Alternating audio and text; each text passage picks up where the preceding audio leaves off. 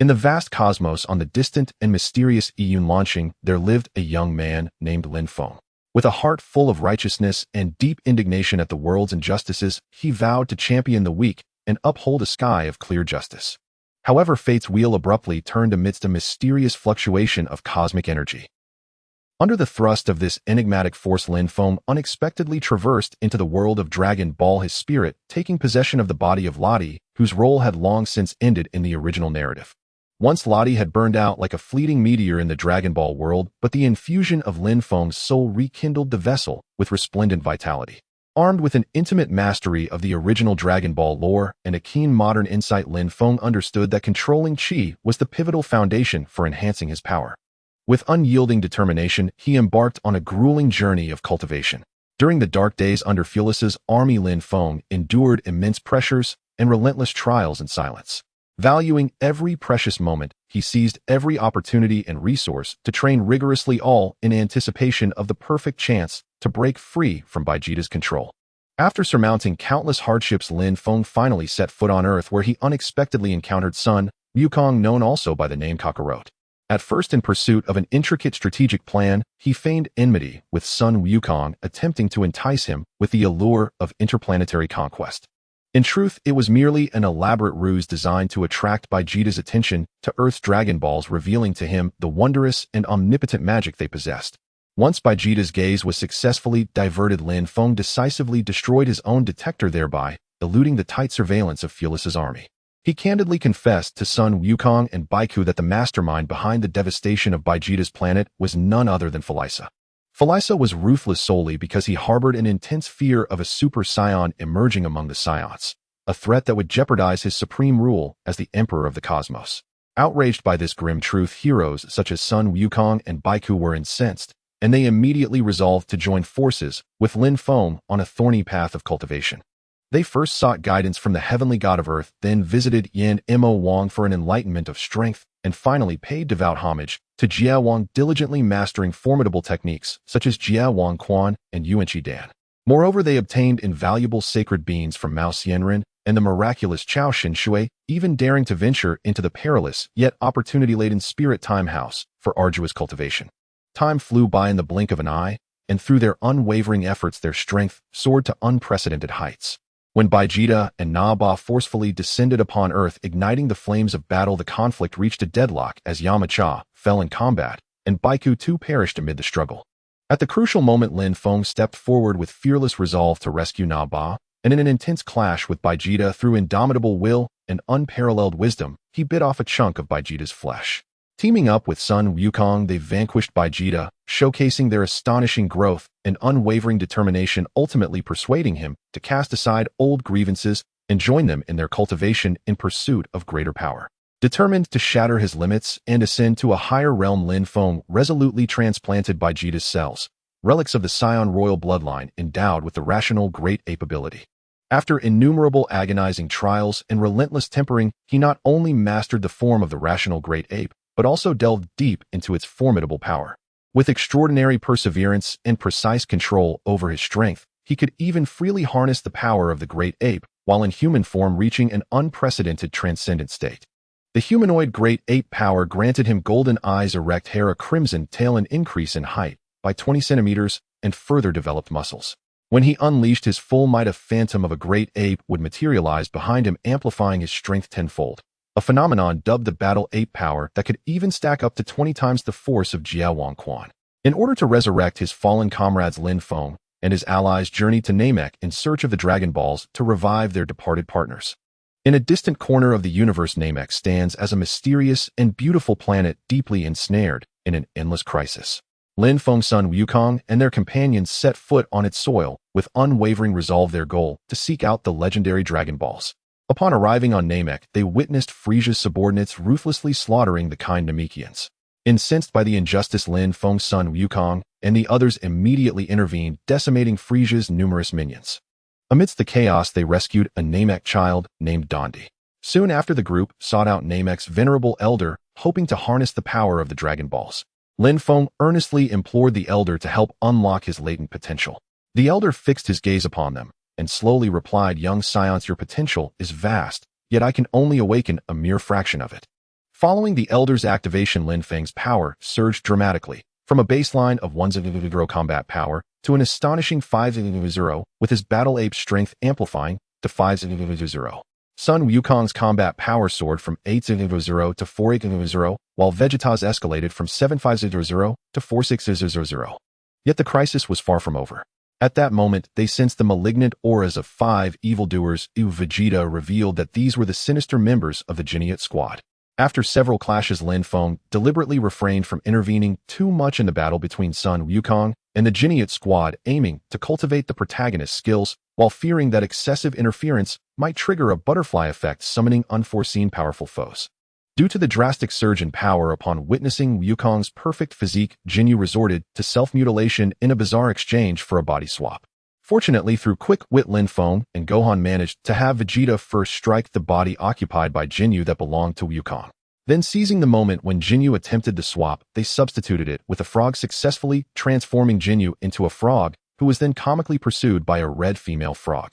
After Vegeta annihilated the entire Geniate squad, he assisted an injured Wukong in seeking healing, while he himself slowly recuperated.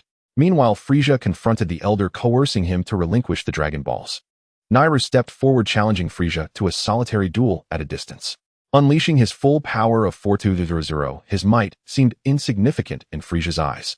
Frieza declared his combat power to be as high as 5.0, severely wounding Nairu before departing triumphantly. At that moment, Gohan and Krillin activated the Namek Dragon Balls.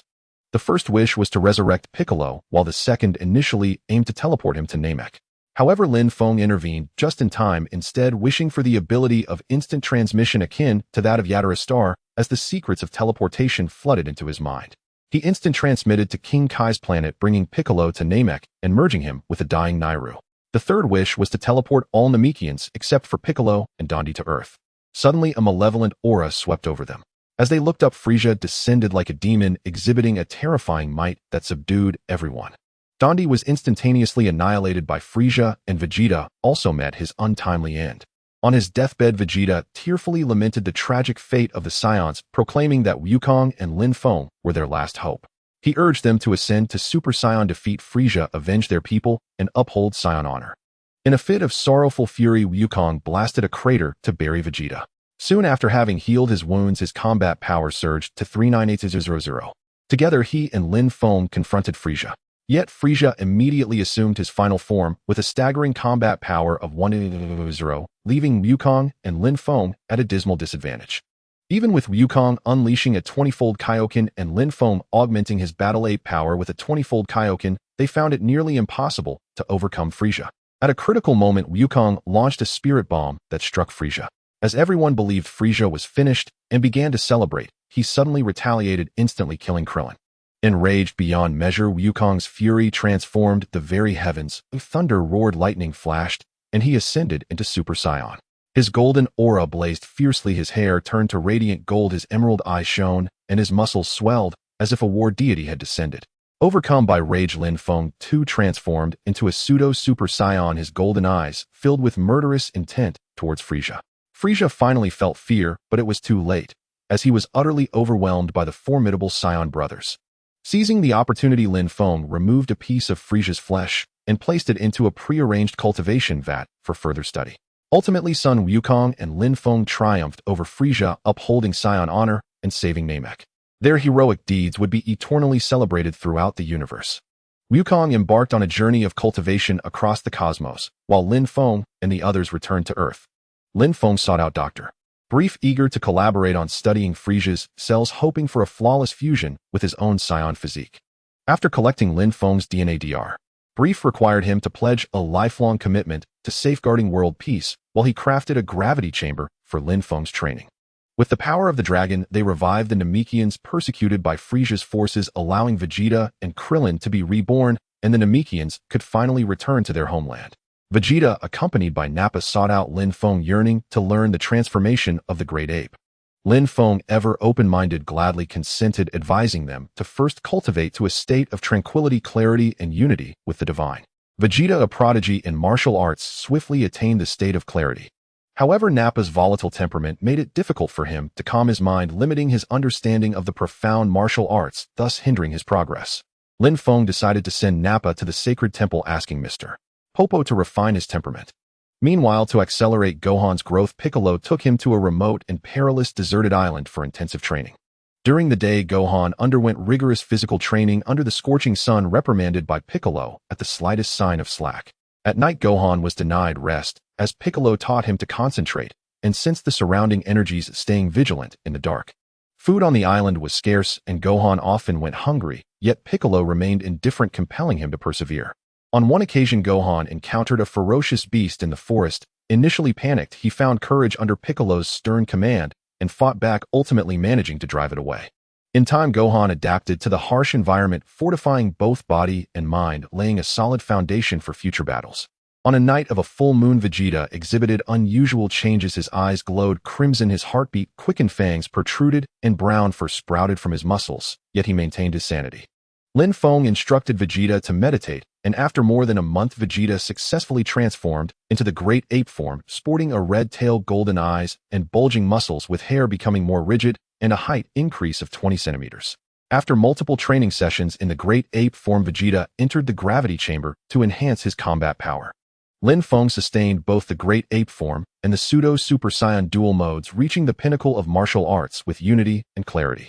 After 6 months, the Pseudo-Super Saiyan gradually fused with the Great Ape form through serendipity. The initial new form bore golden eyes, upright black hair, and a swaying red tail. When powered up, a faint golden aura emanated, accompanied by a giant ape's shadow reminiscent of a war god. Descending upon the universe, the full power of the Great Ape form boasted a 20-fold increase. Vegeta, unwilling to be surpassed by the lower-class warrior Kakarot, unleashed his anger and broke through to the Pseudo-Super Saiyan form. Nappa, through relentless effort, also successfully mastered the rational Great Ape. A year later, Lin Feng finally broke through to the Super Saiyan level. At this moment, empowered by the full power of the Great Ape form, his strength surged by 70 times, with golden eyes, a red tail, and bulging muscles exuding boundless power. Lin Feng named this form the Golden-Eyed Super Saiyan. They understood that in the perilous world of Dragon Ball, enemies were ever approaching. Only by continuously growing stronger and surpassing themselves could they truly protect world peace and uphold the honor of the Saiyans. Their journey of cultivation was boundless. Darius' unexpected appearance. Darius was one of the Saiyans who miraculously survived the destruction of planet Vegeta by Frieza. His appearance bore some resemblance to Sun Wukong, yet his character was exceedingly treacherous, cunning, and despicable. For a long time, Darius had relied on consuming the fruit of the Tree of Spirit to enhance his combat abilities. Darius and his subordinates set their greedy sights on Earth, where they planted the Tree of Spirit, hoping to amplify their strength through its power and fulfill their delusional ambition of conquering the universe. In an instant, a towering tree sprang from the ground, its branches and leaves flourishing, casting a shadow that darkened the sky. Lin Feng, leading Vegeta, Nappa, and others, rushed to the base of the Tree of Spirit. Calmly and methodically, Lin Feng directed Vegeta, Nappa, and Piccolo to engage in battle, while he himself remained steady as a mountain. He solemnly advised his companions that they could inflict serious harm on Darius, but must not take his life. After all, the surviving Saiyans were few, and they needed to extract the secrets of cultivating the Tree of Spirit's fruit from Darius. Moreover, the spaceship could not be damaged, as it would be vital for further research. The Z fighters, including Vegeta, Nappa, and Piccolo, fought valiantly, defeating numerous henchmen and engaging in a fierce and brutal battle for survival against Darius' subordinates. Darius grew increasingly alarmed, as he had never anticipated Vegeta would be so powerful. Reluctantly, he hurriedly consumed the fruit of the Tree of Spirit. After doing so, Darius' strength surged dramatically, allowing him to completely overpower Vegeta. Enraged, Vegeta unleashed the power of the Great Ape, with a massive shadow of the Great Ape clearly manifesting behind him. His golden eyes, upright hair, and fiery red tail made him appear as if a war god had descended to Earth, growing an additional 20 centimeters in height. With his formidable golden gaze, he looked down upon Darius, who, terrified, fell to the ground, trembling as he stammered, What transformation is this?" Cold sweat poured from his forehead, and he pondered, could this be a Super Saiyan? Vegeta's combat power reached 2 million through gravity training, and with the Great Ape power it soared to 20 million. Vegeta confronted Darius, asking if he desired to become as strong as himself. Darius quickly nodded, expressing his willingness to submit. Vegeta then informed Darius that he should train diligently on Earth, where they would impart the secrets of Saiyan strength, while also inquiring about the method of planting the Tree of Spirit. Darius, quaking in fear, recounted everything, while being sternly warned not to cause chaos on Earth, or he would face immediate annihilation. Lin Feng instructed everyone to collect 2 pieces of fruit each, while ensuring the golden fruits at the top of the tree were preserved for future cultivation in outer space. Initially, Lin Feng intended to use the spirit bomb, but because most of Earth's energy had been depleted, he could not fulfill this wish. Ultimately, he successfully destroyed the Tree of Spirit using its own energy. After consuming the fruit, Lin Feng and his companions experienced a significant boost in power. Lin Feng's standard combat power surged from 3 million to 15 million. Vegeta's escalated from 2 million to 9 million, and the other Z fighters also saw remarkable enhancements in their abilities. Lin Feng entrusted Darius and his subordinates to Mr. Popo for mental training, while the spaceship was handed over to Dr. Brief. After thorough investigation, the doctor was delighted to discover that the spaceship contained not only healing liquid, but also combat power detectors with materials suitable for research that could enable mass production, allowing Z fighters to receive timely treatment when injured. On a day that was once tranquil and harmonious, a small asteroid radiating with an aura of malevolence hurtled towards Earth at a terrifying speed. This sudden threat plunged humanity into a state of extreme panic, with everyone filled with dread at the prospect of a catastrophic collision. Lin Feng, Vegeta, Nappa, and Krillin joined forces to unleash the Kamehameha wave against the approaching asteroid. However, their efforts proved futile. Ultimately, the asteroid narrowly grazed Earth, avoiding a direct impact, but still inflicting severe calamity upon the planet. In the midst of this chaos, a colossal spaceship thundered down from the sky, and its occupant declared himself King Slug. With audacity, Slug proclaimed his intention to bring Earth under his dominion, aiming to transform it into a massive spacecraft.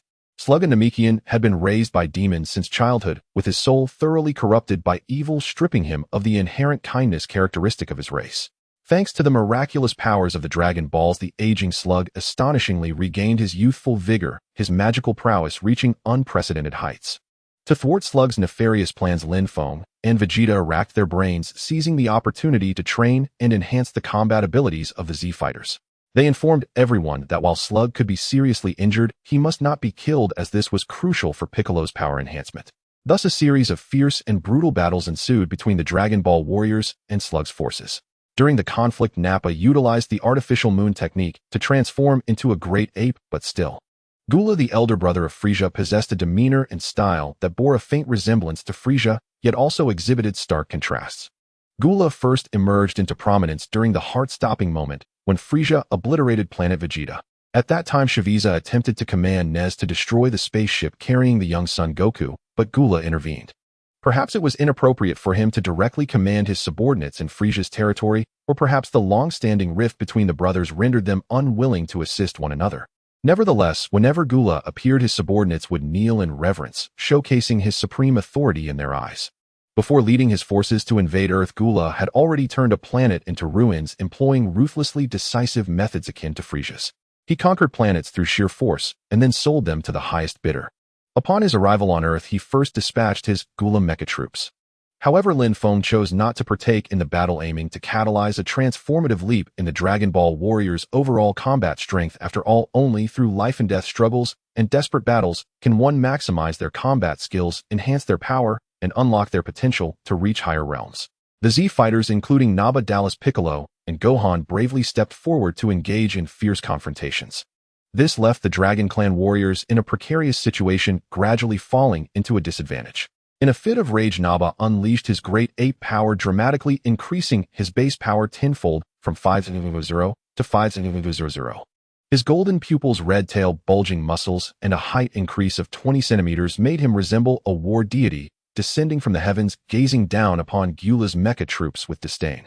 Dallas cleverly utilized an artificial moon, having consumed the fruit of the sacred tree. For years, his mental prowess had reached an astonishing level, allowing him to maintain sanity in his Great Ape form and gain a tenfold boost.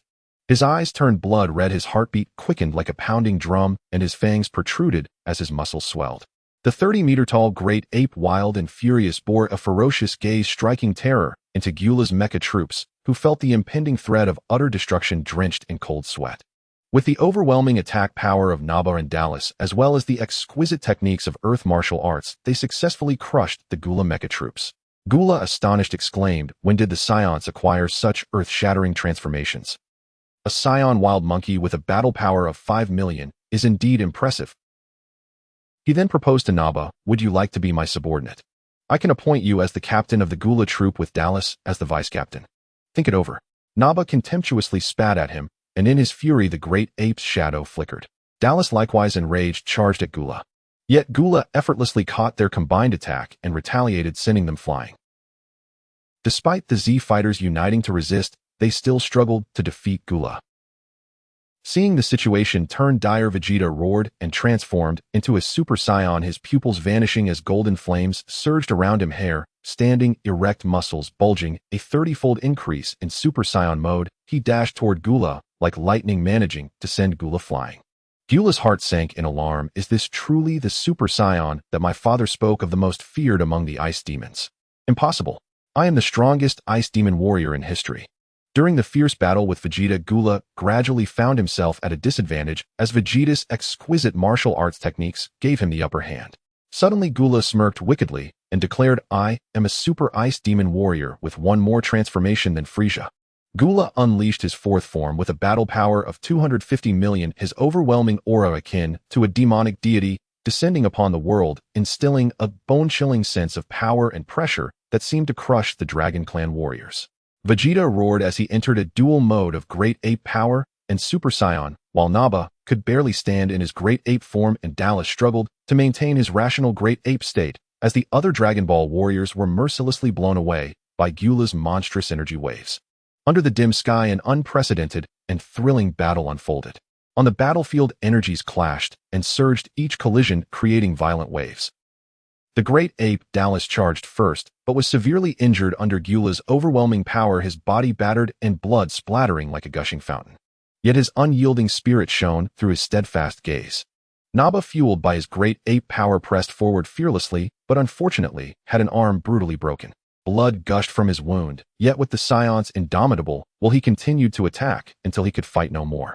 In his final moments, he entrusted the glory of the Saiyans to Vegeta with hope and expectation. Vegeta witnessed his comrades' dire state, memories of planet Vegeta's destruction by Frieza flooding his mind, igniting a volcanic rage within him. A powerful and ferocious aura erupted around him, as if tearing the very fabric of space. His body trembled violently, energy surging within him like a tempest shaking the ground beneath. His once black hair stood erect, gradually transforming into a dazzling golden hue, radiating a blinding light akin to a sun at its zenith.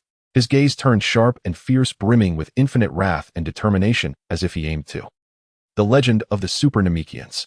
According to legend, the Namekians are descendants of the divine race, with rumors suggesting that they are either descendants or disciples of the dragon god Salama. This deep-rooted connection elucidates the Namekians' extraordinary ability to create Dragon Balls alongside their myriad wondrous powers and magical abilities. Advantages of Super Namekians over ordinary Namekians. 1. Strength. The might of Super Namekians is astonishing, vastly surpassing that of ordinary Namekians. They possess an indomitable offensive power, impenetrable defenses, and seemingly endless stamina. 2. Abilities. Super Namekians may wield entirely new and more potent special abilities, such as an astonishing regenerative capacity, extraordinary perceptiveness, and unique combat skills. 3. Ki intensity. The ki of Super Namekians surges like a torrential river, more powerful and abundant, allowing them to unleash cataclysmic energy waves and devastating techniques. Benefits. 1. Combat superiority. In fierce battles, they can vanquish even the mightiest foes, protecting themselves and their allies, becoming an unmatched force within their team. 2. Survival capability. Their formidable regenerative abilities enable Super Namekians to recover at lightning speed after injuries, significantly enhancing their chances of survival in harsh environments. 3. Elevated status. Within Namekian society, they may enjoy supreme status and wield significant influence. 4. Exploration of the unknown. Armed with sufficient power, they can venture into more perilous and mysterious regions of the universe, thereby acquiring abundant resources and profound knowledge for the advancement of the Namekians. 3 months later, Dr. Brief in that mysterious and microscopic world was astonished to discover a wondrous fusion journey unfolding between Piccolo's cells and Slug's cells. Initially, the two types of cells clashed and repelled each other, akin to two incompatible souls in fierce conflict. However, as time quietly flowed, a miracle occurred. The originally volatile and reckless cells gradually became soothed by an invisible and enigmatic force during the fusion process, slowly transforming into a compliant and docile form.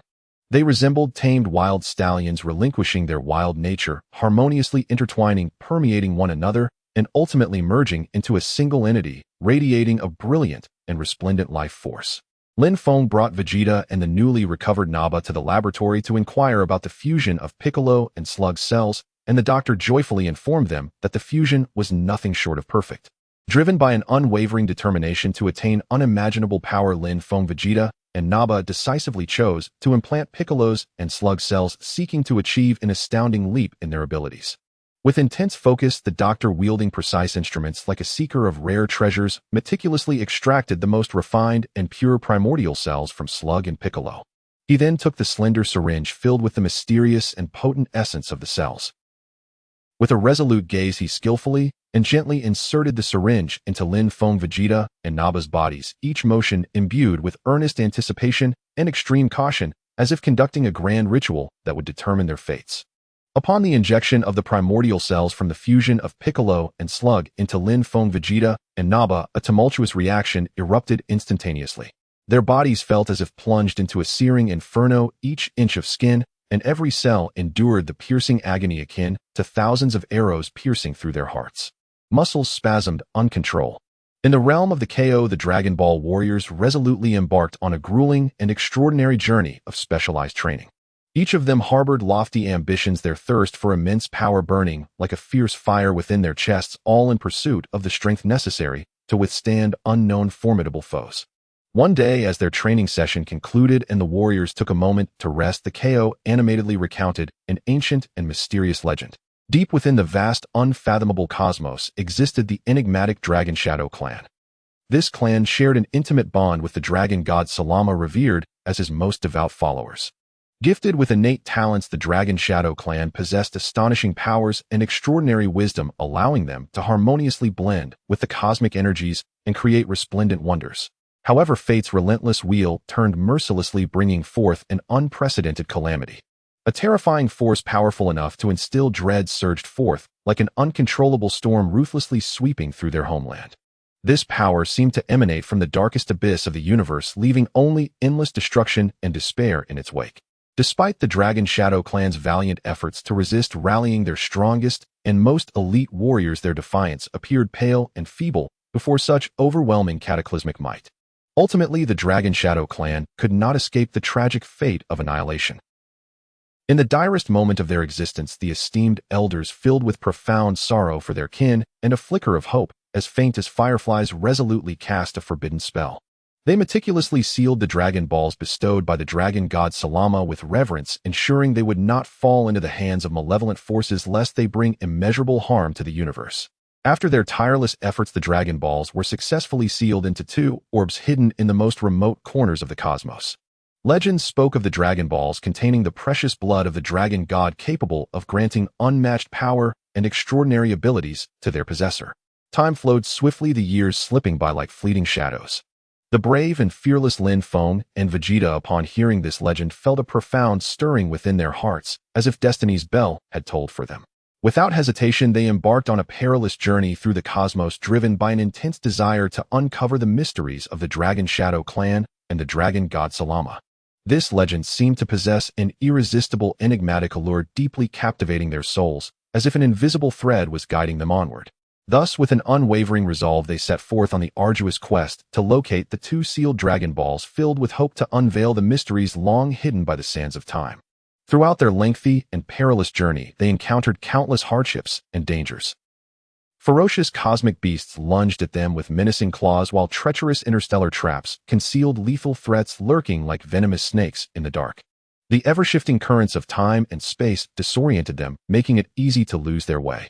Yet they never faltered nor wavered, steadfastly believing that finding the Dragon Balls would unlock the universe's deepest secrets and empower them beyond measure. After enduring numerous life and death challenges, they finally located the first Dragon Ball against overwhelming odds. However, as they eagerly sought the second Dragon Ball, they faced a stubborn obstruction from an unknown formidable force. This eerie power, terrifying and cryptic, seemed intricately linked to the force that had led to the destruction of the Dragon Shadow clan. It manifested as an indomitable barrier attempting to thwart their unsealing of the dragon god's legacy. Undeterred by this daunting challenge, Lin Feng and Vegeta, pressed on their teeth, gritted their eyes ablaze with unwavering determination. With a roar that resounded through the cosmos, they unleashed their full potential, transforming into Super Saiyans. Golden auras whirled around them, creating a massive energy vortex that swept away debris and dust. Their gazes sharpened as if able to pierce through any obstacle. Their overwhelming aura surged like towering waves, each crest more powerful than the last, shaking the entire universe to its core. Perhaps due to the infusion of Shrag cells, the once ferocious force began to soften in response to a trace of the dragon god's bloodline. Ultimately, these two brave, tenacious Saiyan warriors carrying the legacy of the dragon god earned recognition, and after enduring countless trials finally reached the site of the second Dragon Ball. When the two brave and righteous young Saiyan warriors, having endured countless trials and tribulations, finally stood before the precious Dragon Ball, the entire world seemed to freeze in an instant, as if time itself had come to a standstill. That Dragon Ball resembled an extraordinarily brilliant star radiating an infinite and enigmatic light. Within its glow seemed to be the vast and boundless primordial chaos from the birth of the universe, flowing with the very essence of life that sustains all beings. Each ray of light appeared almost tangible, emanating an intoxicating warmth that beckoned, yet also wielding a sharp, fearsome edge that instilled both desire and trepidation in those who approached. The space surrounding the Dragon Ball twisted in a dreamlike manner, the rhythm of time turning chaotic. Its existence was like a fearless provocation and complete subversion of the rules of the real world, embodying a power so immense that it seemed capable of reshaping the very fabric of the universe at will. As their trembling hands slowly reached towards the Dragon Ball, their eyes were filled solely with an insatiable yearning for this power and an unwavering determination. At last they grasped the Dragon Ball tightly, and in that moment the entire universe erupted in exultation, celebrating their triumph. Endless light burst forth from between their fingers, slicing through the darkness like a myriad of sharp swords, illuminating every shadowy corner and dispelling all gloom. On a tranquil night with the moon high and stars sparse, the cold moonlight fell gently upon the vast expanse of the earth like a soft veil, cloaking all in a dreamlike silver radiance. Lin Feng recalled the scene in Dragon Ball GT where Goku swallowed the 4-star Dragon Ball, gaining its recognition, and resolved to emulate him. Standing side by side with Vegeta atop a towering mountain, their gazes were steadfast and fervent as they looked up at the resplendent moon hanging in the vast sky, their hearts brimming with an overwhelming desire for power. This desire burned like an unquenchable flame, fierce and unstoppable. In pursuit of a more powerful breakthrough and the mysterious, inexhaustible strength of the Dragon Ball, they resolutely embarked on this perilous journey, filled with the unknown. Bathed in the gentle moonlight, their bodies began to undergo drastic and astonishing transformations. Their hair grew at a bewildering speed, muscles inflated like balloons, rapidly filled with air, ultimately morphing into two colossal, powerful great apes. In their rational ape forms, the profound yearning for strength propelled them to swallow the Dragon Ball without hesitation. Yet the power of the Dragon Ball was not something easily controlled or harnessed. In an instant, a wild and overwhelming energy surged within them, rampaging like a wild stallion. Pain engulfed them like a tumultuous, boundless tsunami, sweeping over every inch of their skin and every cell, as if they were engulfed in blazing, unquenchable flames, mercilessly burning and tearing at them. The agony felt as though it would consume their very souls. But their wills were as unyielding as steel. Lin Feng and Vegeta immediately sat cross-legged in their great ape forms, swiftly adjusting their inner energy. Their hearts became as calm as a still lake, their breath steady like the gentle tolling of a bell, entering the supreme realm of martial arts where mind and body became one. No matter the hardships, no matter how thorny the path ahead, they would not yield nor retreat. Throughout this arduous process, Lin Feng and Vegeta, driven by their unwavering belief in the power they sought, fought valiantly against the raging energy within them. At times their bodies were enveloped in a dazzling light, filled with endless hope and vibrant vitality, whispering promises of victory's dawn should they persevere. At other times they were consumed by an unfathomable darkness, which seemed to mock their audacity with countless fears and despairs. They struggled on the brink of life and death, each moment a severe test of their will and endurance, each breath a relentless battle against cruel fate. At last, after countless agonizing trials and desperate struggles, they began to tame the power of the Dragon Ball.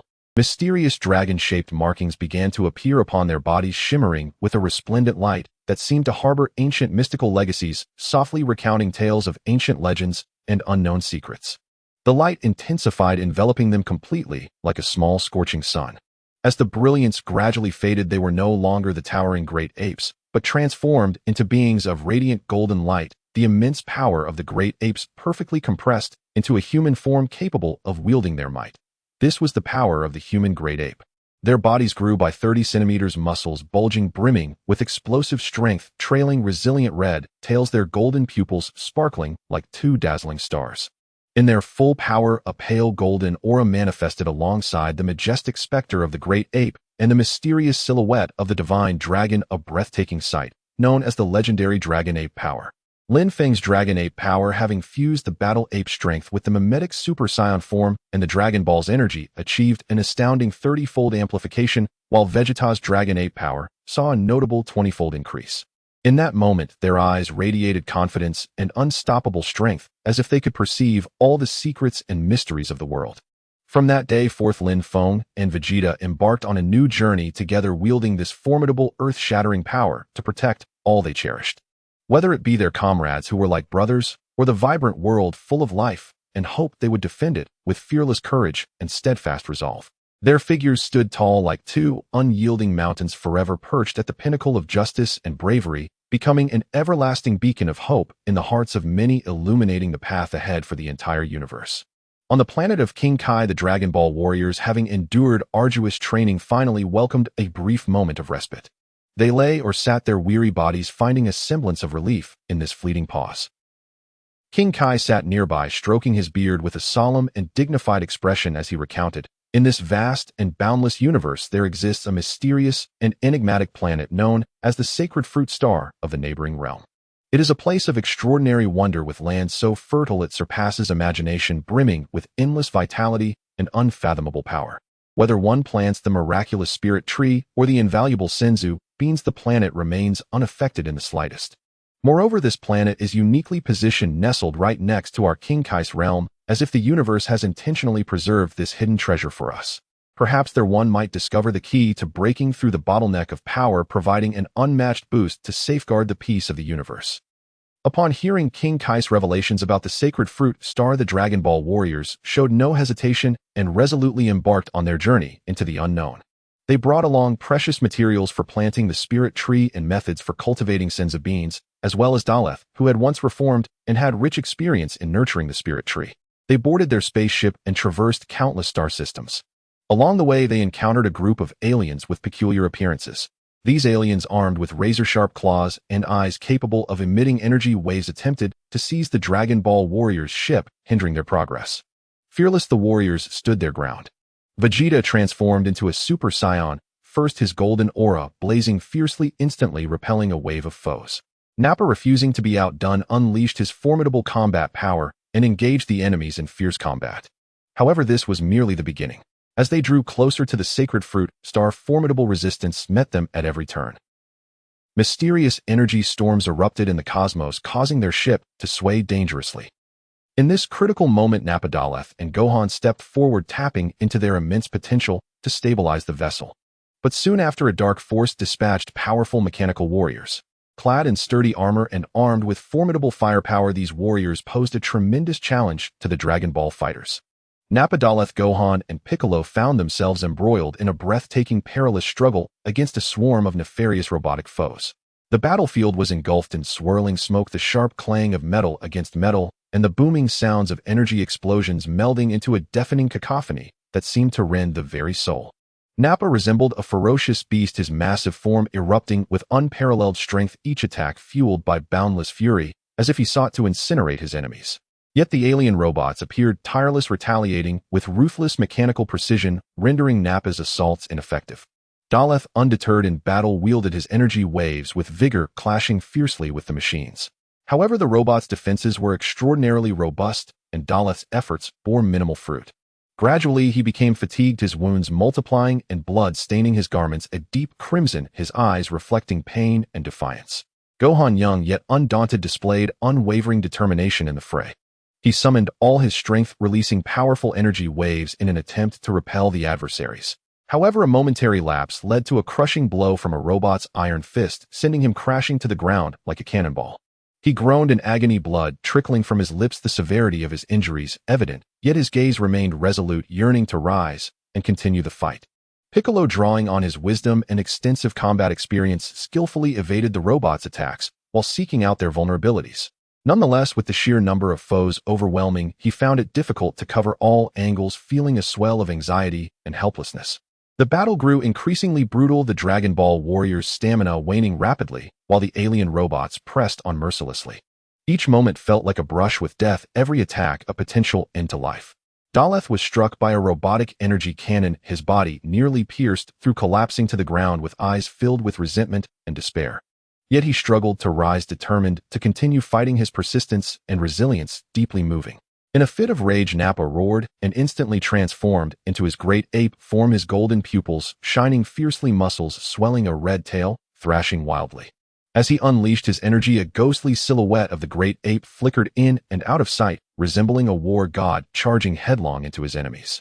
Piccolo, witnessing the injured Gohan and the battered Daleth, felt an overwhelming surge of grief and fury. He knew this battle was nearly devoid of hope, yet he refused to give in easily. For the sake of his comrades and justice, he gathered every ounce of his strength, preparing for a final desperate clash, his determined expression conveying his unyielding resolve.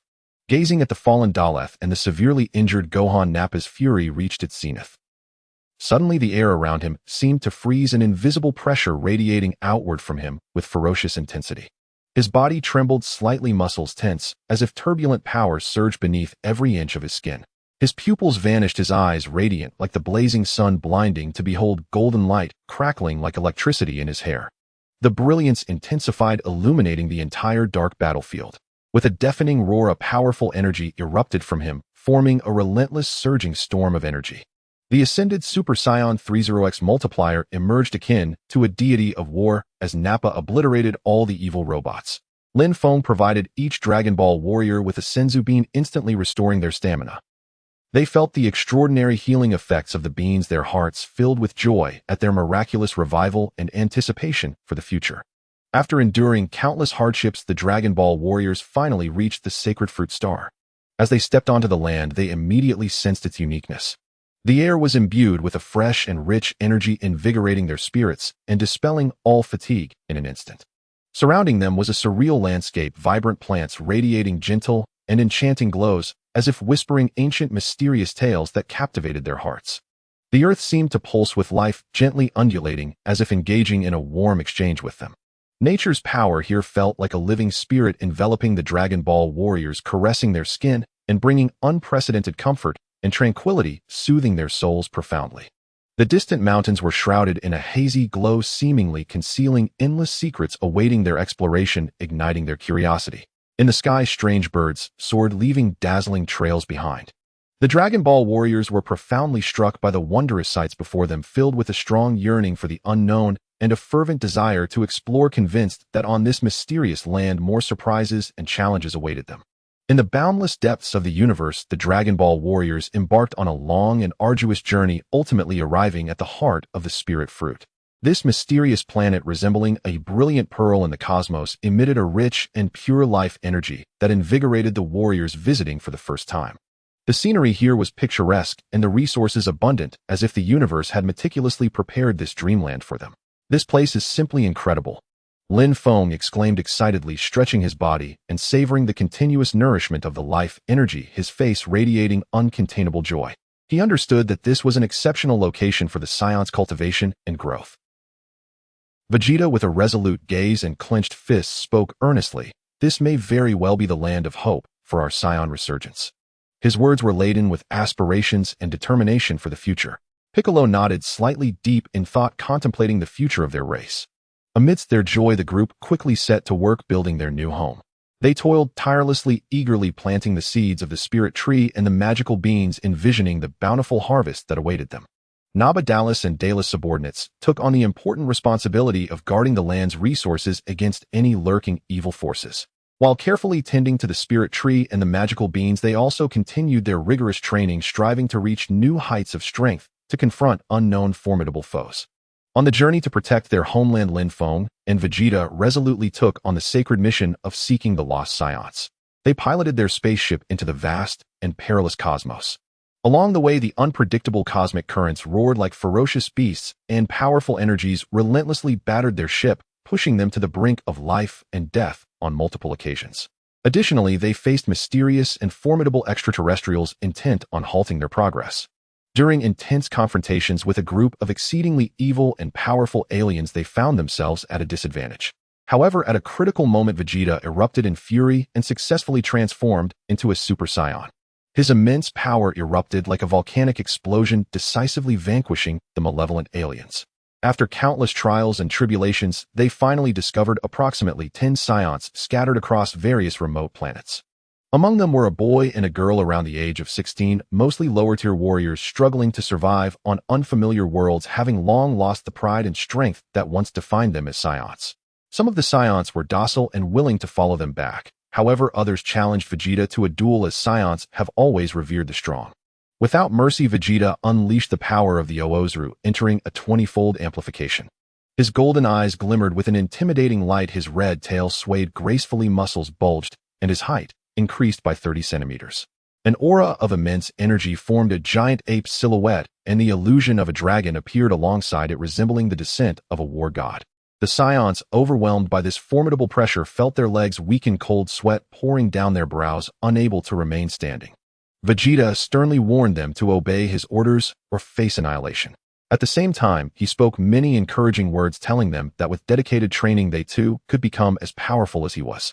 Lin Feng, observing from the side, couldn't help but think, as expected of the Saiyan prince, he certainly knew how to win hearts. When they returned to the heart of the spirit fruit with these Saiyans, after overcoming countless hardships, they were met with a warm welcome from everyone. In that moment, cheers and laughter intertwined, and every face beamed with excitement and joy.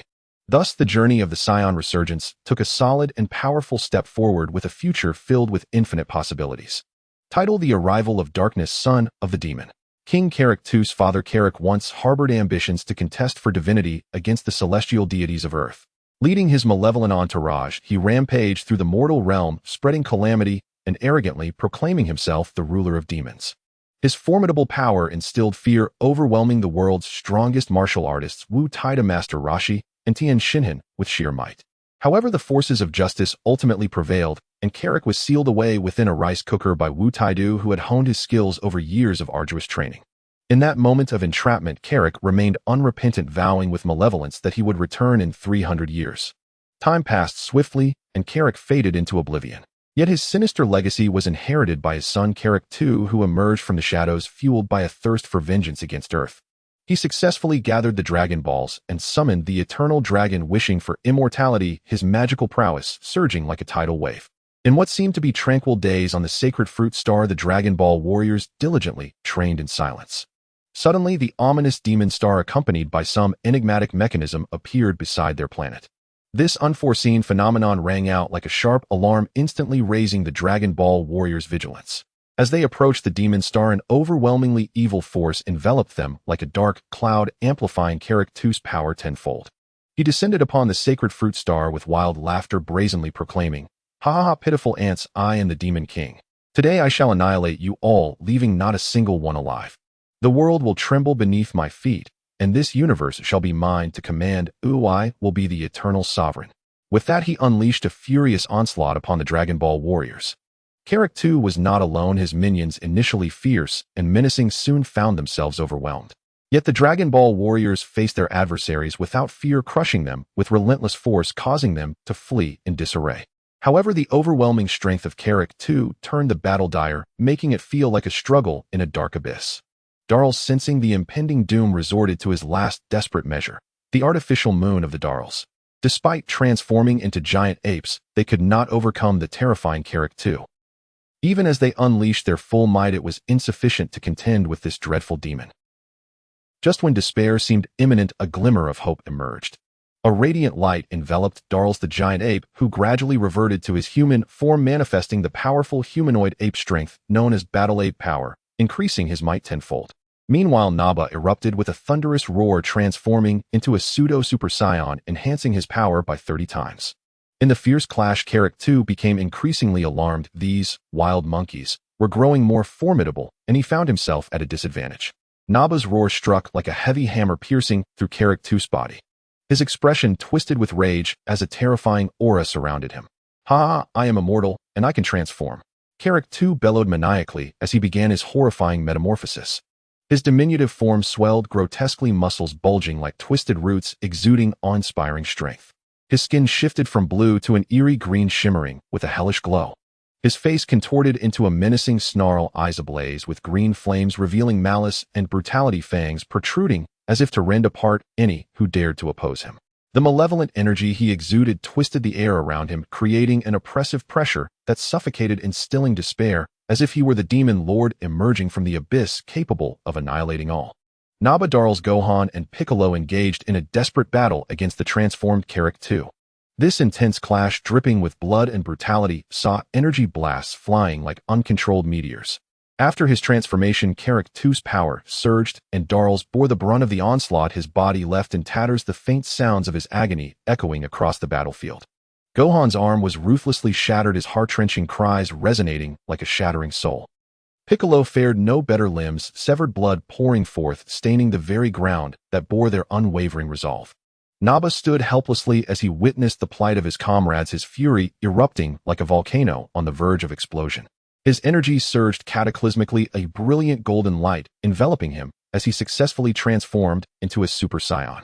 With eyes ablaze with rage, Naba charged at Kaiō-ken, filled with determination to confront this demon and avenge his injured friends. Kaiō-ken began to falter under Naba's furious assault.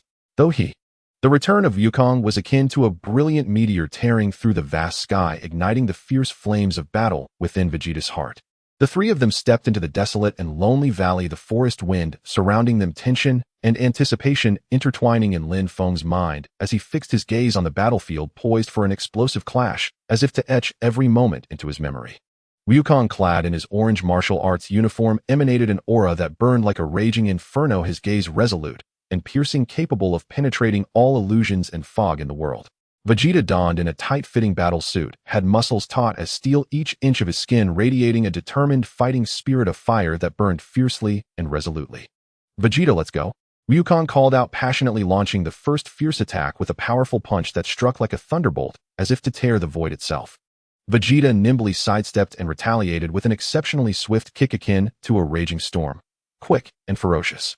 In that instant, their fists and feet clashed, the speed so dizzying that only fleeting shadows were left behind. Each intense collision unleashed earth-shattering energy waves, causing the ground to tremble violently, as if it were groaning in agony, unable to bear the onslaught of such overwhelming power. Their combat skills had reached an unparalleled pinnacle, each move an exquisite work of art showcasing the extraordinary and unmatched prowess of top-tier warriors.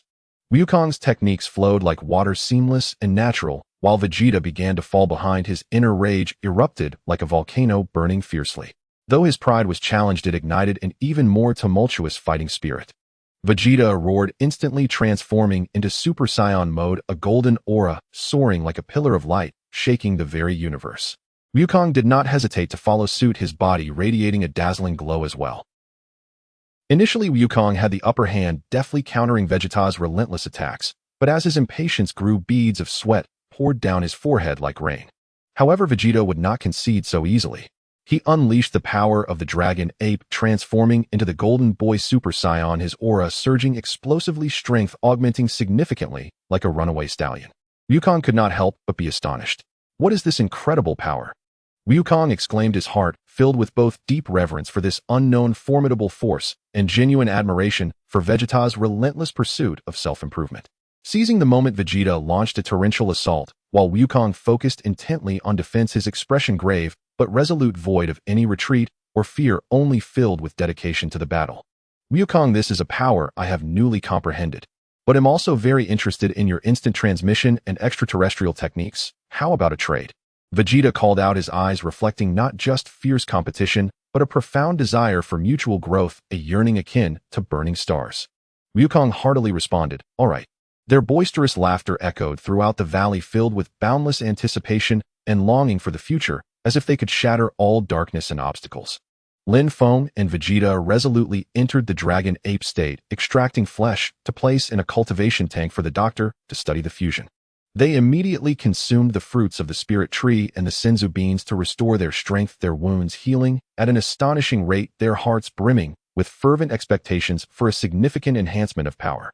In the meticulously crafted nutrient tank, the moment Lin Feng and Vegeta's cells met, a radiance shone like the blazing sun, their essences colliding violently, genes intertwining and reorganizing, reminiscent of a cataclysmic cosmic explosion.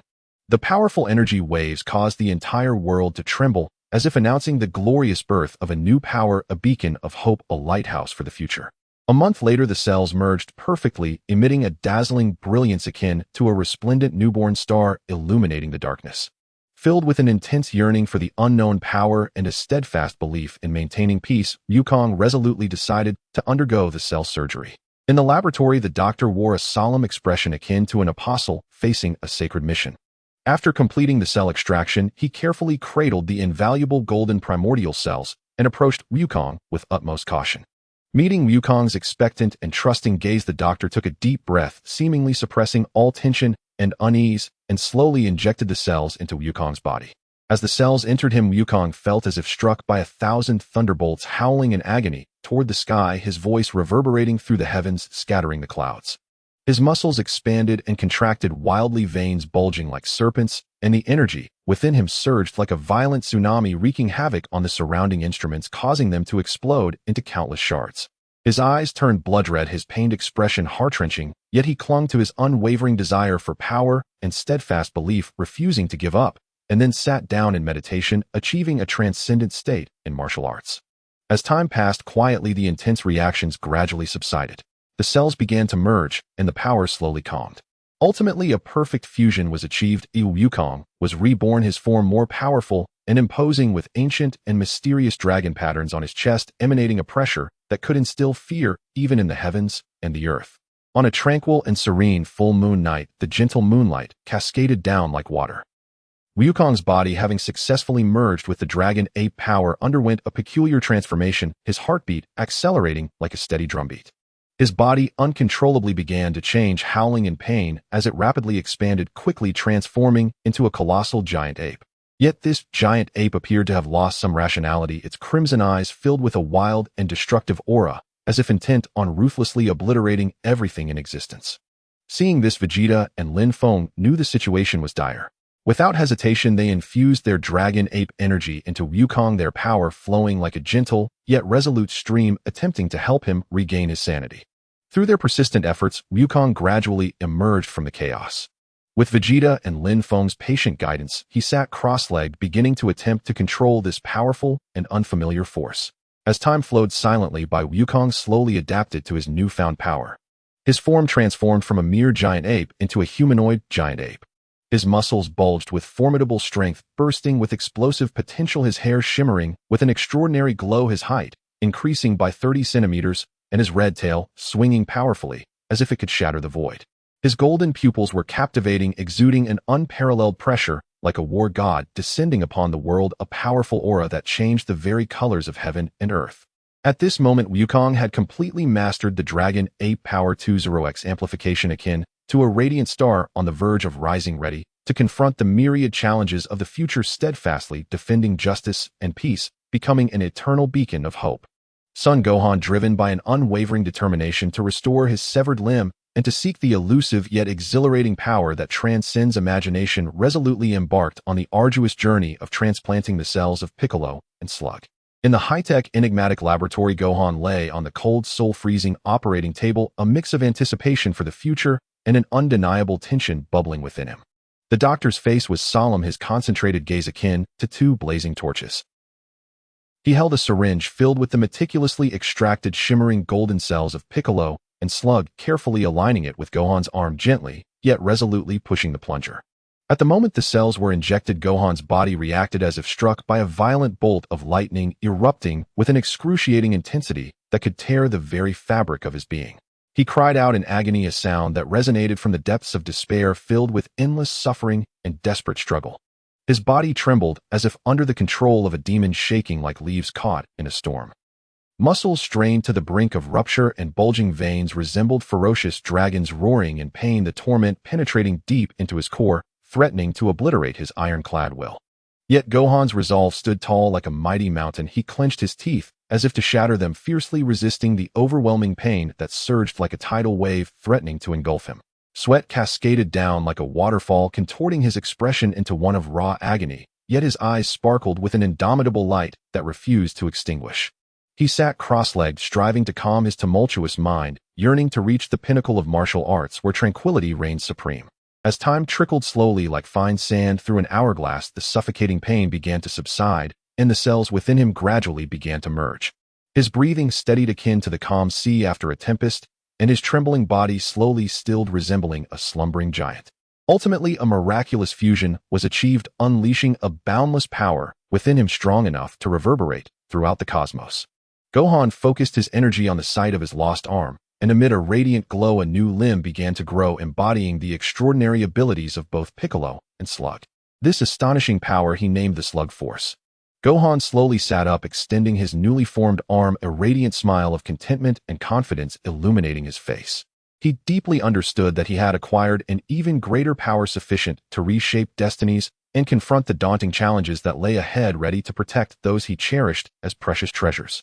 Subsequently, the doctor transplanted the cells of either Vegeta or Tarbell into 5 young Saiyans, the male Saiyans Railfengza and Yinhao, along with the female Saiyans Lingxi and Yuao. In an instant, as the young Saiyans received their cell transplants, their bodies reacted violently, producing an extreme, bone-chilling response. An unfamiliar, yet formidable power surged within them, rampaging like a wild stallion, bringing forth endless agony akin to descending into the depths of hell, as if every inch of their souls were being ground to dust. They felt their muscles being mercilessly sliced by countless razor-sharp blades, as if they were being torn into innumerable fragments, while their bones creaked ominously, threatening to shatter into powder. Visions of Vegeta and Tarbell in battle flashed through their minds, heart-stopping scenes that nearly halted their hearts. The overwhelming energy shocks blurred their consciousness, plunging them into a deep abyss of chaotic darkness. Lin Feng and Vegeta urgently urged them to sit cross-legged, attempting to stabilize their tumultuous minds, encouraging them to maintain tranquility amid the storm. Yet some Saiyans reacted so violently that it seemed they could ignite the world into flames. Lin Feng and Vegeta had no choice but to channel their own energy into them.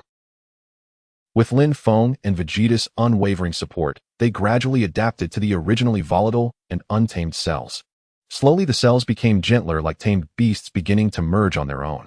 They learned to perceive and guide this external power akin to mastering a fiery steed.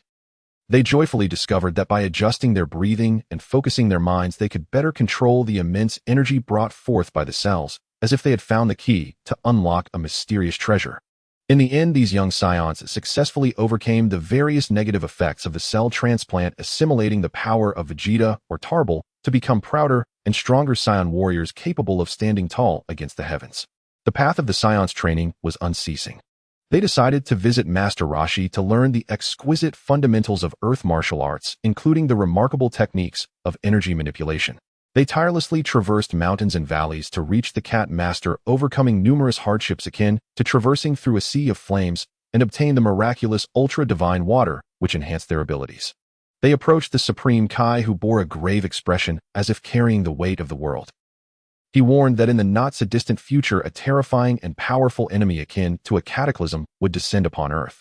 Even the Super Saiyan warriors would struggle against this unknown foe, as if confronting the harbinger of cosmic destruction. Thus, more young warriors were needed to join the fight to safeguard peace and uphold justice like guardians of their sacred land. For they all understood that they must become unprecedentedly strong, powerful enough to tear through darkness and break free from shackles in order to face the oncoming tide of this unknown terror, like standing firm against a raging tsunami. After careful contemplation, the Supreme Kai solemnly demanded that the Dragon Ball warriors take an oath to unwaveringly uphold justice, defending Earth's dignity with their lives even to the last drop of their blood. First, they would train under bubbles to cultivate their minds, and then the Supreme Kai would guide them to King Yemma and subsequently to the Kai to learn the unparalleled martial arts that transcended the ordinary. In the face of this unknown immense threat, fear lingered like a shadow, constantly eroding their spirits. The Supreme Kai understood that the fear of the unknown was the most terrifying. It acted like a slow poison, gradually consuming one's will. Yet he firmly believed that these brave and fearless warriors who faced death without hesitation would eventually acquire the power to counter all threats through continuous training and growth, safeguarding this beautiful earth and everything they cherished, even at the cost of their lives. One night, under a moonlit sky with the gentle breeze caressing their faces, Gohan gathered his energy at the base of his spine, and with a resounding roar that echoed through the heavens, a thick, imposing tail erupted forth. He felt the unique power of the Slug Force and could not help but exclaim, "Incredible! Perfect!" The young Saiyans gazed up at the luminous moon. Suddenly their bodies underwent a startling transformation, morphing into colossal great apes. However, Gohan and the other two lost their sanity and plunged into chaotic madness. In this critical moment of peril, Lin Feng, Vegeta, and Goku unhesitatingly unleashed the Dragon Ape power, pouring forth an unending stream of pure colossal starry energy into their bodies, especially for Gohan, who received an immense surge of power akin to an endless spring. Gradually, Gohan's tumultuous emotions began to stabilize, slowly regaining his reason like the calm after a storm. Then Lin Feng, Vegeta, and Goku instructed them to maintain their great ape forms, sitting cross-legged on the ground, earnestly advising them to remain calm and strive to achieve the ultimate martial arts state of harmonious unity. Thus, as the moon vanished from sight, they used an artificial moon to continue their grueling training. After 3 long months of relentless effort, the 3 Saiyans gradually learned to harness the great ape power in their human forms, a power that was extraordinary enough to astound the heavens and earth, known as the mighty ape power 10x multiplier. Gohan and the other two maintained their rational great ape state, and after 2 more months, they became adept at wielding the great ape power in their human forms, ultimately achieving the mighty warrior power 10x multiplier. In the breathtaking battle on Namek, although Frieza was ultimately defeated by the indomitable spirit of Son Goku, he managed to escape death through the desperate intervention of his father King Cold. After enduring arduous treatment and recovery, their hatred for Son Goku burned fiercely within them, an unquenchable fire that drove them to embark on a bloody journey of revenge to Earth. Frieza and King Cold arrived on Earth in their spaceship, exuding an intimidating presence. At that moment, Earth's warriors were savoring a fleeting and precious peace. However, as they keenly sensed the malevolent energy emanating from the father-son duo, the Dragon Ball warriors were abruptly jolted from their tranquility, immediately snapping into a tense battle readiness, their eyes filled with resolve and determination. Despite their arrival being marked by arrogance and disdain, Frieza and King Cold underestimated the strength hidden within this seemingly ordinary Earth. Unbeknownst to them, a formidable warrior awaited them, Trunks. Lin Feng and Vegeta teleported to Trunks' side, their expressions grave as they advised him to hold his ground for the time being, allowing the Dragon Ball warriors to hone their skills in combat. When their lives hung in the balance, Trunks would intervene decisively. They emphasized the importance of preserving the spaceship for further study. Should Frieza and his father dare to strike, Trunks would reveal himself immediately. Piccolo, Gohan, the new Saiyan male Raul, Wind, Zay Flame, Number the female Saiyans Lingxi and Yuao, along with Tien Kaiatsu, Krillin, Yamcha, and Master Roshi, stood resolutely on the desolate battlefield, their eyes ablaze with fury as they glared at the brazen Frieza, King Cold, and their ruthless henchmen. A brutal and heart-stopping war was about to erupt. The battle horn sounded and Gohan and Piccolo charged like arrows released from their bow, their attacks fierce as a tempest. Yet Frieza and King Cold's underlings were no pushovers. They unleashed their long-concealed skills with deadly precision. In a critical moment, a fearsome assassin named Bailuing, known for his merciless methods and combat prowess exceeding 10 million, appeared like a wraith. His speed was blinding, and he shattered the Dragon Ball warriors' defenses in an instant. Gohan was struck with overwhelming force, blood gushing forth as he was hurled away, crashing to the ground like a broken kite, raising a cloud of dust. Raul and Wind Zay, undeterred, bravely united to confront the menace, but their attacks were effortlessly dodged, followed by a devastating counterattack that left Wind Zay's arm brutally shattered, bone protruding from flesh, while Raul was knocked unconscious by the sheer impact. In a fit of rage, Piccolo's eyes burned red as he channeled every ounce of his power into a devastating special beam cannon, only for it to be coldly repelled by Bailuing's unyielding energy shield. Krillin and the others found themselves in dire straits, their bodies battered and bloodied, staining the once peaceful ground. The aging Master Roshi summoned his last reserves of strength, yet could not withstand the onslaught of the beast-like assault. Lingxi and Yueyao, supporting one another, desperately sought Bailuing's weaknesses, but were repeatedly forced back, their bodies on the verge of collapse as the shadow of death loomed ever closer. The Dragon Ball warriors were gradually pushed into a state of extreme disadvantage, the grim specter of death clawing at them like a ravenous demon, threatening to consume them entirely. Yet within their eyes an indomitable fighting spirit blazed even brighter, like an everlasting flame, prepared to expend their last ounce of strength in a desperate struggle, even if it meant shattering into pieces. In this life-and-death moment, Gohan and the young Saiyans, Raul, Wind Zay Flame, Number Lingxi, and Yueyao, let out a thunderous roar filled with anger and defiance, their innate power surging forth like an unstoppable flood. In an instant they transformed into their great ape forms, their golden eyes ignited with boundless fury, as if to incinerate all evil in the world. Their hair stood erect like steel needles, radiating strength and authority, their red tails thrashing powerfully, seemingly ready to tear apart the dark sky. Their height increasing by 20 centimeters, a tenfold boost in power. This terrifying transformation sent shockwaves of panic through Frieza and King Cold's ranks, their eyes wide with fear and despair. What is this form? Don't Saiyans only turn into great apes? They trembled, their voices laced with terror and disbelief, as if faced with demons from hell. With the emergence of this formidable form, the tide of battle shifted slightly. Yet Bailuing remained overwhelmingly powerful. Each attack he unleashed was cataclysmic, sending the Dragon Ball warriors hurtling through the air in arcs of despair.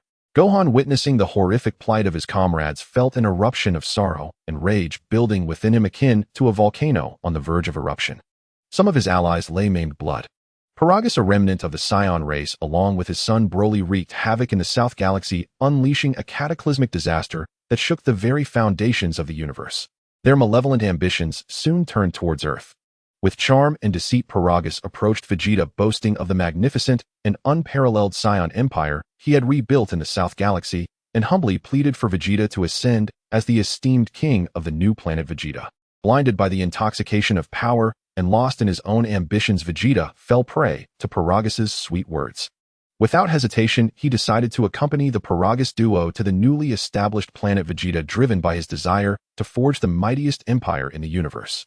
Meanwhile, the Dragon Ball warriors, Lin Feng's son Gohan, Trunks, and others, harbored deep suspicions.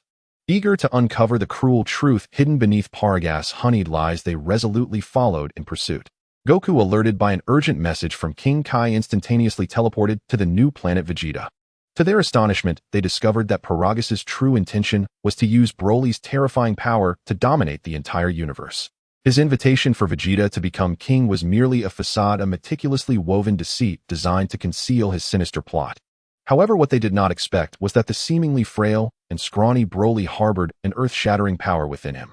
Both Broly and Kakarot Goku were born on planet Vegeta on the same day, and from birth Broly exhibited an astonishing battle power of one of his own, terrifying Kakarot, who possessed merely a power level of 2, to the point of tears. The cries of Kakarot planted a seed of hatred in Broly's heart, leading him to fall into an uncontrollable rage whenever he heard Goku's voice.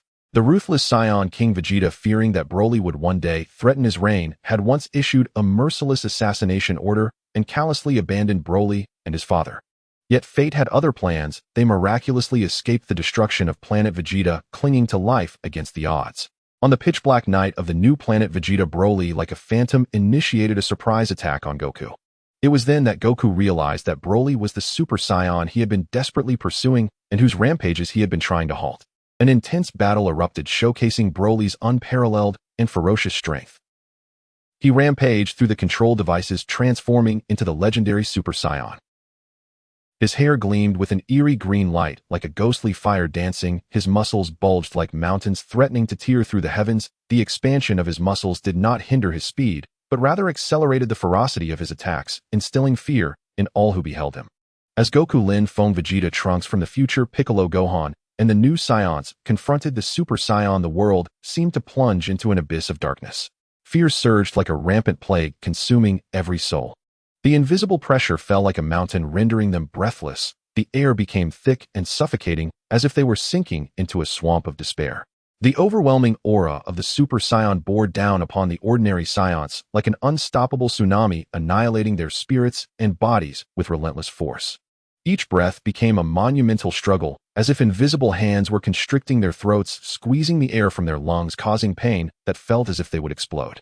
The pressure penetrated their very bones, cracking with the threat of shattering, while every muscle quivered uncontrollably in a desperate, heart-wrenching cry. Their legs felt leaden, each movement akin to climbing the highest peaks. An unending fear shadowed them, a chilling dread surging from their feet to the crown of their heads, causing their thoughts to stagnate in a mire of hopelessness. Their hearts raced within their chests, desperate to break free, with each violent beat accompanied by excruciating pain. Cold sweat poured down like rain, drenching their clothes, yet under such immense pressure, even their sweat felt as if it froze against their skin. Ordinary Saiyans wished to scream, but their voices were stuck in their throats, escaping only as faint, desperate whimpers. Before them stood the Super Saiyan, an invincible and towering figure evoking deep despair and powerlessness in their hearts. Goku, Vegeta, and Lin Feng transformed into Super Saiyan forms to withstand the overwhelming pressure, while Trunks and Gohan likewise summoned their powers. The new Saiyans entered their battle form struggling against the oppressive force, and Piccolo unleashed his energy to resist. On the desolate battlefield of the new planet Vegeta, the Z Warriors faced Broly in a life-and-death showdown. Goku, Vegeta, Lin Feng, Trunks, Gohan, and the new Saiyans, Fengzi, Yinhao, Lingxi, and Yueyao, stood ready resolute in their determination to confront evil. At the onset of battle, the young new Saiyan warriors unleashed their battle powers, charging forward with indomitable courage. Yet Broly merely scoffed, unleashing a bone-chilling and gut-wrenching power that annihilated the new Saiyan warriors before they could react. Some were torn apart by the sheer strength, their limbs scattered, blood splattering everywhere in a gruesome sight. Others were brutally smashed into the ground, their bodies embedded in rock, blood gushing like fountains staining the earth crimson. Vegeta, witnessing the carnage, erupted in fury, transforming into Super Saiyan in a flash and charging at Broly. But Broly was swifter than a ghost, and with a brutal swing, he shattered Vegeta's arm. Vegeta fell to the ground, agony etched on his face, blood pouring from his severed limb in a horrific sight that tugged at the heartstrings. Gohan and Goku, undeterred, pressed forward with all their might to attack Broly. Yet every counter from Broly struck like a hammer, leaving Goku and Gohan battered and bruised. Goku's ribs cracked under the force, sharp bones piercing his skin, while Gohan's legs twisted grotesquely, nearly robbing him of the ability to stand. The battlefield descended into a bloody and despairing hell, with blood splattering like blossoms of death and the air thick with the stench of iron. Just as hope seemed to flicker out, Lin Feng remembered a scene from the original Dragon Ball, where Goku bit down in desperation. Without hesitation, he charged at Broly, sinking his teeth into the flesh of the Titan. Broly roared in fury, unleashing a storm of attacks aimed at Lin Feng, intent on eradicating him entirely. In that critical moment, the wounded warriors pooled their remaining energy, transferring it unreservedly to Goku. Goku absorbed their strength, his power surging like a volcano, and once again charged at Broly with unwavering resolve. After a fierce struggle, Goku finally found a weakness in Broly's defense, delivering a decisive blow to the formidable foe and triumphing over this terrifying enemy, upholding justice. With the battle concluded, Lin Feng urged the Dragon Ball warriors to consume the fruits of the Tree of Might and Senzu beans to regain their strength. The fallen new Saiyans were resurrected with the Dragon Balls, and Vegeta, with a fierce shout, concentrated his energy on his severed limb, a brilliant light flashing as a new arm grew back. With a smile, he reveled in the unique power of Slag, exclaiming, "Incredible! Absolutely perfect!" Trunks, wide-eyed, gasped, What is this ability? I've never heard Gohan or Mom mention that Saiyans can regenerate lost limbs." Vegeta replied, "This is the power of Slag, a unique ability of the Super Namekians." Suddenly, Lin Feng spat out a piece of Broly's flesh and placed it in a petri dish, saying to Vegeta and Goku, "This is the most precious Super Saiyan cell. We must merge the power of the Super Saiyan. This is our breakthrough." The three entered their Super Saiyan forms, concentrating their energy into their arms, cutting a piece of flesh and placing it alongside Broly's in the petri dish, handing it to the doctor to study the fusion techniques of Super Saiyan and Super Saiyan cells. The three consumed the Tree of Might fruits and Senzu beans to restore their strength. However, at the brink of the planet's explosion, Broly pursued Goku to Earth, but succumbed to his injuries, ultimately being encased in ice deep within a valley. In this brutally fierce battle, the Dragon Ball warriors never wavered, their hearts filled with justice as they pressed forward, unafraid of any foe. They steadfastly defended peace and righteousness with their blood and sweat, their unwavering conviction shining like brilliant stars illuminating the dark universe and leaving evil nowhere to hide. Their courage and determination will forever be etched in the annals of cosmic history. Becoming Trunks, burdened with profound sorrow and endless grief, resolutely traversed time and space to return to the present. His face was haggard, tears glistening in his eyes as he recounted to Goku and the Dragon Ball warriors the heartbreaking and tragic events of his future world. In that desolate and despair-laden future, Goku had suddenly succumbed to a heart disease, like a towering pillar of spirit that crumbled in an instant, plunging the entire world into an abyss of darkness. Androids 17 and 18 emerged like demons from the depths of hell, ruthlessly trampling upon peace and tranquility, turning all that was beautiful into dust. The courageous warriors, Demon King Piccolo, Vegeta, Yamcha, Ken, Shinhan, and Krillin, bravely fought against the forces of evil, but one by one they fell in heroic sacrifice, the horrific scenes haunting Trunks' mind like a nightmare.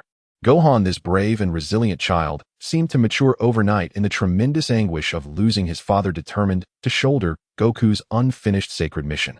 Day and night, he practiced relentlessly, the sweat and tears streaming down his youthful face. Initially, Gohan could hold his own against one of the androids, gaining a slight upper hand. However, when 17 and 18 joined forces, his already limited power felt as insignificant as an ant. Ultimately, the brave Gohan met a tragic end, his fallen body akin to a shooting star, its brilliance extinguished. From then on, Trunks struggled alone in the depths of solitude and indignation, enduring countless grueling trainings, gradually increasing his strength. With fiery anger fueling him, he boldly set forth towards the town of West City, where the androids resided, his determination as steadfast as iron. Despite his swordsmanship being as fierce as a gale, he faced an insurmountable chasm of power against 17 and 18, who relentlessly suppressed him. Eventually, he was brutally defeated by 18, falling into unconsciousness, his life flickering like a candle in the wind. 3 years passed in the blink of an eye. Ignoring his mother Bulma's tearful and heart-wrenching pleas, Trunks, with unwavering and indelible faith, resolutely boarded the time machine, traveling through the tunnel of time back to the past. His heart held only one unchanging conviction: to deliver the miraculous medicine that could cure Goku's heart disease into his hands, and seek the united strength of everyone to rewrite the tragic destiny of the future. In that solemn and suffocating moment, everyone's gaze was like an unquenchable torch, fervent and steadfast, focused intently on Goku. Each face bore deep concern, heavy as lead, while an unwavering resolve stood tall, like an unyielding mountain. They all understood the heart-wrenching pain of losing Goku to heart disease and vowed never to allow such a tragedy to unfold again. Goku stood there calmly and firmly, his eyes glinting with an unwavering light, filled with dreams and hopes for the future. With reverence and anticipation, they trembled as they carefully retrieved the miraculous pill that contained their hopes, as if it were the last glimmer of light in their fierce struggle against a cruel fate, the only hope for saving the world from despair. Piccolo, with a serious expression and deep affection in his eyes, solemnly handed the pill to Goku's lips, his voice trembling, yet resolute. "Goku, take it. We cannot lose you again. No matter the cost, even if it means shedding the last drop of blood." Vegeta crossed his arms, his gaze sharp as lightning, thundered, "Kakarot, take this medicine. The battles of the future await your command. Defeat all evil and make your enemies tremble at your feet." Gohan, filled with urgent concern, cried out with a choked voice, "Daddy, eat it. We must protect this world together. Not a single one can be lost. Even if we are shattered to pieces, we will not retreat." Krillin clenched his fists, his body trembling with excitement, passionately encouraging Goku, "Take the medicine. We shall be fearless, invincible. Let evil be reduced to ashes before our power." Amidst their fervent gazes filled with hope and concern, Goku nodded slightly, unhesitatingly took the pill and resolutely swallowed it. In that moment, time seemed to freeze. The world fell silent, as everyone silently prayed, earnestly wishing that this pill would bring health to Goku and infuse hope into the perilous battles that lay ahead. As the crisis of the androids loomed like a thick, dark cloud, casting a shadow over the Dragon Ball warriors, fear and urgency spread like an uncontrollable vine recklessly growing in each heart. They understood that only through relentless training day and night could they find the slightest glimmer of hope in the impending storm of disaster. Thus the Dragon Ball warriors resolutely set aside their past comforts and ease. Their eyes burned with a fierce determination, flames blazing bright enough to scorch the heavens. Whether in the tranquil dawn or the starless night, their figures tirelessly practiced, sweat cascading down like waterfalls. Exhaustion haunted them like a ghost, yet their resolve never wavered. The fire within them blazed ever stronger, as if to illuminate the dark world and bring light back to humanity. Every breath they drew, every technique they practiced, poured their focus and boundless strength into their training. They cast aside all distractions, their hearts undivided, driven solely to grow stronger, powerful enough to withstand the unknown and terrifying threat of the androids guarding justice and light within, even at the cost of their lives. On the path of training, they encouraged one another, supporting each other, progressing together, coalescing into an indestructible force as unstoppable as the surging ocean. Androids 19 and 20 Dr. Gero made their first appearance on a small island 9 kilometers southwest of South City, the clock freezing at 1017 a.m. At that moment, these two androids viciously attacked the spaceship carrying Mijirobi, who, unable to perform flight techniques, trembled in endless fear, like a lamb awaiting slaughter, awaiting the judgment of an uncertain fate. Soon after, Lin Feng, Goku, Gohan, Vegeta, the new Science Rail Fengza, Yinhao, Ling Xiao, Krillin, Yamcha, Piccolo, and Tien Shinhan quickly spread out in a tense search. Androids 19 and 20 began their indiscriminate attacks on innocent bystanders, conducting cruel and inhumane power tests. 20 was the first to spot the approaching Yamcha. The android descended before him like a wraith, brazenly admitting to being the notorious killer. However, Yamcha was too weak and was instantly subdued, rendered helpless as 19 mercilessly covered his mouth, draining his life force, a chilling sight. As Yamcha's breath grew faint and nearly extinguished, everyone quickly sensed the android's presence and gathered like a rising tide. Following that, the clever Goku skillfully lured the android. Dr. Gero, filled with pride and excitement, released androids 17 and 18, his demeanor exuding arrogance, as if he had the entire universe firmly in his grasp. Initially, 17 and 18 pretended to be obedient and submissive, their docile appearances resembling helpless lambs, which led Dr. Gero to relax completely, immersing himself in the illusion of his seemingly glorious success. However, he never anticipated that 17 would strike with lightning speed in a moment of his unguardedness, ruthlessly and without hesitation, killing him. Immediately afterwards, 17 released android 16 with the same ruthless efficiency. Upon exiting the laboratory, Vegeta, with a spirit of unwavering resolve, boldly blocked the path of the three androids, initiating an intense battle filled with uncertainty and life-or-death stakes. The battle between Android 18 and Vegeta unfolded on a desolate battlefield that felt abandoned by the world, marked by tension and high stakes. As the fight commenced, Vegeta erupted with the fury of an enraged lion, unleashing astonishing power with each blow, fueled by unparalleled pride and an indomitable spirit, leaving 18 reeling from the force of his attacks. Yet as time trickled by like a gentle stream, the tide of battle began to shift in a heartbreaking manner. 18's cold, emotionless visage showed no signs of fatigue, bolstered by her mysterious, seemingly endless energy source, allowing her to fight relentlessly. In contrast, Vegeta's stamina was rapidly depleting, his breaths growing heavier and more labored, akin to a battered bellows struggling for air, beads of sweat cascading down his forehead like a torrential downpour. Gradually, Vegeta's once fierce and unyielding attacks began to falter, his speed diminishing as if air had escaped from a balloon. Seizing a fleeting opportunity, 18 retaliated with a swift and thunderous counterattack, striking Vegeta's arm with brutal force. The sickening crack echoed in the air, a chilling sound as Vegeta's bone shattered, his anguished roar piercing the atmosphere, filled with fury and defiance reminiscent of a cornered beast howling in desperation. Yet the fire of determination in his eyes remained unquenched as he valiantly resisted 18's relentless onslaught. Alas, the gap in power, magnified by his fatigue, ultimately overwhelmed him, leaving him in a dire predicament, and he fell to defeat. At the brink of utter despair, allies such as future Trunks, Piccolo, and Tien Shinhan rushed forth without hesitation to provide aid. However, 17 intervened, displaying a terrifying power that left the Z fighters in utter defeat. His scornful words echoed like sharp blades, piercing their hearts. Train hard, and when you become strong enough, come challenge me. Subsequently, driven by a sadistic desire for chaos, 17 ruthlessly commandeered a vehicle, embarking on a path of destruction with 18 and 16. During their misadventures, 18's brazen antics while shopping led to an altercation with the police, whom she mercilessly dispatched, leaving them in disarray. The trio frantically searched for Goku, eventually arriving at Master Roshi's home, where they encountered Piccolo. At that moment, Piccolo had merged with Kami, significantly enhancing his strength, and he instantly engaged 17 in a fierce and explosive battle. After an intense exchange, 17, motivated by a flicker of mercy to avoid destroying the island and harming innocent creatures, flew away with Piccolo to continue their fateful showdown in the wilderness. Their powers proved evenly matched, with neither able to gain the upper hand. Meanwhile, the culmination of Dr. Gero's tireless efforts had traveled from the future using a time machine with the intent of absorbing androids 17 and 18 to achieve his perfect form. He did not come to the present due to his inability to defeat them in the future. Rather, he sought them because in that timeline they had already been ruthlessly eliminated by Trunks. Thus, he was compelled to seek his opportunity in the present, lurking in the shadows, yearning to absorb the androids. Despite Piccolo and 16's desperate attempts to thwart him, the dire situation remained unchanged. Ultimately, 17, in his hubris, fell victim to Cell's cunning absorption. Fortunately, Tien Shinhan made the ultimate sacrifice with a Kikaho attack, allowing 18 and 16 to escape and hide on a nearby island like frightened birds fleeing from danger. Later, after intense training in the hyperbolic time chamber, Vegeta emerged with a power surge, rampaging against Cell's second form, overwhelming him effortlessly. Yet Cell exploited Vegeta's arrogance, enticing him with sweet words to assist in absorbing 18 to achieve his perfect form. Despite Trunks and Krillin's fervent efforts to intervene, 18 ultimately succumbed to Cell's cold grasp.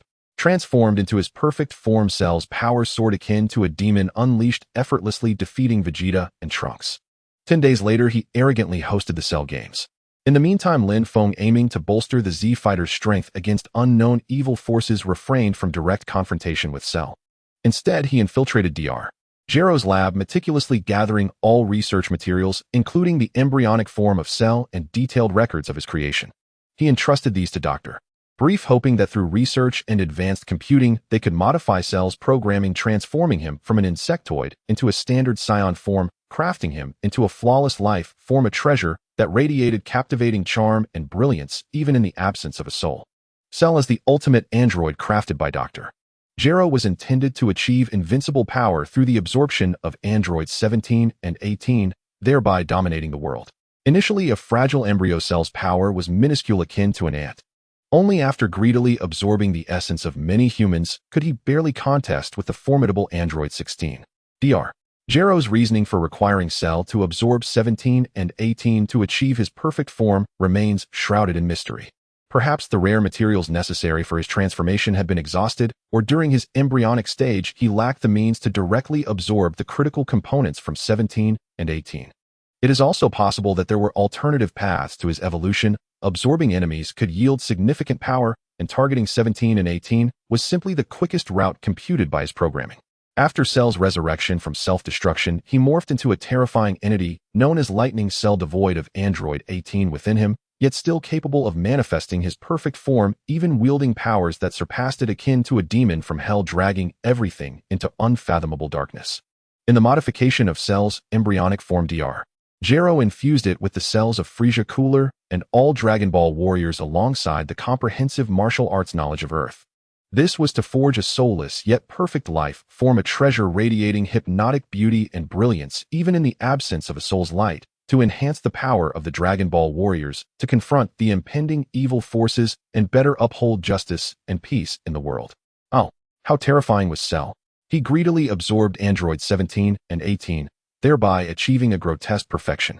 At that moment, an unparalleled evil power erupted from his being, as if an abyss of darkness was violently exploding within him, sending waves of energy that made the world tremble.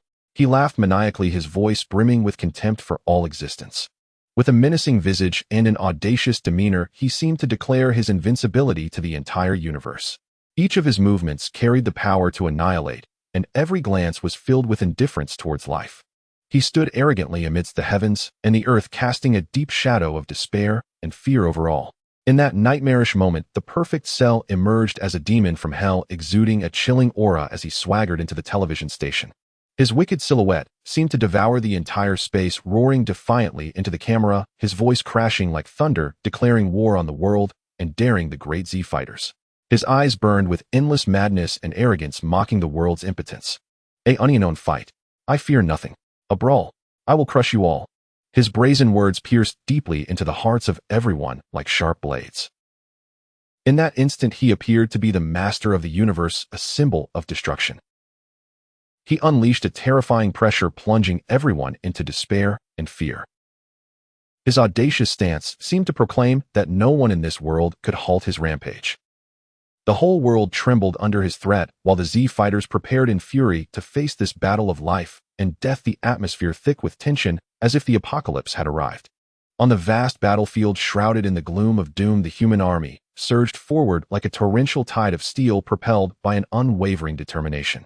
Aircraft roared through the sky, dropping bombs, while tanks and armored vehicles rumbled on the ground, soldiers' eyes steeled with resolve as they bravely advanced towards the unknown terror. However, the moment the ultimate android Cell appeared, the world seemed to plunge into endless darkness. In a flash, aircraft fell like burning firebirds, their gleam overshadowed by immense sorrow. With a mere wave of his hand, a powerful energy wave swept through like a violent storm, toppling tanks, twisting cannons, and shattering armored vehicles. Human soldiers were paralyzed with terror, yet they did not retreat. Bullets rained down upon Cell, but fell as useless as stones into the sea. Cell laughed wildly. Each attack brought bloody destruction as soldiers' bodies shattered under the immense energy, blood gushing forth like a fountain, staining the ground red. The human army's defenses crumbled swiftly, severed limbs flying through the air and screams of agony drowned out by the roar of artillery. Yet they continued to resist until their last breath. Ultimately, the battlefield was left in eerie silence and ruin, with burning vehicles, shattered weapons, and piles of corpses, creating a scene of unspeakable horror. The courage of the human army was ruthlessly crushed in this cruel confrontation, their downfall a tragic epic marked by the baptism of blood and flames exemplifying the brutality, bloodshed, and mercilessness of war. In this brutal clash with the ultimate android cell, the human army met a tragic demise, the battlefield, shrouded in silence, drenched in blood and despair. The Z fighters witnessed this heartbreaking scene, their anger erupting like a surging volcano within. With hearts full of grief for humanity's tragic fate, they resolutely entered the hyperbolic time chamber, embarking on a desperate journey of training. Vegeta's muscles tensed like steel, each heavy breath echoing like thunder within the chamber. The anger within him transformed into boundless strength, relentlessly pushing against the limits of Super Saiyan. Under the immense pressure and brutal trials of the hyperbolic time chamber, Vegeta let out an earth-shattering roar, his muscles swelling dramatically as golden flames of energy swirled around him. He successfully broke through to the first level of Super Saiyan, an overwhelming force causing the entire chamber to tremble, as if the world itself was on the brink of collapse under his intense fury. Meanwhile, Goku entered the chamber with Gohan to rest.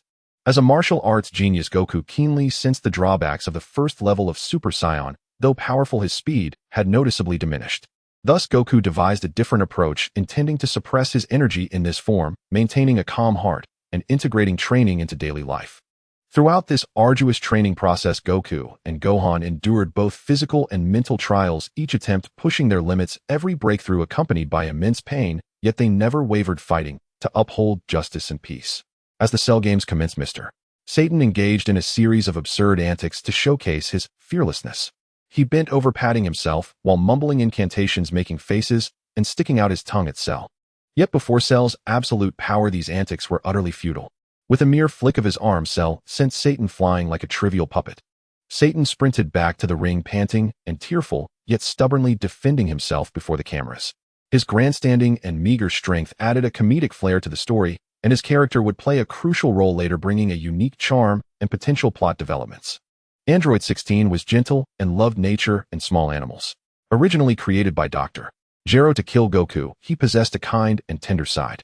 In the Cell games, Android 16 fought Cell to protect others, planning to use the bomb within him for a mutually destructive end, unaware that Bulma and her daughter had removed this dangerous bomb during his repair, leaving him ultimately reduced to just a head by Cell's onslaught. Vegeta charged in a fit of rage, but was brutally defeated by Cell. Trunks attempted a rescue but faced the same fate, while Goku transformed into Super Saiyan and fought valiantly, initially matching Cell, but ultimately succumbing to exhaustion. Cell unleashed many cells who overwhelmed the Z fighters. Mr. Satan tossed Android 16's head near Gohan, who with a gentle yet firm voice said, "Gohan, I love nature and small animals. Please protect them. Do not endure any longer. Abandon the resistance against reality." After witnessing Android 16 being mercilessly crushed by Cell, Gohan's inner fury erupted, seemingly unlocking a mysterious power within him. In that life-or-death moment, Gohan's tightly shut eyes suddenly opened in rage. A dazzling golden light burst forth from him, soaring into the sky, as if a blazing sun intended to illuminate the endless darkness. An overwhelming energy erupted around him, a powerful current radiating outward.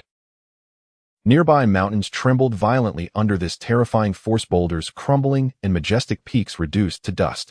Lightning crackled around him, weaving a dazzling colossal web of electricity, as if nature itself rejoiced at his extraordinary transformation. Gohan looked skyward, unleashing a thunderous roar that echoed through the heavens. "Cell, I will make you pay dearly for all you have done." His voice resonated like a mighty bell, piercing through layers of space, announcing to the world the shocking birth of an invincible warrior. In that moment, Gohan seemed to become the absolute ruler of the universe, each movement brimming with the terrifying power to obliterate his unwavering gaze, revealing a solemn determination to defeat Cell. Super Saiyan 2 made its grand entrance. In an inexhaustible surge of rage, Gohan ascended to Super Saiyan 2, radiating a brilliant golden light that warped the very space around him. He instantly overwhelmed the tormenting mini-cells. These mini-cells, brimming with self-importance and ferocity, dared to provoke Gohan, only to be obliterated in an instant by his overwhelming power. Confronted with Gohan's new form, Cell briefly displayed a solemn expression, but quickly regained his arrogant demeanor. In an instant, the two charged at each other like lightning, engaging in fierce combat, each collision unleashing tumultuous waves of energy. Gohan's fists fell like meteors, carrying intense rage and immense power, crashing into Cell with a torrential force. Cell struggled to withstand the onslaught, retreating under Gohan's thunderous attacks. In a fit of rage, Cell countered fiercely, sending a powerful energy wave toward Gohan. Upon impact, a cataclysmic explosion erupted, creating a massive crater in the ground, dust billowing skyward, obscuring the sky. Unfazed, Gohan plunged into the core of the explosion, continuing the brutal, close-quarters battle with Cell. Their movements were so swift, they became a blur, accompanied by deafening thuds and chilling screams of pain. Seizing an opportunity, Cell landed a heavy blow to Gohan's abdomen, causing Gohan to spit blood and fly backward like a kite severed from its string. Yet he agilely flipped in midair and charged back without hesitation. Gohan's eyes were filled with unwavering determination and intense killing intent. Channeling all his strength, he landed a powerful punch on Cell's face, instantly caving it in and scattering his teeth. In the fierce battle, Gohan's relentless attacks overwhelmed Cell, forcing him to expel Android 18 from within him. At that moment, Lin Feng appeared in a flash, rescuing 18. Cell frantically unleashed wave after wave of energy, attempting to turn the tide. But Gohan cleverly evaded, with lightning speed appearing behind Cell and delivering a brutal kick to his spine, causing Cell to bend over in agony. The battle intensified, both combatants battered and bloodied, yet neither showed any intent to retreat, fighting with their lives as the battlefield transformed into a bloody, merciless hell. In the fierce Cell game, Cell, terrified by Gohan's might, realized he could not defeat him. Overwhelmed with rage and humiliation, he lost all rationality and decided to end it all with a self-detonation.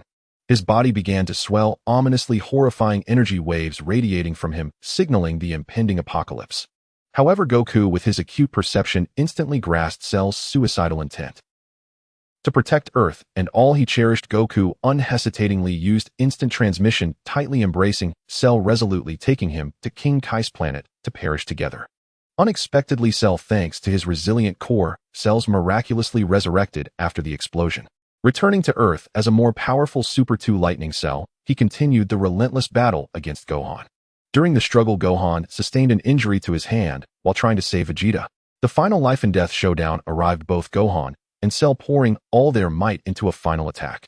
Gohan's energy wave shimmered with a brilliant golden hue, embodying his unwavering fury and determination to fight to the end. Cell's energy wave brimmed with boundless evil and madness. When these two energies collided, a cataclysmic shockwave erupted, shaking the very fabric of space, the blinding light rendering it impossible to gaze directly. Initially, Gohan's energy wave faltered, beads of sweat forming on his forehead, his expression increasingly pained. In that critical moment, Goku's encouraging voice rang out, rallying the other Z fighters to join in united in their final assault against Cell. Vegeta unleashed his final flash, a torrent of energy directed at Cell. With their combined strength, Gohan finally unleashed an even greater power, overwhelming Cell and decisively defeating this terrifying foe. This victory showcased the extraordinary strength of the Z fighters united against a formidable enemy, their courage and solidarity forever etched in memory. As the smoke of the battle and the saga of Cell slowly dissipated, the tension and bloodshed that lingered in the air remained like a shadow, refusing to fade. The Dragon Ball warriors, dragging their nearly exhausted and feeble bodies, stumbled back to the sacred temple. They resembled those on the brink of death by thirst in a desert, frantically devouring spirit fruits and chewing on senzu beans, their expressions filled with an intense longing for life and strength, striving to restore their nearly depleted vitality. At this critical moment, the Supreme Kai and Piccolo decided to merge in order to defeat the terrifying androids, leaving the position of the new Supreme Kai unexpectedly vacant. Everyone's hearts were filled with hope, resting their dreams on the kind-hearted and courageous Namekian Den. Just as Den was about to become the Supreme Kai, Oolong suddenly appeared, clad in a comically homemade Supreme Kai outfit, swaying his hips and proclaiming, "Why should it be Den? I, Oolong, also want to be the Supreme Kai. I can definitely manage the heavenly realm with flare-throwing parties every day." The crowd burst into laughter at Oolong's hilarious appearance. Den, with a helpless expression, replied, "Oolong, you might want to tuck your tail away first." Only then did Oolong realize his tail was visible, and he hurriedly scrambled to cover it, resulting in a comical tumble that sent everyone into fits of laughter. After the joyful commotion, Den naturally became the new Supreme Kai, and the crowd hoped he would bring forth new hope and peace. The Saiyan Lin Feng, with a solemn and sacred heart, made wishes to the dragon. His expression was so grave it seemed as if he were conversing with the entire world. His first wish was to resurrect all the innocent lives cruelly taken by the androids during their rampage, and his second wish was to deactivate the terrifying self-destruct mechanisms within androids 17 and 18. As Lin Feng solemnly articulated these wishes with unwavering resolve, Android 18, a seemingly indifferent scoffed him, "Cancel it. If you want to, I couldn't care less." Yet behind her seemingly stubborn demeanor, a hint of relief quietly flickered in her eyes, a secret joy of survival. Lin Feng smiled, gently, a warm breeze of sincerity in his voice, saying, "I wish for you and 17 to always get along." His words were filled with genuine concern. Android 18 paused slightly, then stubbornly retorted, "We're siblings, you don't need to tell me that." With a smile that carried a hint of ease, she took flight gracefully. However, in that fleeting moment of turning away, perhaps a warm ripple stirred within her heart. At that moment, Krillin, stroking his bald head, approached Lin Feng with a grin, jokingly, saying, "Hey Lin Feng, why don't you wish for my hair to grow back too?" His tone was laced with teasing self-deprecation. Lin Feng couldn't help but roll his eyes, responding with a touch of exasperation, "You should focus on training first, and stop worrying about your hair." Laughter erupted, momentarily brightening the heavy atmosphere like a brief ray of sunshine, bringing a moment of lightness and joy. Shortly thereafter, Lin Feng discreetly shared with Vegeta the secret to breaking through to Super Saiyan 2, and together, they resolutely embarked on a path fraught with endless hardships and trials. Vegeta, determined to successfully master Super Saiyan 2, poured all his efforts into training. Every morning, as the first tender rays of sunlight broke the dawn, he unhesitatingly engaged in grueling training. His silhouette stood solitary and steadfast in the morning light, each drop of sweat falling as a testament to his defiance against fate. He continued relentlessly until night fell, the stars twinkling above, still pushing his limits with unwavering persistence, a silhouette that moved others deeply. Even in the face of cold, biting words and mocking gazes from others, his steadfast belief never wavered. He understood that the road to success was never paved with flowers and applause, but rather laden with thorns and ridicule.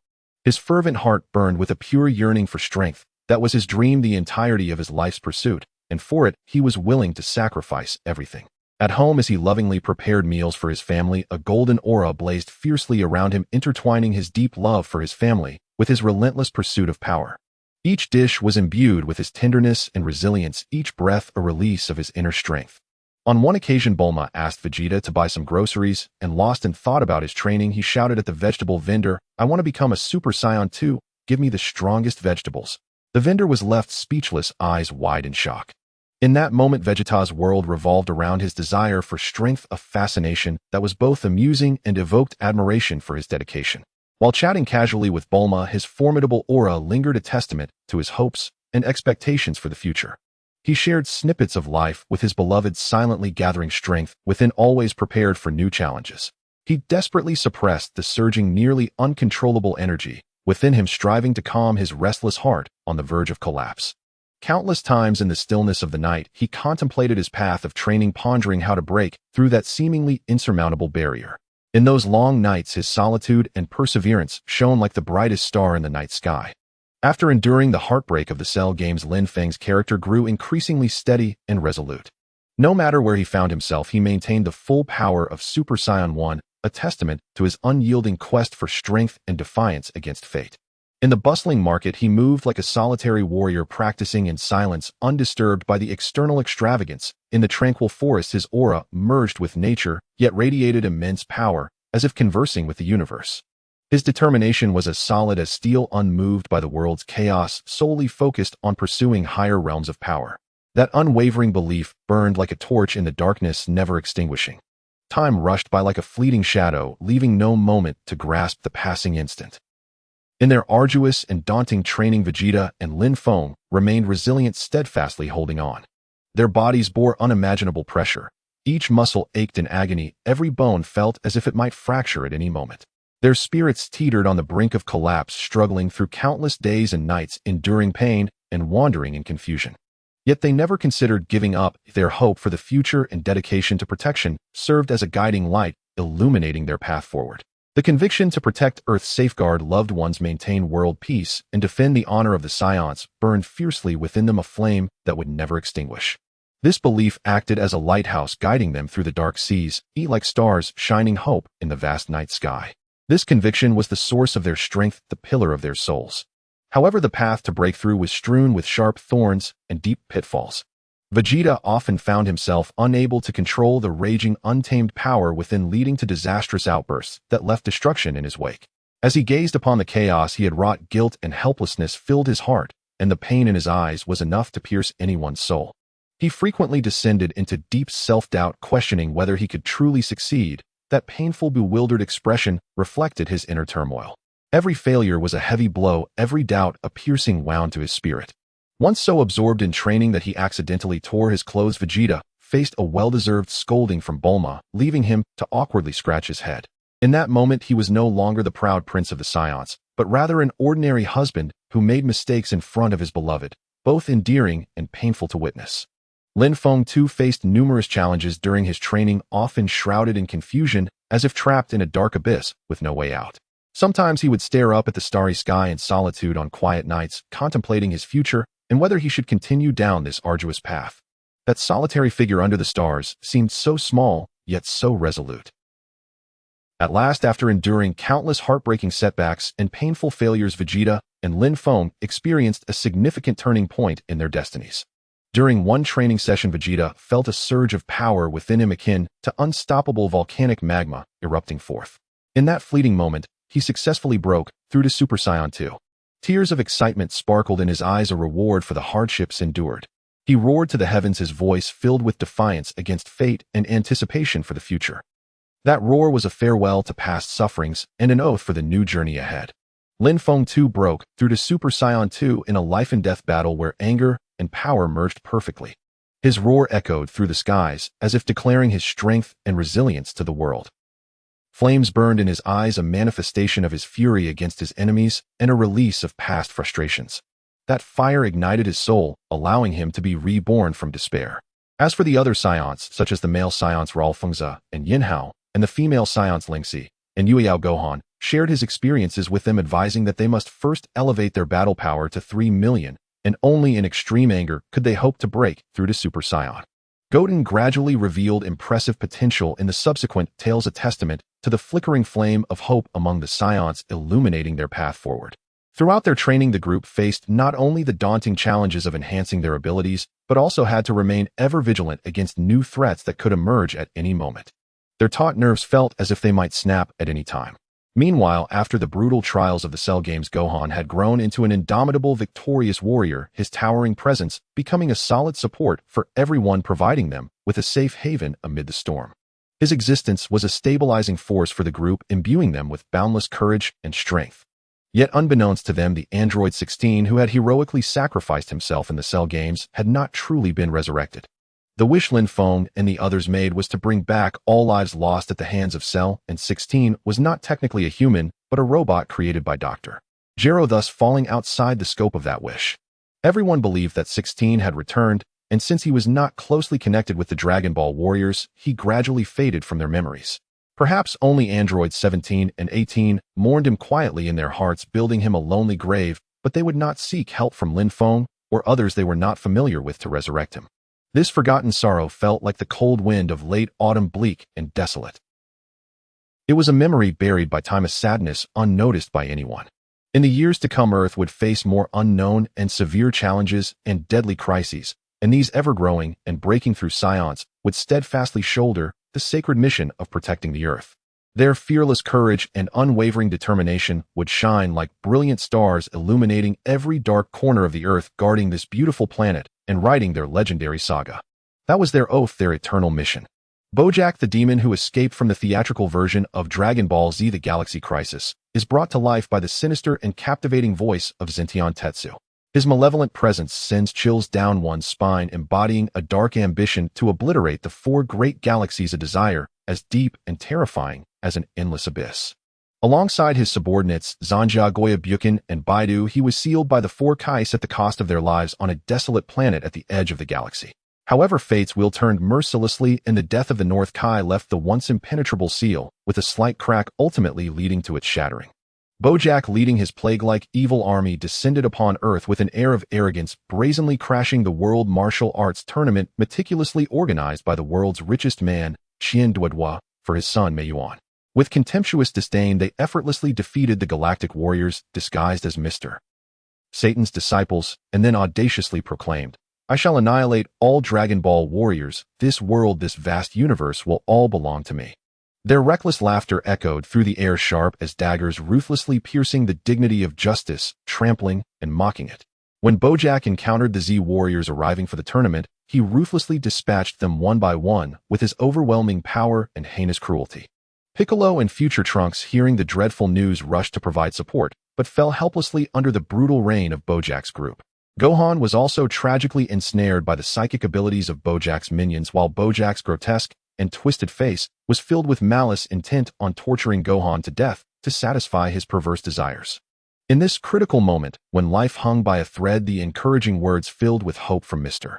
Satan, along with the indelible spirit of the late son, Goku, shone like two brilliant beams of hope, continuously infusing Gohan's heart with boundless strength.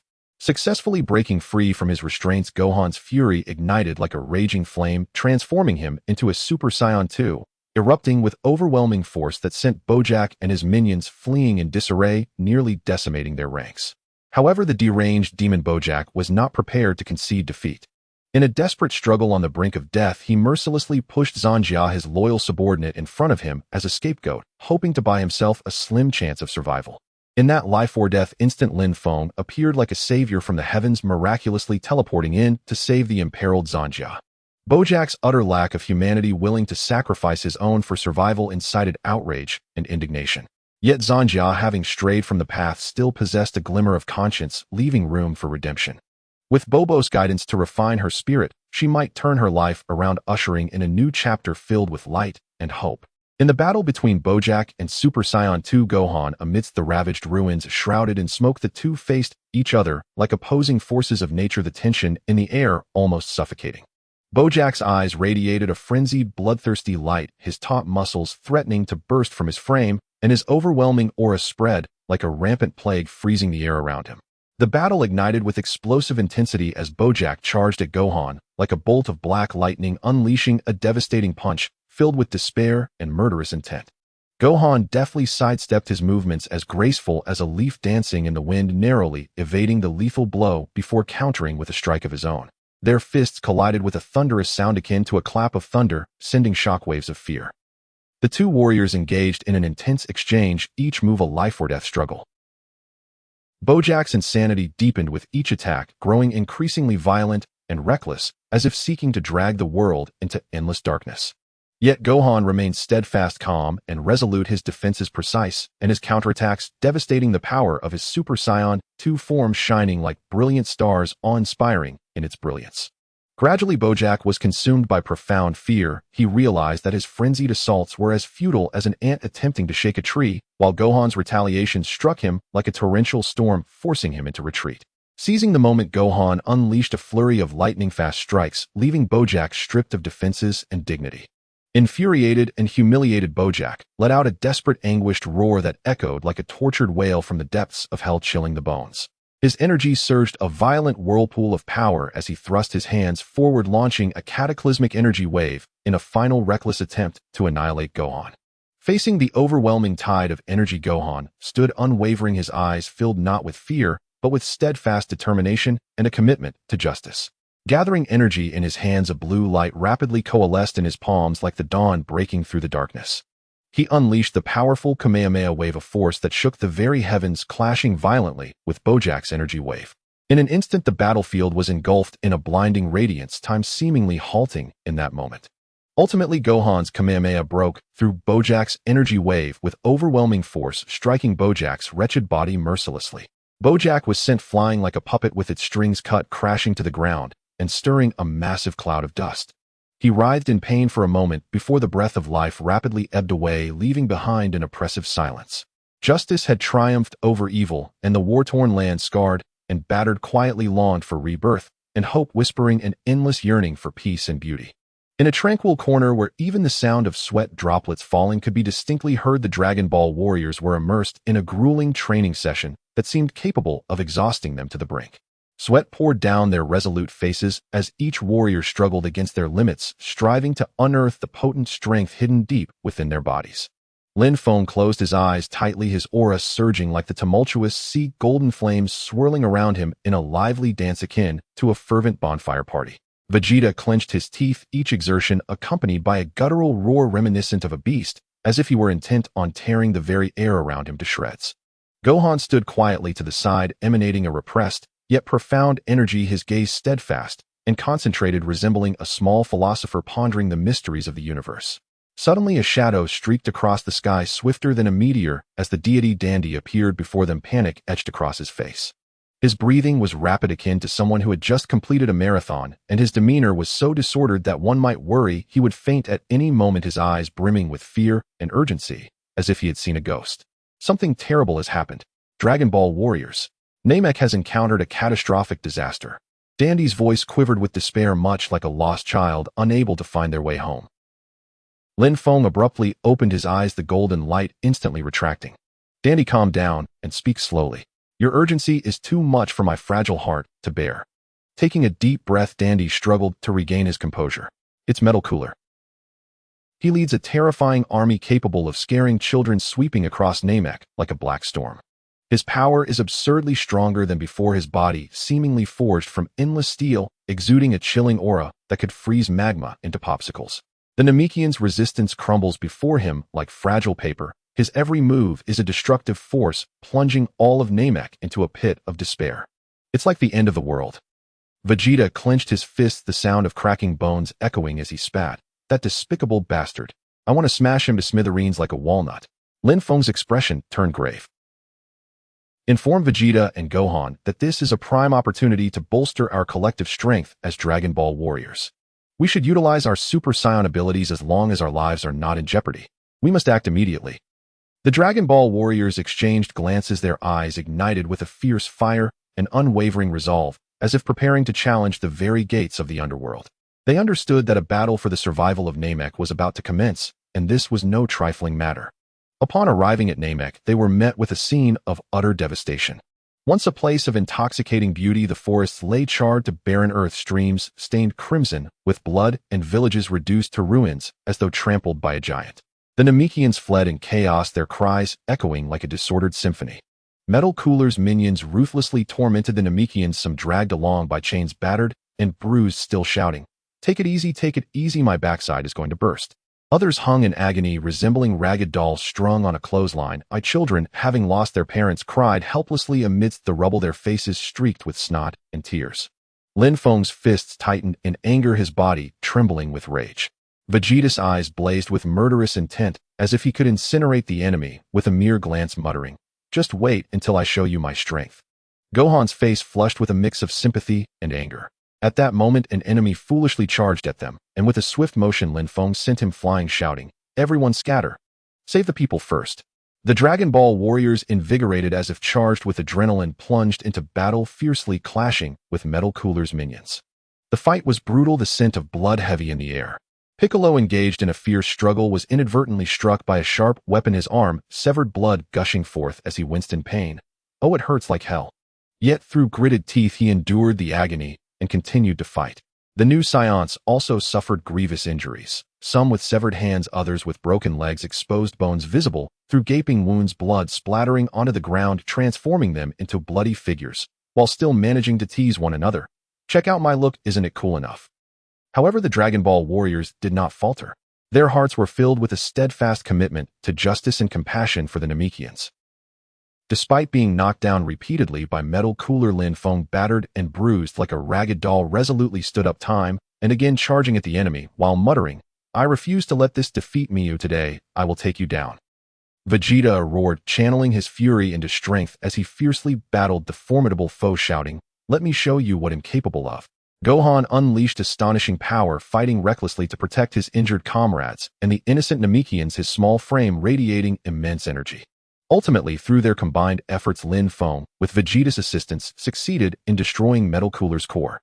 Lin Feng provided the injured Dragon Ball Warriors with Spirit Tree fruits and Senzu beans for recovery, and after regaining their strength, Piccolo concentrated his energy at the sight of his severed limbs, roaring as new arms and legs sprouted forth, while the new Saiyans sought treatment from the cell regeneration devices aboard their spaceship. Namek welcomed a brief moment of peace. Yet the brutality of this battle would forever be etched in their hearts, becoming an indelible memory. Lin Feng quietly shared the breakthrough secret of Super Saiyan 2 with Trunks. With unwavering determination, Trunks underwent countless days and nights of relentless training and finally succeeded in attaining the realm of Super Saiyan 2, radiating a powerful and dazzling aura. One day, the doctor excitedly approached the Dragon Ball Warriors, thrilled to the point of dancing. he exclaimed, through in-depth research of the valuable materials in Dr. Gero's lab, I have successfully developed a permanent energy reactor that can serve as the power source for the time machine. This is undoubtedly a groundbreaking achievement in the scientific community. The doctor spoke passionately, his eyes filled with pride and excitement. Without hesitation, everyone immediately replaced the time machine's energy source with this powerful permanent reactor, endowing the time machine with eternal, formidable power. After dealing with the matters at hand, Dai prepared to return to the future world. Just then, Android 18 and 17 suddenly appeared in front of Lin Feng. With a solemn expression, Android 18 earnestly and urgently said, Lin Feng, Vegeta, Trunks, and other Dragon Ball warriors, we are not inherently evil in the future. We have been manipulated by Dr. Gero's malicious computer program, which forced us to commit horrific acts of murder. We beg you, please help us and save us from the darkness that shrouds our future. Android 17 added, we no longer wish to be bound by that wicked control. We long for freedom and a return to our true benevolent selves. Lin Feng furrowed his brow, sinking into deep contemplation. After a moment, he raised his head, his gaze as resolute as steel, responding firmly, very well, I will spare no effort to help you. Thus Lin Feng, together with Vegeta, Gohan, Piccolo, and the other Dragon Ball warriors, informed Dr. Brief of their collective determination to delve into how to break Dr. Gero's control program in order to save the androids in the future world. Utilizing his exceptional intellect and relentless effort, Dr. Brief successfully devised a brilliant method to eliminate the android's malignant programming. While operating the equipment, he repeatedly emphasized the importance of entrusting it to Bulma in the future timeline, as she was the only one familiar with its operation. He also meticulously crafted a brand new time machine and carefully set the return procedure. The Dragon Ball warriors cautiously placed precious resources such as food, spirit fruits, and Senza beans into the universal capsule. As the Dragon Ball warriors stepped into the time machine, a heavy sense of responsibility bore down on their hearts like a giant stone, filling the cramped space with a tense yet resolute atmosphere. The Dragon Ball warriors and Dai finally arrived in the future timeline. As they exited the time machine, the tragic scene before them made them gasp in horror, their hearts seemingly gripped by icy hands. The city lay in ruins, smoke wafting through the air like a demon, filling the remnants of walls with an eerie silence. The streets were stained with blood, debris scattered chaotically, resembling a doomsday scenario. The once flourishing splendor had vanished like a shooting star, leaving behind desolation and despair that brought tears to their eyes. Vegeta's eyes widened as he frantically searched through the ruins. When he spotted Bulma, worn and battered, his heart felt as if it had been struck by a colossal hammer, pain seeping deep within. Like lightning, he rushed over and embraced Bulma tightly, his voice trembling like leaves in the wind as he said, Bulma, I'm late. I'm sorry you've suffered. Tears streamed uncontrollably down his resolute face, falling onto Bulma's shoulder. Bulma leaned against Vegeta, sobbing like an injured bird. Vegeta, I thought I would never see you again in this life. The two wept in each other's arms, the surrounding devastation fading into the background. In that moment, their world was solely each other, as if time itself paused for their profound affection. Lin Feng took a deep breath, his gaze unwavering as steel. This journey bears a weight as heavy as a mountain. We carry the hope of the future world and the expectations of countless lives. Vegeta clenched his fists, his knuckles turning white, gritting his teeth as he declared, no matter how difficult the future may be, filled with thorns and obstacles, we will reclaim peace and will not allow evil to wreak havoc upon this land. Gohan, having shed his youthful naivety, spoke with newfound maturity and responsibility, resolutely stating, to save the future, we will give our all, even if it costs us everything, even our lives. Piccolo, his expression grave, whispered, this is not just a battle, it is a steadfast defense of justice and a devoted guardianship of peace. We will not retreat, even if we bleed our last drop. They understood that the journey into the future was fraught with unknown dangers and challenges, yet they bore no fear. For within their hearts burned the blazing fire of peace, a steadfast belief and fearless courage. The time machine powered up, radiating light as it propelled them into the unknown future. This was a battle they could not afford to lose. For peace and justice, they pressed forward without hesitation, resolute and unyielding. The group settled in a relatively safe place. The Dragon Ball warriors began to busily prepare, tenderly sharing food with the hungry and the cute children. The children devoured the food hungrily, their faces gradually blossoming with vibrant life, like flowers blooming in spring. Gathered together, Lin Feng began recounting his battle experiences and growth from his timeline, capturing everyone's rapt attention, eliciting gasps of awe, as if they were immersed in those thrilling battles. Gohan sincerely shared his training insights, encouraging the young companions in the future timeline to be brave and strong, filled with expectation and encouragement in his eyes. Vegeta and Bulma stood nearby, with Vegeta gently stroking Bulma's hair, speaking with deep affection. "Bulma, from now on I will never allow you to suffer any harm, not even a little bit. I will always be by your side, come what may." Tears of emotion welled in Bulma's eyes as she smiled in response. "Vegeta, I believe in you through life and death." Their hands clasped tightly, as if in that moment time itself froze eternally unchanged. As the Dragon Ball warriors prepared for battle against future androids 17 and 18, Lin Feng's expression grew serious as he solemnly informed them, "Listen well, in this battle we can incapacitate them, but do not take their lives. Let them experience some hardship. Remember, we should primarily use the Super Saiyan form and only resort to Super Saiyan 2 in life-threatening situations. They think of this as a trial to hone our skills." The Dragon Ball warriors nodded in agreement, their eyes revealing unwavering determination and a willingness to face death. As the battle horn sounded, chaos erupted across the battlefield. Energy clashed violently, each strike carrying an earth-shattering intensity. The attacks from androids 17 and 18 were fierce and merciless, like a torrential storm. The Dragon Ball warriors fought back with all their might, their figures darting through the smoke like lightning, sweat and blood mingling in a poignant and heart-wrenching tableau. Gohan gritted his teeth, repeatedly knocked back, yet charging forward like a raging lion, refusing to back down. His clothing was tattered, his body marred with gruesome wounds, yet the fighting spirit in his eyes never flickered, only grew brighter like a burning star. Vegeta roared in fury, each punch fueled with endless rage, yet he struggled to land a fatal blow, his frustration driving his attacks to become even more ferocious, as if he sought to obliterate his foes completely. Piccolo, using his combat wisdom, cleverly evaded the enemy's attacks, while desperately seeking the perfect moment to counter, feeling immense pressure from the enemy's might, yet his eyes still sparkled with unyielding resolve.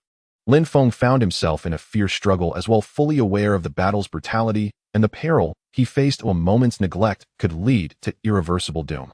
But for the sake of saving the future and the justice in his heart, he showed no signs of retreat, standing firm like steel, unyielding unto death. The battlefield transformed into a hellish scene, echoes of painful cries and fierce clashes intertwining hauntingly, making one's blood run cold. Yet the Dragon Ball warriors did not falter. Through the baptism of blood and fire, they continuously pushed beyond their limits, displaying astonishing perseverance and courage like a phoenix reborn from ashes.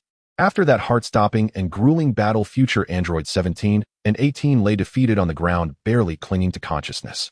As the smoke began to clear, Lin Feng slowly approached them, his gaze devoid of the ferocity from battle, replaced by a glimmer of compassion and hope. "Have you ever considered that a life under control is not a true life? You could have made different, more beautiful choices." Android 17 weakly lifted his head, his eyes revealing a hint of confusion and regret. "All this time we have been like walking corpses, manipulated by that evil program, committing unforgivable sins." Android 18 gasped for breath, her voice weak, yet tinged with a desire for rebirth. "If we could start over, we would never choose this path." Vegeta scoffed, saying, So now you regret it. But there's no such thing as a pill for regret." However, his eyes no longer reflected intense, murderous intent. Gohan knelt down gently, saying, "As long as you truly wish to change, there is still a chance to make amends for your past mistakes." The Dragon Ball warriors spoke sincerely, their words gradually touching the depths of androids 17 and 18's hearts, causing their cold hearts to begin to thaw. They then decided to heal them first. Piccolo, having assimilated the arms of Dan and Slag for increased power and capability, utilized a healing technique, enveloping the two in a gentle light akin to the warm dawn.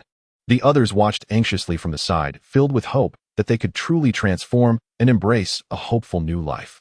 While everyone busied themselves with healing androids 17 and 18 and trying to change their fates, Bulma was not idle.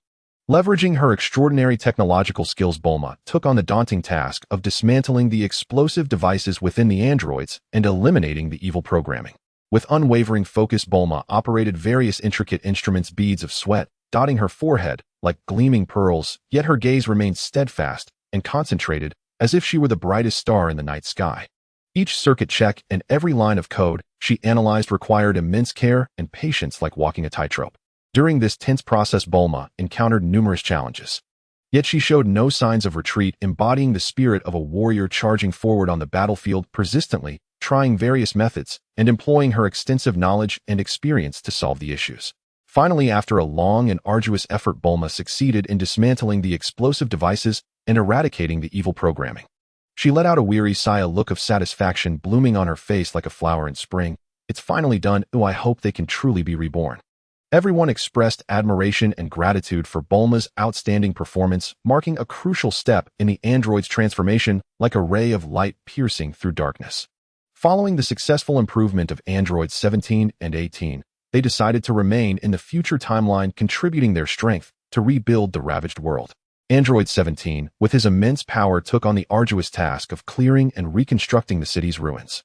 Tirelessly, he moved massive stones and debris to create space for new buildings, each effort symbolizing a farewell to his past sins. At the same time, he used his abilities to protect those involved in the reconstruction, ensuring their safety, becoming a steadfast shield for them. Android 18 utilized her speed and agility to transport and distribute supplies. She swiftly navigated between various strongholds, delivering food, medicine, and tools to those in need like a harbinger of hope.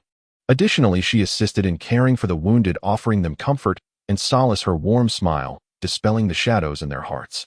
Together, they worked in the future timeline, making amends for the wrongs committed during their time under control, striving to rejuvenate the future world with vitality and hope like the sun rising amidst darkness. The next step for the Dragon Ball warriors was to resurrect those who had perished during the chaos caused by the androids in the future timeline, along with the innocent people. Having resolved to revive the Dragon Ball warriors of the future timeline, Lin Feng, Vegeta, Piccolo, Gohan, and Trunks set forth with unwavering resolve. Like intrepid seekers of a sacred relic, their spirits ablaze with unyielding determination. Lin Feng darted through the dense shadow-draped forest like a lithe, golden-eyed cheetah, his keen senses seemingly attuned to the faintest trace of King Kai's presence. Vegeta streaked between the needle-thin spires of the metropolis, a blur of crimson and blue, muttering under his breath, "Where in the seven hells has that meddlesome Kai hidden himself?" Piccolo stood motionless upon the vast wind-scoured steppe, his gaze steady and profound, his thoughts resolute. Let no sacrifice be in vain. Meanwhile, Gohan and Trunks pressed onward across their assigned domains, exhausted, drenched in sweat, lungs burning, yet refusing to yield, each breath a vow of endurance. Time slipped away like sand through an hourglass, grain by grain, heartbeat by heartbeat. They searched for what felt like lifetimes, enduring wave after wave of cruel hope, brief, brilliant flares of possibility, igniting only to gutter into ash, leaving behind a hollow ache, as if the very heart had fractured into jagged, unreadable fragments. Yet this band of indomitable souls endured, not as heroes untouched by despair, but as warriors forged in it, their wills tempered in the crucible of repeated loss.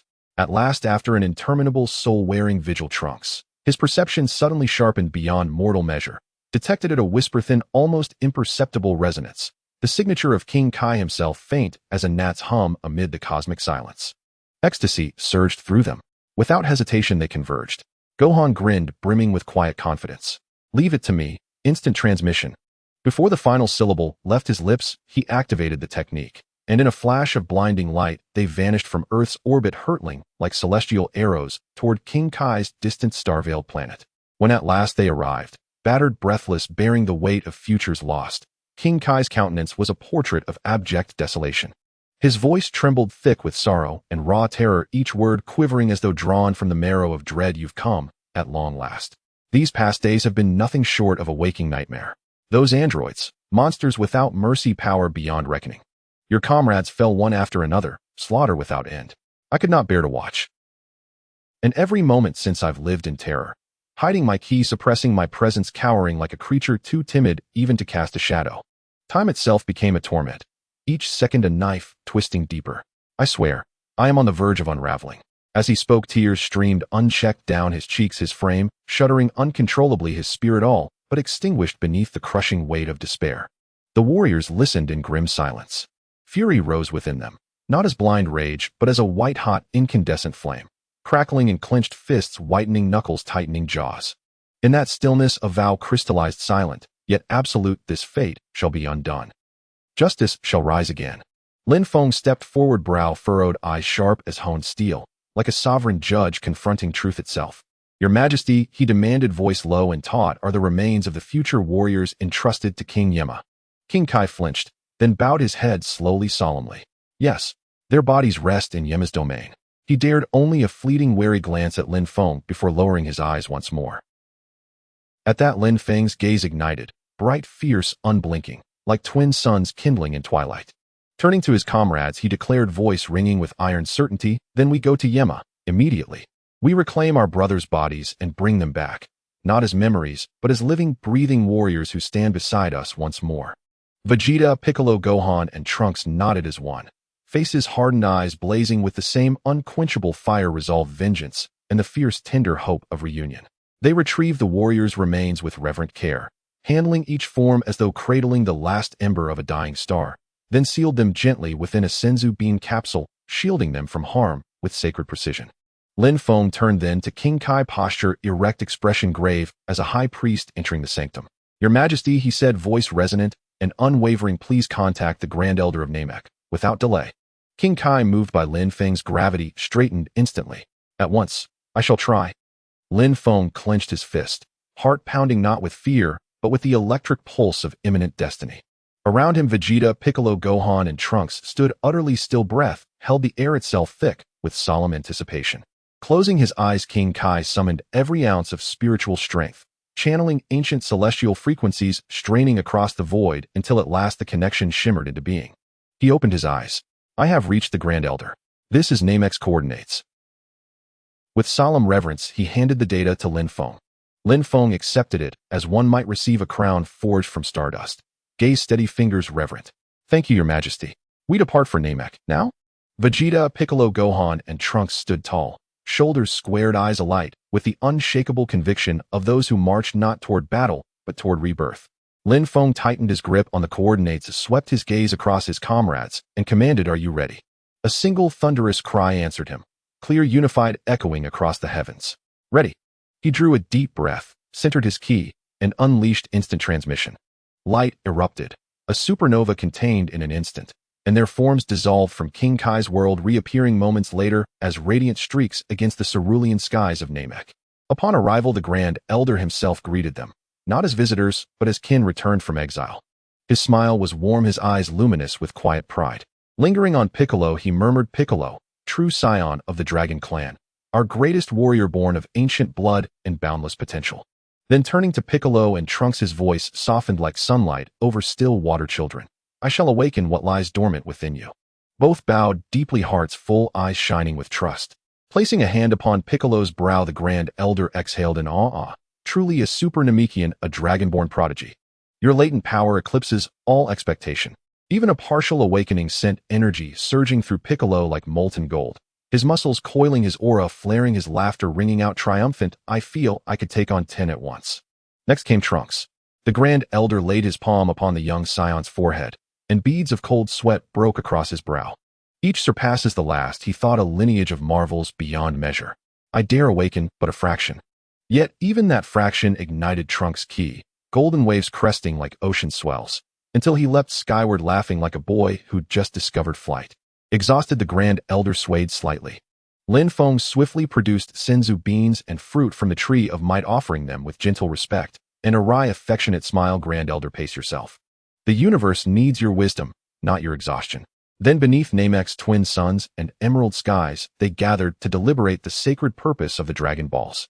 Lin Feng spoke first, voice grave as temple stone. "These orbs are our last hope, the sole key to restoring the fallen.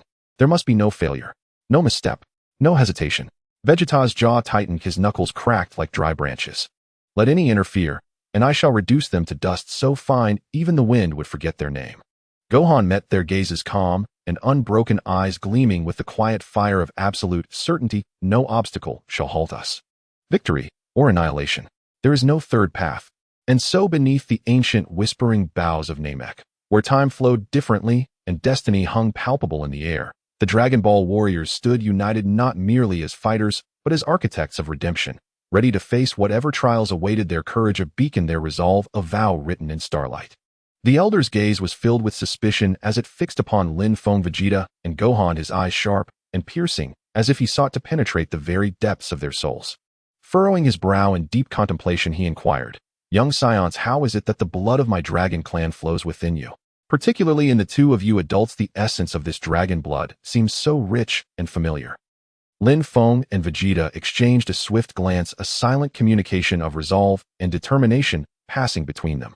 Taking a deep breath to gather all the courage within, Lin Feng prepared to unfold the intricate tale behind their lineage to the Elder. Lin Feng spoke first, his voice steady yet tinged with an imperceptible tremor. Elder, the reasons are quite profound.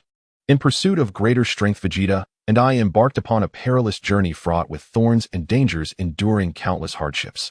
In the midst of one particularly harrowing and life-threatening adventure, I stumbled upon the rare opportunity to receive a transplant of the precious cells from the super Namekian slug. He paused, observing the elder's increasingly perplexed and grave expression before continuing. The experience was akin to dancing on the precipice of death. A moment's negligence could have plunged me into an abyss of darkness, leading to a grim fate. Yet for the sake of upholding the unwavering justice in my heart, I did not hesitate and resolutely accepted this daunting challenge, as if to tango with death itself. Vegeta then added, in our long and arduous quest for power, fate orchestrated our serendipitous encounter with the mysterious forces linked to the Dragon Clan. It was a journey wrapped in enigma, each step fraught with peril akin to walking a razor's edge. Gohan quietly listened, his eyes reflecting deep admiration and respect for his two seniors, a fervent gaze that seemed to echo his inner fervor and aspirations. Lin Feng continued, following that we endured numerous breathtaking battles and unimaginable trials. By sheer coincidence, we also encountered the epic secrets related to the Dragon Balls. These legendary experiences awakened the dormant dragon blood within us, making it ever more potent and powerful, akin to a slumbering giant rousing from its deep slumber. As the elder absorbed their narrative, his expression shifted like the changing winds, from skepticism to profound, ultimately transforming into a profound sense of empathy and emotion. Once Lin Feng and Vegeta concluded their account, the elder sighed deeply. So it is. Your unwavering determination to pursue power for the sake of justice is truly moving, shaking even my weathered heart. It is no wonder that you possess such rich and formidable dragon blood. It explains how 20 years ago you were capable of defeating that vile artificial being, even surpassing the Dragon Ball warriors of the future in strength and valor. The elder's gaze swept over them, brimming with unmasked admiration and heartfelt expectations. Such an indomitable spirit, this unwavering devotion to justice. May it shine like brilliant stars forever, accompanying you, never to fade.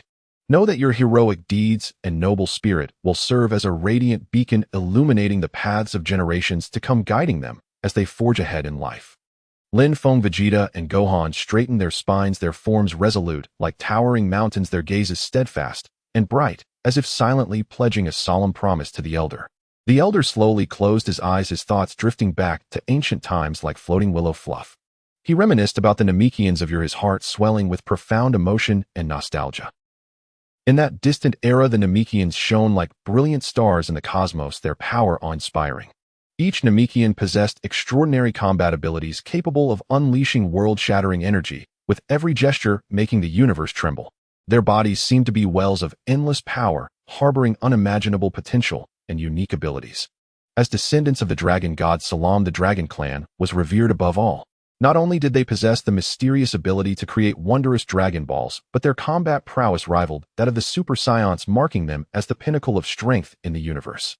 The leader of the Dragon Clan, known as Long Wei, stood like an insurmountable mountain, his imposing figure radiating a worshipful majesty. His every roar could stir cosmic storms. Each punch he threw could tear through the very fabric of space. Yet the era of peace was fleeting. A mysterious and malevolent force surged forth like a dark tide, swallowing the universe in endless fear. This power, filled with greed and destruction, left a path of fallen stars and withering life in its wake. In the face of this sudden calamity, the Dragon Clan warriors did not hesitate, plunging fearlessly into the brutal fight. The battlefield shimmered with dazzling light, like a magnificent firework, yet it carried the chilling scent of death. The clash of energies surged like tumultuous waves, impacting every inch of space. Each collision ignited cataclysmic explosions that made the universe quake. Despite the Dragon Clan warriors' brave resistance, using their lives as shields and courage as their swords, the enemies might surpass their wildest imaginations. It was a battle of insurmountable disparity, a desperate struggle where hope and despair intertwined. Amidst the harrowing battles, Namekian blood stained the stars, their bodies plummeting like falling meteors into the cold depths of space. The great leader Long Wei fought valiantly at the front line, engaging in a heart-stirring life-and-death duel with the leader of the malevolent force. He poured his last ounce of strength into a blow that reverberated through the cosmos, only to ultimately perish alongside his foe. The fall of Long Wei, akin to the brightest star plummeting, plunged the Namekians into profound grief and despair. They lost their mightiest protector, their spiritual pillar. In this cataclysm, the power of the Namekians was drastically diminished, their former glory shattering, like a broken dream dissipating into the dark universe. As time cruelly passed, the Namekians gradually descended into decline. Their civilization lost its former brilliance, becoming dim and lifeless. The once thriving planet now lay barren and silent. Yet amidst this desolation, some Namekians held fast to the last glimmer of hope.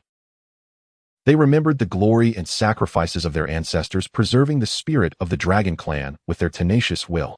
At this moment, Lin Feng, Vegeta, and Gohan stood solemnly pledging before the Elder, we shall uphold our mission, defending the honor of the Dragon Clan, allowing its brilliance to shine once more in the cosmos. No matter the hardships that lie ahead, we will forge ahead, ensuring that the strength and spirit of the Dragon Clan flourish and never fade. Their voices rang with conviction like war drums, echoing in the hearts of all present. The Elder nodded slightly, tears of excitement glistening in his eyes, knowing that the future of the Dragon Clan might rest upon these brave and fearless warriors. Lin Feng, Vegeta, and Gohan silently vowed to use their actions to write a new chapter of glory for the Dragon Clan. This is a saga filled with blood, tears, and indomitable spirit, bearing witness to the rise and fall of the Namekians, as well as their steadfast belief in fighting for justice. On this extraordinary day, destined to be etched in the annals of history, the resurrection plan for the future Dragon Ball warriors shone forth like a brilliant beacon of hope poised to dispel the endless darkness. This pivotal hope rested entirely upon the Dragon Balls of planet Namek. The Grand Elder, with a grave expression, entrusted the arduous task of gathering the Dragon Balls to the strongest warrior of Namek, Long Ao. Lin Feng, filled with suspicion, urgently inquired, can the Dragon Balls of Namek truly revive countless lives in the future world? Long Ao gazed into the distance, shaking his head in resignation, offering a negative response. Just then a voice filled with desire and unwavering determination erupted from Piccolo, come forth Shenron. In the traditionally tranquil and mysterious land of Namek, the sky was suddenly torn apart by an extraordinarily strange light. This brilliance surged forth like an unstoppable tide, spreading with astonishing rapidity, enveloping the entire realm in a dreamlike, resplendent glow. Shortly thereafter, a fierce wind roared like a demon, carrying a terrifying power that seemed intent on mercilessly dragging all of existence into an endless chaos. As the light continued to intensify, a vast, ancient, and sacred aura surged forth like a tumultuous wave. At the core of the radiance, a colossal and formidable figure slowly emerged. The dragon of Namek Purunga, with a body so immense it was breathtakingly awe-inspiring, seemed to connect the poles of heaven and earth. A mere glance at it filled one with reverence and trepidation. Its scales shimmered with a dazzling brilliance, each one like the most radiant star in the night sky, and as the light danced it seemed to harbor the endless mysteries of the universe, drawing one into its depths. The dragon's eyes blazed like fierce fires, emitting a heat and majesty that made souls tremble. The intensity of its light felt as if it could incinerate anyone who dared to gaze upon it for too long. As it fully revealed its form, the surrounding air seemed to freeze instantaneously. A pressure so immense it defied imagination caused the earth to quake and mountains echoed with despairing wails. Each breath it took resonated like thunderclaps that shook the heavens, each exhalation stirring up tumultuous waves that altered the very fabric of existence. Its earth-shattering roar seemed to awaken the entire slumbering world, infused with boundless power and an unfathomable magic that compelled all to bow in submission. In the sky, colorful clouds gathered like fervent worshippers, swirling around the dragon in a dazzling vortex, as if offering the highest reverence to this magnificent entity. Beneath the dragon's feet, the earth glowed with an eerie yet wondrous light. Ancient runes gleamed with a mysterious luminescence, whispering tales of Namek's long and glorious history, immersing all in an atmosphere of ancient mystery. Accompanied by a deafening roar that seemed capable of tearing souls asunder, Purunga's deep, resonant voice boomed, I have been summoned by you. Speak your wishes, I can grant you 3. Brave ones who have called me forth, I am here to listen. You have 3 wishes, speak your innermost desires. The narrator interjected, dear audience of my novel, this is a rare opportunity. The dragon has appeared, quickly make your wishes. The first wish, revive Piccolo from the future world. With Piccolo resurrected, the Earth's dragon also awakens. As this wish, laden with countless hopes, was uttered, a mysterious and warm power surged forth. Piccolo's once fading life energy blossomed anew like flowers awakened by the spring breeze. He was reborn in the embrace of light, and in that moment it felt as if the light of hope had illuminated this world steeped in darkness, igniting endless hope in the hearts of all. The second wish, restore everything that was destroyed during the android crisis to its former state. As this wish was fulfilled, the once devastated and shattered world began to gradually revive. Ruined cities were reborn like a phoenix from ashes, and the destroyed homes once again filled with warmth and laughter. Androids 17 and 18 watched the world heal and felt a stirring of emotion within them, their eyes reflecting a newfound appreciation for peace and beauty. With the Earth Dragons, Ape Future Piccolo revived all those who had unfortunately perished during the android crisis, though Goku, unable to be resurrected due to heart disease, remained in the afterlife with his own training opportunities. Everyone exchanged glances, momentarily lost in thought, as if overwhelmed by this sudden happiness and unable to conceive of any further wishes. At that moment, Lin Feng stepped forward and made the third wish. The third wish grant Lin Feng, Vegeta, Goku, Gohan, and Trunks the ability to perfectly fuse with any being's cells, inheriting the memories, abilities, and bloodline powers of the cell owner. As the final wish was granted, the dragon's majestic voice resonated softly, "Farewell." With that, it soared into the skies, vanishing into the endless horizon. Having successfully revived and enhanced their powers, the group excitedly returned to Earth. Vegeta, with a determined gaze, approached future Vegeta and discreetly invited him out. Future Vegeta, filled with curiosity, followed without hesitation, trusting in Vegeta. The two arrived at a vast, quiet expanse where Vegeta's eyes reflected unwavering determination and confidence. He spoke to future Vegeta in a low yet commanding tone, "Show me your full strength." Future Vegeta, ignited with fighting spirit, launched a full-scale attack without hesitation. However, the present Vegeta had surpassed all expectations, easily overpowering his future counterpart. Breathless and exhausted, future Vegeta collapsed to the ground. Vegeta stepped forward, extending a strong hand to help him up, and earnestly advised, "Do not act impulsively. Always remember to protect, Bulma, safeguard Trunks, and defend this world we cherish. We bear a significant responsibility and must not be swayed by anger and impulsiveness." Future Vegeta looked into Vegeta's sincere and resolute eyes, a glimmer of determination flashing within his own, and nodded earnestly. Vegeta then shared the secret of his breakthrough to Super Saiyan 2 with future Vegeta, hoping to empower him for the battles yet to come, enabling him to better protect all they held dear. The Dragon Ball warriors and their future counterparts gathered together, brimming with excitement and joy. They embraced one another heartily, slapping each other on the back, greeting each other with enthusiasm, their faces alight with the joy of reunion, a joy as radiant as sunlight warming every heart. "It's been so long, brother. How wonderful it is to see you all again." Each spoke in turn, their exhilaration spilling forth like a flood unleashed. At that moment, Shaolin ran over with a camera, smiling, "Let's capture this memorable moment with a photo." Everyone eagerly complied, lining up neatly. Future androids 17 and 18 approached as well. "Count us in," said 17 with a chuckle. "But don't make us look bad," teased 18. Laughter erupted, further brightening the atmosphere. They struck various poses filled with strength and confidence, their faces radiating smiles as bright as the sun. Shaolin adjusted the camera angle, pressed the record button, and called out, "1, 2, 3, cheese." The flash ignited like the brightest shooting star in the night sky, capturing this moment forever, becoming an eternal memory in their hearts. Finally, with deep reluctance and boundless anticipation for the future, they waved goodbye to one another. The future warriors embarked on their journey back to their world, fortified with determination and courage. Piccolo quietly gazed in the direction of their departure, filled with reflection and satisfaction. He recalled his past as a Namekian who had faced countless battles and challenges on Earth. From being seen as a manifestation of evil to standing alongside everyone to protect Earth, his perspective had undergone a profound transformation. Observing these vibrant and energetic young warriors, especially Gohan, Piccolo felt a surge of warmth and emotion. He remembered the arduous yet tender days spent training Gohan, his efforts, perseverance, and kindness touching his heart deeply. It was through Gohan that he truly understood the meaning of protection, not merely for the sake of battle, but to safeguard those he cherished and the land he loved.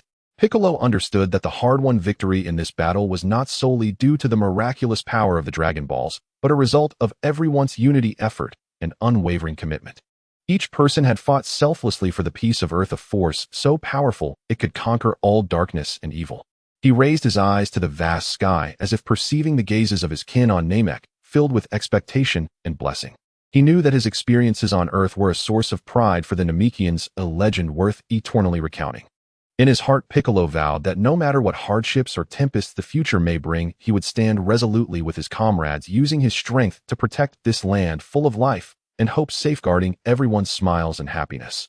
for he was no longer the lonely Piccolo, but a steadfast guardian of Earth, an indispensable member of this warm family. Meanwhile, future Vegeta, upon hearing Vegeta's heartfelt words, fell into deep contemplation. He reflected on his own past impulsiveness and recklessness, feeling a wave of regret. He finally grasped the severe consequences his prior actions could have wrought and understood all the more the importance of protecting Bulma Trunks in this world. The secret to breaking through to Super Saiyan 2 revealed a new direction for enhancing his strength, like a glimmer of hope found in the darkness. He clenched his fists tightly, his eyes filled with resolve and determination, silently swearing to train harder in the future, to become a more powerful warrior, living up to everyone's expectations and using his power to protect all that is beautiful. Back on Earth, Vegeta, with visions of the future and a sense of responsibility, began to train more diligently. He etched Piccolo's words deeply into his heart, constantly reminding himself to remain calm, to become a true protector of those around him. He looked forward to the day when he could use his strength to contribute even more significantly to the peace and tranquility of Earth, ensuring that this land would forever be filled with laughter and hope. The Dragon Ball warriors returned from the future to their own world, where Bulma, Android 17, and their companions eagerly gathered around, their eyes brimming with curiosity and anticipation. "Please tell us what happened in the future," Bulma asked, her voice laced with urgency. One of the Dragon Ball warriors took a deep breath, his expression grave. His voice trembled slightly as he spoke. It was the abyss of doom, where the rampage of the androids echoed like the mocking laughter of demons. The entire world was consumed by endless darkness and despair. Cities lay in ruins, their crumbling walls resembling tombstones of death, while the acrid smoke hung like a miasma, completely obscuring the sky of hope. People scurried like frightened ants, their lives fading in an instant, as fragile as autumn leaves. Tears shimmered in his eyes, as though he was transported back to that horrifying battlefield.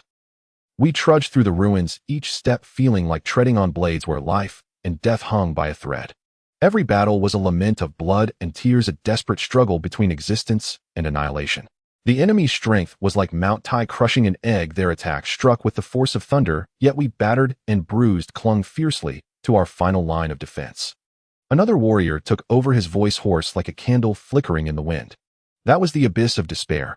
Each depletion of our strength left us feeling as if our souls would be devoured by darkness.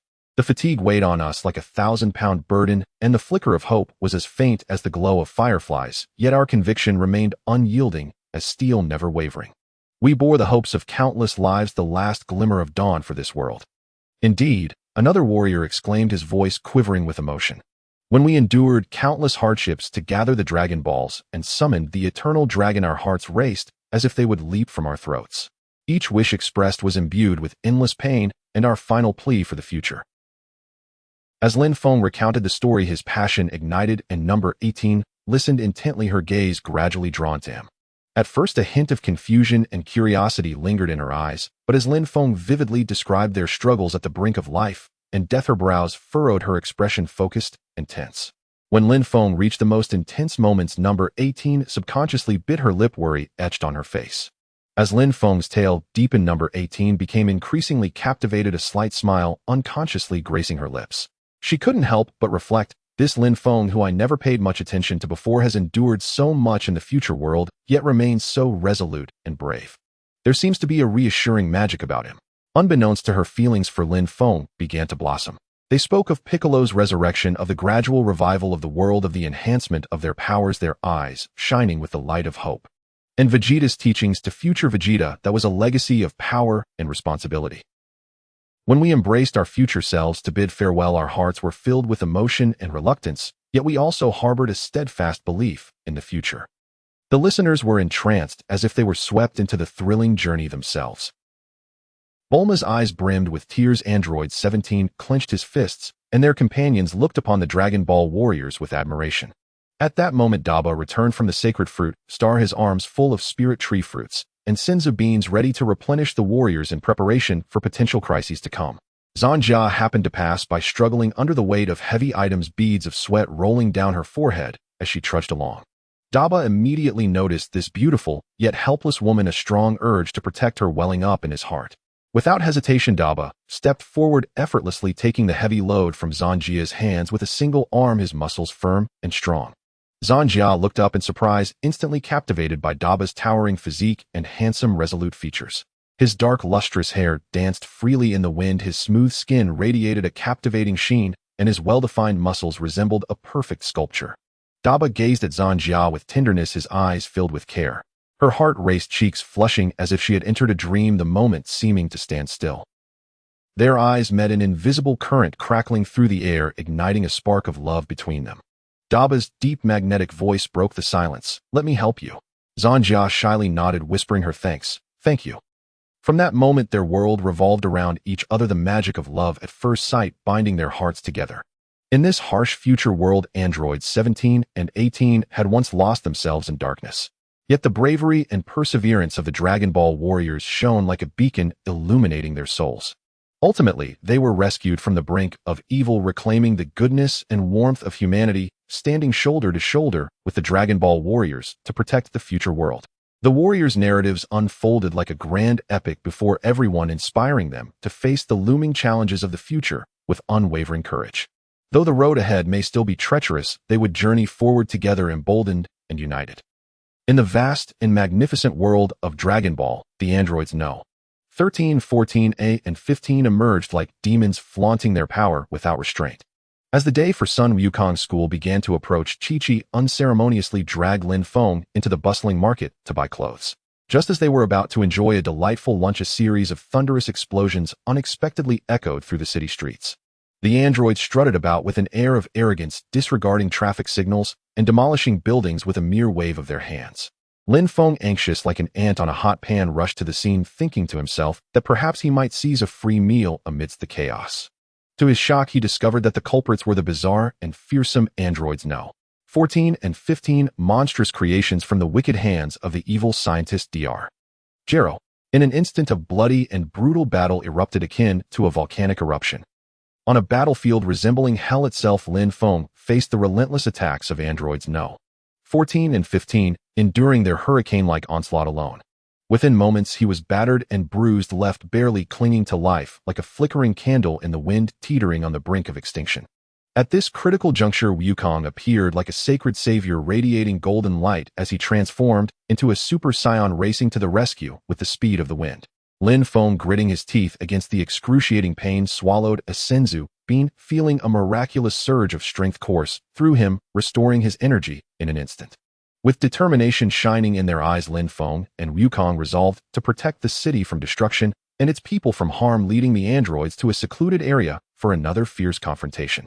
The flames of battle blazed fiercely, threatening to turn the very earth to ash. Lin Feng and Wukong fought side by side, their punches cracking like thunder and their energies flashing like lightning. At the beginning of the fight, both sides were evenly matched, neither gaining the upper hand. However, just as the battle reached a fever pitch, the terrifying android No. 13 suddenly appeared like a specter, shamelessly joining the fray and creating a dire 3-2 disadvantage for Lin Feng and Wukong. They plunged into the depths of despair as No. 13 laughed maniacally, unleashing a terrifying energy wave that seemed capable of obliterating the world, lunging towards Lin Feng like a ravenous wolf. Despite his desperate resistance, Lin Feng gradually felt overwhelmed, sensing that he would soon be consumed by this dreadful power, vanishing into thin air. In this life-or-death moment, Prince Vegeta made a grand entrance, crashing into the battlefield with an overwhelming force that shattered No. 13's deadly energy wave. Without hesitation, Vegeta charged into the fray, while Lin Feng and Wukong steeled themselves and transformed into Super Saiyans. After a harrowing and gruesome struggle, the tide began to turn against androids No. 14 and 15, who resorted to drinking machine oil to steady their nerves, but ultimately they were defeated after a fierce battle. Just as the warriors were catching their breath, No. 13 erupted with wild laughter, boasting that he could now upgrade himself without restraint. In an instant, a ghostly blue electricity coiled around him like a furious serpent, his body trembling as his parts began to reassemble with terrifying metallic sounds.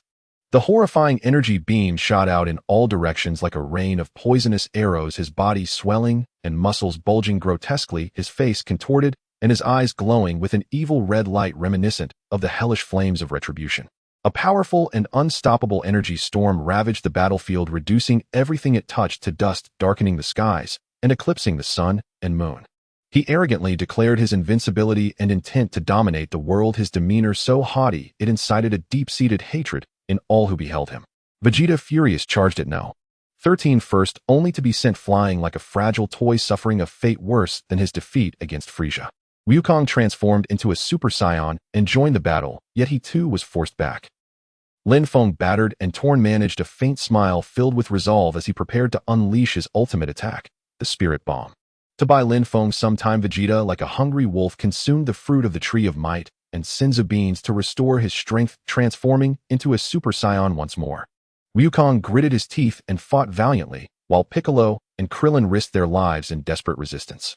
The battle was grueling, bloody, and merciless. Piccolo lost an arm, blood spraying everywhere, while Vegeta suffered a grievous injury, howling in pain, and Wukong tragically lost a foot, collapsing to the ground. Amidst the smoke and carnage, Lin Feng finally gathered the Spirit Bomb and transformed into a Super Saiyan. His aura surged like a colossal tidal wave ready to engulf the world, churning violently as it stirred the collapsing heavens. The Spirit Bomb seemed to respond to some ancient mystical call rushing towards Lin Feng. A fierce wind howled like a chorus of wailing souls coalescing into a gigantic vortex that blocked out the sky. Lin Feng became a bottomless dark black hole, greedily and urgently absorbing the spirit energy. Every muscle in his body tightened to the limit, veins bulging like roaring dragons, bones creaking ominously. A golden light erupted from him, initially dim, but soon blazed with an intensity that rivaled the sun, as if a scorching star was about to burst forth from within him, ready to illuminate the dark and despairing world. At the moment of peak luminosity, Lin Feng threw his head back and unleashed a piercing roar that shattered the heavens, threatening to rend the fabric of the sky and send stars tumbling down. His hair stood on end, transforming into a fiery golden blaze, wild and fierce, as if it would set the world ablaze. The overwhelming energy radiated from him, crashing outward like a tsunami, warping space itself, as if it could not withstand the annihilating power, threatening to obliterate everything. In that moment, Lin Feng resembled a god of war descending upon the earth, filled with righteous fury and judgment. His gaze radiated infinite majesty and authority, a disdain for all things, and a mastery over fate. The terrifying aura he emanated evoked primal fear in Super 13, causing panic to rise from the depths of his being. Super 13, once arrogant and dismissive, was now utterly terrorized by Lin Feng's unprecedented world-shattering presence, his pride crumbling in an instant. The brilliant light surrounding Lin Feng shone like countless razor-sharp swords, blinding Super 13, rendering him unable to face the onslaught. The power contained within Lin Feng made the very air around him tremble and moan, as if tolling the death knell for Super 13. The immense energy waves surged like an unstoppable tsunami, capable of effortlessly crushing stars and tearing apart the void, as Super 13's inner fear grew uncontrollably, like weeds sprouting in a field. Lin Feng's aura towered like a colossal mountain, pressing down on Super 13 until he could hardly breathe. His eyes, reminiscent of a deity presiding over life and death, instilled such dread that Super 13 couldn't bear to meet his gaze, fearing that a single glance would cast him into an abyss of eternal damnation. Super 13 felt like a fragile leaf tossed in a tempest, certain that Lin Feng's unfathomable and unearthly strength would mercilessly consume him, erasing him from existence. Ultimately, Lin Feng, wielding unparalleled might, defeated Super 13 with an unstoppable momentum. After the battle, the Dragon Ball warriors consumed the fruit of the Tree of Might and Sinza beans to regain their strength. Vegeta, Wukong, and Piccolo concentrated their energy at the sites of their injuries, calling out as new limbs miraculously sprouted. Embracing the miraculous abilities of the Super Namekian, smiles of satisfaction graced their faces. The miniature bee robots assisted in collecting the cells and blood samples of the Dragon Ball warriors as they steadfastly continued to protect the world, allowing the dawn of peace to illuminate the earth once more. In the world of Dragon Ball Z, time flows, and after 7 years, Gohan and Videl encounter each other in high school in a most extraordinary way. On that fateful day, while on his way to school, Gohan found himself confronted by robbers. With the heart of a hero, he stood up against them, his powerful aura causing the criminals to tremble in fear, their confidence shattered. At that very moment, Videl, a brave girl who had always held a deep disdain for evil, happened to be at the scene of the crime. Her big, curious eyes were filled with admiration for Gohan's strength and unwavering sense of justice. Gohan, in turn, was captivated by Videl's fearless spirit and kindness. In that magical instant, they had planted a profound seed in each other's hearts. Later, the clever Videl discovered that Gohan was in fact the mysterious masked superhero she had heard whispers about. Instantly, her burgeoning feelings for him surged like a flood, and she began to cling to him like a small, tenacious creature, asking him to teach her the art of flight. Gohan, generous and amiable, readily agreed. As he taught her, their relationship blossomed like flowers in spring, warm and vibrant. As the days passed, Gohan's affection for Videl grew enormously. He found her not only kind and brave, but also lively and beautiful, which stirred his heart. Videl too cherished Gohan more and more. To her, he was as gentle as a spring breeze and possessed a sense of responsibility that made him her ideal companion.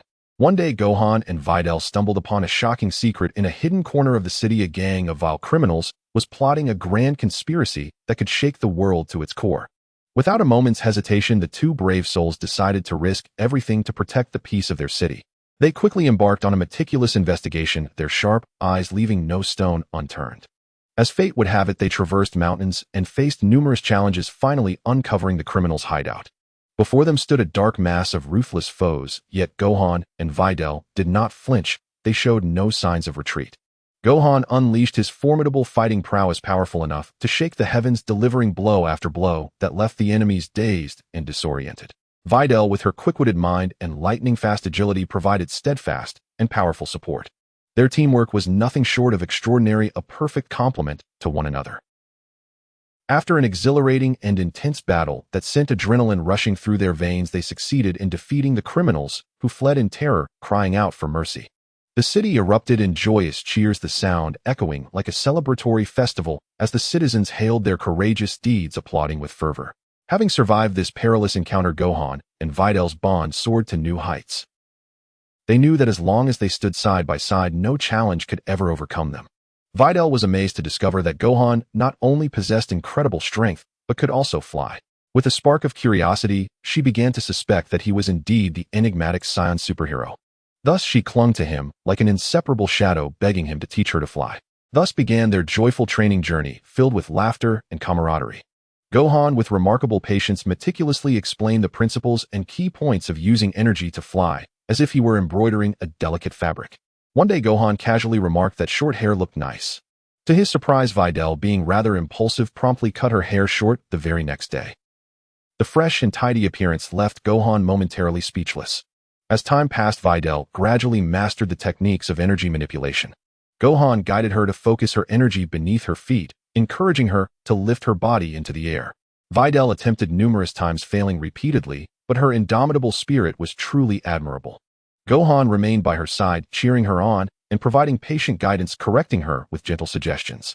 Finally, on a beautiful day filled with sunshine and gentle breezes, Videl succeeded in flying. She was overjoyed, bouncing like a child, while Gohan beamed with pride, his smile bright enough to light up the world. From that day forward, Videl and Gohan soared freely through the skies, safeguarding peace together. Their legendary story was passed down through generations, inspiring dreamers everywhere to chase after their own brilliant stars. Eventually, Gohan and Videl walked hand in hand into the sacred hall of marriage, living in love and sweetness, blessed with a daughter named Lin Feng. The three of them enjoyed a life filled with happiness and harmony, evoking envy in all who beheld them. Meanwhile, in another corner of the world, after yet another successful mission to save the Earth, Lin Feng and the Dragon Ball warriors found themselves enjoying a brief respite. One day, Android 18 was wandering alone through the bustling streets, her thoughts consumed by Lin Feng. As she became lost in her reverie, she unexpectedly ran into him.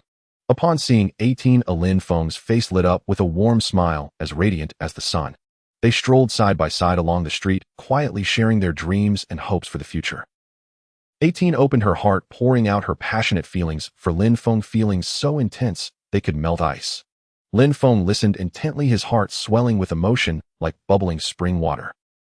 In that moment, he no longer hesitated, expressing his profound love for 18 with heartfelt sincerity. Their gazes locked, and time seemed to pause, the world around them fading away until only the two of them remained. From that day forward, Lin Feng and 18 shared a relationship filled with warmth and intimacy. They fought side by side to protect the Earth, while nurturing their precious love as rare as a gem. In the days to come, their love story continued to be told, becoming a romantic legend that swept across the planet. Later, they welcomed a charming boy as delightful as a little angel whom they named Lin Chinching. The little one brought endless joy and warmth to their lives. Lin Feng and 18 watched their child grow day by day, filled with beautiful expectations for the future, knowing that their love would shine like stars in the night sky, never fading. In the dreamlike and endlessly wondrous world of Dragon Ball, Broly's existence shines like a legendary beacon that stirs the soul. He descended upon planet Vegeta on the same day as Sun Wukong and from the moment he arrived in this realm, he displayed an astonishing and unprecedented combat power, with a staggering power level of an entire 1000. Just as the new planet Vegeta was on the brink of catastrophic explosion, the wounded Broly boarded a spaceship closely following Wukong, and others ultimately landing on the enigmatic Earth only to be ruthlessly encased in ice within a valley. On a day so bright it could nearly dazzle the eyes, the spirited trio of Goten, Trunks, and Biddy continued their marvelous quest to find the Dragon Balls with vigor and enthusiasm. Their journey was fraught with challenges, but after navigating through a deep, tranquil forest, they stumbled upon a serene village that seemed like a paradise untouched by time. The moment the villagers laid eyes on them, their expressions mirrored sheer terror, as if they had encountered a demon. Upon inquiry, it was revealed that the village was being mercilessly tormented by a massive dinosaur. Every year they were forced to offer countless treasures lest they suffered dreadful consequences from the terrifying beast's wrath. This dinosaur was colossal, its scales as impenetrable as diamond, and its fiery breath capable of reducing an entire forest to ashes in an instant. The sheer force it wielded was beyond comprehension. Upon hearing this, Goten and Trunks' anger surged, and they resolutely vowed to help the villagers reclaim their dignity. The next day, the arrogant and formidable dinosaur swaggered into view. The two boys, undeterred and fearless as newborn calves, charged forward.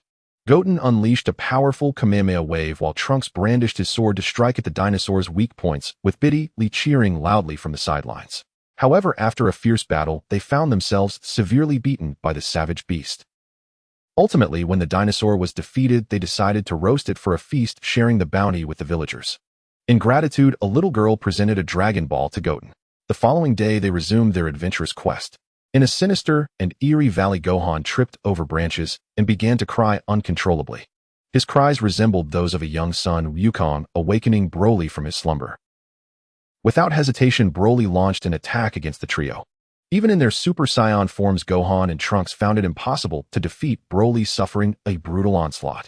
In a moment of dire peril, Gohan, like a deity descending from the heavens, burst onto the scene with radiant energy. He had been leisurely wandering nearby, equipped with a newly developed combat power detector from the doctor, and sensing trouble, he teleported in a flash. Upon seeing Broly mercilessly attacking Goten and Trunks, his rage flared. Gohan's eyes widened, filled with fury, and with a thunderous roar he transformed into Super Saiyan 2, charging forward like a lightning bolt. Broly, how dare you harm my brother and friends? I will make you regret it. Gohan's presence seemed capable of tearing the very heavens apart. Yet Broly was no ordinary foe. Upon noticing Gohan, rather than feeling fear, he became increasingly exhilarated, as if to say, "Humph, who's afraid? Bring it on." Before a moment could pass, Broly smirked wickedly, and in an explosive display, an overwhelming surge of energy erupted from within him. He let out a deafening roar that resonated through the skies, echoing like thunder, causing the nearby stones to tremble as if alive. Then, centered around Broly, an immense power radiated outward, strong enough to render any opponent weak-kneed. The ground shook as if a great earthquake had struck, and nearby boulders shattered into countless fragments, flying like bullets in all directions. Looking at Broly, his body inflated like a balloon, muscles swelling like mountain ranges, veins bulging, his hair shifting from black to yellow, then to a golden green, standing upright like blazing torches. His eyes became a blank white void without pupils, and his stature surged by an astonishing 50 centimeters, embodying a terrifying deity whose mere glance could invoke fear and awe. After this transformation, Broly became an invincible war god, his golden aura blazing fiercely, the sheer force of his energy causing the very fabric of space to tremble as if it might be torn apart at any moment.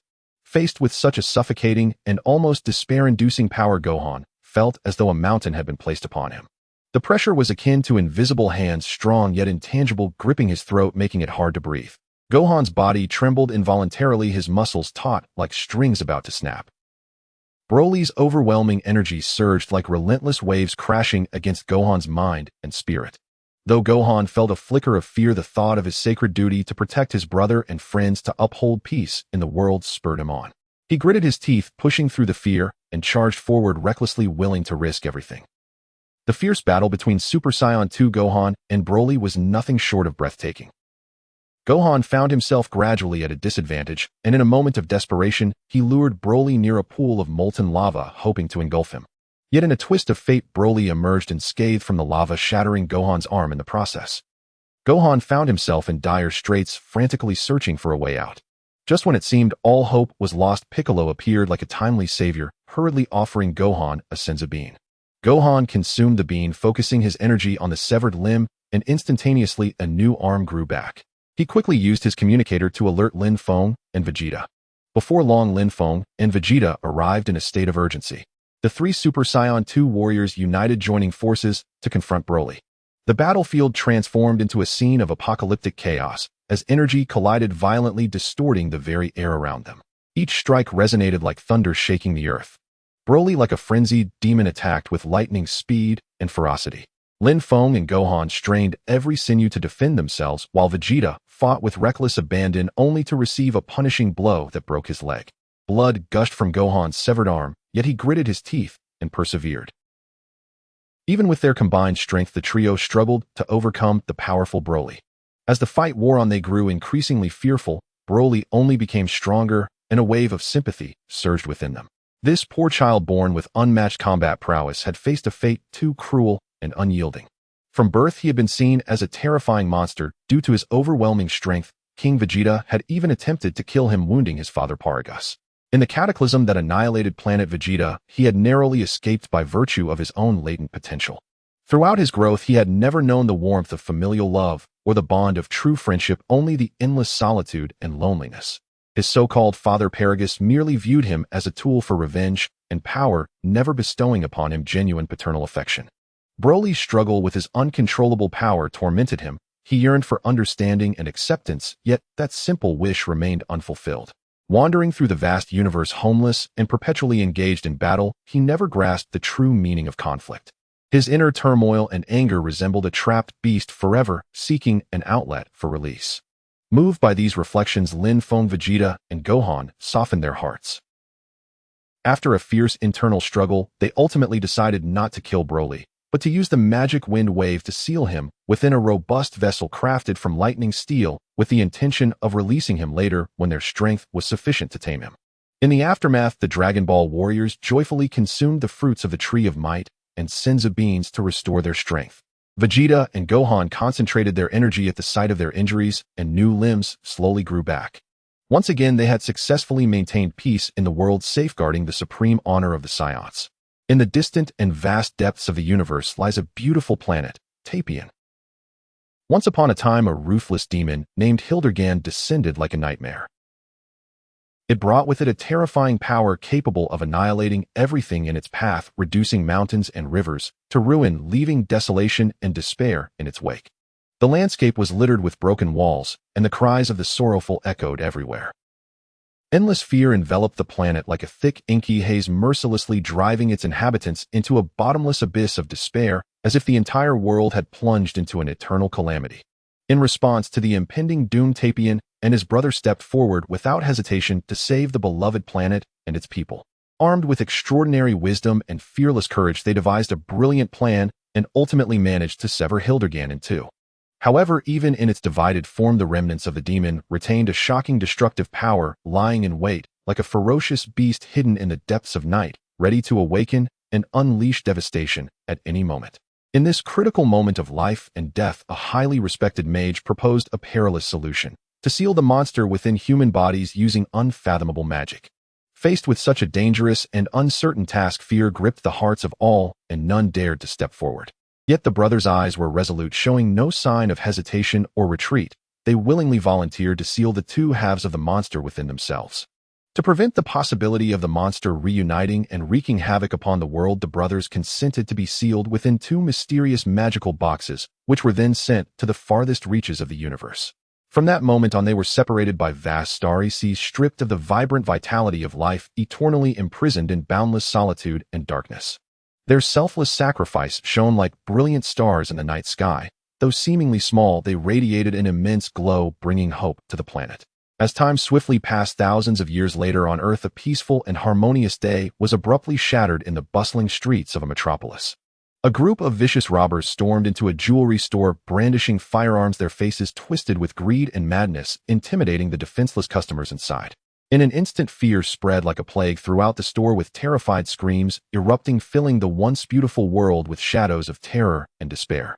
Yet in this harrowing moment, a thunderous voice of justice rang out from the sky. Stop. Gohan and Videl appeared in their Saiyan superhero attire like divine beings descending from above. Their figures stood tall and unyielding, their eyes shimmering with the radiant light of justice, a beacon of hope amidst the darkness, offering the promise of life to those around them. The robbers, taken aback by the sudden appearance of the two, furiously aimed their guns at Gohan, unleashing a barrage of bullets. Calm and collected, Gohan moved with the agility of a leopard, effortlessly catching each bullet as if they were delicate snowflakes drifting down. Enraged, the robbers, blinded by fury, lost all semblance of sanity. One particularly vicious robber, driven mad, aimed his weapon at Videl. In that critical moment, Gohan leaped forward like a flash of lightning, shielding Videl and crushing the gun into a twisted heap. Infuriated, the robbers attempted one last desperate struggle, but Gohan and Videl were not easily subdued. Gohan unleashed the power of his Saiyan heritage, each punch resonating like a thunderous gale, sending the robbers sprawling. Videl too moved with grace and precision, her strikes landing with the elegance of a dance, embodying the spirit of a fierce warrior. Soon the once dominating robbers were left defeated and cowering on the ground. Gohan looked at the disgraced robbers and said earnestly, "Turn over a new leaf and start afresh." His voice was gentle yet firm, filled with hope and counsel for their redemption. Ashamed, the robbers lowered their heads, their eyes filled with regret and remorse. After the battle, Gohan and Videl posed heroically, reminiscent of the Ginyu Force, as onlookers gathered, showering them with applause and cheers, elevating the two heroes to legendary status. Their valor became a tale to be retold, symbolizing the hope and peace of the city. Later, while patrolling the city, Gohan and Videl discovered an elderly man attempting to jump off a building. This man, however, was a nefarious sorcerer filled with malicious ambitions. He sought to harness Hildigan's power to conquer the world and establish his own evil empire. Having located the box containing the sealed lower half of Hildigan, he was unable to open it. So he devised a cunning plan, feigning helplessness to deceive the Dragon team with his false sob stories. He fabricated a tale claiming that the box contained the heroic deeds of Tapian, insisting that only the Dragon Balls could unlock it to reveal the hero's legacy. Trusting his words, the kind-hearted Dragon Warriors resolved to open the magical box with the Dragon Balls, eager to learn of Tapian's heroic saga. As the box opened, a powerful and malevolent aura erupted forth, unleashing Hildigan's lower half. It began to thrash violently, emitting a horrifying roar, attempting to reunite with its upper half. The upper half, sealed within Tapian, sensed the presence of its counterpart, letting out anguished howls reminiscent of a desperate call from the depths of hell. The sorcerer, witnessing this scene, was filled with ecstatic joy, his eyes gleaming with madness and greed, believing he was on the verge of controlling Hildigan and realizing his ambition of world domination. However, his dreams were swiftly shattered. Once rejoined, Hildigan emerged as an immensely powerful and terrifying force, its strength akin to a devastating tsunami, obliterating everything in its path. Completely beyond the sorcerer's control, Hildigan's gaze was filled with unrelenting destruction. In a fit of rage, Hildigan crushed the sorcerer, making him pay dearly for his wicked schemes. Hildigan let out a deafening roar, its voice echoing with the thrill of vengeance and contempt for the world, its laughter reverberating like thunder, sending chills down spines. Faced with the reformed Hildigan, the Dragon Warriors were engulfed in grief and resolve. Their eyes burned with fierce determination, fueled by a fiery spirit of justice. They understood that an even graver and more brutal battle lay ahead, but for the sake of peace and justice, and to protect the countless innocent lives they cherished, they would not falter. They were resolutely prepared to confront this monumental challenge. Trunks yearned to befriend Tapian, persistently trying to get closer. When Hildigan's upper half emerged and called out for its sealed counterpart, Tapian would resolutely play his flute, attempting to seal Hildigan's upper half within himself once more. However, as time passed, Hildigan's strength grew, and eventually Tapian found it impossible to contain the monster's upper half within his body. In a moment of anguish and despair, Tapian resolved to sacrifice himself, hoping to forever imprison the monster's upper half with his own life. At that moment, Lin Feng, Vegeta, and Gohan learned the truth. Anxious and determined, they rushed to the scene, their eyes filled with unwavering resolve to prevent this catastrophe. They stopped Tapian from taking his own life and vowed to personally eradicate the demon Hildigan, safeguarding the peace and justice of the world. On a battlefield shrouded in smoke and howling winds, Lin Feng, Vegeta, Gohan, Piccolo, and the rest of the Dragon Warriors confronted the evil Hildigan in a life-and-death struggle of epic proportions.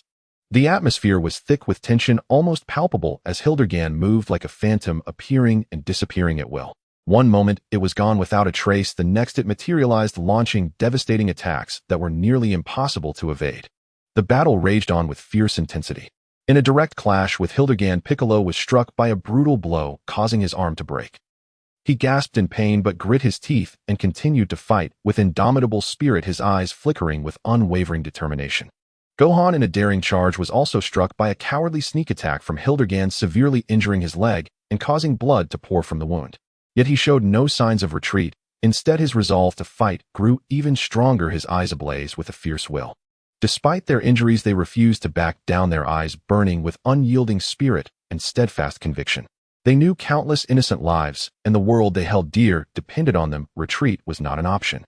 Lin Feng and Vegeta remained steadfast, their eyes locked on Hildegard, exuding an unwavering determination. In the face of numerous perilous attacks, they remained calm, searching for vulnerabilities in their foe, their hearts united by one resolute belief: to vanquish evil and protect peace. Finally, as Hildegard materialized once more, Lin Feng and Vegeta shared an unspoken connection, unleashing their full power, in unison transforming into Super Saiyan 2S.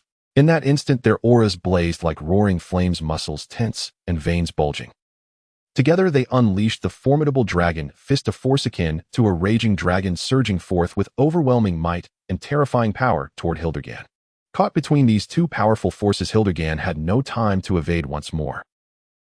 With a despairing scream, it was struck by the dragon fist, its body beginning to shatter into pieces, ultimately disintegrating into nothingness. On the battlefield, cheers of victory erupted like thunder. The dragon warriors embraced one another, tears of joy streaming down their faces. Their eyes glistened with the elation of triumph and a newfound appreciation for peace. Through their courage and resilience, they had once again safeguarded the tranquility of the world, emerging as the true heroes they were meant to be. After the battle, the weary dragon warriors consumed the fruits of the Tree of Might and Sinza beans to regain their strength. Gohan and Piccolo gathered their energy at their severed limbs. In the grand and challenging arena of the Hell Martial Arts Tournament, as soon as Sun Wukong stepped in, he found himself surrounded by formidable foes. The first to reveal himself was the ancient martial arts master Kaiō, one whose fist techniques were unparalleled in strength. Each blow carried the weight of a mountain, his movements as elusive as a specter, swift as a gale. When he crossed paths with Wukong, a breathtaking melee erupted. Wukong remained calm under pressure, deftly maneuvering with extraordinary speed and power, gradually taking control of the battle. Ultimately, he unleashed a thunderous and devastating attack that completely shattered Kaiō. Next, the mysterious master of sorcery, the Shadow Sorcerer, stood before Wukong. The Shadow Sorcerer wielded the power of darkness with ease, conjuring an array of unpredictable and ever-changing spells that inundated the arena like a torrent. In an instant, the battlefield was shrouded in an eerie and terrifying darkness. However, Wukong, with his unwavering fighting spirit and exquisite mastery of Qi, stood firm like an indomitable fortress, withstanding wave after wave of the Shadow Sorcerer's ferocious assaults. Soon after, Wukong erupted with the mighty power of a Super Saiyan akin to the dawn, breaking through the thick night, ultimately defeating the Shadow Sorcerer. After triumphing over two formidable opponents, the top-tier Master Pai Gu Fan caught Wukong's attention. As a peerless fighter within the realm of the West, King Pai Gu Fan's abilities were unfathomable. The moment they met, the flames of battle ignited, leading to an earth-shattering and soul-stirring confrontation.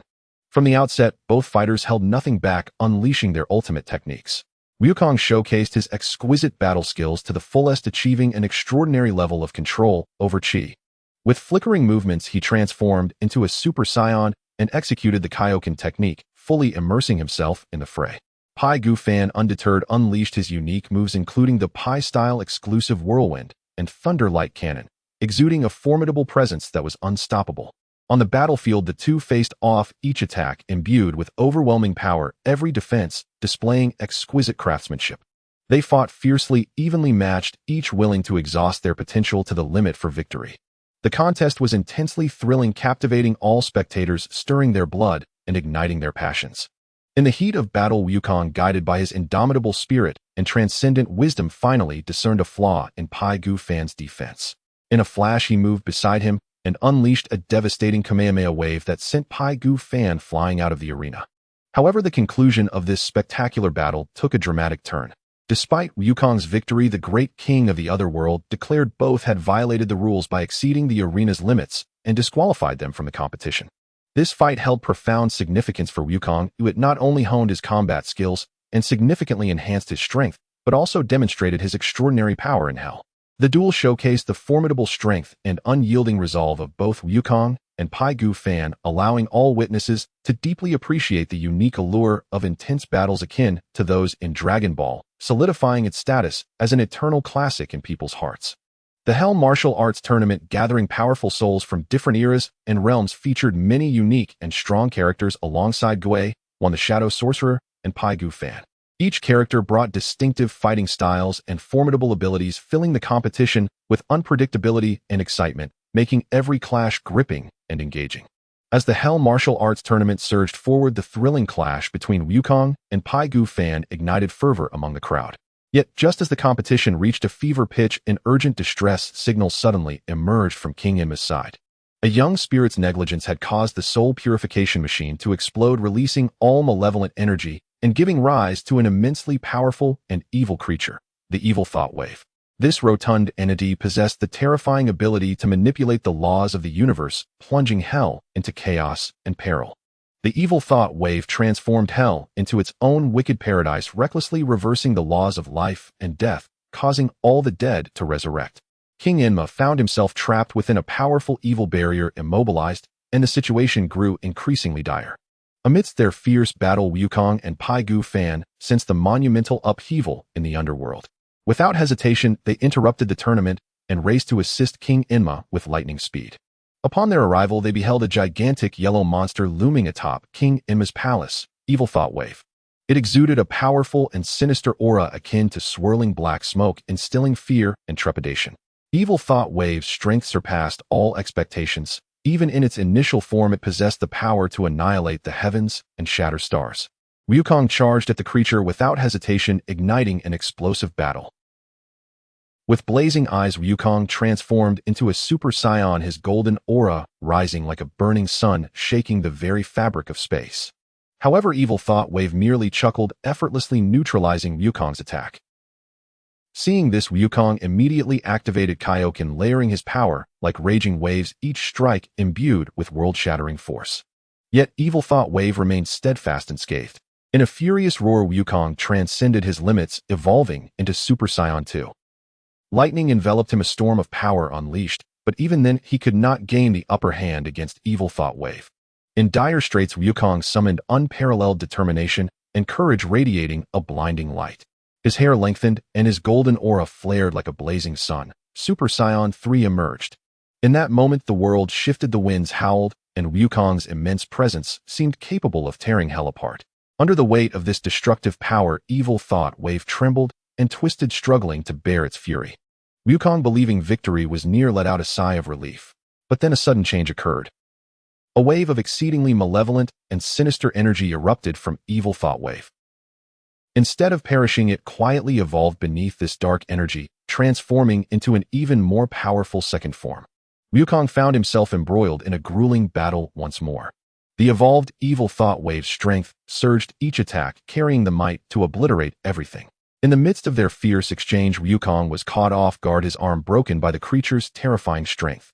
Pain coursed through him like electricity, slowing his movements. Seizing the opportunity, Evil Thought Wave unleashed a barrage of relentless attacks, gradually putting Wukong at a disadvantage with danger looming. Seeing this, Kaiō-ken bravely joined the fray.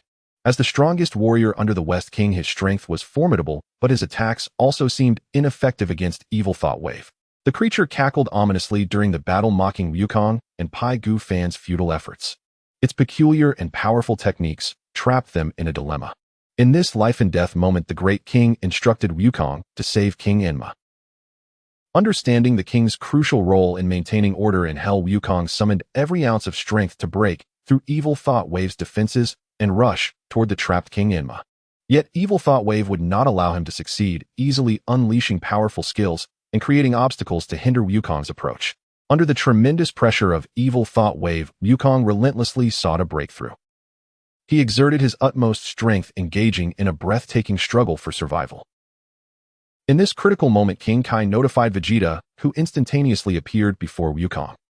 Seeing Wukong battered and bruised, Vegeta quickly fed him spirit fruit and senza beans, helping restore his strength. Wukong focused his energy on his severed arm as a new limb slowly grew back. Vegeta, amazed by Wukong's long golden hair and powerful form, asked, "What transformation is this?" Wukong replied that he had become Super Saiyan 3. With Wukong in Super Saiyan 3 and Vegeta in Super Saiyan 2, they faced the ultimate form of Evil Thought Wave in a breathtaking and brutally intense battle. On the battlefield, Evil Thought Wave resembled a terrifying demon emanating an oppressive and chilling aura. Its might caused the very space around them to tremble. Wukong and Vegeta exerted their full power, their attacks crashing against Evil Thought Wave like a torrential storm. Each collision produced earth-shattering, deafening sounds. As the battle raged on, they grew more determined, their techniques becoming increasingly lethal. However, Evil Thought Wave's strength only escalated, effortlessly countering their onslaught. Wukong and Vegeta gradually felt overwhelmed, their bodies covered in intersecting wounds. Evil Thought Wave's attacks surged like relentless tidal waves, coming one after another, leaving them gasping for breath and struggling to defend themselves. In a furious roar, Wukong's Super Saiyan 3 form erupted with dazzling brilliance, attempting to withstand Evil Thought Wave's assault. Vegeta, equally unyielding, poured his all into unleashing the maximum power of Super Saiyan 2. Yet Evil Thought Wave's strength far exceeded their imaginations. Ultimately, both suffered grievous injuries, collapsing in a pool of blood on the brink of death. The battlefield was suffused with a stench of death, narrating the brutality of this war. Evil Thought Wave hovered in the air, its grotesque visage radiating with unparalleled pride and arrogance. However, Wukong and Vegeta refused to surrender. They struggled to rise from the blood-soaked ground, their eyes burning with indomitable spirit and unwavering resolve, ready to continue fighting Evil Thought Wave to the bitter end. Wukong understood that only through fusion could they defeat Evil Thought Wave, and he shared this with Vegeta. To buy Wukong and Vegeta precious time for fusion, Pai Gu Fan stepped forward, charging at Evil Thought Wave once more. The clash between Pai Gu Fan and Evil Thought Wave was intense, but the vast disparity in power gradually overwhelmed him, and he was violently sent flying. With urgency, Wukong and Vegeta began their fusion. In a flash of light, they successfully merged into the immensely powerful Gogeta. Amidst the shattered remnants of Hell, Gogeta stood proudly, exuding an intimidating aura. The battle between Gogeta and Ultimate Evil Thought Wave plunged the entire realm into the abyss of doom. Smoke and debris filled the air, obscuring their forms. The atmosphere was thick with the scent of death, foreshadowing the brutality and tragedy of this confrontation. Blood rained down, splattering against the crumbling structures, staining both ground and garments crimson. Surrounding buildings crumbled into ruins under their overwhelming force, leaving behind a desolate wasteland. Gogeta and Ultimate Evil Thought Wave flickered in and out of view amidst the chaos, each attack imbued with the power to obliterate the universe. Fierce winds howled, whipping up dust and smoke, creating a murky barrier. The battlefield was strewn with shattered stones and debris, narrating the merciless ferocity of their conflict. Both opponents' eyes burned with boundless fury and unyielding resolve, each determined to conquer the other, fighting to the death. In this darkened battlefield where the sun and moon were obscured, the battle between Gogeta and Ultimate Evil Thought Wave reached a boiling point, with victory hanging in the balance. Suddenly, Gogeta's lips curled into an alluring smile, followed by a resounding roar. His form erupted with brilliant, dazzling golden light, a tsunami of power surging forth, shattering nearby stones as if they were mere paper. Fierce winds whipped around him, his hair standing on end, his eyes sparkling with confidence and dominance. Every movement he made radiated incomprehensible and earth-shattering strength, as if the entire world lay within his grasp. With his roar, the very mountains trembled and crumbled. The ground began to fissure, boulders rolling as if showcasing the might of his Super Saiyan form. In the midst of this destruction, Gogeta's presence grew even more towering and formidable, his existence seemingly destined to annihilate all adversaries. His gaze was cold and resolute, revealing an unassailable determination. Under his overwhelming presence, even Ultimate Evil Thought Wave trembled in fear. Gogeta, with his power and dominance, proved the true strength of a Super Saiyan, defending justice and dignity. In the end, Gogeta unleashed the Soul Eraser, purifying Evil Thought Wave's malevolent energy, successfully defeating it and saving the world. In the enigmatic and ever-changing world of defeating the Super Warrior, victory belongs to me. A formidable adversary of Satan, consumed by endless hatred, sought to unleash a frenzied revenge. Without hesitation, he procured the blood of Broly and Bojack from the hands of a priest and entrusted it to Baron Gaiō-ken.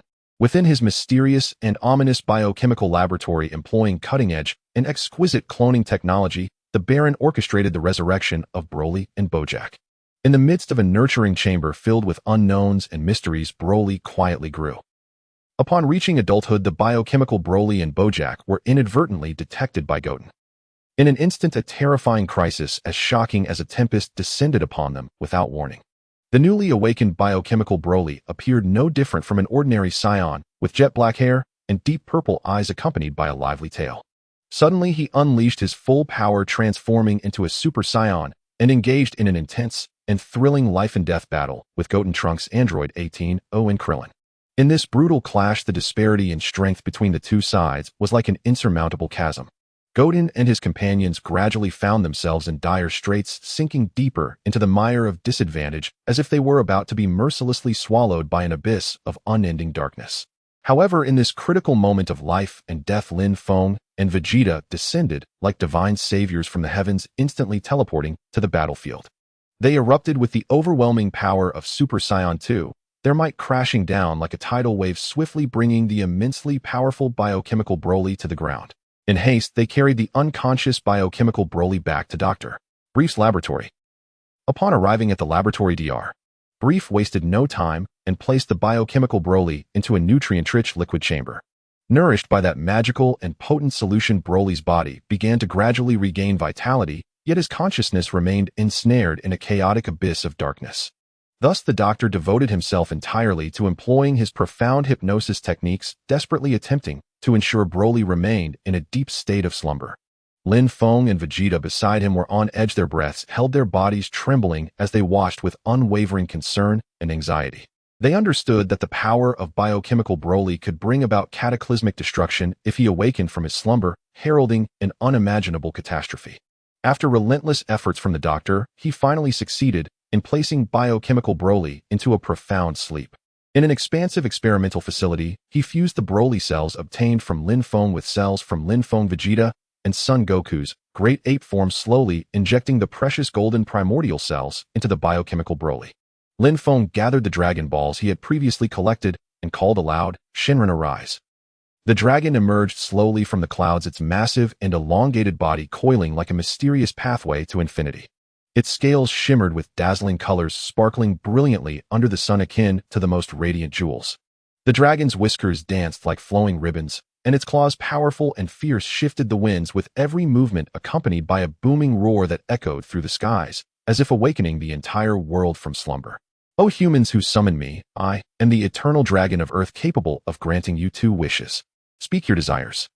The narrator's voice interjected, "Dear readers, the eternal dragon has appeared, and this rare opportunity to make wishes is at hand. Do not hesitate, make your wish in your heart, for perhaps in the next moment the dragon will fulfill it, embarking you on a wondrous journey." The first wish: to eliminate all side effects of the biochemical Broly, while retaining all capabilities such as cellular abilities and bloodline power, allowing him to merge perfectly with any cell. A radiant light enveloped the biochemical Broly as the primordial cells of Broly, Lin Feng, Vegeta, and Son Goku seamlessly fused. In an instant, his form became more robust, his skin smooth and vibrant, as if reborn. The dragon proclaimed, "Your wish has been granted." The second wish: for the clone of Broly to remain in eternal slumber, while continually approaching and eventually matching the strength, abilities, cellular intensity, and bloodline power of the original Broly, continuously growing stronger. The dragon replied, "Your wish has been granted. Farewell." With that, the dragon vanished. In the days that followed, the doctor and his elite team embarked on an enthusiastic exploration of the cloned Broly cells. They fused Broly's cells with those of Lin Feng, Vegeta, and Son Goku, driven by a fervent desire to unearth even greater unparalleled power through their research. Lin Feng and Vegeta wholeheartedly immersed themselves in the study, their hearts filled with aspirations and their eyes gleaming with fervor, yearning to harness the formidable strength of the cloned Broly to achieve a transformative leap in their own powers, becoming even stronger guardians of the world. Meanwhile, in another cultivation chamber, the biochemical Bojack slowly revealed his terrifying form. Towering and muscular, his physique appeared as if forged from steel, brimming with explosive, destructive power reminiscent of an erupting volcano. His sickly dark green skin was riddled with twisted veins and bulging arteries, a horrifying sight that seemed to bear the evil marks of a demon. With a massive head twisted in extreme ferocity, sharp teeth glimmered ominously from his gaping maw, radiating a chilling light that could freeze a soul in an instant. His eyes flickered with an eerie red glow, as if ablaze with malicious intent, instilling a primal fear in all who dared to meet his gaze, as if they were descending into an endless abyss of terror. His back and limbs were covered in thick scales shining with a metallic luster akin to an impenetrable and indestructible armor. His powerful arms swung like mighty hammers, each strike bearing the catastrophic force to obliterate the world in an instant. A fierce and life-threatening confrontation ensued on the battlefield. Goten and Trunks transformed into Super Saiyan, without hesitation charging fearlessly alongside Android 18 and Krillin engaging in a relentless battle against the biochemical Bojack. Each side exchanged blows, neither yielding, with every move teeming with strength and intent to kill, resulting in a deadlock that seemed impossible to break. Goten and Trunks fought in perfect sync, their attacks sharp and formidable, relentlessly assaulting the biochemical Bojack with unwavering resolve. Android 18 provided powerful fire support from a distance, offering formidable backup for her teammates. However, the battle was ever-changing and complex. Just when everyone thought it would devolve into a prolonged stalemate, the biochemical Bojack suddenly grinned wickedly, a smile that sent chills down their spines. His body began to undergo shocking and terrifying transformations. His muscles swelled rapidly, his skin becoming even more grotesque, and in an instant he morphed into a colossal and horrifying monster. Faced with this sudden metamorphosis of the biochemical Bojack, Goten, Trunks, Android 18, and Krillin felt an immense pressure, their breaths quickening. Their attacks seemed nearly ineffective against this gigantic beast, while the biochemical Bojack's counterattacks grew increasingly frenzied and savage. Goten and Trunks strained with all their might, gritting their teeth to endure, but gradually found themselves at a disadvantage, perilously close to defeat, sweat soaking their garments. Android 18's firepower also failed to inflict any substantial harm on the biochemical Bojack. Fatigue and despair crept into their expressions, yet their eyes revealed no hint of retreat, only a steadfast fighting spirit, an unyielding faith, a testament to their commitment to justice and peace. In this critical moment of life and death, Goten and Trunks ignited an unquenchable fighting spirit, within them a fiery resilience inherent to Saiyan warriors. They clenched their fists tightly, their gazes steely and resolute, glowing with a willingness to face the biochemical Bojack's next ferocious assault. Android 18 meanwhile worked feverishly to adjust their tactics, focusing intently on finding the monster's weakness, her eyes shining with wisdom and determination. Ultimately, through intelligence and seamless cooperation, Goten, Trunks, Krillin, and Android 18 managed to turn the tide of battle. The biochemical Bojack was indeed powerful. He had easily defeated Android 18 and Krillin at the battle's outset. When Goten and Trunks joined the fray, their effort to save others opened an opportunity for the enemy, leading to Trunks being knocked down and severely injured. However, Goten, Trunks, and Krillin quickly adapted their strategy, employing a swarm tactic to suppress the biochemical Bojack, forcing him to merge with the cultivation liquid and transform into a giant.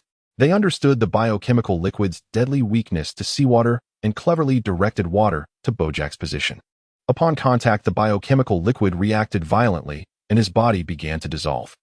Ultimately, under the overwhelming power of seawater, the biochemical Bojack shattered into fragments, vanishing into nothingness.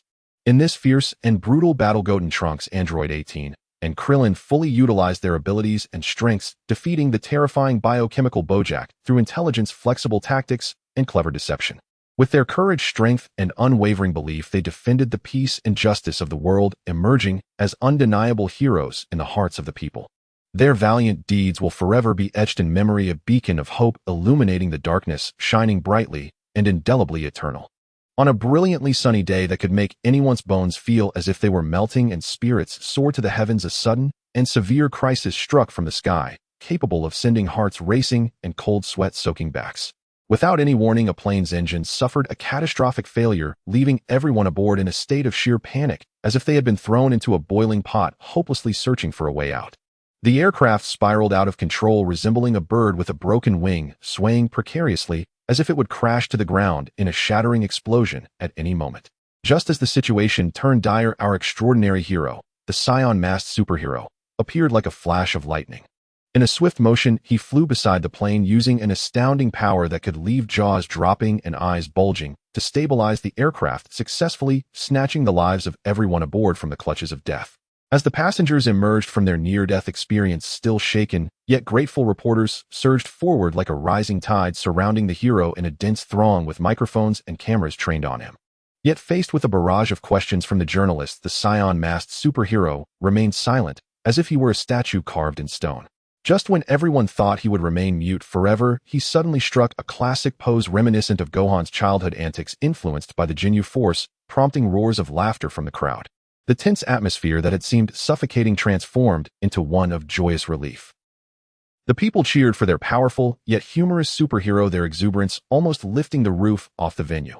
On that sunny day which seemed to sweep away all darkness from the world, the 25th World Martial Arts Tournament grandly commenced on May 7, 774 in the Age of the Gods. This tournament was ingeniously designed, featuring a qualifying round that transformed into a boxing machine strength test, creating an exhilarating buzz among the participants. Let's take a closer look at the details. The youth division boasted 35 eager contestants, each bursting with energy and ready to showcase their skills, while the adult division had an impressive 194 fighters, each determined and burning with ambition. 7 years had passed since the villainous Cell was defeated by Gohan, and the world had enjoyed a brief yet precious period of peace, allowing people to live relatively serene lives. Gohan had grown into a high school student, shedding his childishness and gaining a measure of maturity. Upon hearing about the tournament, Goku hurried down from the other world to Earth, brimming with excitement and eager to demonstrate his prowess. Among the participants, Krillin had not only grown hair, but had transformed into a formidable police officer. Videl persistently urged Gohan to join the tournament, causing him to feel like an ant on a hot stove rushing to Bulma to demand a super cool, uniquely styled makeover. Bulma, relaxed and contemplative, ultimately gave Gohan a new hairstyle, which he adored, feeling incredibly cool, as if he could create a gust of wind with his stride. However, little Trunks stood by, scoffing and muttering dismissively, "Humph, what's so great about that?" At that moment, Vegeta strutted forward loudly, declaring his intention to compete, while chastising Gohan for slacking off in his training over the years, vowing he would make Gohan regret it this time around. Amidst the lively debate, Goku suddenly appeared, proudly announcing that fortune teller Baba had granted him a day off to join the festivities. Gohan rushed to inform Krillin, who was initially reluctant, feeling out of practice. Gohan quickly reassured him about the enormous prize money. The first place winner would receive 10 million, second place 5 million, third place 3 million, fourth place 2 million, and fifth place 1 million. Hearing about the 10 million prize, number 18's eyes lit up like stars, and she enthusiastically declared her intention to participate, inspiring Krillin to join as well, determined to give it his all. Gohan returned home to tell Shishi about Goku's participation, which nearly sent her jumping to the ceiling with excitement, having missed Goku for 7 long years. She insisted that Gohan and Goten must compete, declaring they could not let the opportunity for such a bountiful prize slip away. In preparation for the 25th World Martial Arts Tournament, Gohan and Goten embarked on a challenging yet enjoyable training journey. Gohan understood the significant responsibility he bore, not only to prove his strength, but also to protect his family and the peace of the earth. Each morning before the sun had risen, he would be found steadying himself in a vast valley, beginning his daily physical training like an unmoving statue. His sweat poured down like rain, quickly soaking the ground and forming small puddles beneath his feet. Meanwhile, the young Goten, despite his small stature, possessed an incredible ambition. He closely followed his brother, refusing to fall behind. With an indomitable spirit, every punch he threw was filled with the determination to become the strongest. Even when he occasionally collapsed from exhaustion, he would spring back up, driven by an admirable tenacity. The brothers encouraged each other, exchanging praises and motivating one another. Gohan diligently honed his combat skills, practicing various techniques until they felt second nature, while Goten pushed his limits in strength training, his little face reddening like a ripe apple. At night, when the stars blanketed the sky like shimmering gems, they would return home, their bodies utterly fatigued.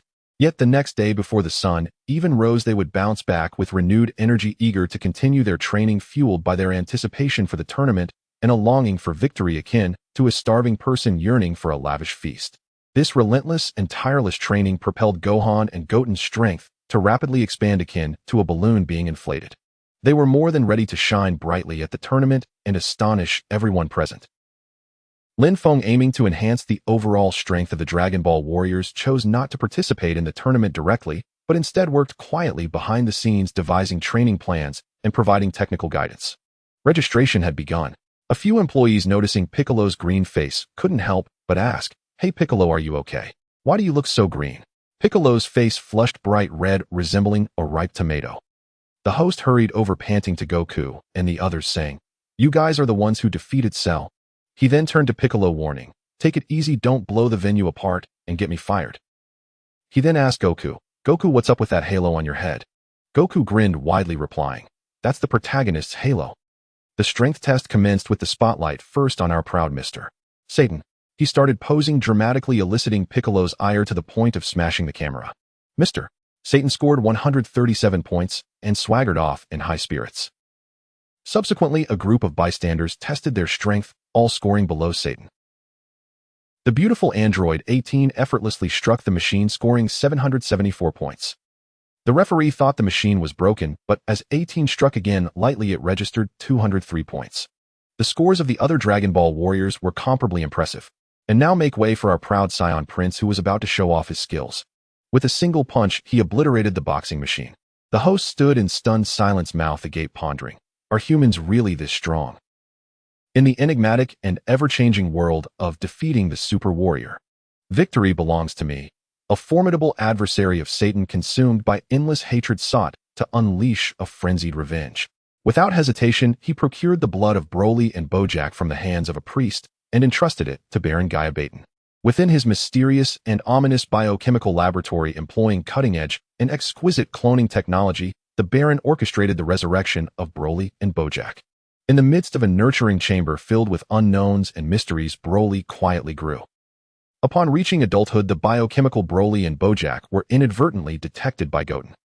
In an instant, a terrifying crisis as shocking as a tempest descended upon them without warning. The newly awakened biochemical Broly appeared no different from an ordinary Saiyan, with jet black hair and deep purple eyes accompanied by a lively tail.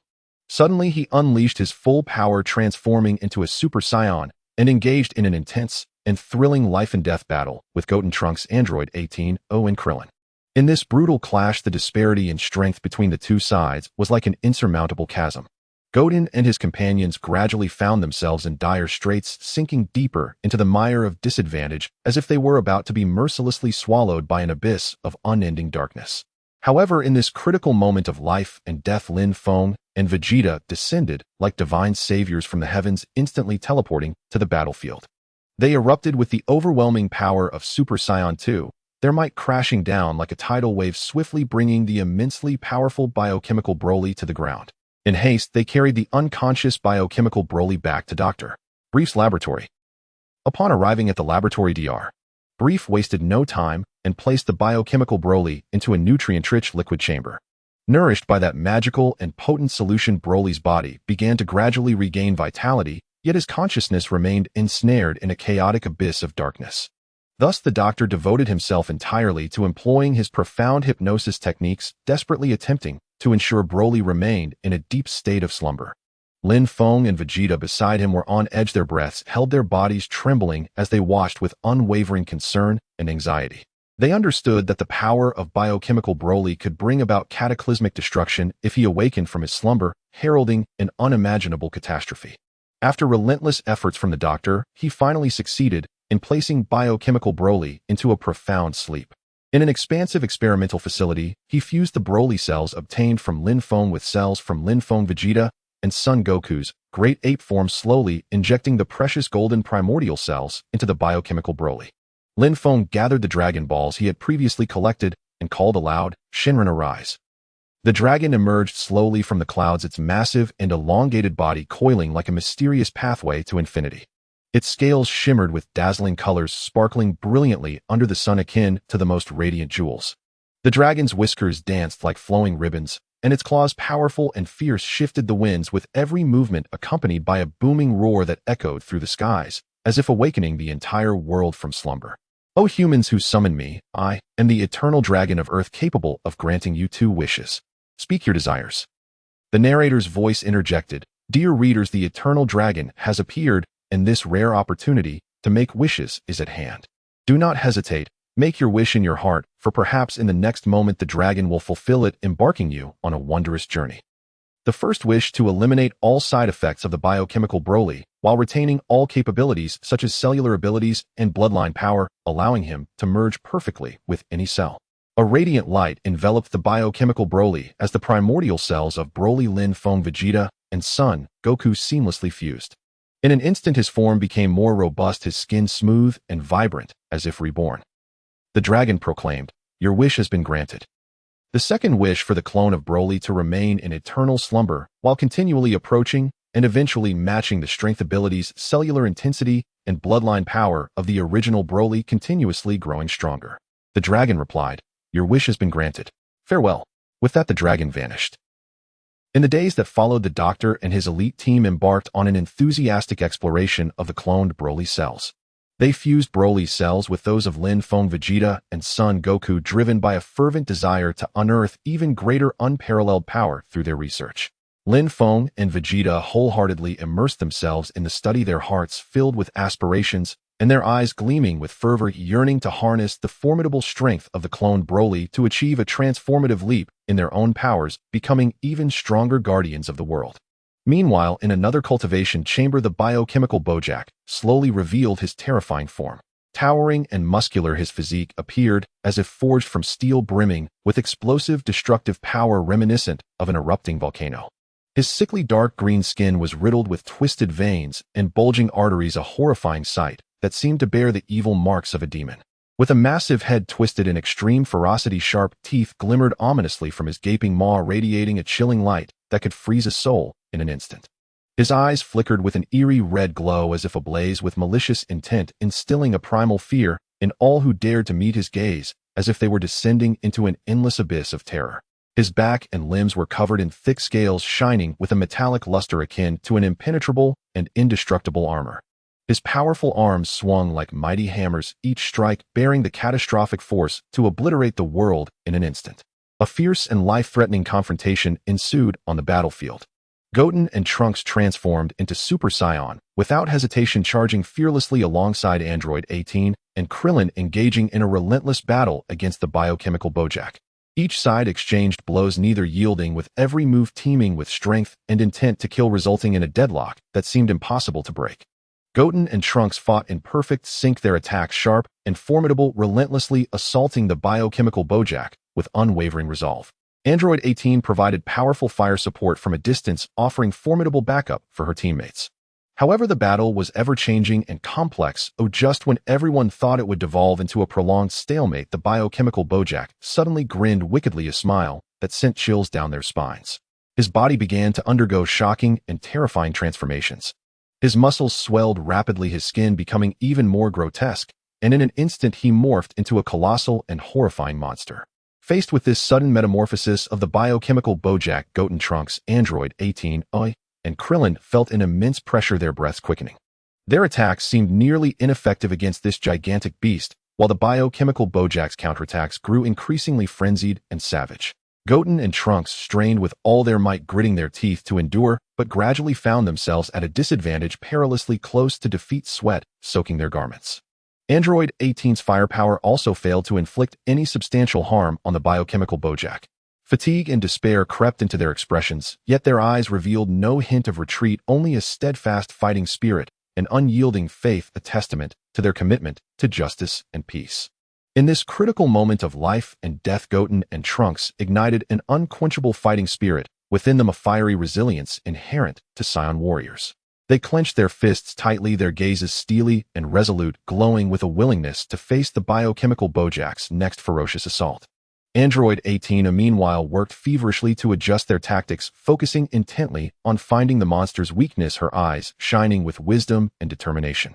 Ultimately, through intelligence and seamless cooperation, Goten, Trunks, Krillin, and Android 18 managed to turn the tide of battle.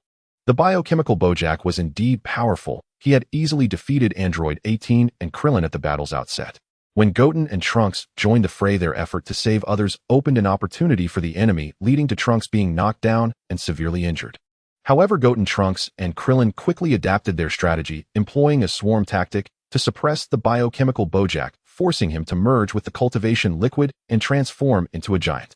They understood the biochemical liquid's deadly weakness to seawater and cleverly directed water to Bojack's position. Upon contact, the biochemical liquid reacted violently, and his body began to dissolve. Ultimately, under the overwhelming power of seawater, the biochemical Bojack shattered into fragments, vanishing into nothingness. In this fierce and brutal battle, Goten, Trunks, Android 18, and Krillin fully utilized their abilities and strengths, defeating the terrifying biochemical Bojack through intelligence, flexible tactics, and clever deception. With their courage, strength, and unwavering belief, they defended the peace and justice of the world, emerging as undeniable heroes in the hearts of the people. Their valiant deeds will forever be etched in memory, a beacon of hope illuminating the darkness, shining brightly and indelibly eternal. As the 25th World Martial Arts Tournament was about to commence, its adult category son Wukong and his companions unexpectedly encountered two peculiar figures. One was a god of lords with the ability to perform aerial techniques, and the other was his eager sidekick. The god of lords extended a hand to Wukong, his eyes brimming with anticipation for Wukong's prowess, as if to say, "Hey Wukong, show us just how formidable you truly are." Meanwhile, Goten and Trunks, the mischievous duo, were determined to join the adult competition and unleashed all their tricks. They set their sights on a masked contestant, delivering a flurry of blows that sent him crashing to the ground. To their surprise, these two clever youngsters donned the masked fighter's outfit. Goten, wearing a massive mask that nearly obscured his eyes, resembled a little one-eyed monster, while Trunks, awkwardly dressed, looked like a confused child who had thrown on mismatched clothes. Strutting confidently in their bizarre appearances, they prepared to participate in the adult competition, much to the amusement of the spectators, who laughed until their sides hurt. The first match had begun. Krillin's opponent was the rotund, fatty tyrant Bucci. This heavyweight was boasting about his impressive physique, parading in front of the audience and striking poses as if the championship was already in his pocket. As the match commenced, Bucci charged at Krillin with bravado, shouting, "Watch me flatten you into a pancake." However, Krillin remained calm as a mountain. Timing his strike perfectly, he delivered a powerful punch right to Bucci's face. The impact left Bucci dazed, his eyes spinning as he toppled over, a sight so comical that the audience erupted in laughter, erasing any trace of his former bravado. As the crowd roared with laughter, Yamcha made his entrance, exuding confidence and ready to showcase his skills. Yet he was immediately fooled by a feint from his opponent, resulting in an embarrassing fall that prompted another wave of giggles from the audience. Amidst this lively atmosphere, numerous laughable contenders took the stage. Next up was Muscle Maniac Max, a towering figure whose bulging muscles seemed ready to burst through his clothing. Upon stepping onto the arena, he struck various ridiculous poses, flaunting his incredible physique while emitting boisterous laughter, as if he were the supreme ruler of the universe. However, when faced with the powerful Z fighters, he was swiftly brought back to reality. With a mere flick of a punch, Max was sent flying, landing in a heap. His former grandeur completely vanished. Following him was pudgy dancer Bobby, who with his round belly resembled a giant balloon. He pranced around the stage, attempting to create an illusion of agility, but his movements appeared more like a comical dance than a fight. At the onset of the match, he lunged at the Z fighter, shouting nonsensical slogans. Yet the Z fighter merely sidestepped his attack and delivered a swift spinning kick, sending Bobby rolling away like a rubber ball. Then there was Lean Cool Guy Slike, who believed his height was his greatest advantage. He stood on stage looking down his nose at everyone, exuding arrogance. He cracked his knuckles and tossed his hair, trying to project an air of coolness. However, when the battle began, he realized he was no match for the Z fighters. Their lightning-fast strikes left him dizzy, and before long he crashed to the ground, unable to regain his composure. These minor contenders, full of self-importance, were no match for the might of the Z fighters. Nevertheless, their presence added a delightful layer of humor to the otherwise intense competition. In the heart of the tournament, tension hung thick in the air. The next match featured Piccolo against the god of Lord Shin. Piccolo stood on the stage, serious and resolute, exuding an immense aura of power, his green skin gleaming with determination under the sunlight. His eyes reflected a burning desire for battle, as if his tightly clenched fists contained the potential for world-shattering force. However, when Shin made his entrance, a mysterious and overwhelming pressure enveloped the arena. The god of lords, with an air of solemnity and authority, radiated a divine aura that was nearly suffocating. The invisible weight of his presence crashed down on Piccolo like a colossal wave. Struggling to breathe, Piccolo felt every muscle in his body quake beneath this extraordinary force. He fought desperately to muster his strength for an attack, but his feet felt as if they were bound by heavy chains, immobilized. Shin stood silently, his gaze radiating an unyielding power that instilled an unprecedented fear and helplessness in Piccolo, making him feel as insignificant as an ant before a colossal elephant. Sweat rolled down Piccolo's forehead like pearls from a broken string, and his mind was a tumultuous mess of struggle and conflict. He understood clearly that continuing to resist was a futile endeavor. Finally, in the midst of this almost unbearable pressure, Piccolo managed to open his mouth, his voice trembling. I forfeit." The announcement was met with gasps of astonishment from the crowd. However, Piccolo knew that facing Shin's insurmountable strength left him with no other choice. With a faint smile that held inscrutable meaning, Shin turned and strode away from the arena, leaving Piccolo behind, shaken and unable to regain his composure, as if his very soul had been frightened away. On the tournament stage, Videl stood resolute against Spobobich. Her eyes sparkled with determination, showcasing her extraordinary willpower, as her fighting spirit soared like a blazing flame. Yet the nefarious Spobobich, empowered by Babbidi's dark magic, emanated a sinister light, his eyes filled with malevolence, resembling a monstrous fiend.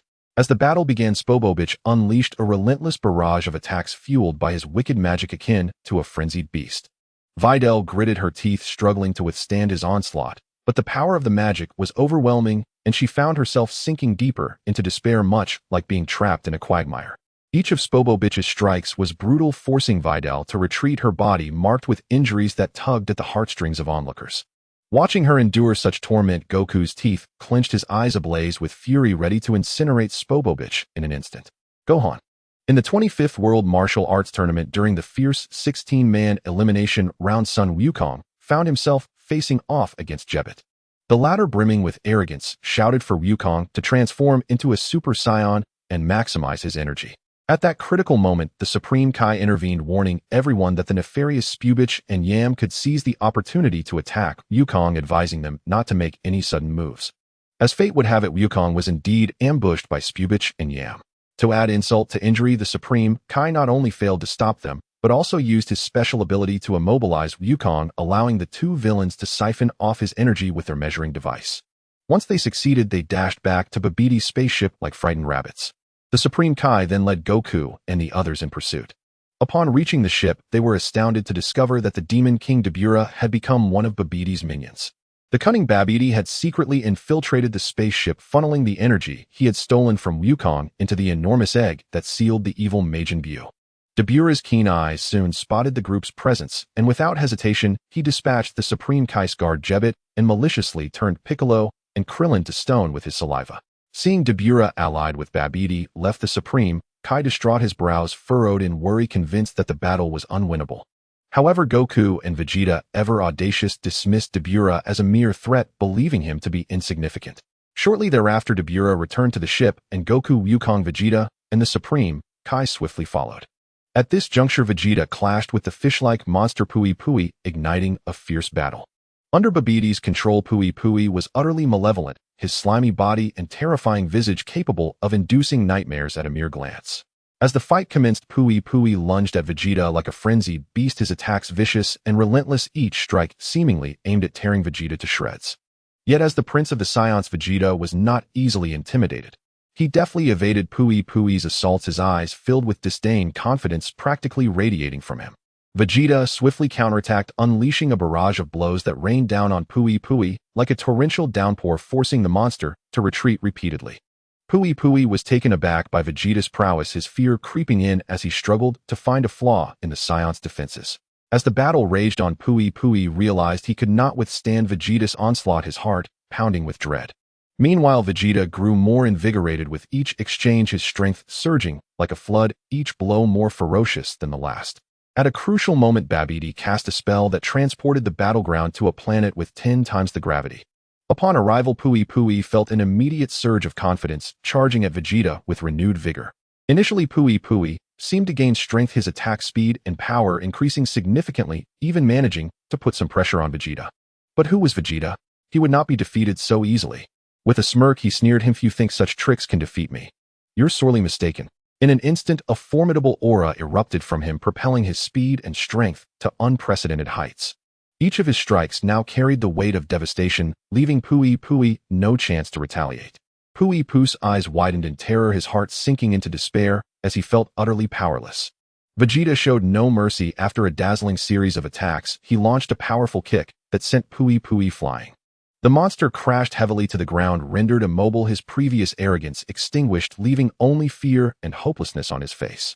Vegeta stood with his arms crossed, exuding an air of dominance, as if to say, "Dare to oppose me. This is your fate." In this clash, Vegeta emerged victorious. Meanwhile, in a dark and eerie dimension, Sun Wukong engaged in a harrowing battle against Babbidi's minion Yak. At the onset, Wukong seemed sluggish, perhaps still groggy, and found himself at a slight disadvantage. Seizing the moment, Yak unleashed a flurry of ferocious attacks, each strike infused with immense power, leaving Wukong somewhat flustered. Yak moved with a ghostly swiftness, darting in front of Wukong and bombarding him with punches and kicks like a machine gun. The force of his attacks whooshed through the air, making it difficult for Wukong to mount a defense. Yet Wukong was not one to easily succumb. He quickly regained his focus, concentrating on countering Yak's relentless onslaught. Though Yak remained fierce, Wukong gradually found his footing. Seeing the tide turning, Babidi schemed using a spell to shift the battlefield to Yak's dark home planet, where the villain thrived and grew even stronger. In the shadows, Yak attempted a sneak attack on Wukong, but the latter, with his keen instincts and precise control of energy, saw through Yak's intentions. Yak felt a pang of surprise. As the battle raged on, Wukong's fighting spirit ignited. Suddenly, he erupted in an overwhelming aura, transforming into a Super Saiyan, his golden energy illuminating the darkness around him. Yak, sensing the shift, attempted to absorb the Super Saiyan's energy, but Wukong would not allow him to succeed, fluctuating his power skillfully. Then Wukong ascended further, transforming into Super Saiyan 2. His strength surged dramatically, the fierce energy shaking the very space around him. Yak, unwilling to accept defeat, desperately tried to consume Wukong's energy, but the might of Super Saiyan 2 was beyond his capacity. The more he tried to absorb it, the more he found himself drained, his body nearing its limit. In the end, having overindulged in the powerful energy, Yak began to inflate, like a balloon. Panic and despair etched across his face as he realized he could not stop. With a tremendous explosion, Yak's body disintegrated into countless fragments, vanishing into the darkness. Meanwhile, Wukong stood firm, his aura blazing like a beacon, proclaiming his triumph. On the stage of the World Martial Arts Tournament, Wukong, Vegeta, and Wukong were preparing to confront Babidi's minions in a third battle. Yet the trio showed no signs of anxiety, even engaging in a playful game of rock, paper, scissors to determine who would face the enemy first. They huddled together, smiles on their faces, entirely unconcerned about the formidable foes ahead. Wukong extended his fist with a grin. Vegeta confidently displayed scissors, while Wukong quietly showed rock. In this playful match, Wukong emerged the victor. At that moment, Babidi unleashed the formidable Dabura. Dabura's fierce visage was enough to frighten children, exuding an aura of malevolence. Wukong, with a serious expression, stated, "This place is too small. We need a larger arena for our fight." With a cold chuckle, Babidi cast a spell, transporting them to an uninhabited planet. On the vast, desolate planet, the winds howled. Wukong took a deep breath, his gaze as resolute as steel, energy surging within him. Dabura laughed maniacally, launching the first attack with a wave of his hands, unleashing a torrent of black flames towards Wukong. Wukong effortlessly dodged, then charged at Dabura like a cannonball, delivering a punch accompanied by a powerful gust. Dabura evaded to the side, countering with a fierce blow that struck Wukong's back. Wukong grimaced in pain, but quickly regained his composure, retaliating with renewed vigor. The clash between the two intensified, each trading blows in a gripping contest. Wukong's strikes were devastating, while Dabura relied on his cunning techniques and dark powers to defend himself. Suddenly, Dabura opened his mouth, spewing forth a sticky substance in an attempt to ensnare Wukong. However, Wukong exploded with a powerful aura, dispersing the goo, and with a shout, his energy surged dramatically, elevating the speed and force of his punches and kicks. Seeing the tide turn against him, Dabura resorted to various insidious magical attacks, but Wukong, with unyielding determination and remarkable combat skills, deftly avoided each crisis. As the conflict progressed, Wukong gradually gained the upper hand, his attacks becoming increasingly ferocious, while Dabura struggled to defend himself. Finally, seizing the opportunity, Wukong unleashed a full-powered punch, sending Dabura flying. With a heavy thud, Dabura crashed to the ground. The battle escalated, with Wukong steadily gaining the advantage, while Dabura, grinning wickedly, conjured a massive sword with a flick of his wrist, aiming a vicious strike at Wukong. Unfazed, Wukong advanced barehanded to meet the sharp blade. For a moment, they were locked in a stalemate. Then, with impeccable timing, Wukong seized the blade, gripping Dabura's sword tightly. At that pivotal moment, Wukong erupted with the power of Super Saiyan 2, an overwhelming force surging from within. With a resounding crack, he broke the sword in two, leaving Dabura in an even worse predicament. Watching from the sidelines, Vegeta could no longer contain himself, shouting, "Wukong, you're too slow. You can't even handle such a minor foe." Taking advantage of Wukong's distraction, Dabura grinned mischievously, using telepathy to signal Babidi to prepare for controlling Vegeta's wicked mind. Completely absorbed in the battle, Wukong remained oblivious to Dabura's underhanded antics. As the battlefield grew increasingly complex, an even fiercer confrontation was on the horizon. What? Gohan, what's wrong with you? You can't even defeat Dabura. Didn't you once defeat Cell? What is Dabura to you? Vegeta roared with uncontrollable fury, the veins on his forehead bulging, his eyes filled with impatience and deep dissatisfaction. Vegeta clasped his hands tightly across his chest, shaking his head vehemently as he shouted, "Hey, Gohan, what on earth are you doing? With your current strength, why are you dragging your feet? Hurry up and finish him off. I thought that even if you had relaxed a bit, you wouldn't be unable to handle him." His teeth were clenched and his gaze exuded immense ferocity. Vegeta paced anxiously like an ant on a hot pan, muttering incessantly, "Gohan, you are truly disappointing me. You were so brave back then. What has happened to you now? Wake up. Unleash your true power and crush that Dabura in one blow." In the saga of Majin Buu, Gohan had grown complacent in his studies, neglecting his training, which led to a significant decline in his strength. Dabura, as Babbidi's fierce warrior, was not only powerful, but also cunning in combat. Vegeta, with his proud nature, could not contain his anger when he saw Gohan struggle in battle, feeling compelled to criticize him. The transformation of Vegeta, controlled by Babbidi's magic, was terrifyingly dramatic. A prominent M appeared on his forehead like a curse of dark power deeply embedded in his soul, shocking to behold. His eye sockets resembled endless dark abysses, so profound they sent chills down one's spine, emanating a terrifying glow that seemed capable of devouring souls in an instant. His gaze turned exceedingly malevolent and irrational, devoid of any glimmer of reason, only an insatiable desire for chaotic battle akin to a rampaging beast that had completely lost control. His once defined cheekbones were now as cold and harsh as ice sculpted over millennia, his clenched teeth grinding ominously, facial muscles twitching violently, as if they were desperately suppressing the overwhelming evil force surging within him, threatening to break free. His black hair stood upright as if scorched by hellfire, exuding a chillingly eerie aura, each strand responding to the uncontrollable fury of his demonic transformation. Veins bulged on his forehead and neck, writhing like distorted worms, seemingly on the verge of bursting through his skin. His powerful physique was now enveloped by an inky darkness, radiating an oppressive and malevolent aura. In his Super Saiyan 2 transformation, he was surrounded by a dark mist as thick as ink, contrasting sharply with the conspicuous M on his forehead and his abyss-like eye sockets, amplifying the terrifying characteristics of his transformation enough to send shivers down the spine of any who dared to gaze upon him. The potential hidden within Vegeta was unleashed in a twisted and extreme manner by Babbidi's dark sorcery, resulting in an unprecedented surge in his strength. This growth was not gradual, but erupted like a volcano, propelling his power far beyond any previous moment.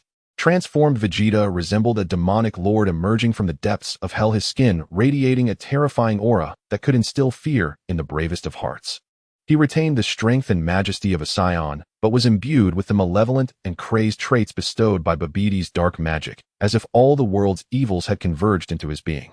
Vegeta, now exuding a chillingly evil presence, had blood-red eyes as he bellowed hysterically at the sorcerer Babbidi.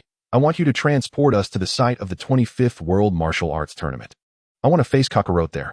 His voice resonated like a roar from the depths of hell, striking fear into Babbidi, who could only comply with trembling trepidation. When they suddenly appeared at the tournament venue, the announcer, bewildered, approached Vegeta, attempting to inquire what was happening. However, before he could utter a word, an overwhelming force erupted from Vegeta, sending the announcer flying like a cannonball. In that critical moment, Gohan sprang into action, narrowly saving the announcer from disaster. Upon witnessing this, Vegeta's fury erupted like a volcano, and he abruptly turned to unleash a powerful energy wave toward the audience. Seeing this, Goku rushed forward without hesitation to block it, but the force was too immense. Despite gritting his teeth and holding on for a moment, he ultimately had to dodge, unable to withstand it. The energy wave struck a portion of the audience, plunging the venue into chaos and panic. Seeing the devastation wrought by Vegeta's energy wave, Bulma turned pale with fear, her eyes rolling back as she fainted. At this moment, Babbidi attempted to seize control, ordering Vegeta to mercilessly kill everyone. Yet Vegeta's inherent pride and confidence led him to defy Babbidi's command, leaving Babbidi in a cold sweat, shocked that someone had managed to break free from his magic for the first time. His focus was solely on Kaiō-ken, wanting nothing more than a life-and-death duel with him. The Kaiō-ken tried to intervene and prevent the impending catastrophic battle, but it was too late to avert it. Goku too was completely provoked by Vegeta's taunts, unleashing an aura that erupted like a volcano as he transformed into Super Saiyan 2. The two locked eyes filled with an unwavering determination to fight to the death. In that tense moment of confrontation, Vegeta casually waved his left hand, unleashing another devastating energy wave that mercilessly struck down more of the audience. This fully ignited Goku's fury, and in an instant the two clashed like lightning, commencing a battle that would be remembered as extraordinary and fiercely intense.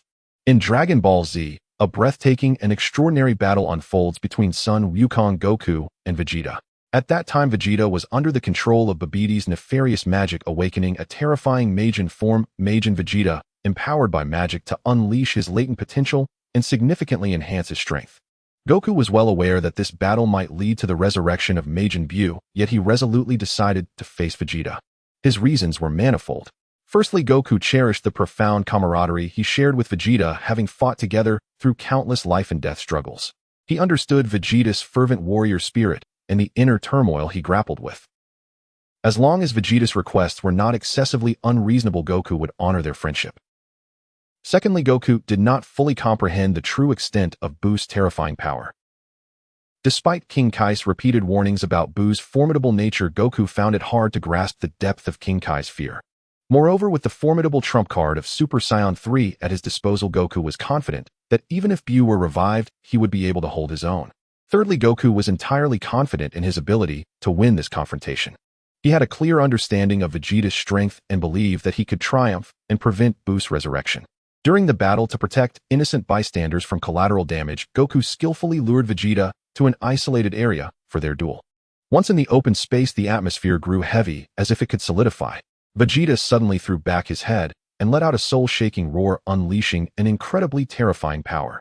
His Super Saiyan 2 form emerged without restraint, golden energy blazing furiously, the sheer force surging like a colossal tsunami, crackling with lightning that seemed ready to tear the very fabric of reality apart. His eyes were filled with madness and boundless arrogance as he bellowed, "Kakarot, this is your last day?" Each word resonated with a wave of power strong enough to shatter the void, causing the surrounding air to emit a painful hum. The ground beneath him could not withstand this cataclysmic force, fracturing instantly, with huge stones flying like cannonballs, while the mountains trembled under the oppressive pressure as if they would collapse at any moment. "Ha ha ha!" Vegeta laughed maniacally. "Feel the terror of my power. No one in this world can match me." Goku's gaze sharpened and he too unleashed a staggering aura. His golden energy erupted like a volcanic explosion, his hair standing even more upright and his bangs thinning drastically. Lightning like wild dragons spiraled around him, producing a deafening crackle. As Goku transformed into Super Saiyan 2, he stood defiantly against the arrogant Vegeta. His gaze was resolute and calm, the aura emanating from him rivaling that of Vegeta. The clash of their immense energies caused the surrounding air to seem as if it had been frozen in time. Deep fissures appeared in the ground beneath them, spreading wildly in all directions. In this vast arena, the fierce battle between the two Super Saiyan 2 warriors was about to erupt. In that open space, the confrontation between Super Saiyan 2 Goku and Majin Vegeta was akin to the apocalypse, shaking the heavens and the earth. They resembled two meteors ablaze with endless fury, colliding with a suffocating intent to kill and a power capable of annihilating worlds. Vegeta struck first with a ferocious assault, his fists roaring like 1,000 thunders, crashing towards Goku with unstoppable force. Unfazed, Goku met the attack head-on, and as their fists collided, a deafening explosion rang out, powerful enough to cause stars to fall. In an instant, the violent shockwave warped the very fabric of space, the wind howling like a raging demon and dust and stones swirling like an apocalyptic scene. Vegeta darted like a specter, launching a fierce kick. Goku sidestepped urgently, but was still grazed by the razor-like wind from Vegeta's leg, blood spraying like a fountain, leaving gruesome streaks in the air. However, Goku quickly retaliated, delivering a devastating uppercut to Vegeta's abdomen. Vegeta, wincing in pain, howled in fury and launched a counterattack, with both warriors exchanging blows, each move laced with lethal intent. The conflict grew increasingly brutal and bloody. With a vicious palm strike, Vegeta severed Goku's arm as though it were a mere twig. Goku gritted his teeth, his face contorted with agony, yet he showed no sign of retreat. Channeling the power of Slag, he concentrated energy at the stump of his arm, causing it. The battle between Wukong and the corrupted Vegeta was approaching its climax, yet both combatants were already drained of strength. However, the relentless killing intent surged ever more violently, as if it sought to incinerate everything in its path. Vegeta's eyes glowed a blood red, his whole being suffused with an endless aura of malice, resembling a wild beast completely out of control. With a sudden leap forward, he unleashed a devastating punch imbued with cataclysmic power, striking Wukong mercilessly. Caught off guard, Wukong was struck heavily, hurtling through the air like a bolt shot from a bow, and with a tremendous crash he smashed into a mountain peak. A thunderous roar echoed through the heavens as the mountain instantly crumbled, massive stones plummeting like meteors, raising clouds of dust that obscured the sky and plunged the land into chaos. Yet how could Wukong so easily succumb? He struggled to rise from the rubble, blood gushing from the wounds on his body, a scene that was truly harrowing. Nonetheless, his gaze remained steadfast as iron, shimmering with an indomitable light, as if it could pierce through all the darkness of the world. Kakarot, die. Vegeta howled, his voice hoarse as he frantically gathered energy in his hands, as if preparing to obliterate the entire universe. Wukong took a deep breath, enduring the excruciating pain, channeling the last remnants of his strength into his palms, ready to unleash the Super Kamehameha in one final desperate gambit. Vegeta's ultimate flash erupted in an instant, a brilliant beam of light slicing through the sky, like a sword, exuding a terrifying aura of destruction as it surged towards Wukong. Wukong's Super Kamehameha was equally fierce, a blue wave of energy bursting forth like a tumultuous tide, overwhelming and unstoppable. The two energy waves collided midair, momentarily dimming the very fabric of reality. The powerful clash triggered a cataclysmic explosion, tearing apart the surrounding space, causing the ground to sink and mountains to crumble. The searing shockwaves surged forth like a fearsome beast, leaving scorched earth in their wake, transforming everything into a desolate wasteland. The deafening roar of the explosion seemed to threaten to consume the entire world in an abyss of darkness. In this apocalyptic confrontation, both Wukong and Vegeta gritted their teeth, veins throbbing on their foreheads, exerting every ounce of their strength to overpower one another. Their bodies shaken by the terrifying energy shockwaves swayed like leaves in a storm, yet neither was willing to yield an inch. Their unwavering resolve pierced through the endless chasms of darkness, reaching for the light beyond. The scene unfolded as if the end of days had arrived, bloody and brutal, the air thick with the acrid stench of gunpowder and the chilling breath of death, leaving one feeling eerie and nearly breathless. After a prolonged stalemate, the force of their energies began to wane. However, the fight did not cease there as Wukong and the corrupted Vegeta engaged in a more ferocious and heart-stopping close-quarters battle. Vegeta, seemingly possessed, unleashed every strike with a vicious intensity, his attacks relentless like a violent storm, leaving Wukong struggling to keep up. Gradually, Wukong found himself at a disadvantage. The power boost from Vegeta's corruption rendered his attacks increasingly fierce and ruthless. Suddenly, amidst the fierce combat, Vegeta's thoughts flashed back to his childhood. Under Frieza's control, he had been force-fed the concepts of battle and conquest from an early age as a Saiyan. He recalled the icy training grounds drenched in sweat, where he fought desperately to become the strongest. Those days of being bullied by Frieza, witnessing his comrades fall, while feeling utterly powerless, stabbed at his heart like sharp knives. "I, Vegeta, will not tolerate being suppressed by anyone again," he roared inwardly. A glint of cunning malice flickered in Vegeta's eyes as he unleashed a powerful wave of energy, ensnaring Wukong on the mountainside before he could evade it. Seizing the opportunity, Vegeta dashed forward and delivered a sharp, resounding slap to the immobilized Wukong. The crack of the blow echoed painfully, and Wukong's cheek instantly swelled, yet his gaze remained filled with defiance, a steadfast belief in justice and victory. Vegeta laughed maniacally. "Kakarot, your day has come." With that, he struck Wukong again with a brutal slap, drawing crimson blood from the corner of his mouth. Despite being in such dire straits, Wukong felt no fear. He quietly gathered strength within, patiently awaiting the perfect moment to counterattack, his eyes firmly locked on Vegeta, as if to convey, "This is far from over. I will not fall easily." Meanwhile, the egg of Majin Buu slowly opened and Babbidi's eyes bulged with anticipation, hoping that the powerful Majin Buu would emerge. However, upon closer inspection, the egg was empty. Nothing was inside. Babbidi was so shocked that it seemed his eyes might pop out like cannonballs, and his jaw nearly hit the ground. Cold sweat cascaded down him like a waterfall, and his heart plummeted, feeling as if it had turned to ice. Seeing this, the Supreme Kai couldn't contain his glee, dancing around like a mad monkey, shouting triumphantly, "Ha ha! I told you so." After all these millions of years, Majin Buu must have turned into a dry, old piece of jerky inside that egg. What a terrifying demon lord! All of you were just fooling yourselves. His arrogance was so pronounced that it seemed his tail might touch the edges of the galaxy, leaving one both amused and infuriated. But at that pivotal moment, the pink mass in the sky began to swirl and morph. Both Babbidi and the Supreme Kai were instantly captivated, watching as the gaseous form gradually took on a humanoid shape. The Supreme Kai's smug smile froze, his eyes widened like giant bronze bells, and his mouth gaped as if it could fit a huge winter melon. The earlier boastful demeanor vanished faster than a rocket. This, how is this possible? The Supreme Kai's voice trembled like a broken gong, producing a shrill and off-key sound. His body began to shiver uncontrollably, resembling a leaf in a storm, and his expression was comically petrified.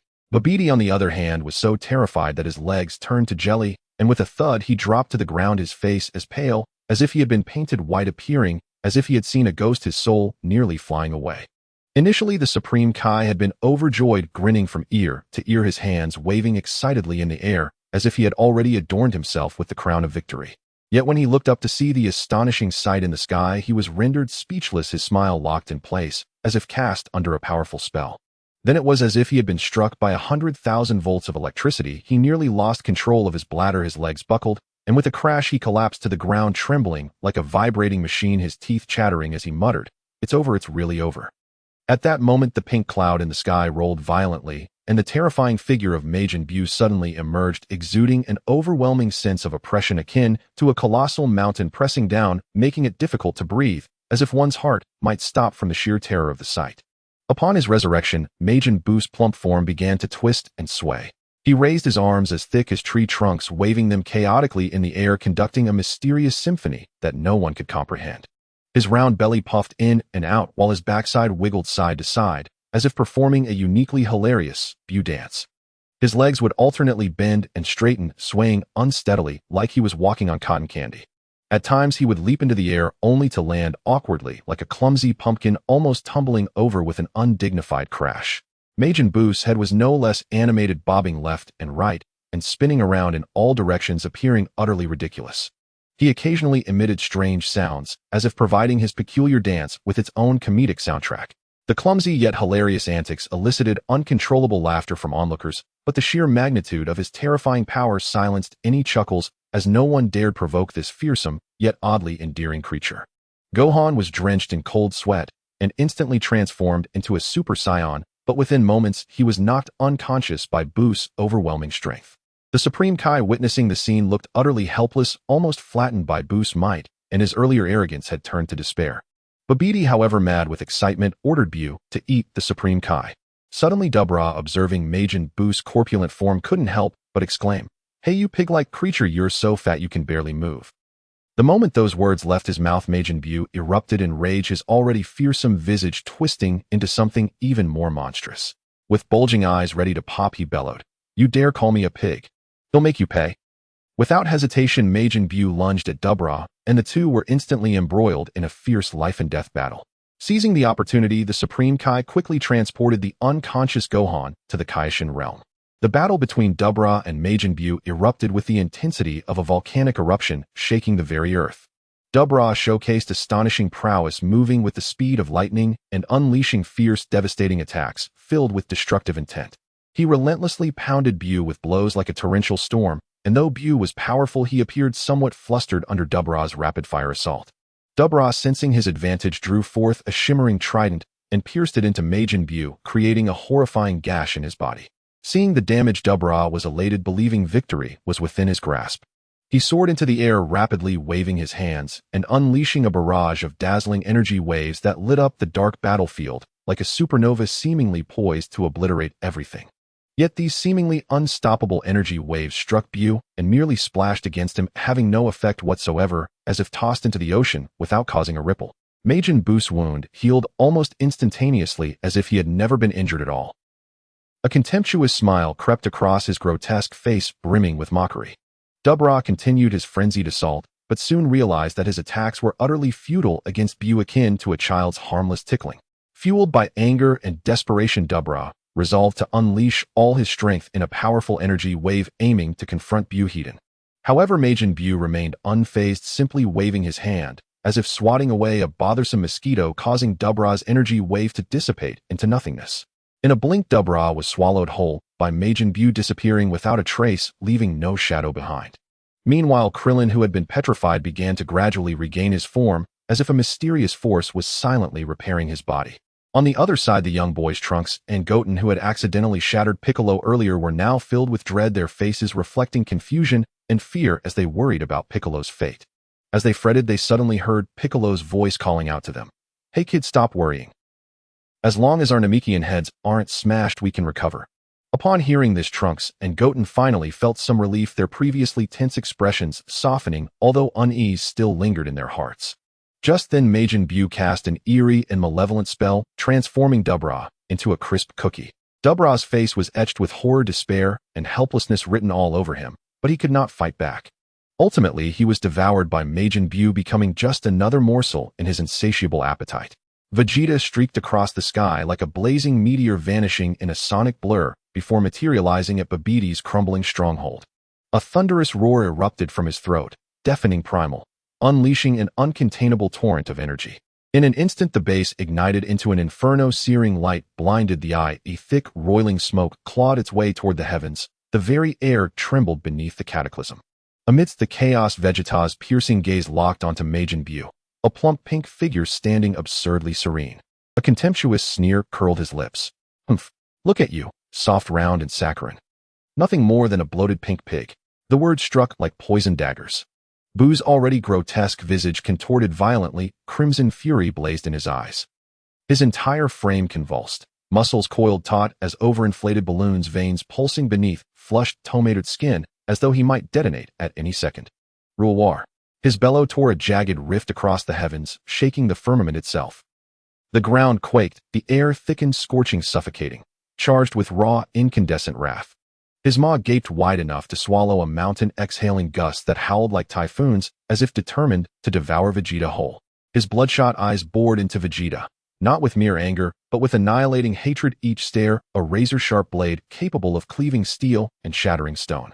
His fists clenched until knuckles bleached white, joints cracking like snapping timber, as though ready to pulverize reality itself. From his body rose a palpable aura of malevolence, dark, viscous, and suffocating, spreading like ink in water, swallowing light, sound, and hope alike. It was a proclamation written in dread. Slaughter would begin now. In the heat of battle, Vegeta's thoughts flickered, unbidden, to Kakarot. A low murmur escaped him. That fool always arrives first, always saves the world. But this time, I will prove myself. This world shall be saved by me. With that vow burning in his soul, he unleashed power beyond reckoning, launching himself into a war that shook the cosmos. His strikes were lightning, given form, precise, ferocious, overwhelming. For a fleeting moment, he held Buu at bay, dominant, unassailable. Yet Buu was no ordinary foe. His regeneration defied reason, shattered bones reknitted in seconds, gaping wounds sealed before they bled. Even dismemberment proved merely a temporary inconvenience. As the duel raged on, the tide turned. Vegeta fought with undimmed fury, but his breath grew ragged, his movements slower, his stamina ebbing like a receding tide. Buu, by contrast, surged ever onward, relentless, tireless, terrifyingly inexhaustible. Mountains crumbled, valleys split open, boulders hurtled like meteors. The land itself wept under their assault, yet Buu danced through the ruin, untouched, eternal as entropy. Vegeta knew the truth: this battle surpassed all prior trials. Yet his eyes remained unbroken, clear, fierce, unbowed, even as exhaustion gnawed at his limbs and defeat loomed like a gathering storm. Sensing peril, he ignited once more. His aura swelled, not as flame, but as a churning ocean of raw ki, waves crashing against the shore of fate. His eyes blazed with final resolve. With a cry that rent the sky, he ascended, Super Saiyan 2. But Buu moved with eerie, unhinged grace. From his own flesh, he tore loose, viscous, pulsating clumps, molding them midair into a writhing, adhesive sphere that lashed out like a serpent. Before Vegeta could react, it coiled around him, constricting with crushing force. He strained, futilely, and was hurled to the earth with brutal finality. Then came the humiliation. Buu bounced upon him, gleeful, grotesque, childlike in cruelty. Vegeta groaned, battered and broken, his armor shredded, his face smudged with dust and blood, reduced to a wounded, soot-streaked wraith. At that moment, Trunks and Goten arrived, witnessing the spectacle, their hearts igniting with white-hot fury. As one, they roared their transformations, golden halos, blazing power, surging like solar flares. Trunks shot forward like a golden comet, severing the fleshy bonds with a single clean strike. Goten caught Vegeta's falling form, gentle, reverent, as though holding something sacred. "Uncle Vegeta, hold on," Trunks snarled, glaring at Buu. "We won't let you win." Goten gritted his teeth. "You despicable Majin." Meanwhile, Piccolo watched from the periphery, calculating, silent. His gaze slid to Babidi, cowering behind his shimmering barrier. A quiet thought stirred Bu is beyond me, but he, not even worth the effort. He strode forth, arms swinging, voice booming with theatrical bravado. Behold, the great demon king Piccolo makes his entrance, ready to play the part of the fearsome predator. Then, without pause, he lunged. Babidi shrieked, hopping wildly behind his shield. Come closer. You can't touch me. My barrier is absolute. Piccolo didn't waste breath. He drove his fist forward, crack, shattering the dome like a melon. What followed was swift, brutal, and utterly one-sided. Piccolo's fists fell like meteorites, relentless, precise, merciless. Babidi screamed, begged, writhed, until with one final devastating blow his lower half simply ceased to exist. He lay there, upper torso only, limp, hollow-eyed, a grotesque stump of a man. Yet cunning still flickered behind those half-lidded eyes. Better alive than dead, he thought, and feigned death flawlessly, breath-stilled limbs, slack eyelids sealed tight. Piccolo approached, nudged him with a boot. Died that easily. Babidi's pulse hammered, but he did not stir. After a long silence, Piccolo sighed. Fine. Even if you're breathing, you're finished. And walked away. Only then did Babidi exhale, silent, triumphant, grinning inwardly. I fooled him. I am brilliant. Brilliant enough to rule the stars. Far away in the hushed stillness between life and oblivion, Vegeta stood before Majin Buu, his back to the dying sun, his spirit unbroken, though his body faltered. He knew with chilling certainty that this was his last stand. Slowly he turned to Trunks. His voice, when it came, was soft, frayed at the edges, yet tender beyond measure. Son, I never held you as a child. And then he pulled Trunks close, tight, fierce, final, holding him as though trying to imprint his warmth, his presence, his love into the boy's very bones. Time itself seemed to pause. His gaze swept the battlefield, the scorched earth, the fractured sky, the faces of those he loved. To Trunks he whispered, voice breaking yet resolute, farewell, my son Trunks. I will not watch you rise, not see you become the warrior you are destined to be. But I know you will. You will walk your own path. You will shine. His eyes found Bulma, her face pale, her hands trembling. He smiled, small, sorrowful, infinitely gentle. Goodbye, Bulma. I swore to protect you, forever. I break that vow. That is my greatest regret. Do not hate me for it. Then he lifted his face to the heavens, where perhaps Kakarot waited, and shouted clear and unashamed, goodbye, Kakarot. We race side by side, always pushing, always surpassing. This time, I go first. Don't mourn me too long.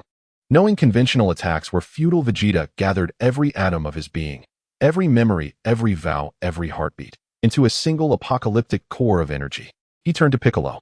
If I die, will I meet Kakarot in the afterlife? Piccolo's answer was grave. You've spilled too much blood. Your body will vanish.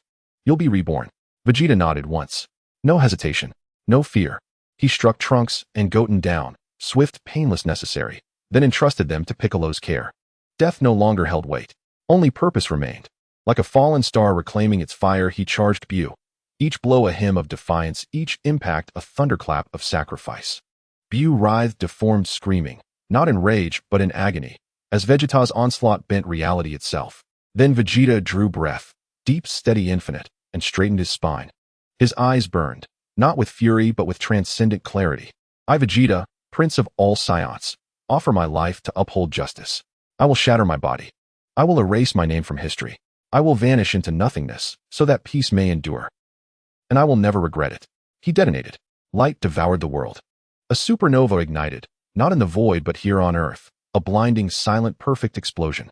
The shockwave erased mountains. Gorges yawned open, bottomless and black. The sky cracked like porcelain. Firestorms roared outward, incinerating time and space alike. And in that final radiant instant, Vegeta stood, not as a warrior, nor a prince, nor even a man, but as a monument, luminous, eternal, blazing with the unbearable, beautiful light of selfless courage. In that wondrous and perilous world of Dragon Balls, the prowess of Majin Buu was astonishingly overwhelming, akin to an indestructible cockroach that refused to be exterminated. His ability to regenerate was maddeningly relentless, and his terrifying absorption power could effortlessly transform others into his delicious snacks, showcasing an unapologetic dominance. To make matters worse, even when injured, he could heal himself instantaneously, a true embodiment of unfairness. With a heavy heart, Piccolo returned to the gaping chasm left by Vegeta's self-destruction, a bottomless pit that seemed to be a colossal maw capable of devouring all. The eerie sight sent shivers down his spine, invoking a tumult of emotions within him, a blend of sweetness, bitterness, sourness, and saltiness. He couldn't help but mutter, "Oh dear, who would have thought it would be Vegeta saving the world this time?" Truly unexpected. As he reveled in this complex mixture of feelings, a faint rustling sound reached his ears from afar. Piccolo's brow furrowed instantly, his senses heightened like a wary cat, and he stealthily followed the sound. To his shock, he discovered that Babidi, that wicked fiend, was still alive. His eyes narrowed with fierce determination as he raised his hand, poised to deliver a fatal blow. Just when it seemed that victory was within grasp, the previously motionless mass of Majin Buu began to stir, gradually morphing into several smaller boosts. These little creatures moved with the speed of lightning, quickly coalescing into 5. One of them stood out like a pompous little leader, emitting a deep, chilling growl. Following that, the 5 Buus commenced a fusion, their bodies intertwining like pliable dough, creating a sight that filled Piccolo with dread. Witnessing this, Piccolo broke out in a cold sweat, fear gripping him to the core. Without hesitation, he turned and fled, his voice hoarse with panic as he shouted, "Majin Buu is still alive. Everyone hurry back to the sacred realm." His words resonated with sheer terror, as if his throat might burst from the effort. At that moment, the scattered Dragon Team warriors heard his desperate cries, their expressions morphing into a visage of dread akin to tasting a mouthful of bitter melon. Gohan and Krillin wasted no time racing towards the sacred realm at breakneck speed, their hearts pounding in a chaotic rhythm. In the midst of this tumultuous Dragon Ball world, a scene unfolded that was both terrifying and exhilarating. After a prolonged unconsciousness, Goku awakened like a streak of lightning piercing through the darkness. Upon regaining his senses, he rushed to the sacred realm, frantic and disoriented, questioning Piccolo about the situation. With a grave expression, Piccolo vividly recounted the earth-shattering battle between Vegeta and Majin Buu. Goku's brow furrowed deeply. He understood all too well that charging in his current state would be tantamount to a futile death wish. In this critical moment, the teachings of the Namekians flashed through his mind. Anxiously, he searched for his companions, but Gohan was nowhere to be found, and Vegeta had already made the ultimate sacrifice. Goku felt himself plummeting into a chasm of despair, as if darkness were about to engulf him entirely. At that instant, the sky darkened ominously with thick clouds, as if the world were on the brink of annihilation. Bulma summoned the Eternal Dragon without hesitation. Goku, frantic, shouted for her to wait, but the impetuous Yamcha had already resurrected several individuals. When Goku arrived, he was relieved to find that the dragon still had wishes unfulfilled. He hurriedly instructed the dragon to return, promising to summon it again when the time came. At that moment, Goku's resolve solidified. He vowed that even if it was his last breath, he would confront Majin Buu, fiercely determined to protect the peace and tranquility of the world without retreat. After sending the dragon back, Goku hastened towards the sacred realm, his mind racing like a whirling top, contemplating the fusion. With Vegeta gone and Gohan missing, it seemed that only Trunks and Goten remained as potential fusions. Upon his return, Goku searched high and low for the two youngsters, but to no avail. Just as he felt his anxiety peak, he suddenly heard a smack-smack sound from a corner. Investigating further, he discovered the two boys secretly gorging themselves, their cheeks puffed out like two little balloons. Mr. Popo happened to pass by and, infuriated, exclaimed, "You two little rascals, the world is on the brink of destruction, and you're here stuffing your faces." The boys froze in shock at the reprimand, yet they stubbornly transformed into Super Saiyans, hands on their hips, exuding an air of defiance. Goku quickly intervened. "Stop messing around. Prepare for fusion immediately." He instructed them to power up. Trunks' energy flared like a roaring fire, while Goten's was akin to a flickering flame, noticeably weaker. Goku frowned and said to Trunks, "Calm your energy down to match Goten's, then get ready to fuse." However, the two boys were utterly clueless about fusion, staring at Goku with bewilderment.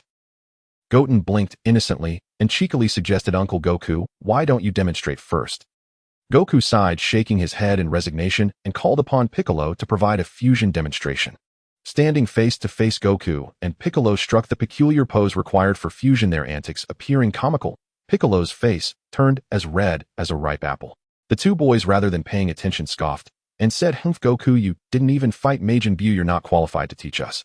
Just as Piccolo was about to defend Goku quickly gestured for him to remain silent. Suddenly, Babidi's piercing voice rang out, "I've pinpointed Bulma's location. Majin Buu is on his way to destroy her home."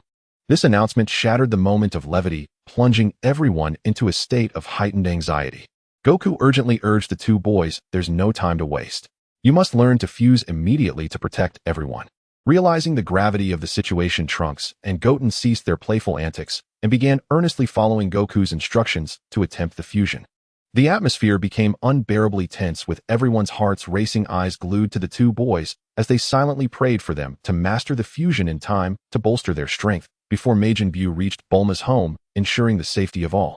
The Dragon Ball warriors were gathered in the Temple of the Gods, resembling a swarm of ants on a hot pan. Bulma was nervously stamping her feet, looking as frantic as a cat, with its tail set on fire. She shouted, "Oh no, the Dragon Radar is still in West City." Her hopeful gaze shot towards Goku like a laser, desperately signaling for Trunks to retrieve the radar. Goku, however, remained unfazed, confidently patting his chest and volunteering, "They'll go have a chat with Majin Buu. You all just wait for the show." In an instant, Goku teleported right in front of Majin Buu. With an air of calmness and ease, he grinned and said, "Majin Buu, don't rush into destruction just yet. Let's have a little chat and exchange some feelings." Yet Majin Buu was not swayed in the slightest, continuing to flail about wildly, emitting nonsensical cries like a rowdy child. Goku, however, remained composed and continued, "Hold on, soon a super powerful warrior will come to challenge you. With your incredible strength, why rush this moment?" Babidi and Majin Buu looked at Goku with disdain, snorting dismissively, as if to say, "Stop trying to fool us." Observing their reaction, Goku's mind raced with a plan, thinking, "Hell, let's see how I can outsmart this big lummox." He then said, "Look at you, so powerful and mighty, how can you let a little squirt control you? You should be the boss instead. With your overwhelming strength, why let a powerless guy direct you? You ought to be the one in charge, that's what true glory looks like." Majin Buu seemed to waver slightly at Goku's words, but still maintained a facade of indifference. To capture Majin Buu's attention, Goku began to showcase the evolution of the Saiyans. "Look, this golden-haired form is called Super Saiyan." He struck a striking pose, radiating an intense aura of power. Then he increased his strength again, declaring, "This lightning-adorned form is Super Saiyan 2, surpassing the original Super Saiyan." At that moment, the air around them violently stirred, howling with wind, a scene that could frighten even the most timid. Trunks, witnessing this transformation, stood in awe, his mouth agape enough to fit a watermelon, struck by Goku's display of power, thinking, "Wow, this is way more impressive than my father Vegeta. He's practically invincible." Noticing Trunks' daze, Goku quickly called out, "Trunks, snap out of it. Hurry and grab the Dragon Radar, or I might just have to spank you. Now the real show begins." Goku shouted, and before the words left his mouth, his muscles tensed, dramatically crackling like fireworks, his bones making a resonant cracking sound, as if his body housed an erupting supervolcano. An invisible pressure erupted from him, twisting the surrounding space. His eyes ignited with a blazing light resembling two colossal, dazzling stars that could blind anyone who gazed upon them. With a furious roar, Goku's hair began to grow rapidly, each strand shimmering with golden light, its brilliance intensifying, as if countless sharp swords were piercing through the darkness. His aura became increasingly ferocious, forming a visible vortex of energy around him, roaring and sweeping through the area with a force surpassing that of the strongest tornado. The ground buckled under this pressure, creating a vast crater like a super black hole ready to devour everything. Simultaneously, a phantom of the Great Ape gradually manifested around Goku, flickering in and out of view, yet emanating an ancient primal aura. The Great Ape roared behind him, a deafening sound, as if proclaiming, "I, Son Goku, am here to deal with you little monsters." Goku's hair continued to lengthen until it reached his waist, each strand sparkling like flowing gold, radiating light so bright that it was blinding, resembling an enormous luminous bulb capable of dazzling anyone. In the face of this world-shattering power, time seemed to freeze, rendering everything small and fragile. The entire world trembled under the overwhelming presence of Goku as he assumed the form of Super Saiyan 3, submitting in awe. Babidi and Majin Buu were left utterly dumbfounded by Goku's transformation into Super Saiyan 3. Their eyes widened like enormous bells, nearly popping from their sockets, jaws almost dropping to the floor. Babidi's already grotesque face contorted further, mouth agape, as if dislocating, his slackened lips twitching uncontrollably, producing garbled sounds like a duck being choked. Majin Buu, no longer brimming with arrogance, stared at Goku in shock, his round eyes filled with disbelief, as if witnessing the most unimaginable sight. The once overbearing expression was replaced by sheer astonishment, his limbs frozen in place like a wooden puppet caught in a binding spell. The dazzling golden light and the surging power instilled an unprecedented sense of oppression in them, as if an invisible mountain weighed heavily on their hearts, making it hard to breathe. In the original Majin Buu saga, after a brief clash with Majin Buu, Goku discovered the creature's extraordinary learning ability, boundless stamina, and near-infinite regenerative capacity, rendering him an incredibly formidable foe, almost a glitch in the system. Even in his Super Saiyan 3 form, Goku found it challenging to defeat him. With no other choice, Goku had to use instant transmission to make his escape. At that moment, the urgency was palpable. Gohan was presumed dead. Vegeta had heroically sacrificed himself, and the Kaiō-ken had also been defeated, while Majin Buu was rampaging searching for Trunks and Goten. The surviving warriors on Earth were no match for Majin Buu, and to revive the fallen, they needed to find the Dragon Balls. However, the Dragon Balls were scattered across the globe, and there was no time to search leisurely. The most critical task was retrieving the Dragon Radar from Bulma's home in West City. Goku's instant transmission required sensing someone's energy, but since there was no familiar energy in West City, he couldn't teleport directly for the radar. Thus, he chose to confront Majin Buu to buy time for Trunks to retrieve the Dragon Radar. However, Goku's battle power as a Super Saiyan 2 was roughly on par with Vegeta's, who had already fallen to Majin Buu. Therefore, he needed to transform into the stronger Super Saiyan 3 to buy more time. Yet Super Saiyan 3 had the drawback of rapid energy depletion. Goku was already in a precarious state, as he could only return to the living realm for a day, thanks to the fortune teller's help. If he exhausted his energy too quickly, it would shorten his stay in the living world. Once Trunks successfully retrieved the Dragon Radar, Goku realized there was no need to linger with Majin Buu any longer, for he had more important matters to attend to, training the next generation of warriors. He understood that he could no longer be revived. This world needed new fighters to protect it, and Goten and Trunks were the perfect candidates. However, their combat prowess was woefully inadequate, akin to novice fighters. Thus, Goku aimed to teach them the fusion technique to enhance their strength and battle awareness, preparing them for future crises.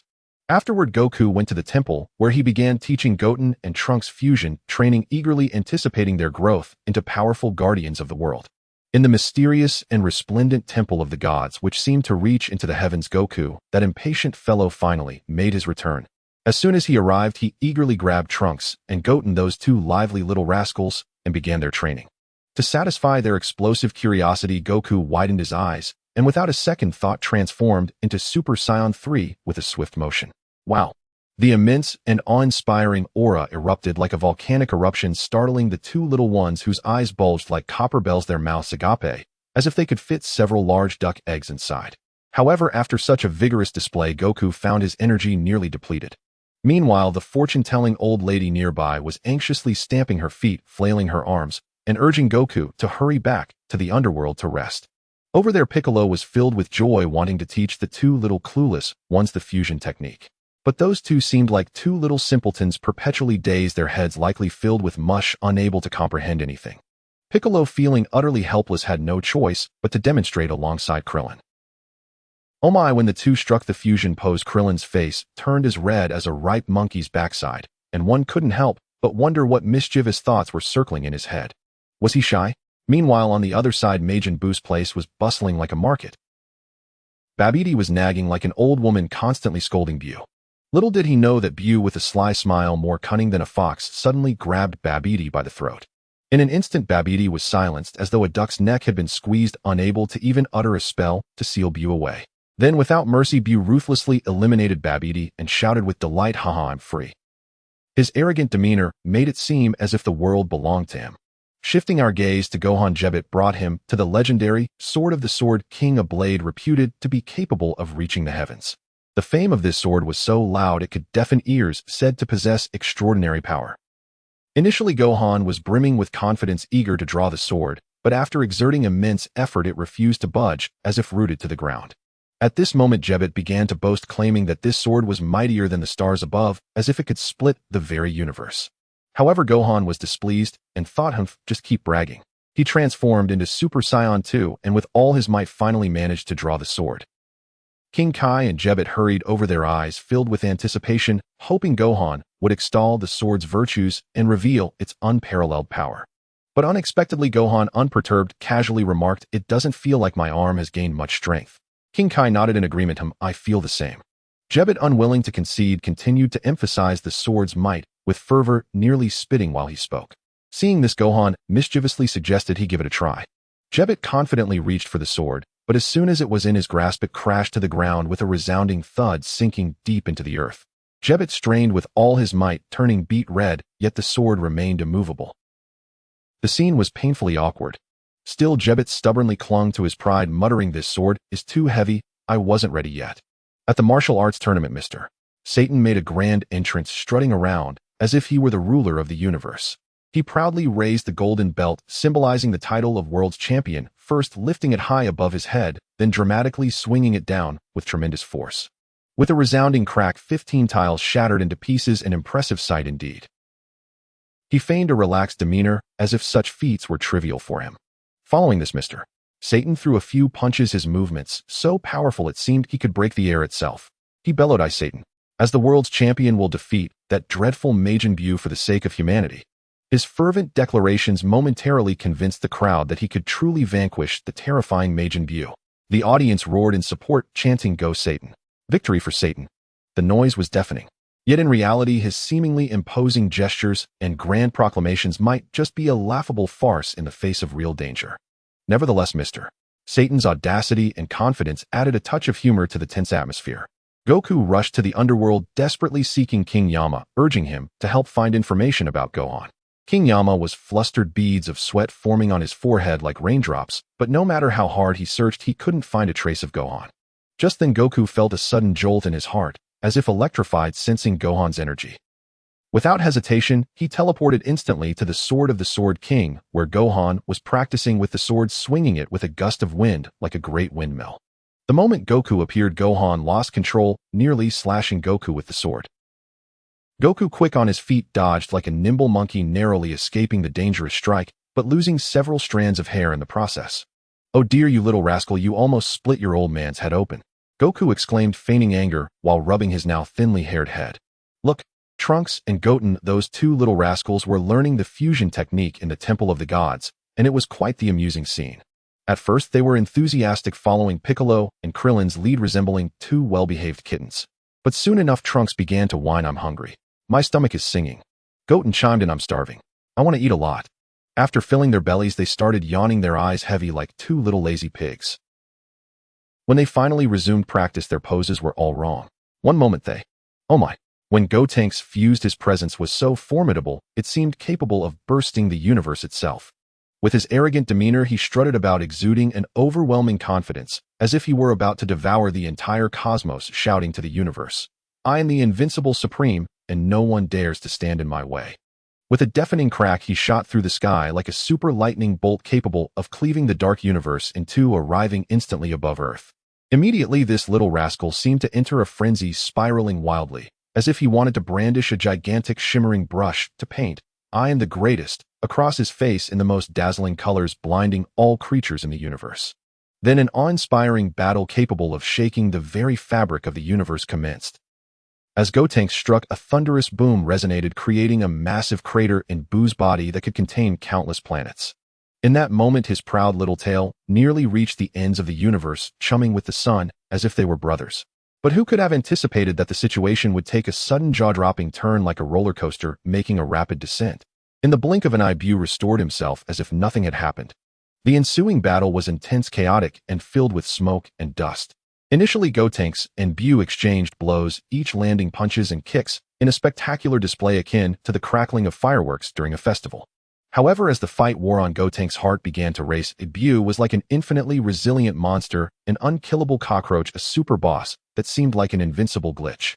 Poor Gotenks was left battered and bruised, his face a patchwork of colors, swollen like a gigantic dumpling, his eyes squinted into narrow slits. He evoked both laughter and sympathy, making onlookers want to both hug him and ruffle his little ears. Fortunately, the human army arrived just in time to provide support, allowing Gotenks to seize a minuscule opportunity, and he fled with the speed of a rocket, escaping with great relief. But who would have thought?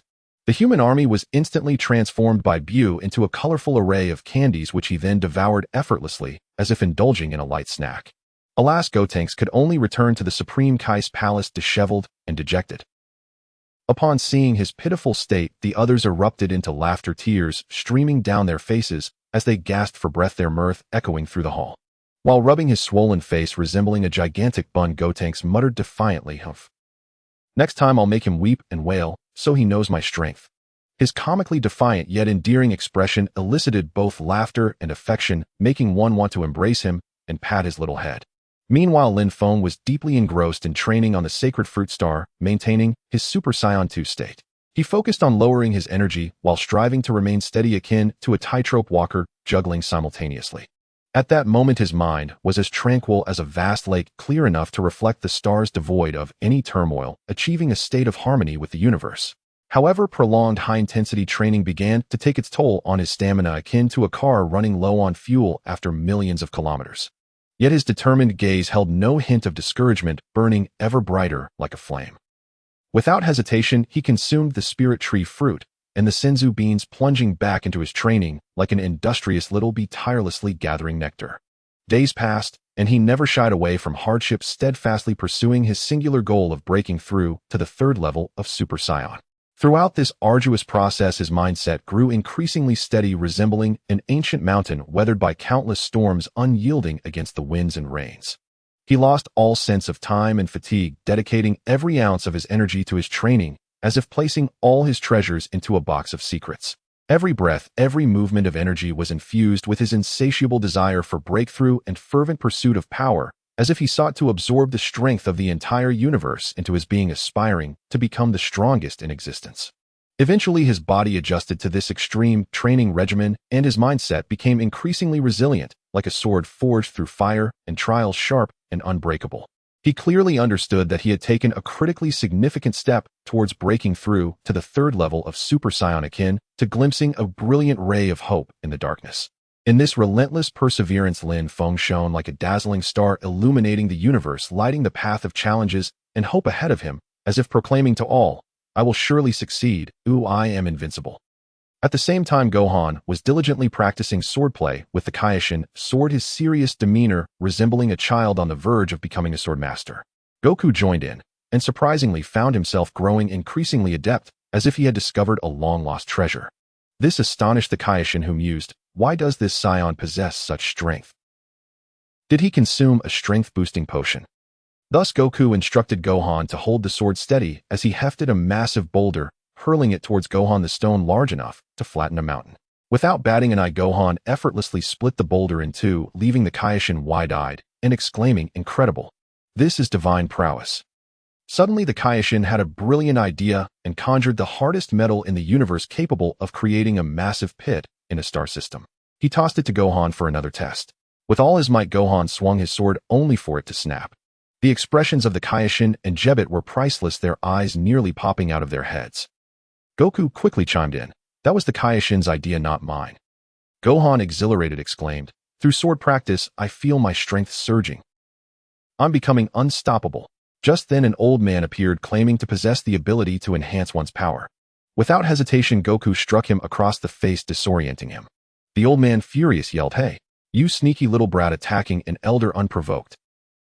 Goku quickly apologized, flashing a smile brighter than a blooming flower. The old man claimed he had the power to make people stronger, but he wanted something in return. Goku, envisioning Master Rose's lecherous grin, chuckled, "Are you hoping to watch beautiful women bathe?" The old man proclaimed he had divine sight and could view anything.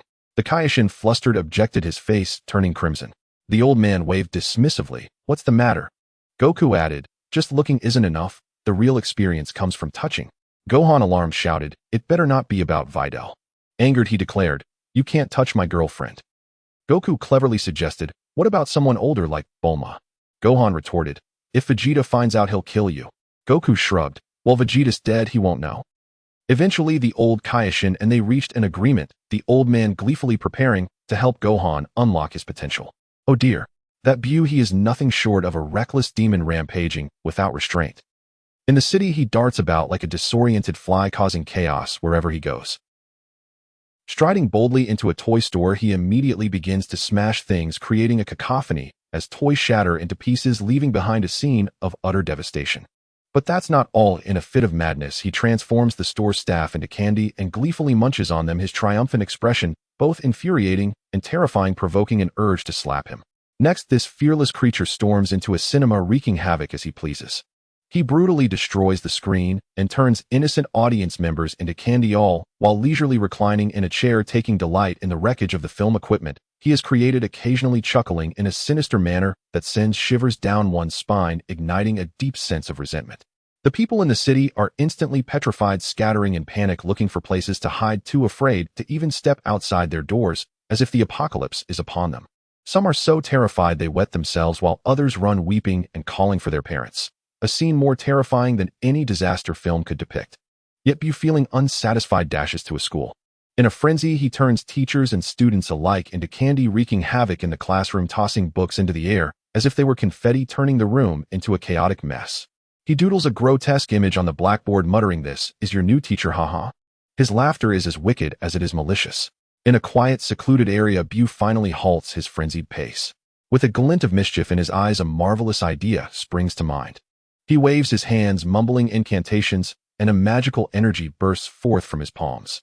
In an instant, a delightful little caterpillar house appears, round and plump like a silly caterpillar resting on the grass. Its walls are painted in vibrant colors resembling the beautiful patterns on a caterpillar. So charming. Bu joyfully enters the little house, which is cozy and inviting. The soft bed emits a faint, enchanting fragrance, instantly relaxing him as all his fatigue evaporates. Exhausted, he plops down, sinking into the plush comfort, like falling into a fluffy cloud, savoring the rare moments of peace and ease. Outside, a gentle breeze rustles the green leaves, as if serenading Bu with a soft lullaby. In this magical and warm little abode, Bu closes his eyes, drifting into sweet dreams, snoring loudly. A sound that could rival thunder, likely sending nearby birds fleeing in fright. Trunks and Goten, bursting with excitement, merge into Gotenks, striking a cool pose as they burst onto the scene like two shimmering meteors streaking across the sky, joyfully exclaiming, "Wahaha, we're here." When they finally locate Bu's room, Gotenks strikes a super confident pose and bellows with thunderous intensity, "Bu, come out at once." The force of his voice rattles the nearby windows as if they might shatter. Bu, unfazed, saunters out of his room, about to speak, when suddenly Gotenks glows with a strange light. Oh no, time's up for the fusion. Goten and Trunks scream in panic, their faces turning as green as bitter melon. In the next moment, they separate like dismantled toys with a swift whoosh. Trunks lands on the ground, scratching his head in confusion like a befuddled goose. Goten, frantic and disordered, struggles to fuse again, stamping his feet in frustration, muttering, "Oh no, what do we do now?" Seeing Bu's surprised expression, Goten and Trunks feel their faces flush crimson with embarrassment, wishing they could vanish into a hole in the ground. They exchange glances before bolting away, scurrying back to the sacred hall. Once inside, they collapse like deflated balloons, gasping for breath. "Oh no, we really messed up this time." Goten sighs, his head drooping like a frostbitten eggplant. "Don't worry, next time we'll deal with that Bu properly." Trunks pats Goten on the shoulder, trying to sound calm even as his heart races like a herd of deer. They burst into laughter, hoping to forget their earlier embarrassment, their laughter echoing in the sacred hall, albeit tinged with a hint of anxiety, as if trying to bolster their courage. "Mr. Satan," with an air of bravado, strides confidently before Bu's charming caterpillar house, flanked by reporters and human officials. With hands on his hips, he shouts boastfully, "Bu, come out at once. I'm Mr. Satan will make you submit." The reporters join in shouting loudly, their voices louder than a bustling market, ringing in everyone's ears. Suddenly, Mr. Satan instructs the reporters to step back, puffing out his chest with misplaced confidence, declaring, "This is a trivial matter I can handle alone." However, he secretly fears making a fool of himself. Peering inside the house, he discovers that Bu is not home. Enraged, he starts smashing the caterpillar house, exclaiming, "Ha! My fists are truly powerful." Just then, Bu descends from the sky. Mr. Satan, upon seeing Bu's terrifying presence, is immediately paralyzed with fear, his legs trembling, nearly collapsing to the ground, his heart racing, as if it might leap from his throat. But he quickly puts on a flattering smile, attempting to play the role of the good guy. With a forced grin, he nervously presents a box of poison chocolates to Bu, saying, "Bu, try this, it's delicious." Without hesitation, Bu snatches it up and tosses it into his mouth, but nothing happens. Mr. Satan offers Bu a gaming console, his heart racing, then hurriedly presents him with milk containing explosives, smiling nervously, "Drink this too, it's even tastier." Bu gulps it down and Mr. Satan presses the detonation button, yet Bu remains unharmed. Instead, Bu finds Mr. Satan amusing and suggests that he become his little brother. Mr. Satan, terrified, has no choice but to nod in agreement, inwardly lamenting, "Oh dear, what have I gotten myself into?" Next, Bu produces 3 filthy candies from his pants and insists that Mr. Satan eat them. Mr. Satan, suppressing his disgust, pretends to be thrilled as he accepts them, secretly spitting them out when Bu isn't looking and wiping his hands, thinking this is absolutely revolting. He then encourages Bu to pose for a few photos, feigning that he has been defeated. Bu. Title: Dragon Ball: The Ultimate Clash of Fat and Thin Bu. In an instant, Thin Bu appeared before the yellow-haired man like a phantom, his presence exuding the ferocity of a raging eagle that had broken free from the shackles of hell. With a speed that defied belief, he charged forth, causing the air to crackle with energy. The yellow-haired man, utterly terrified, raised his trembling hands and fired wildly at Thin Bu, but his efforts were futile. Thin Bu's eyes widened, unleashing a cataclysmic wave of light that reduced the hapless man to ashes in an instant. Without hesitation, Thin Bu darted forward in a grotesque manner, reaching Fat Bu in a flash. Both beings, in a fit of rage, clamored to assert their identity as the true Majin Bu. Words exchanged, they plunged into a battle so fierce that it shattered the very heavens and obscured the sun. As the fight commenced, their fists and feet collided with a force reminiscent of celestial bodies colliding, each impact promising world-shattering power. The blows were relentless, with neither side gaining an advantage. However, it was unexpected that Fat Bu, having grown complacent in his association with Satan, had developed a lethargic demeanor. His lack of training began to take its toll, leading to sluggish movements and a desperate struggle to defend himself, leaving him at the mercy of Thin Bu's assault. Frantic and desperate, Fat Bu recalled a strategy from his past against Majin Vegeta, but before he could execute it, he was struck by Thin Bu's overwhelming might, sending chunks of his flesh flying like meteors. Blood erupted in the air, resembling a terrifying rain of crimson. Thin Bu, emaciated like a withered bamboo, sensed an urgent need for energy and greedily devoured the remnants of Fat Bu's flesh, replenishing himself in a grotesque display of gluttony. This infuriated Fat Bu, who raged internally at the indignity of being outdone in consumption by Thin Bu. In a moment of cunning spite, Fat Bu attempted to unleash his ultimate technique to transform Thin Bu into chocolate. Yet Thin Bu merely blew with a dismissive puff, obliterating the spell as if extinguishing a star. Fat Bu's face contorted in horror as he transformed into chocolate in an instant. Thin Bu savored the sweet treat only to erupt in a cloud of pink mist, his form rapidly expanding into the muscular and terrifying Big Bu. This monstrous form was a nightmarish apparition that surged into the yellow-haired man's mouth, causing his stomach to swell grotesquely until it burst, showering the scene in a gruesome display of flesh and blood. Big Bu hovered before Satan, not immediately attacking. The arrogant man believed that Bu would not dare harm him and laughed triumphantly. However, when he glanced upward, he was met with the malevolent gaze of Big Bu, whose eyes burned with a hunger for souls. The laughter fell silent, replaced by sheer terror that nearly made him lose control of his bowels. Big Bu, like a demonic force unleashed, reveled in his boundless evil power. With a thunderous roar, the earth trembled as if ready to be torn to shreds. In that moment, Big Bu's senses sharpened, and he detected Piccolo's energy, sensing the warrior rushing towards the sacred realm. The tension reached a fever pitch, hearts raced, as if to escape their chests, anticipating an apocalyptic storm that threatened to engulf them all. Meanwhile, Trunks and Goten had darted back to the sacred realm, infuriating Shishi and Bulma.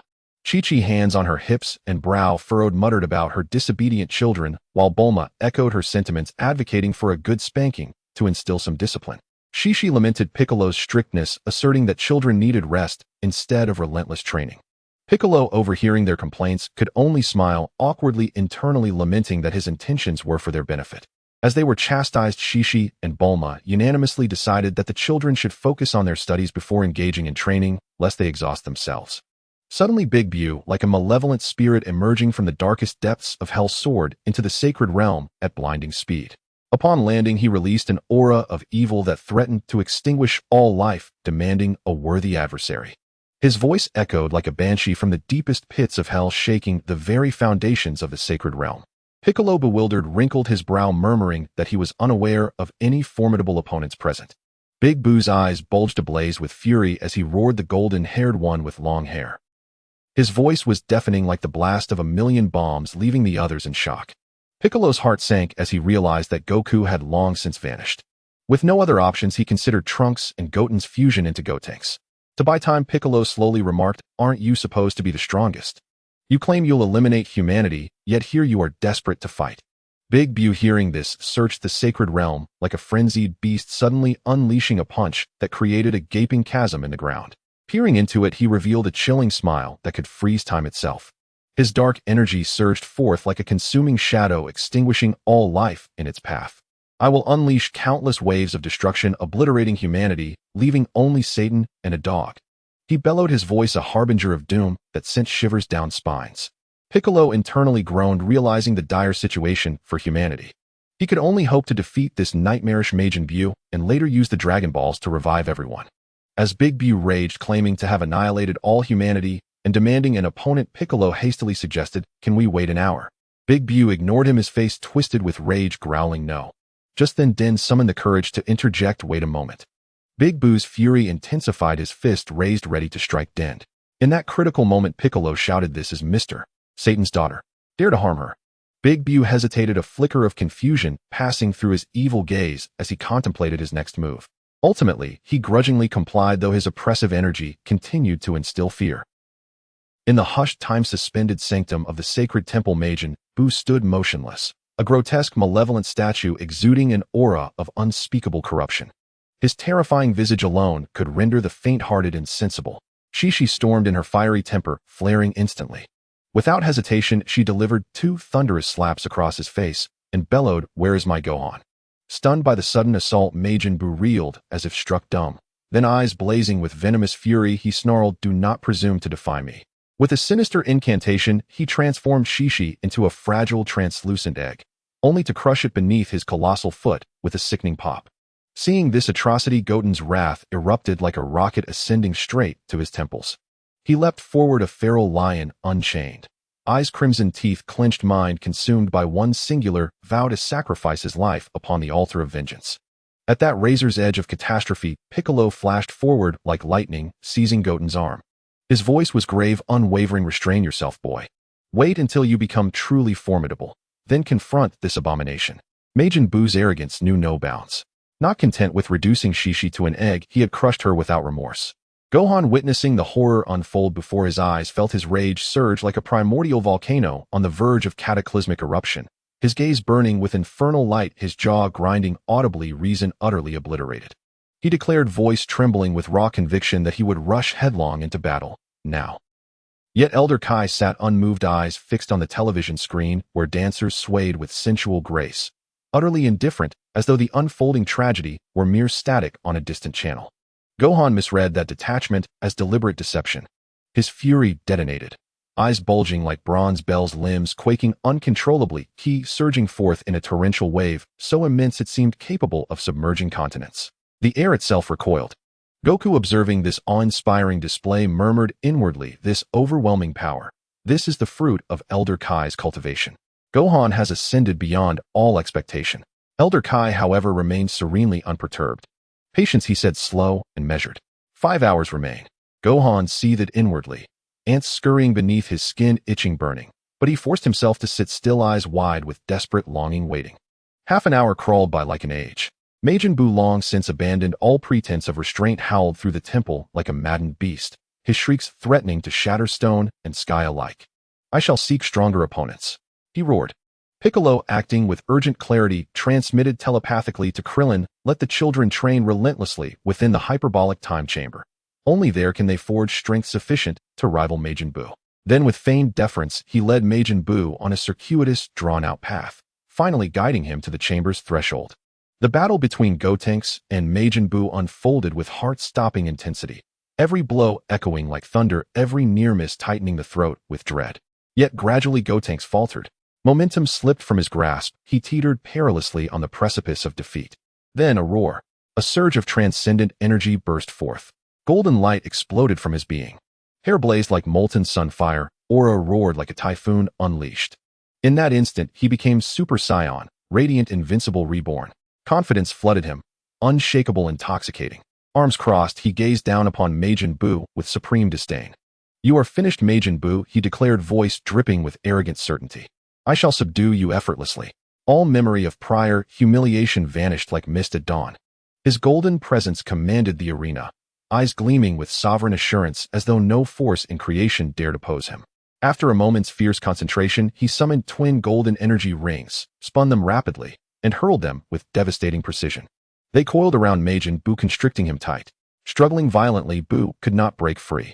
Gotenks laughed, wide, radiant, triumphant, as if sunlight itself had taken human form. Then a crack. With contemptuous ease, Bu shattered the rings.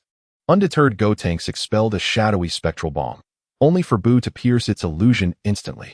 First came the super ghost kamikaze attack, detonating squarely upon Bu, yet he merely sneered, as if brushing away dust. 2 more shadow bombs followed, each exposed and dismissed with bored indifference. A flicker of doubt dimmed Gotenks' brilliance, his expression tightened. Bu, now convinced his intellect had been grievously insulted, withdrew to observe, sipping a drink, reclining lazily watching Gotenk's futile theatrics with detached amusement, as though observing a clown's pantomime. But Gotenk's apparent chaos concealed cunning. Beneath the flurry of blows lay quiet coordination, subtle signals exchanged midair. When Bu Curious leaned in, kaboom! The super ghost kamikaze attack detonated point blank. His face blackened, his posture crumpled, reduced absurdly to a swollen, bruised caricature. Piccolo shouted urgently, "End him now!" Gotenks unleashed his final gambit, a single silent phantom fist slipping unnoticed into Bu's abdomen, then detonating from within. The blast tore him apart, flesh and bone scattering like shattered porcelain. He collapsed broken and inert. Without pause, Piccolo and Gotenks moved, scouring every fragment, erasing every cell, ensuring no trace remained, not even dust, for resurrection. Thus concluded for now that War of Titans. In an instant, caught unawares, an exceedingly bizarre and horrifying scene erupted without warning. Majin Buu's shattered, charred, and smoking flesh seemed to suddenly be imbued with a strange consciousness and erratic temperament, beginning to conspire and creepily reassemble. It resembled a playful doe slowly and painstakingly piecing itself back together, returning inch by inch to the ghastly and grotesque form of Majin Buu. Witnessing this, Piccolo's eyes widened in shock, more astonished than a gigantic bell, his jaw nearly dislocating from sheer terror as he screamed in a voice that echoed like a dying animal, "My heavens! What on earth is happening? Is Majin Buu truly an indestructible cockroach with a miraculous body?" Cold sweat poured down his forehead like a torrential rain, and his heart plummeted into an unfathomable dark abyss of horror. At that moment, Piccolo's heart was filled entirely with despair and fear, leaving no space for even the slightest hope. He lamented inwardly, "Am I really destined to perish here today? I don't want to die in such a muddled manner. But facing this nightmarish Majin Buu that seems impossible to defeat, what on earth can I do?"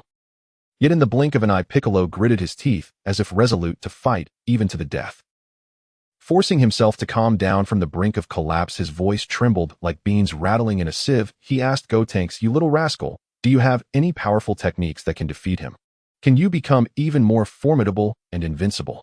Gotenks, with a helpless expression, shrugged and feigned coolness, waving his hand dismissively. "Oh dear, I can't pretend to be strong anymore. Ooh, I really have no tricks left I can't win." But secretly he thought, this Majin Buu is too sinister. No matter how hard we try, he just won't die. I can't allow us to fail today. Upon hearing this, Piccolo steeled himself, feeling a surge of anger. He thought furiously, I can't just sit here and wait to die. With that, he clenched his teeth and stomped his foot, making a shocking and audacious decision that would leave everyone's jaws on the floor. He explosively blasted open the door to the hyperbolic time chamber and shouted at the top of his lungs, "Majin Buu, if you manage to kill us both, you'll be forever trapped in this desolate, isolated space." At that moment, Gotenks looked at Piccolo, flustered and exasperated. "Oh no, why did you blow the door open? I still haven't unleashed my super invincible earth-shattering technique," he muttered in frustration. Piccolo is so impulsive, couldn't he have waited a bit?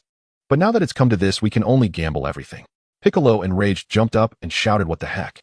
You little troublemaker, why didn't you tell me sooner?" Meanwhile, after regaining his form, Majin Buu complained incessantly, "Oh my goodness, being stuck in this corner with no good food or fun toys, and not a single trace of chocolate in sight, is driving me insane." He began to wander aimlessly in the hyperbolic time chamber like a headless fly. Suddenly, he let out a wild scream, and to his astonishment, his yelling created a rift to the outside world.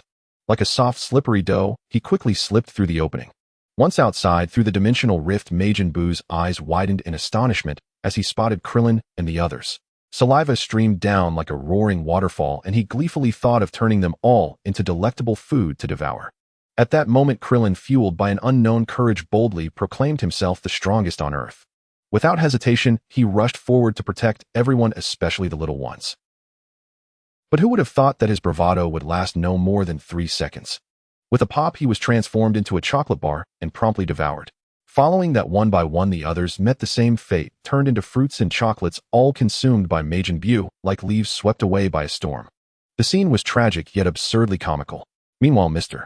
Satan strolled leisurely on Earth with his dog, his not-so-bright mind turning over thoughts, muttering, "This Majin Buu seems like a good person, so why does he commit such heinous acts?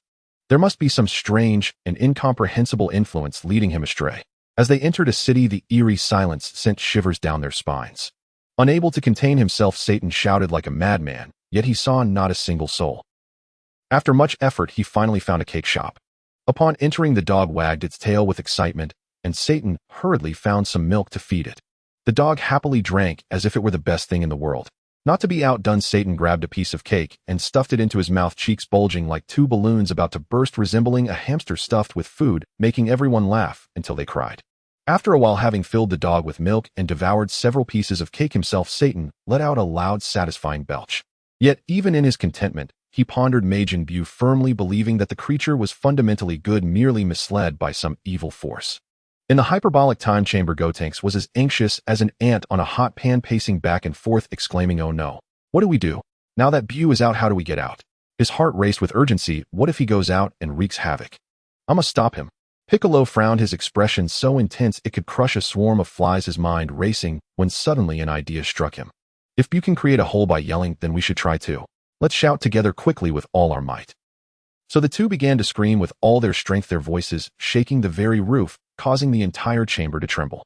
But even as they shouted until their throats were raw, it bore no fruit. At that point, Piccolo, red-faced with urgency, asked Gotenks, "Do you have any more powerful techniques?" Gotenks, hearing this, smirked and proudly declared him, "Of course I have a big move.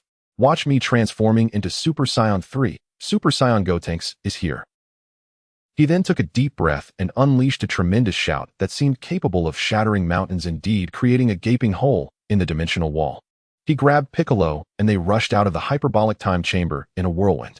Finally bursting out, Piccolo and Gotenks were taken aback by the scene before them. The once majestic and exquisite sacred world of the Kaiō was now in ruins, as if it had faced the apocalypse. Gotenks' eyes widened in fury, his expression fiery as he bellowed at Majin Buu, "Where have all our friends gone?" Angrily thinking, "This detestable Majin Buu has taken everyone. I will make you pay dearly today." Majin Buu, hands on his hips, arrogantly laughed, patting his round belly and making bizarre noises. "Ha ha, they're all right here. I've eaten them all." Hearing this, Gotenks exploded with rage, his eyes blazing with fury, as if ready to incinerate everything in sight. Clenching his teeth, his energy surged like an explosion. With a roar, he transformed into Super Saiyan 3, hair standing upright, golden aura crackling like fire, capable of igniting the very air, as he shouted, "You despicable Majin Buu.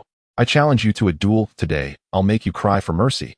With that, Gotenks surged like lightning toward Majin Buu, each punch carrying the force of thunder, ready to devastate.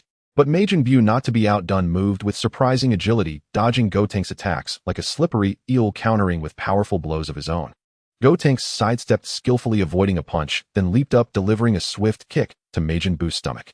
Though Buu staggered back a few steps, he quickly rebounded like a rubber ball, unleashing a terrifying wave of energy towards Gotenks.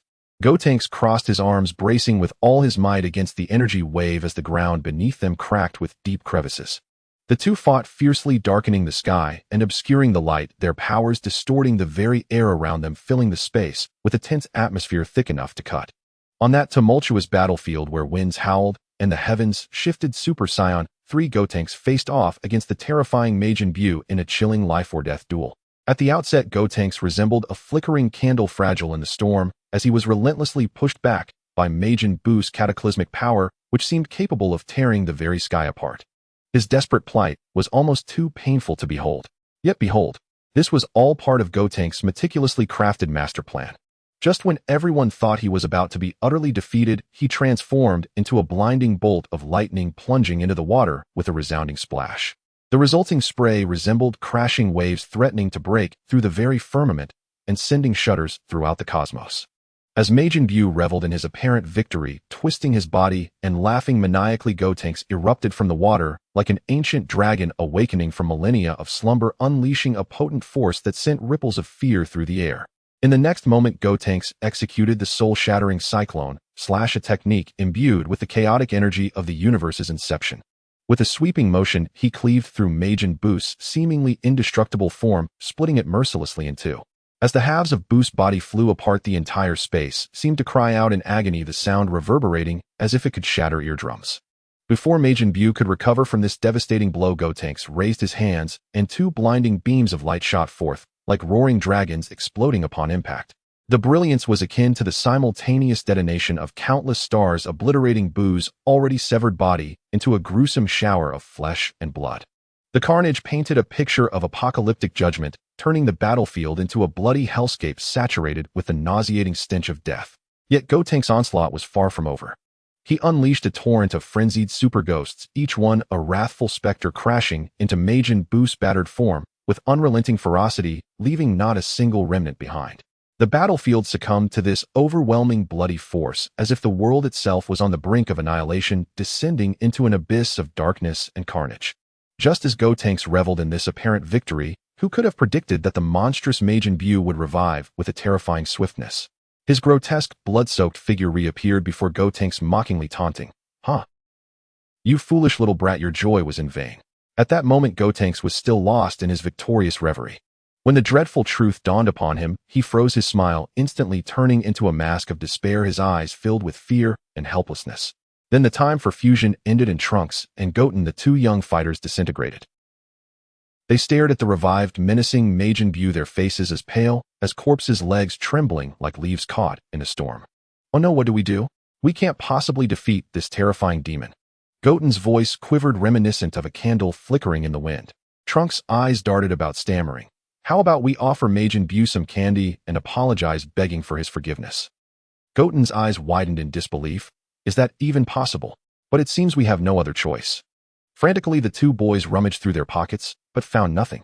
They suddenly remembered with a sinking heart that Majin Buu had ruthlessly exterminated all humans, leaving no one to make candy. Despair washed over them, and they felt an overwhelming urge to vanish. At that moment, Piccolo stepped forward, his eyes wide with determination, muscles taut, veins bulging, and bellowed, "Majin Buu, today it's either you or me. I will fight you to the last breath." Majin Buu simply yawned, disdain dripping from his voice. "You puny little brat, don't waste your energy." In the distant Kaiō-ken realm, Goku and Gohan watched intently, eyes glued to the crystal ball, as Gotenks and Majin Buu engaged in a blood-soaked battle. Their expressions were filled with acute tension and deep concern, their hearts racing as if they might leap from their throats at any moment. Goku suddenly turned, asking urgently, "What's happening? Why didn't you say anything sooner?" Old Kaiō-ken, unhurried and enigmatic, replied with a knowing smile, "Only in the most perilous moments can true heroes emerge." Goku, frustrated yet helpless, continued to watch the crystal ball with bated breath. Then old Kaiō-ken turned to Gohan, his gaze as resolute as steel, saying, "Child, unleash your power." Gohan took a deep breath, as if summoning the darkness of the universe into himself.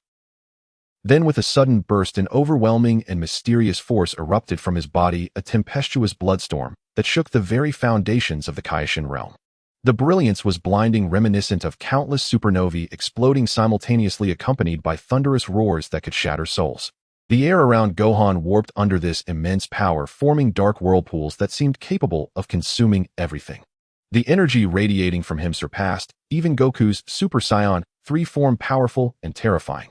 While the Super Saiyan 3 form drained energy rapidly, this mysterious Gohan form was an inexhaustible torrent surging forth relentlessly. Gohan felt as though he had become the bloody sovereign of the universe. The overwhelming pressure made the Kaiō-ken sword tremble violently, as if it could be crushed into powder at any moment. This energy seemed capable of erasing all life, while also conjuring endless fear, rendering all who faced it as insignificant as ants, akin to standing before a demon straight from the depths of hell. In a state of frantic urgency, Kaiō-ken considered personally escorting Gohan to Earth to confront the fearsome Majin Buu in a desperate battle.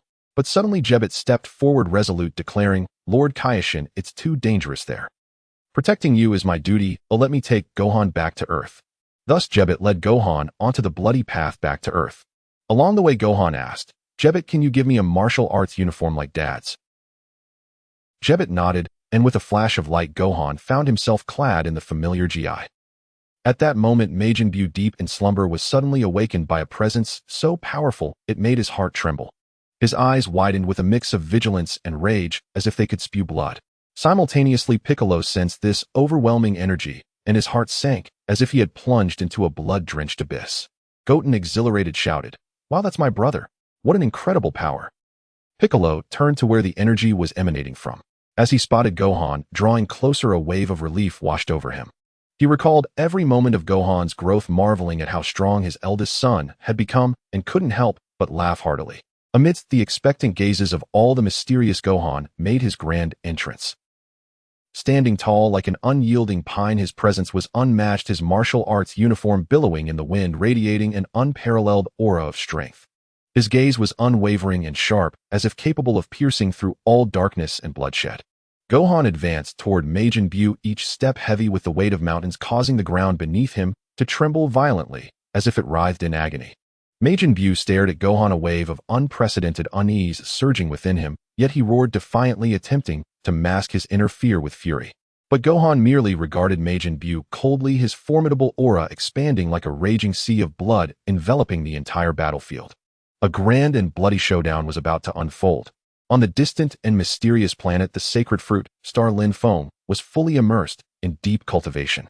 His surroundings transformed into a swirling vortex of cosmic energy, with an atmosphere surging like relentless waves, crashing and rising with overwhelming force, each swell more tumultuous than the last, brimming with stunning impact. In a fleeting moment, his body suddenly erupted with a dazzling golden light, radiant enough to dazzle the senses. This brilliance tore through the endless darkness like a sun breaking free from the clouds, illuminating the entire world as if it were midday, its resplendence blinding to behold. Where the light reached, everything was adorned with a brilliant golden edge, as if passionately narrating the birth of an extraordinary legend.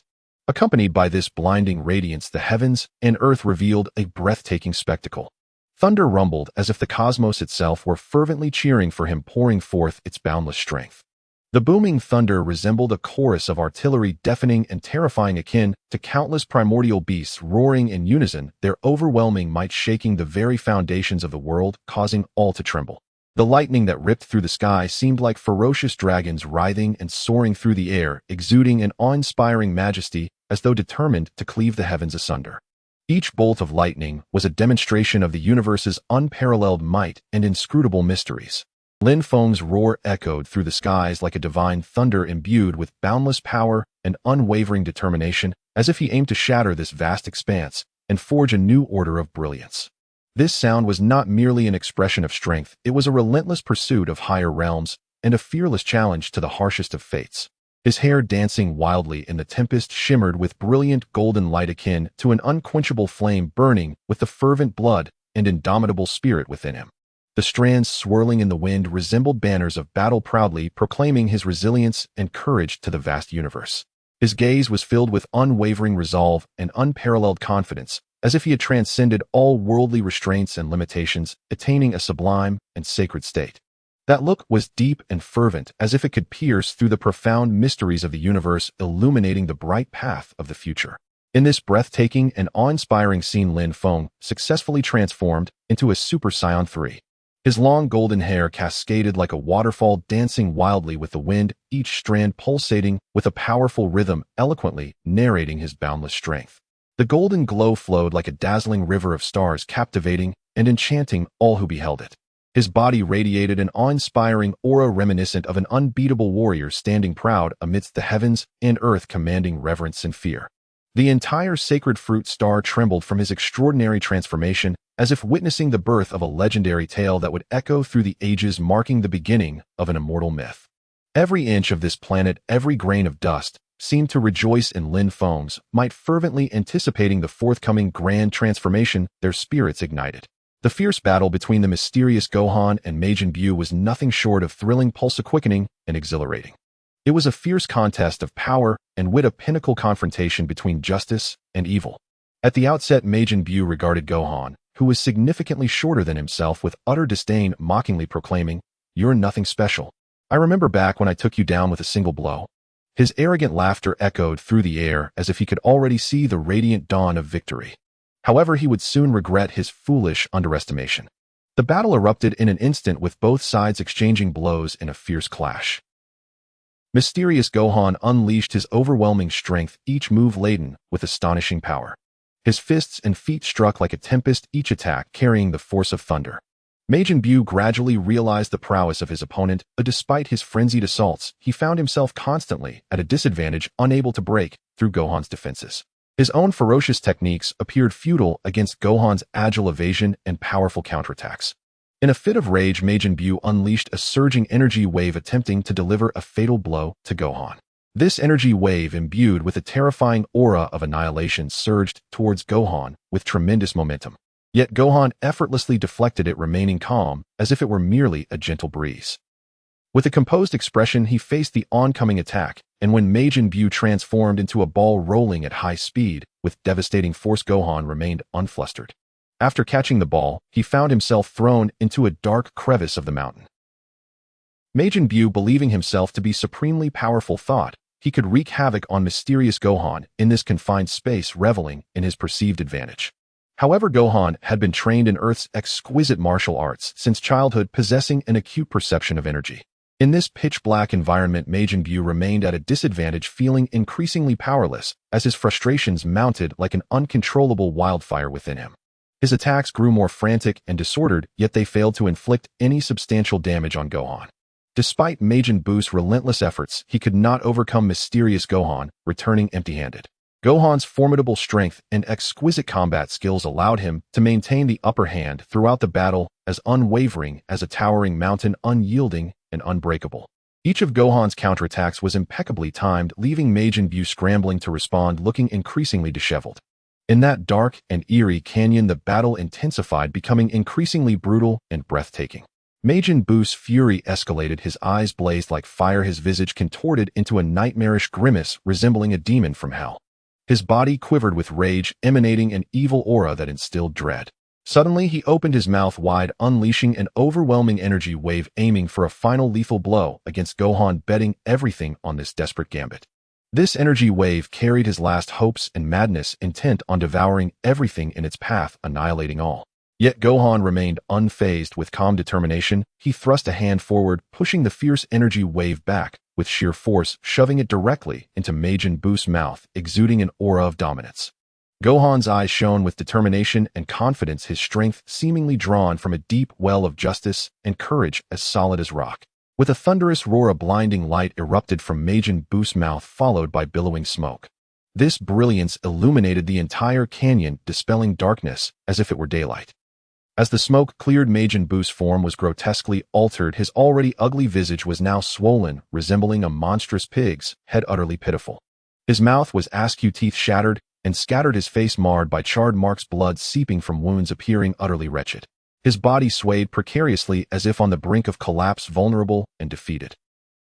At this critical juncture of their fierce confrontation, Lin Feng suddenly materialized on the battlefield like a specter. Radiating immense power in his Super Saiyan 3 form, his golden hair danced wildly, causing the very space to tremble as if it were on the verge of being torn apart. His arrival was akin to a ray of hope, illuminating the battlefield and instilling boundless optimism. Lin Feng's gaze was piercing, like two swords capable of penetrating all barriers, locking onto the battered Majin Buu.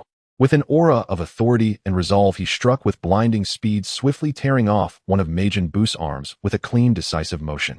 Majin Buu let out a pained roar filled with despair and fury, but Lin Feng remained unfazed, his heart only filled with unwavering conviction and fearless courage.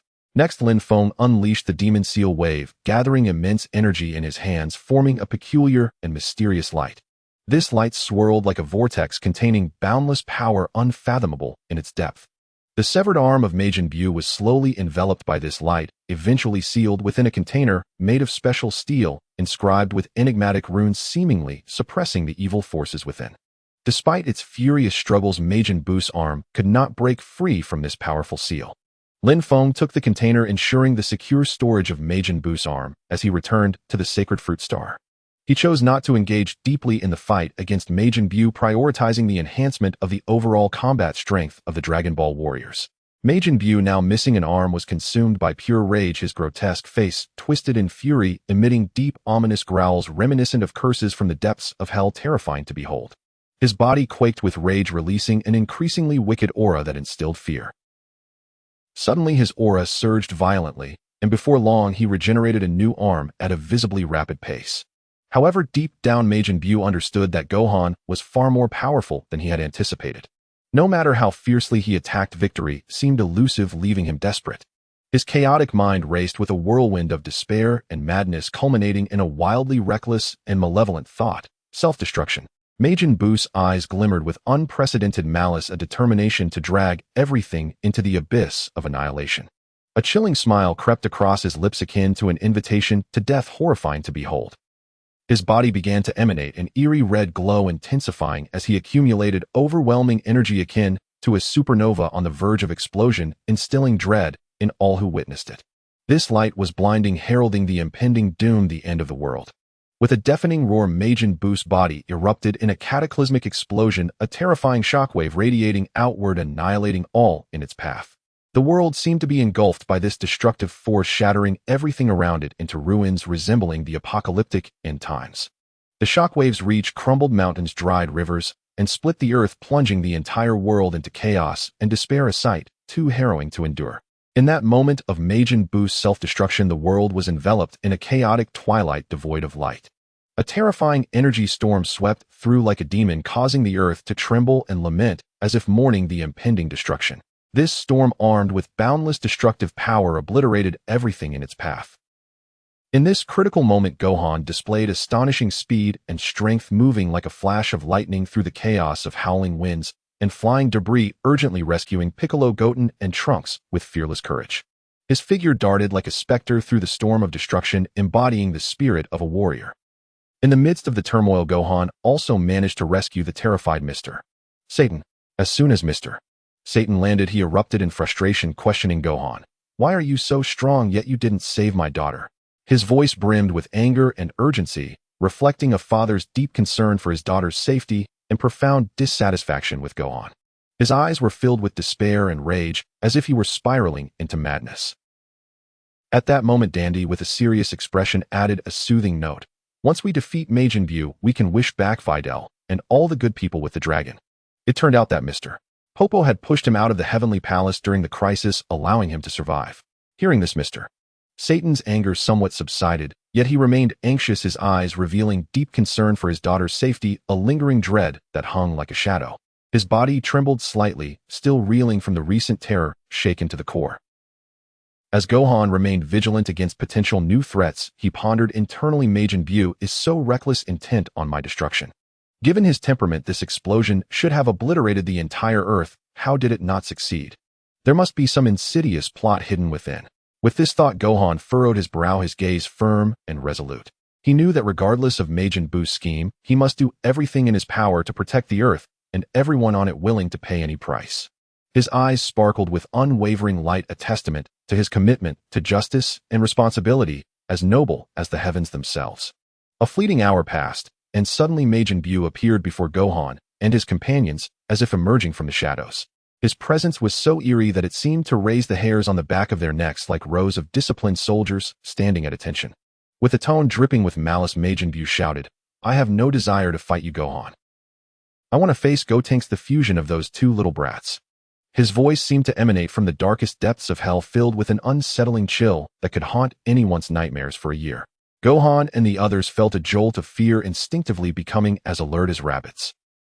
Yet behind Majin Buu's seemingly indifferent gaze lay a malicious plan as deep and twisted as the abyss. Before they could fully comprehend the situation, Majin Buu slyly released two grotesque, wriggling blobs of flesh. The stench they emitted was so overpowering it could knock someone unconscious, and he quietly lurked in a corner, waiting for the opportune moment to unleash chaos. Majin Buu arrogantly taunted Goten and Trunks, urging them to fuse quickly for a fight. The moment Goten and Trunks combined to become Gotenks and transformed into Super Saiyan 3, Majin Buu lightning fast launched his attack. With a swish, he swallowed Gotenks and Piccolo whole. This was the insidious plan Majin Buu had meticulously devised. He knew that Piccolo's intelligence surpassed that of even the wisest, and Trunks possessed strength capable of shaking mountains. He intended to absorb their powers for himself. After consuming Gotenks and Piccolo, Majin Buu's body transformed dramatically. He grew colossal, resembling a massive mountain, and just a glance made one feel an overwhelming pressure, as if they could be crushed into a thin pancake. The malevolence radiating from him was palpable, sending tremors through the surrounding space, as if the very fabric of reality quaked in fear. On this chaotic and brutal battlefield, Majin Buu exhibited his supernal evil wisdom. Having absorbed Gotenks and Piccolo, he faced Gohan with an arrogant swagger, his tail practically soaring into the heavens, boasting about his cunning schemes. His manic laughter echoed ominously as if it could shatter the sky. "Ha ha, I knew about you long before. Self-destruction was merely a delay, and now that I've swallowed them, what can you do? Come, Gohan, let's fight." His imposing figure exuded a sense of invincibility, as if the entire world were merely a toy in his hands. The battle between Gotenks Buu and the mysterious Gohan erupted with a thunderous roar, a scene that left everyone in shock and fear. In the initial moments, the two were evenly matched. Each fierce clash was like a meteor colliding with Earth, bursting forth dazzling sparks and a cacophony that threatened deafness. Gohan's every move seemed to contain boundless power, his strikes capable of tearing the very space apart. Gotenks Bu, however, was no less formidable, unleashing a bizarre arsenal of devastating techniques fueled by the essence of Gotenks. As the fight progressed, the tide began to turn. Gotenks Bu appeared to possess inexhaustible stamina, his strength surging forth like a raging flood, each attack more ferocious than the last, akin to relentless waves crashing upon the shore. In stark contrast, Gohan's energy began to wane after the prolonged conflict, his movements slowing to a crawl. Yet his gaze remained resolute, his fighting spirit undiminished as he grit his teeth and valiantly resisted the tempestuous onslaught of Gotenks Bu, embodying the spirit of an indomitable warrior. Seizing the moment, Gotenks Bu unleashed an even more ferocious barrage. His fists and feet rained down like meteors, and Gohan could only grit his teeth, summoning every ounce of strength to withstand the assault. Unfortunately, the sheer magnitude of Gotenks Bu's power was overwhelming, leaving Gohan struggling to keep up, his body marred with grievous wounds resembling a battered little cat. The atmosphere on the battlefield was thick with tension, almost suffocating, despairing enough to bring tears, yet unable to shed them. Would Gohan manage to turn the tide and reclaim victory, or would Gotenks Bu march forward to triumph? All remained a profound mystery, like an enigmatic question mark looming in the air. In the midst of their fierce exchange, Gohan and Gotenks Bu found themselves in a stalemate, neither willing to yield an inch. Yet as the battle raged on, they began to clash, waves leading to Gohan's unfortunate defeat at the hands of Gotenks Bu. Seeing Gohan sprawled on the ground, battered and bruised, Dandy swiftly stepped in like a magical savior, casting a healing spell. When Gotenks Bu noticed, he charged forward with renewed fury. As the fight continued, Gotenks Bu resorted to cunning tactics, utilizing Gotenks' super ghost kamikaze attack to create a phantom that startled Gohan, while employing Piccolo's special beam cannon to strike terror into his heart. Gohan gradually found himself overwhelmed, ultimately succumbing to defeat, disheveled and battered. At this moment, old Kaiō-ken was frantic, pacing like an ant on a hot stove, urging Goku to intervene. Initially resistant, old Kaiō-ken muttered, "This can't be right, this can't be right." But with fervent resolve for the sake of justice, he begrudgingly sacrificed 1,000 years of his life to empower Goku, presenting him with the Patera earrings, hopeful for a fusion with Gohan to overcome Gotenks Bu. Just as Gotenks Bu prepared to deliver a decisive blow to Gohan, Tien Shinhan stepped in, unleashing a new Kikaho that sent Bu's attack flying. At that moment, Goku made his grand entrance.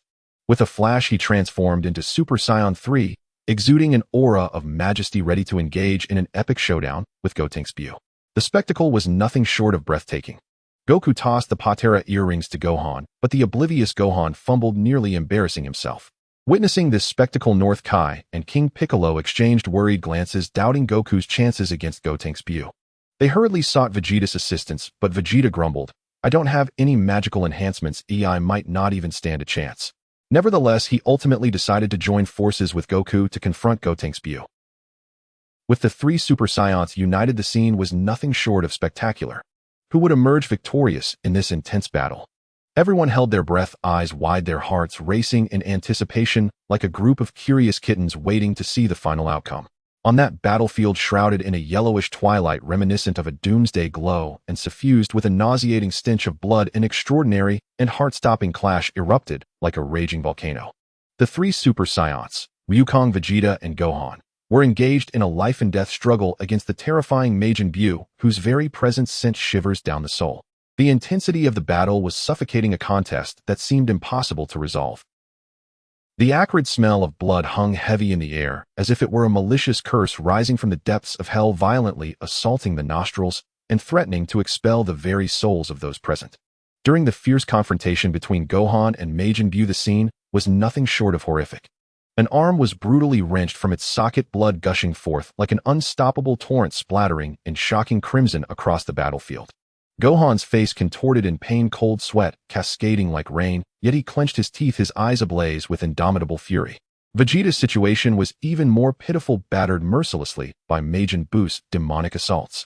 His body was a broken doll, having been ruthlessly hurled to the ground and trampled, with wounds deep enough to reveal bone, flesh mangled beyond recognition, rendering him nearly incapacitated. With a thud, he collapsed like a lifeless heap, his breath weak as if it could vanish at any moment. His eyes were tightly shut, brows furrowed, his face a mask of agony and defiance.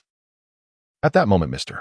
Satan's eyes widened in disbelief, nearly popping from their sockets, his mouth agape, As if to swallow the entire universe, his jaw slack in shock. He gazed at the unimaginable and nightmarish scene before him, trembling like a leaf in a storm, his face as pale as paper. His legs buckled, and he sank to the ground, babbling incoherently, This must be an illusion.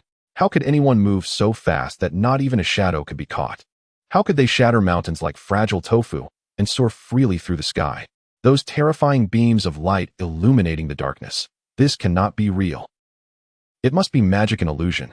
As he spoke, cold sweat poured from him, and he scrambled to Dandy, panic etched across his face, urgently asking, "Dandy, tell me, is this an illusion? Am I dreaming?" Dandy, helpless and weary, shook his head with a wry smile, replying, "I'm just a civil servant. I don't understand combat." Sweat dotted Dandy's forehead, and his eyes were filled with deep concern for the unfolding battle. In this moment of despair, when hope seemed utterly extinguished, Dandy appeared like a divine savior. With miraculous healing abilities, he valiantly pulled Vegeta and Gohan back from the brink of death. Their Saiyan instincts, enhanced by their near-death experiences, caused their power to soar like a rocket, as if they had activated an invincible cheat. Gohan and Vegeta regained their composure, their eyes sparkling with unwavering resolve. Revitalized, the trio was ready once more. Wukong transformed into Super Saiyan 3, of his hair erupting into a magnificent spiky mane that radiated overwhelming pressure. His expression was serious and focused, his gaze fixed intently on Majin Buu. Gohan assumed a mysterious form, exuding an aura of invincibility, a fierce smile gracing his lips, radiating an air of fearlessness. Vegeta, in full power as Super Saiyan 2, emanated an imposing presence, exuding confidence that seemed capable of crushing the very heavens beneath him. His fists were clenched, embodying a burning desire for battle. Together they launched a furious counterattack that resembled a tempest, each strike infused with boundless anger and cataclysmic force, as if they aimed to pierce the very fabric of the sky. Under their relentless, overwhelming assault, Majin Buu was left disoriented, his face swollen like that of a grotesque pig, a sight that elicited unwelcome laughter. A flicker of panic shone in his eyes. Yet the battle was far from over. Once Majin Buu regained his strength, his cunning mind began to plot. "Haha, I need to unleash a truly insidious trick," he thought, then shouted, "Wukong, you're being unfair. It should be a unknown duel. How can it be 3 against 1? To everyone's astonishment, this was indeed a devious ploy. He had secretly concealed a piece of himself, and Wukong and the others were swayed by his manipulation. The impulsive nature of the Saiyans was on full display. Gohan, in his youthful naivety, stepped forward, eager to challenge Buu unknown, only to be foolishly lured into a trap. In an instant, Buu's peace devoured him, transforming into an entirely new Gohan Buu in a horrific and suffocating manner. As Buu swallowed Gohan, the battlefield plunged into an abyss of darkness devoid of light. A chilling, eerie glow illuminated the surroundings, causing the air to tremble as if lamenting in fear. His eyes glowed with a sinister red hue, burning like flames from the deepest pits of hell. Wherever his gaze fell, it seemed as though everything would be reduced to ash, leaving not a trace behind. Each breath he took stirred a maelstrom of energy, creating visible ripples of terror, boldly proclaiming his unrivaled dominance. The oppressive aura emanating from Gohan Buu was as heavy as a collapsing mountain, causing all present to struggle for breath, their legs weakening as though crushed by an unseen weight. His immense power could easily obliterate stars, annihilating any existence that dared to challenge him, making the entire universe tremble beneath his might. He roared at the heavens, his voice echoing through the skies, causing the earth to crack and mountains to crumble, as if the doomsday bell had been mercilessly tolled, plunging all into endless panic. With arms outstretched, he unleashed his terrifying power, which spread like wildfire, distorting the very fabric of space, leaving chilling fissures in its wake, as though he were tearing apart the universe's order itself. A cruel smile curled at the corners of his mouth, a reflection of utter contempt and merciless mockery towards all creation, as if he were shouting, "Before me everything is but fragile vermin. I am the strongest in the entire universe." Haha. In that moment, Gohan Buu stood as the absolute ruler of darkness, a terrifying overlord who cast the entire world into unending fear and despair. Seeing the dire situation, Wukong urgently shouted to Vegeta, "Vegeta, let's fuse quickly. Otherwise we won't stand a chance against this evil Gohan Buu." The prideful prince of all Saiyans widened his eyes in anger, retorting, "You of all people didn't fight with all your strength. That Super Saiyan 3 is nothing but a facade deeply insulting to my pride. I am an elite Saiyan warrior. How could I fuse with a lowly fighter like you?" Majin Buu was unfazed by their banter, bellowing, "Stop the chatter and take this." He charged forward, attacking without hesitation. Vegeta roared defiantly, transforming into full-power Super Saiyan 2, and launched himself at Majin Buu. However, the gap in their strengths was insurmountable. Bu swiftly overwhelmed him, sending Vegeta tumbling through the air, crashing heavily to the ground and kicking up a cloud of dust. Wukong, witnessing the precarious state, rushed into battle as Super Saiyan 2 without a second thought.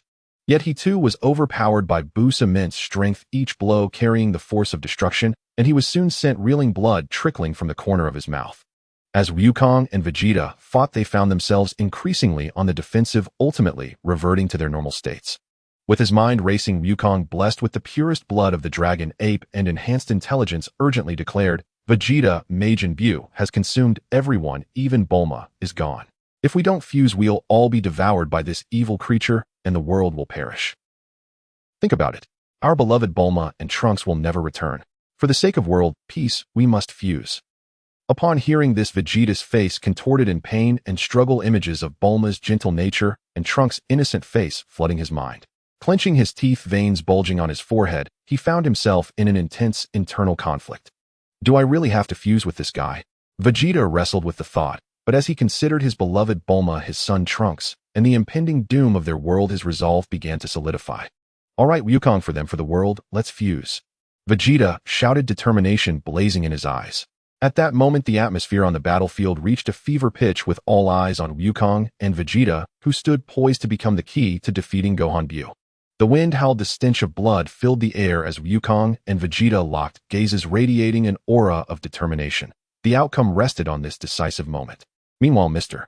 Satan cowered in a corner, curled into a ball, hands covering his eyes, yet unable to resist peeking through his fingers, his face a mask of terror and disbelief. On the smoke-filled and thrilling battlefield of Dragon Ball, the tension was palpable, almost suffocating. When Son Goku heard that Vegeta had finally set aside his prideful ego and agreed to merge with him, the air around them seemed to fill with a resolute hope and unwavering determination. However, the cunning and desperate Gohan Bu could not permit this formidable power to come into being. Like a raging beast, he lunged at Son Goku, intent on crushing this impending alliance in its cradle. But Goku reacted with lightning speed, instantly teleporting to stand before Vegeta. With eyes as steadfast as steel, Goku unhesitatingly offered the mysterious and powerful Patera earrings to Vegeta, exclaiming, "Vegeta, once you wear these, we will never be apart. Your wife is my wife, your child is my child." His words were imbued with fearless resolve and nonchalance, filled with an unwavering belief in victory, as if each syllable bore the power to pierce the hearts of those who heard him. His determined gaze and bold proclamation seemed to challenge fate and declare war on evil. At that moment, Vegeta resolutely accepted the earrings, and in an instant the entire world appeared to be engulfed by an irresistible force. A brilliant golden light erupted like a fierce sun, so intense that it was blinding, and a terrifying wave of energy radiated outward from Vegeta, wreaking havoc in all directions. This light, this power, seemed to originate from the cosmos itself, the beginning of all things. The winds howled and debris flew as the surrounding mountains trembled and wailed under this astonishingly terrifying force. Boulders shattered, peaks crumbled, and billowing clouds of dust rose like ominous harbingers of doom. In the midst of this dazzling radiance, Vegeta's figure grew ever more towering and majestic, exuding an aura of might as fierce as a surging tide, ready to crush and devour all evil in existence. His presence, his essence, resembled that of a deity descending upon the world, instilling awe and reverence in all who beheld him. In that moment, Vegeta emerged with the majesty of a ruler, brimming with boundless hope and overwhelming strength, prepared to confront Gohan Bu in a life-and-death struggle. He shone like a brilliant star, illuminating the dark and despairing battlefield and heralding the dawn of hope for all. Having just completed the fusion, Vegeta stood like an imposing mountain, radiating an unmatched dominance. A slight smirk graced his lips, hinting at disdain, while his eyes gleamed with extreme confidence and arrogance, as if proclaiming to Gohan Bu, "Today is your end, the conclusion of your evil." The firmness in his gaze seemed capable of incinerating all malevolence, obliterating any obstacle in its path. Vegeta crossed his arms, resembling an unyielding god of war, and suddenly, with a flash, he unleashed a flurry of punches with a speed as swift as a ghost and as fierce as thunder, each blow carrying the power to annihilate and tear the heavens apart. The air was compressed by this ferocity, producing sharp, ear-piercing detonations. Then, with a fierce kick, he unleashed a storm like a violent hurricane, each strike brutal enough to instill terror. Every attack embodied the defense of justice and the judgment of evil. The winds generated by his punches and kicks sliced through the air towards Gohan Bu like razor-sharp blades. The fierce pressure cut into Gohan Buu's face, inflicting a deep gash that bled dark malevolent energy like thick ink pouring from the wound. This injury was not merely physical, it symbolized evil's defeat in the face of justice. Onlookers witnessing this extraordinary spectacle stood agape, stunned into silence, some collapsing to the ground trembling with overwhelming fear. They knew all too well that Vegeta's power had surpassed imagination, placing him beyond their reach. The terror etched on their faces seemed to resonate in their very souls, as if their beliefs were crumbling. Vegeta stood proudly, chin slightly raised, as if announcing to the universe that he was the invincible force, the ender of all evil. His presence became the beacon of hope in the hearts of everyone, illuminating the darkness like a guiding lighthouse. Gohan Buu clutched the wound inflicted by Vegeta's fierce winds, overwhelmed by shock and disbelief. I absorbed Fat Buu took in several Saiyans, even Piccolo. How can this Vegeta exert such immense pressure on me? It feels as if my bones are being crushed. Fear coursed through him, eroding every ounce of his will. Yet Gohan Buu's wicked pride would not allow him to appear weak. He forced a twisted smile onto his face and shouted, "Humph! Vegeta, don't think you can scare me with such tricks. I am the strongest in the universe, unbeatable." Despite his bravado, a flicker of fear and uncertainty shone in his eyes, for he understood that Vegeta was an unprecedentedly powerful adversary, rendering his self-proclaimed title of the strongest a mere joke. That flicker of fear glimmered deep within him, desperately concealed, and his last stubbornness was the manifestation of his evil struggle. On that smoke-filled, cruel, and bloody battlefield, the fierce battle between Vegeta and Gohan Buu began. As the fight commenced, both sides showcased astonishing power, exchanging blows in a fierce contest. Vegeta's every attack radiated a resolute momentum, as if he sought to tear the very fabric of existence. Gohan Buu retaliated fiercely, each move steeped in boundless malevolence. The collisions of energy sent tremors through the surrounding space, as if the world itself were on the verge of collapse amid this intense clash. Their every confrontation was a battle of strength and skill, a collision of justice and evil. However, as the battle progressed, the tide began to turn. Gohan Buu gradually fell into the disadvantage under Vegeta's relentless and precise assaults. His movements ceased to be as nimble as before, and his attacks lacked their former vigor. Seizing the opportunity, Vegeta initiated a relentless barrage like a torrential storm, leaving Gohan Buu struggling to defend himself, his wounds multiplying, blood splattering and staining the brutal battlefield. Each drop of blood was a mark of battle, a testament to justice's advance. Suddenly Vegeta flashed a wicked smile. With his eyes closed, his aura surged violently, akin to tumultuous waves churning in an endless ocean. In an instant, the sky darkened with thunder and lightning, purple bolts slicing through the heavens like a fearsome dragon. Then Vegeta unleashed a cataclysmic force, causing the ground to quake violently, fissures opening wide like a vast spider's web, spreading rapidly. The surrounding mountains crumbled, boulders tumbled, raising clouds of dust. The winds roared as they swept in, carrying debris and forming a massive vortex. Vegeta stood at the center, golden light erupting from his being, growing ever more brilliant, illuminating the battlefield as if it were day. When the light reached its zenith, Vegeta opened his eyes, his hair, standing on end, transformed into a dazzling golden flame. He roared to the heavens, his voice resonating like that of an ancient war god, shaking the very foundations of the world. A powerful wave of energy radiated from him in a circular shockwave, distorting the space around him, shattering all tangible forms in its path. At that moment of transformation into a Super Saiyan, the entire world seemed to tremble beneath Vegeta's feet, as he radiated boundless majesty and an invincible aura. Yet Gohan Buu, being a formidable entity, would never concede easily. In adversity, he secretly gathered strength, preparing for a desperate counterattack. That indomitable will burned in his eyes, while his wicked determination took root deep in his heart. As Gohan Buu found himself at a disadvantage, his mind raced, eyes darting in panic, thinking, "I need to devise a way to counter him." Soon he transformed himself into a circular form, attempting to ensnare Vegeta. However, Vegeta's overwhelming strength shattered Gohan Buu's attempt with ease. That broken form mirrored his crumbled hopes. Seeing this, Gohan Buu devised another plan, transforming himself into a pliable substance, trying to squeeze into Vegeta's body to burst him apart. But Vegeta, being immensely powerful, repelled every one of Gohan Buu's attacks, forcing him to retreat in disarray. That disheveled image was a testament to his failure. Next, Gohan Buu came up with a cunning trick, transforming Vegeta into chocolate.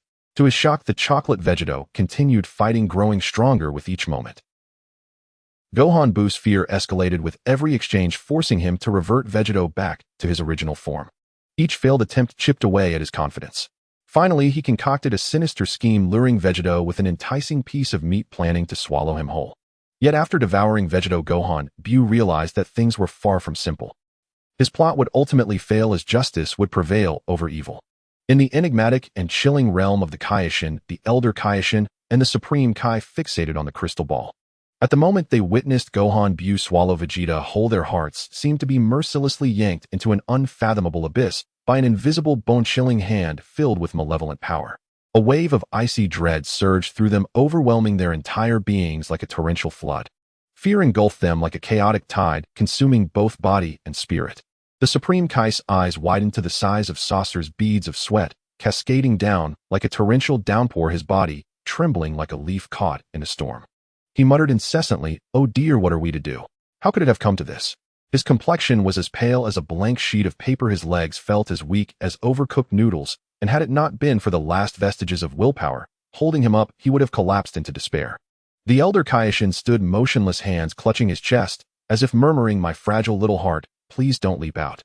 His eyes were filled with infinite despair and helplessness, as if the gloom of the apocalypse had fully descended, signaling the imminent collapse of their world. Vegeta, with clarity of mind, understood that if he faced Gohan Bu using conventional tactics the Dragon Ball fighters swallowed inside, would undoubtedly face dire consequences. Thus, he silently devised a brilliant and audacious plan, intentionally allowing the wicked Majin Bu to consume him. The moment he was swallowed, an extraordinarily powerful and radiant energy barrier erupted around him, shimmering like the stars in the night sky, serving as an impenetrable shield that protected him completely. Though it seemed he had fallen into a dire predicament, his gaze remained steadfast as a millennia-old boulder, fueled by an unwavering resolve to rescue his comrades, showing no hesitation as he boldly embarked on this perilous venture. Inside Gohan Bu's belly, for reasons unknown, they somehow separated.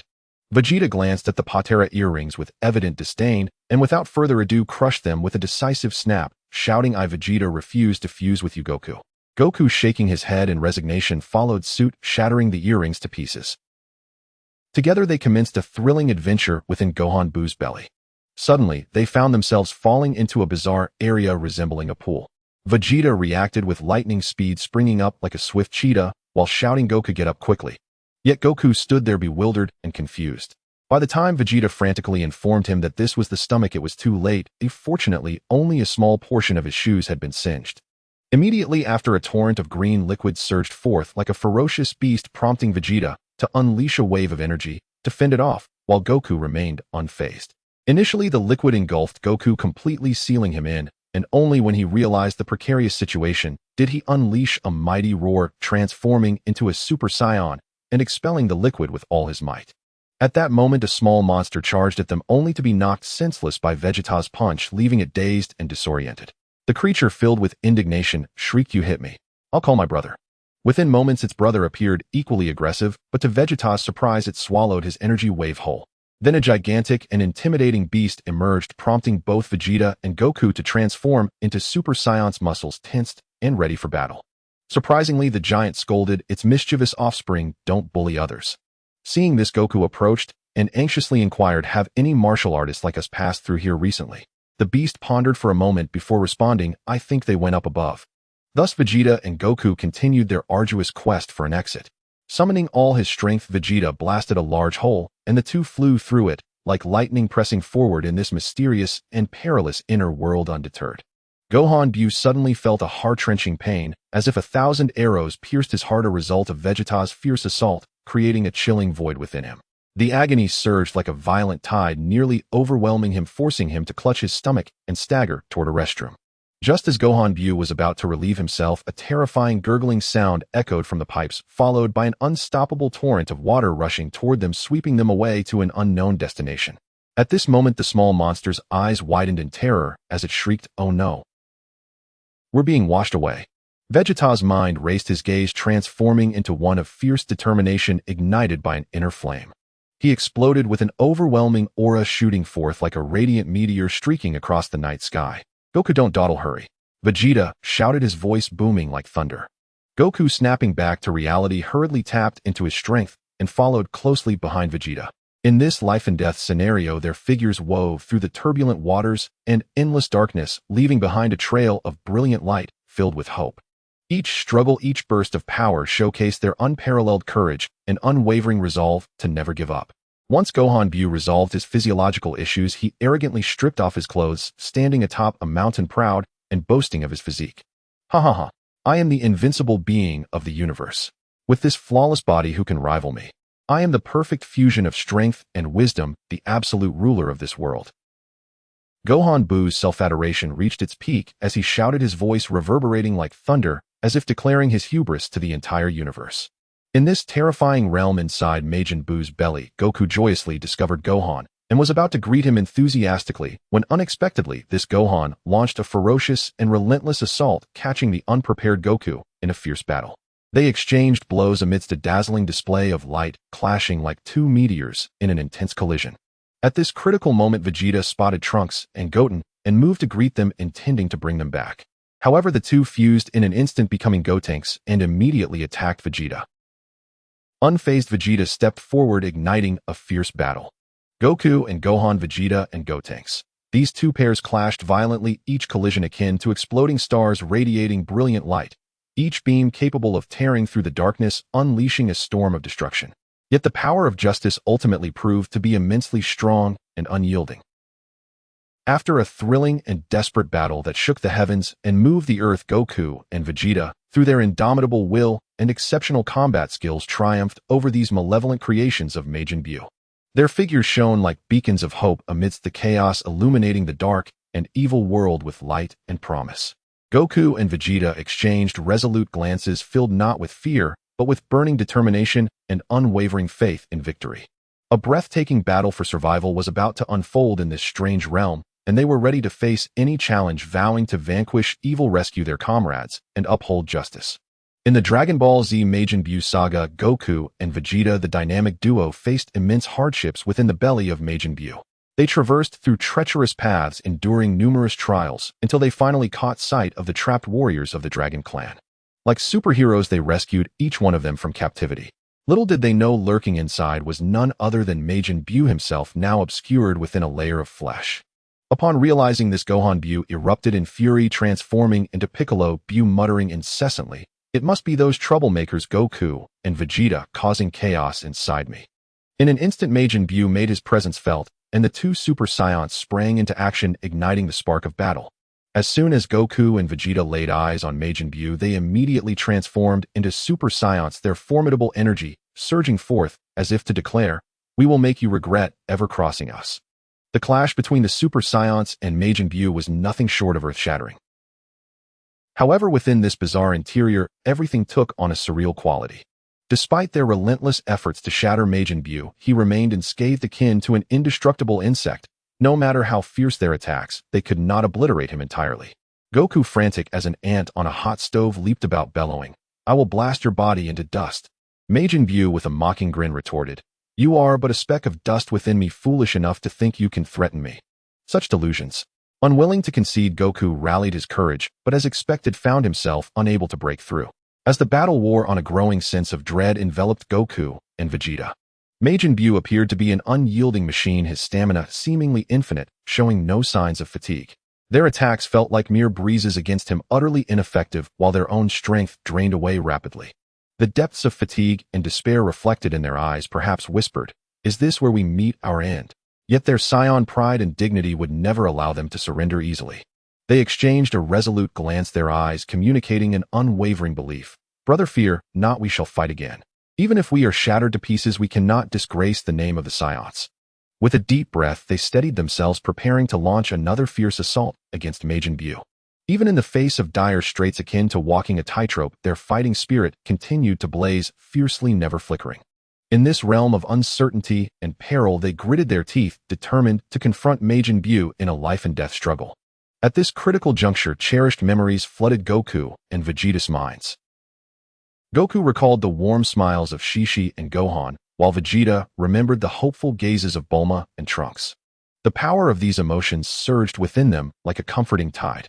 In that moment, Goku and Vegeta erupted into Super Saiyan 2 at full power, their overwhelming aura threatening to shatter the very fabric of this bizarre space. Inside the unsettling confines of Buu, they engaged in a breathtaking, adrenaline-pumping battle. Despite their relentless efforts, Majin Buu, like an immortal beast, quickly regenerated after each blow. He then transformed into a colossal fist, menacingly descending upon Goku, as if to flatten him into a pulp. Goku dodged and weaved, panting, heavily drenched in sweat. The battle raged on without respite, and Goku's energy was nearly depleted, leaving him on the brink of collapse. Just as Majin Buu prepared to deliver a final devastating blow to Goku, Vegeta suddenly unleashed the prince's technique, a wild energy wave that narrowly missed Fat Buu. The sight of Fat Buu's rotund form sent a jolt of urgency through Majin Buu, who hastily attempted to defend himself. A spark of brilliance ignited in Vegeta's clever mind, and with a sudden realization he exclaimed, "Ah, so this is the weak point." Then, like a compressed spring released, he leaped into the air, his voice booming, "I am Super Vegeta." He charged fiercely toward Fat Buu.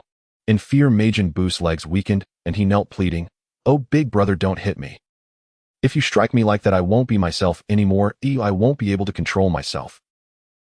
But Vegeta, undeterred by his desperate pleas, resolved to tear off Fat Buu's flesh with ruthless determination, instantly erasing the malevolent power from within Majin Buu. Initially, when Fat Buu was severed from his fleshy form, Majin Buu stood frozen like a lifeless puppet. Then his body began to morph erratically, muscles swelling to the size of a giant, while others flushed red, shifting shape like a chameleon. The temperature within him soared, burning like a furnace. Goku and Vegeta could scarcely endure it, pulling their companion along as they darted toward the energy exit with a speed surpassing that of a startled rabbit. Upon their escape, they stared in disbelief as Majin Buu's grotesque form kept changing, eventually transforming into a terrifyingly small Buu resembling a sprout. When the Supreme Kai witnessed the horrifying emergence of the primal small Buu, he felt as if struck by an invisible violent lightning bolt, his legs buckling beneath him, collapsing to the ground. His eyes were filled with overwhelming fear and despair, the terror freezing in place upon his face. Haunting images of the South Supreme Kai being ruthlessly trampled by Majin Buu, the gruesome sight of the Grand Supreme Kai being mercilessly devoured, and the agonizing moment when the West Supreme Kai was brutally slain by Majin Buu flooded his mind. These frightful memories pierced his heart like sharp blades, rendering him nearly lifeless with agony. The Supreme Kai trembled uncontrollably, his teeth chattering, producing a clack sound. Cold sweat cascaded from his forehead like a torrential downpour, soaking his garments within moments. He struggled to rise, but his body was entirely unresponsive, as if an invisible force pressed him into the ground, rendering him immobile. Through the crystal ball, the Supreme Kai witnessed all of this, his heart consumed by relentless dread, feeling as though he was trapped in a bottomless abyss of darkness, unable to escape from this chilling terror. Alas, the unfolding events were truly unforeseen. It remained uncertain whether Goku and Vegeta could ultimately vanquish this terrifying small Buu and save the world from its dire predicament. Title: Dragon Ball Kid Boo's Wave of Destruction. Goku and Vegeta awaken in fury for the ultimate showdown. Behold, Kid Buu has made his explosive entrance, roaring like a frenzy-driven gorilla, pounding his chest with wild abandon. His voice erupted in a cacophony that could shatter mountains and leave one's jaw agape. How it felt, as if the very earth trembled beneath his furious cries, sending shivers down spines and hearts racing, as if a wild rabbit had been lodged within one's chest. The entire world shuddered under this astonishing display, reminiscent of a cataclysmic earthquake that struck with such ferocity that souls vanished in fright, leaving hearts thumping in chaotic disarray. This creature was utterly unhinged, showcasing a level of madness that made one question his sanity. His singular reckless ambition was to obliterate Earth entirely. Goku, witnessing this terrifying scene, felt clarity wash over him. It was evident that Kid Buu's mind had unraveled completely, leaving him to wreak havoc without rhyme or reason.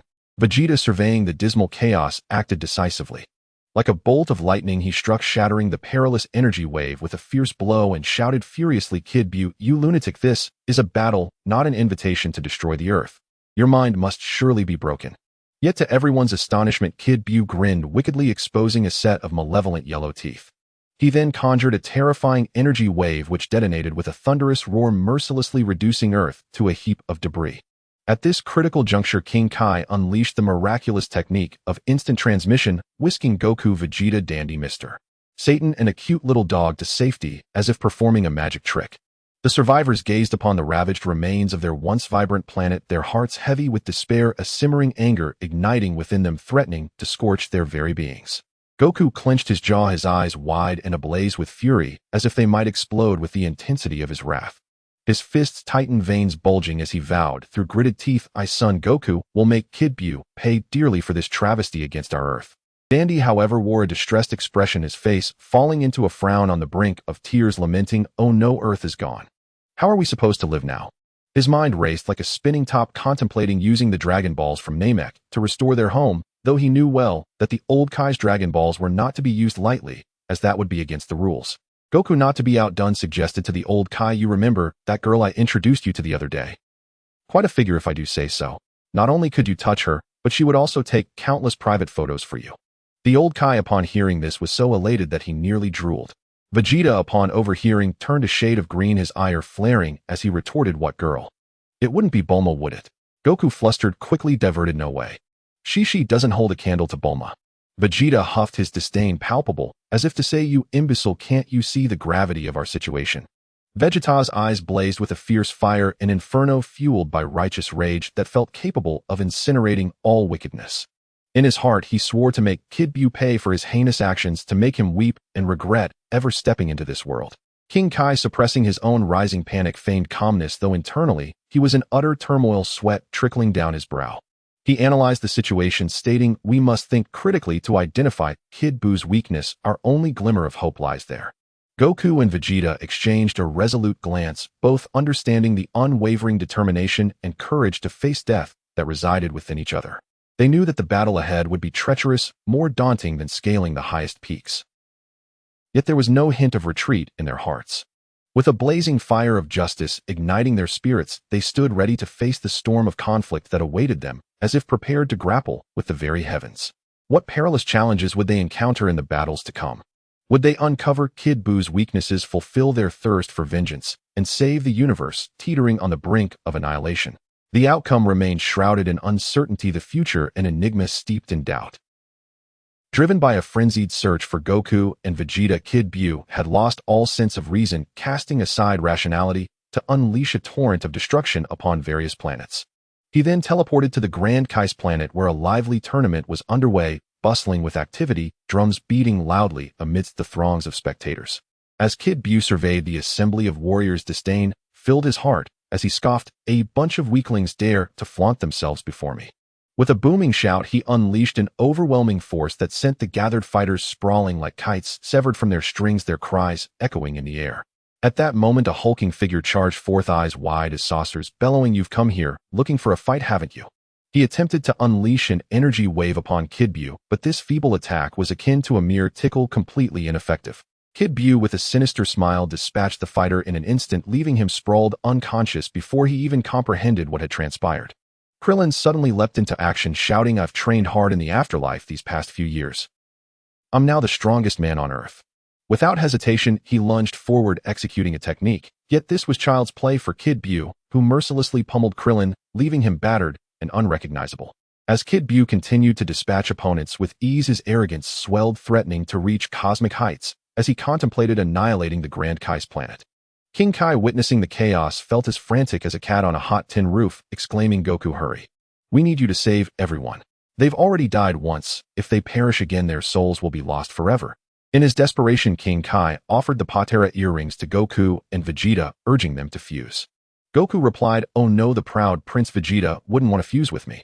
Vegeta, in a show of defiance, crushed the earrings, prompting Goku to do the same, leaving King Kai aghast, his feet stomping in frustration as he cried, "Don't break them. They're precious and hard to make."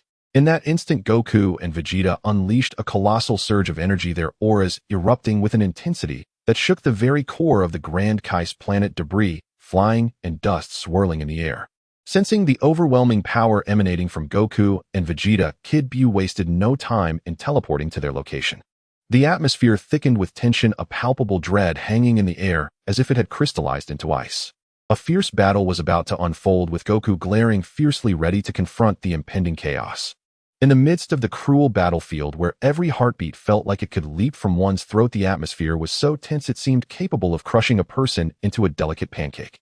The mischievous and reckless Majin Buu unexpectedly demonstrated a jaw-dropping teleportation technique, appearing in the Kaiō-ken realm with a swift whoosh. His evil form resembled a pitch-black lightning bolt, shattering the tranquility with a resounding crack.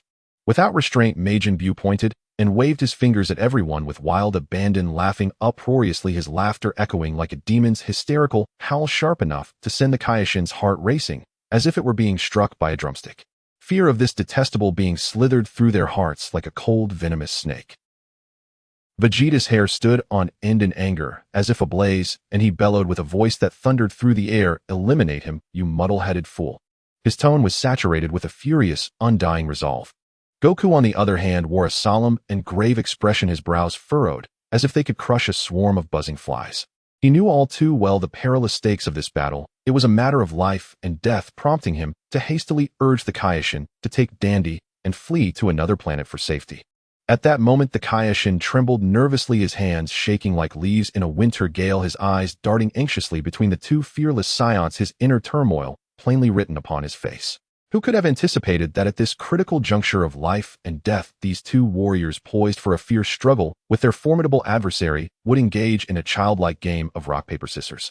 Goku's gaze was as steadfast as iron forged through 1,000 trials, unyielding and unwavering, while Vegeta's expression was one of impatient anxiety. The contrast between their faces was amusing enough to elicit a chuckle. In this atmosphere, both tense and absurdly comical, Goku ultimately won the game. Vegeta stood beside him, fists clenched tightly, his knuckles turning white. His eyes reflected unwavering trust in Goku, mixed with a desperate urge to leap into battle against Majin Buu, wishing for the conclusion of this fierce conflict to arrive swiftly. The clash between Goku and Majin Buu was akin to a furious storm wreaking havoc and devastation. As soon as the battle commenced, Goku erupted like a beast freed from all shackles, his body ablaze with a rage potent enough to ignite the very sky, as if he intended to incinerate all evil into ash. His speed was akin to lightning, each punch and kick imbued with world-shattering force capable of tearing through the very fabric of reality. Majin Buu, however, was not one to shy away. He stuck out his tongue and made silly faces, his impish antics eliciting both irritation and amusement, twisting his body like a mischievous child playing recklessly. Just as everyone believed Goku would decisively conclude the battle with an overwhelming force, he swiftly transformed into Super Saiyan 3. In that moment, his entire being glowed like a blazing fireball, the light so intense it was blinding. He then concentrated all his strength, unleashing a super energy wave capable of annihilating everything in existence. This wave surged toward Majin Buu like the brilliant light of the universe's origin at the moment of the Big Bang, carrying boundless cataclysmic power. With a deafening crack that seemed to shatter the stars, the entire space trembled violently, and everyone believed that Majin Buu would surely be reduced to dust by this unparalleled strike. Even Goku felt victory was within his grasp. But then, to everyone's shock, Majin Buu's ghostly form emerged unscathed from the swirling smoke. At that moment, he exuded a chillingly malevolent aura, his eyes glowing red like a vicious demon risen from the deepest pits of hell, each glare filled with a bone-chilling intent to kill. His hair stood on end, and like a frenzied beast, he launched a fierce counterattack against Goku. In an instant, Goku was battered and tossed about, devoid of any strength to retaliate, akin to a fragile leaf in a storm, feeling as though he could be mercilessly blown apart at any moment. Majin Buu's attacks fell like a relentless meteor shower, each strike potent enough to flatten mountains, sending Goku crashing into the depths of an abyss. Yet Goku, trapped in this dire predicament, felt neither fear nor retreat. A fiery spirit blazed in his eyes, a flame of indomitable defiance. He shouted to the heavens and transformed into Super Saiyan 2 with a burst of energy. His immense power erupted from him, forcing apart the colossal boulder that weighed like a mountain, shattering it with a cacophony that resembled the end of the world as debris flew like panicked birds. The two warriors engaged in a breathtaking duel that made the heart race.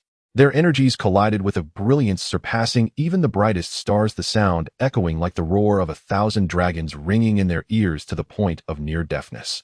Unexpectedly, Majin Buu unleashed the Kamehameha wave, its radiance outshining Goku's as if it intended to swallow all light from existence. The energy clash intensified, and Goku felt his strength waning, beads of sweat pouring down his forehead like a waterfall, each droplet a testament to his exhausting struggle. His arms trembled as if they were candles swaying in the wind on the brink of complete exhaustion, while Majin Buu grew increasingly invigorated, his eyes gleaming with a ruthless, insatiable hunger to defeat Goku. In this critical life-and-death moment, Majin Buu suddenly unleashed a terrifying and terrifyingly powerful surge of energy, executing the Kamehameha wave with a chilling brilliance. With a swift motion, Goku's arm was brutally severed. Blood gushed forth like a fountain, staining the ground crimson, the scent of iron permeating the air in a scene so gruesome it was hard to bear, sending shivers down everyone's spine. In this jaw-dropping and shocking battle, Goku and Majin Buu fought to a standstill. As the battle raged on, Goku suddenly surged with astonishing strength, darting towards Majin Buu like an arrow fueled by an inexhaustible energy, his attacks growing fiercer. Yet the fatal flaw of Super Saiyan 3 revealed itself like a lurking specter. After another intense exchange of energy blasts, Goku's aura became chaotic, his once mighty energy waning like a deflated balloon, its brilliance dimming. After unleashing one final energy wave, Goku found himself drained, unable to maintain the Super Saiyan 3 form, reverting to his original state. At that moment, Goku gasped for breath like an old bellows, pale as a sheet of paper, swaying as if he would topple over. Each breath was a struggle, as if he were on the brink of asphyxiation. Vegeta, witnessing this, felt panic surge through him, his eyes wide and bloodshot, rushing heedlessly to check on Goku, realizing Kakarot was now too weak to continue. "Kakarot, take a break. Let me deal with this utterly annoying creature," Vegeta exclaimed desperately, offering a Senzu bean to restore Goku's strength. Goku concentrated, and miraculously a new arm sprouted where the severed limb had been. Vegeta's eyes widened in determination, radiating a chilling battle intent, charging fearlessly towards Majin Buu, as if intending to engulf the enemy whole. His voice rang with unwavering resolve, declaring to all that he would never concede. Vegeta clashed fiercely with the swarm of Majin Buu, unleashing incredible power that obliterated them one after another. However, these Majin Buu united, transforming into the formidable Majin Buu. Initially, Vegeta could exchange blows with this new foe. Soon he transformed into Super Saiyan 2, engaging in an intense battle with Buu. As the fight wore on, Vegeta discovered Buu growing ever stronger, as if endowed with boundless energy. Vegeta unleashed a formidable energy wave, effortlessly severing Buu's lower half. Yet astonishingly, Buu's lower body reformed in an instant, mocking Vegeta with a cheeky grin, wiggling his backside in utter arrogance. In that moment, Vegeta recalled how long Goku had battled against Buu. He remembered the thrilling moments and came to deeply appreciate Goku's growth and strength. Goku, once as weak as a helpless kitten when he first arrived on Earth, had become immensely powerful over time, often surpassing Vegeta himself. At that moment, Vegeta genuinely acknowledged Goku's superiority, accepting him as the strongest Saiyan in the universe. Just then, Buu struck Vegeta hard against a wall. Goku appeared in the nick of time, saving Vegeta with lightning speed, earnestly stating, "Stop fighting. If you die, it's all over." Without hesitation, he shielded Vegeta from Buu's assault. Looking at Goku, Vegeta conceded, "You are the #1 Saiyan in the universe." Goku smiled and replied, "We're good partners. Hey, let's fight together." The battle between Wukong and Kid Buu had escalated into a brutal and breathtaking intensity. The battlefield was shrouded in smoke, and the sounds of conflict echoed through the heavens. Kid Buu's seemingly inexhaustible stamina weighed heavily upon Wukong, like an insurmountable mountain pressing down on him, rendering him nearly breathless. Wukong gritted his teeth, summoning every ounce of his strength to resist. Each strike was imbued with the fierce determination of a desperate fight for survival, and every defense drained him of his remaining power. Yet the overwhelming pressure, akin to a roaring tidal wave, slowly pushed him into a dire disadvantage amidst the fierce combat. It was crucial to understand that Kid Buu not only had boundless stamina, but also a terrifyingly superior regenerative ability, allowing him to recover from even the most grievous injuries in the blink of an eye. Furthermore, his unpredictable physique could transform and contort at will, making it nearly impossible to anticipate his moves. The entire universe held its breath, fixated on this heart-stopping clash, with tension mounting in the throats of onlookers. The Dragon Ball warriors shouted hoarsely in support of Wukong and Vegeta, their fervent cries piercing through the cosmos. "Go, Wukong! Go, Vegeta!" Meanwhile, Frieza seethed with anger, gritting his teeth as he spat, "Damn you, Son Goku.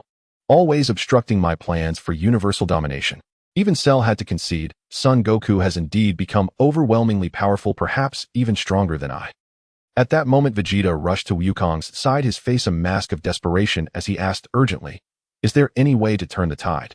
Wukong gasped for air, each breath a monumental effort, and replied haltingly, "I have an untested theoretical hypothesis. If I can concentrate for 1 minute to transform into perfect Super Saiyan 3, perhaps there is a glimmer of hope, but it's merely a conjecture never executed." Vegeta's eyes hardened with resolve as he fixed his gaze on Wukong. "There is no time for hesitation. We must fight with everything we have. He'll hold Kid Buu off while you focus on gathering energy." Without a moment's pause, he turned and shot towards Kid Buu like an arrow released from its bow. Vegeta unleashed a torrent of overwhelming energy, engaging Kid Buu in a fierce battle where life and death hung in the balance. He executed every technique he possessed, each move a brilliant display aimed at exhausting Kid Buu's stamina and granting Wukong the precious fleeting time he needed to gather energy. Kid Buu, enraged by Vegeta's sudden intervention, transformed into a frenzied beast, launching a relentless and devastating assault. His pink form twisted and morphed, appearing ghostly and eerie with long tendrils that struck like razor-sharp swords, mercilessly piercing towards Vegeta. He could stretch and contract his limbs at will, executing gruesome attacks that bound, struck, and shattered. At times he ensnared Vegeta with elongated arms, as if intending to crush his bones, yet others his tendrils lashed out fiercely, causing Vegeta to bleed profusely. Despite Vegeta's extraordinary prowess and indomitable spirit, he gradually found himself overwhelmed by Kid Buu's infinite stamina, superior regenerative capabilities, and unpredictable transformations. Yet his unwavering conviction remained unshaken. He gritted his teeth so hard that blood flowed from his gums. The twisted, ghastly visage of little Buu resembled a demon clawing its way out of the abyss of hell, with an endless malice surging forth like a tidal wave, overwhelming and all-consuming. He suddenly thrust out his arm, as robust as a pillar of heaven, and it seemed he was about to deliver a fatal and brutal blow to Mr. Satan. At this moment, when life and death hung by a thread, Fat Buu erupted with an unparalleled wave of energy, its speed as swift as lightning, surging violently towards little Buu. This wave was imbued with a resolute determination to face death, as if it were a solemn vow from Fat Buu to protect Mr. Satan unto death. Thus the grand curtain of battle was drawn back with a thunderous roar, and the atmosphere thickened with tension, almost causing one to faint under its weight. Fat Buu's eyes sparkled with unyielding bravery. He deeply understood that he was confronting an unprecedented challenge of colossal proportions. However, having relinquished most of his power during their separation, he now felt an acute scarcity of strength. His steps grew heavier and more labored, each one a struggle against an overwhelming gravity that threatened to crush him. His breath came in ragged gasps, as if the entire weight of the world pressed down upon his shoulders, ready to shatter him. Yet he showed no sign of retreat or fear. Instead, he clenched his fists tightly, his teeth grinding, fully focused, and bracing himself for little Buu's tempestuous onslaught. The wind howled madly, as if rallying for this impending earth-shattering clash, determined to shake the very heavens. The ground trembled in deep fear, foreshadowing the extreme ferocity and merciless nature of the battle, as if it might tear apart under the strain. Fat Buu appeared strikingly solitary in the howling wind, but within him blazed an indomitable courage and an unwavering resolve strong enough to set the world ablaze. He knew this was an ultimate contest of life and death. He must give everything, even if it meant shedding his last drop of blood to protect all that he cherished. Little Buu stood opposite him, exuding a terrifying aura that sent shivers down the spine, embodying a cold, ruthless spirit of slaughter devoid of compassion. He glared at Fat Buu with utter disdain, his eyes filled with arrogant provocation, as though Fat Buu were merely a lamb awaiting slaughter in his eyes, who would ultimately emerge victorious in this heart-pounding, nail-biting battle. The answer lay poised to be unveiled amidst this fierce confrontation, igniting restless anticipation. Fat Buu's steps began to falter, his strength swiftly dissipating like grains of sand slipping through his fingers. Seizing the opportunity, little Buu intensified his assault, coiling around Fat Buu like a constrictor, making escape seem impossible, as if intent on extinguishing him in his embrace. Mr. Satan and the dog, witnessing this unbearable plight, felt an acute urgency like ants on a hot stove, anxious and distraught, their hearts gripped by fear and concern. Without hesitation, they rushed towards little Buu, launching a frenzied attack, hoping to buy Fat Buu even the slightest chance to breathe, even if it cost them their lives. Mr. Satan unleashed everything he had, his fists raining down upon little Buu like a storm, each blow infused with his fury and determination. The dog too fought valiantly, wielding its razor-sharp teeth and claws, its eyes brimming with resolve and bravery. Yet their efforts bore little fruit, akin to striking a rock with an egg. Little Buu effortlessly evaded their attacks, countering with strikes that plunged Mr. Satan and the dog into perilous danger, as if they were on the brink of death. Fat Buu's body became increasingly burdensome, and ultimately, he could no longer endure, collapsing to the ground in a cloud of dust that obscured the sky. His eyes reflected profound exhaustion and an infinite sense of helplessness, as if he had drained the last ounce of strength from his body, leaving behind only a hollow despair. Mr. Satan and the dog hurried to Fat Buu's side, their eyes filled with worry and urgency, as if their hearts were being wrenched from their throats, crushed. They were at a loss, unsure of what to do, merely standing guard beside Fat Buu, like protectors of their last flicker of hope, their only light. At that moment, Little Bu advanced relentlessly, a triumphant grin plastered across his face, seemingly savoring the boundless joy of victory that lay in his grasp, a smile that churned the stomach. Mr. Satan and the dog clasped each other's hands tightly, their eyes brimming with unwavering faith and resolute determination. They vowed not to surrender, to fight Little Bu to the end, even if it meant shedding their last drop of blood, even if they were to be shattered to pieces. What would be the outcome of this battle? Could Fat Bu rise again and join Mr. Satan and the dog in overcoming Little Bu? Everything remained uncertain, shrouded in a heavy mist that eluded comprehension yet ignited hope. Time ticked away and Goku had gritted his teeth, enduring far beyond 1 minute to even 5 minutes. His body began to tremble uncontrollably, as if tortured by 1,000 thunderclaps, beads of sweat rolling down his forehead like disconnected pearls. The tremendous power of Super Saiyan 3 weighed heavily upon him, subjecting his body to unimaginable pressure, nearly pushing him to the brink of collapse. At this moment, the fatal flaw of Super Saiyan 3 became increasingly evident, akin to a demon revealing its vicious fangs. He felt like a giant balloon ruthlessly punctured, with strength rapidly leaking from every pore, impossible to contain. His breaths became increasingly labored, each inhale demanding the expenditure of all his energy, each breath akin to a grueling battle for survival. A glimmer of despair flickered in Goku's eyes, darkness akin to an abyss, as he deeply realized his power was evaporating like a flood breaching its dam. He struggled to maintain his Super Saiyan form, but felt utterly powerless, as if bound by heavy shackles that prevented escape. As his strength waned, his body grew increasingly frail, the dazzling appearance of Super Saiyan fading like a dimming star. Ultimately, Goku could no longer sustain his Super Saiyan state and reverted to his original form, as if plummeting from the clouds to the depths of despair. His body felt drained of all strength, teetering on the edge of collapse, as if a mere breeze could topple him, fragile and vulnerable. His face bore the marks of fatigue and resignation, as if he had reached the limits of both body and spirit, devoid of any power to resist. Yet deep within him burned an unquenchable flame of indomitable spirit, fierce and unwavering. He clenched his teeth, resolutely persisting, refusing to yield, unwilling to bow to fate. This was the cry of his soul. For he knew the battle was not over. He had to find a way to regain his strength and defeat this formidable adversary, and even if hope seemed remote, he would not give up. Vegeta's mind raced like a supercharged engine, his eyes darting about, thoughts swirling like snowflakes. No matter how I look at it, we can't possibly defeat Little Bu. Even with Fat Bu, it would be futile, he fretted inwardly, his brow furrowed with worry. Then Vegeta turned to Goku. How many times have you saved Earth? Goku scratched his head, a simple smile gracing his face as he replied, I can't remember. I just enjoy fighting and saving Earth along the way. With that, Vegeta immediately shouted to everyone, let's quickly contact King Kai and tell him to stop watching the live stream.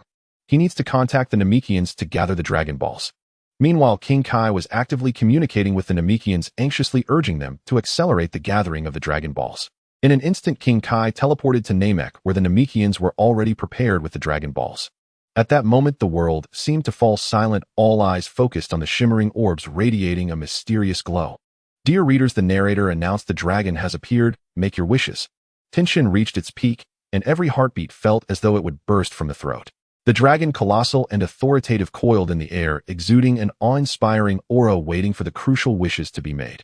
For the first wish, to resurrect Earth and all the good souls who had perished. Goku saw that Vegeta had been revived and couldn't help but laugh heartily. It turned out Vegeta was a good person after all. The second wish, to resurrect the good souls who died at the 25th World Martial Arts Tournament. Vegeta, in a state of urgency, shouted for Goku to unleash a powerful attack, but Goku, still a bit dazed, asked, what powerful attack? Vegeta, exasperated, yelled, the spirit bomb you used when you fought me on Earth. Goku finally understood, oh, the spirit bomb. He then began to gather energy for the spirit bomb, his hands pressed together, eyes closed, focusing intently.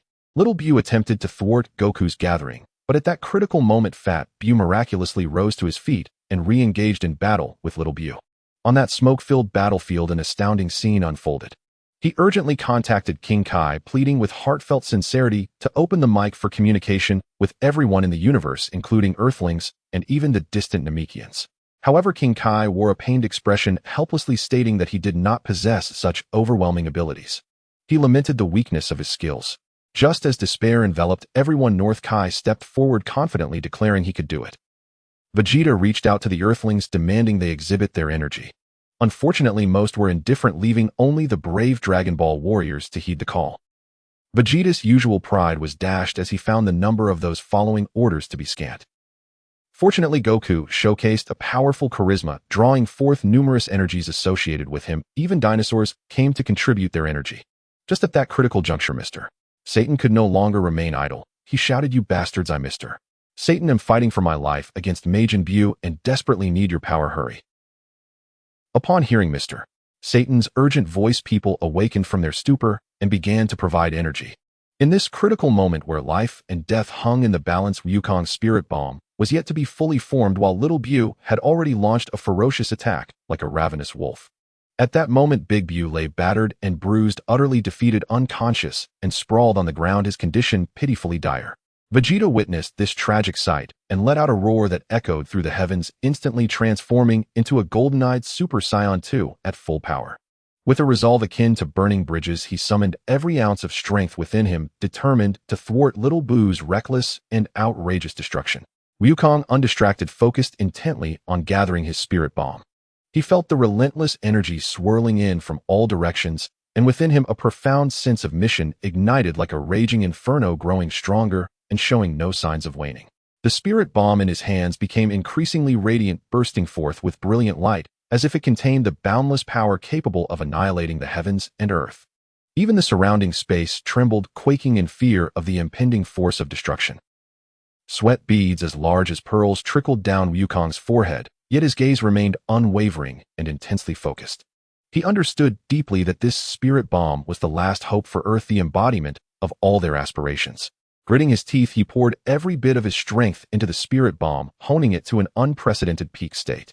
Across the vast, boundless cosmos, countless beings silently cheered for Wukong, their hearts filled with hope as they fervently prayed that this spirit bomb would defeat little Buu and save the entire universe teetering on the brink of collapse. Upon sensing the extraordinary power radiating from Wukong's spirit bomb, little Buu's face momentarily revealed a flicker of barely perceptible astonishment, quickly morphing into a more frenzied and malevolent expression. He recklessly unleashed his full might, striving to breach Vegeta's unyielding defense and prevent Wukong from releasing the spirit bomb that would determine their fates. The battle had escalated to a breathtaking peak, every moment saturated with suffocating tension and exhilarating thrill. Would Wukong succeed in unleashing the spirit bomb that carried countless hopes? Could it truly vanquish little Buu and usher in lasting peace and tranquility for the universe? All mysteries would soon be revealed in the thrilling moments to come. As the conflict with little Buu intensified, it became increasingly terrifying and chaotic. Little Buu seemed to possess boundless stamina, launching vicious attacks relentlessly. After a fierce exchange, Vegeta ultimately succumbed, falling heavily to the ground, his strength utterly depleted. Just as little Buu prepared to turn and destroy the spirit bomb, Wukong was gathering the previously unconscious Fat Buu suddenly regained consciousness. With all his might, he hurled himself at little Buu like a cannonball, sending him flying. Simultaneously, Mr. Satan sprang into action, using incredible speed to rescue the fallen Vegeta. Watching this heart-stopping scene, Wukong shouted, "Satan, you are the greatest fighting champion in the world." As his words echoed, the spirit bomb in Wukong's hands, infused with the hopes and immense power of everyone, erupted in dazzling brilliance. With all his strength, he hurled it toward little Buu.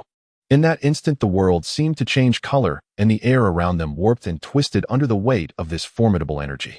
The spirit bomb surged forward with unstoppable momentum, as if to obliterate all the evil in existence. However, Wukong had already exhausted his strength. He found himself unable to push the spirit bomb toward little Buu. Consequently, the advantage shifted to little Buu. Vegeta, frantic and desperate, urged Mr. Satan to rally the Earthlings to contribute more energy, but they were all too fatigued to respond. The King Kai appeared troubled and helpless, expressing that he could not teleport to assist due to the exhaustion from previous instantaneous movements.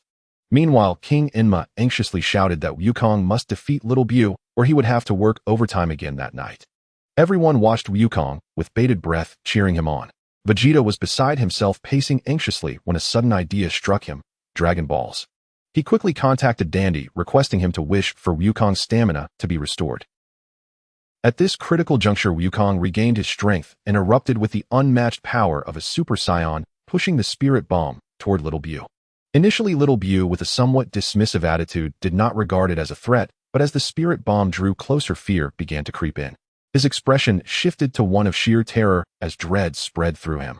Wukong, however, remained calm and composed, even boasting, "Little Buu, you are strong and a worthy opponent. I hope to fight you again in the future. May you be reborn, and we shall battle once more."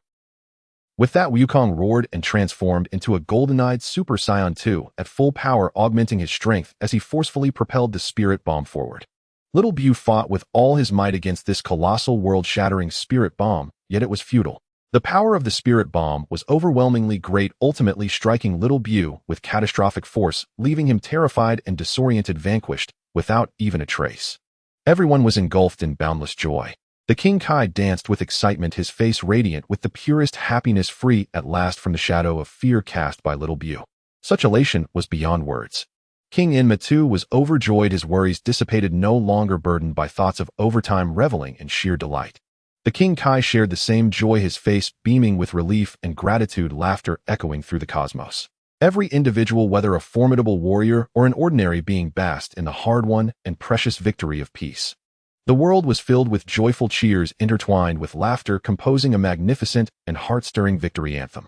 They celebrated this monumental triumph, expressing gratitude for the arrival of peace, as if to release all their joy in this moment without reservation.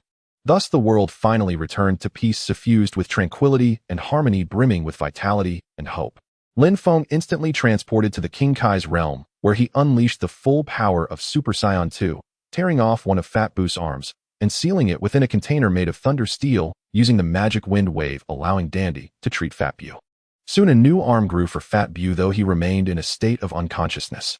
Vegeta, fierce and unyielding, declared that he intended to eliminate Fat Bu as well. "Mr. Satan stepped forward, determined to stop him, exclaiming loudly, "Fat Bu is kind-hearted. The evil Bu has already been defeated. I vouch for his character." Wukong quickly interceded on Fat Bu's behalf, urging, "Spare Fat Bu. He has turned over a new leaf." Even the usually cold and ruthless Vegeta, swayed by the collective pleas, particularly by Lin Feng's defense of Fat Bu, eventually released his grip, letting go of his animosity. Wukong smiled and remarked, "If another villain like Little Bu emerges, we can always fight again." Lin Feng informed Wukong and Vegeta, "The cells of Fat Bu and Big Bu can grant us the extraordinary regenerative abilities of Majin Bu and various unique powers. Moreover, in 5 years a foe even stronger than Majin Bu will emerge, so we must train hard and continue to grow stronger." In the Dragon Ball world, a sense of impending chaos loomed, as if a lit powder keg was about to explode.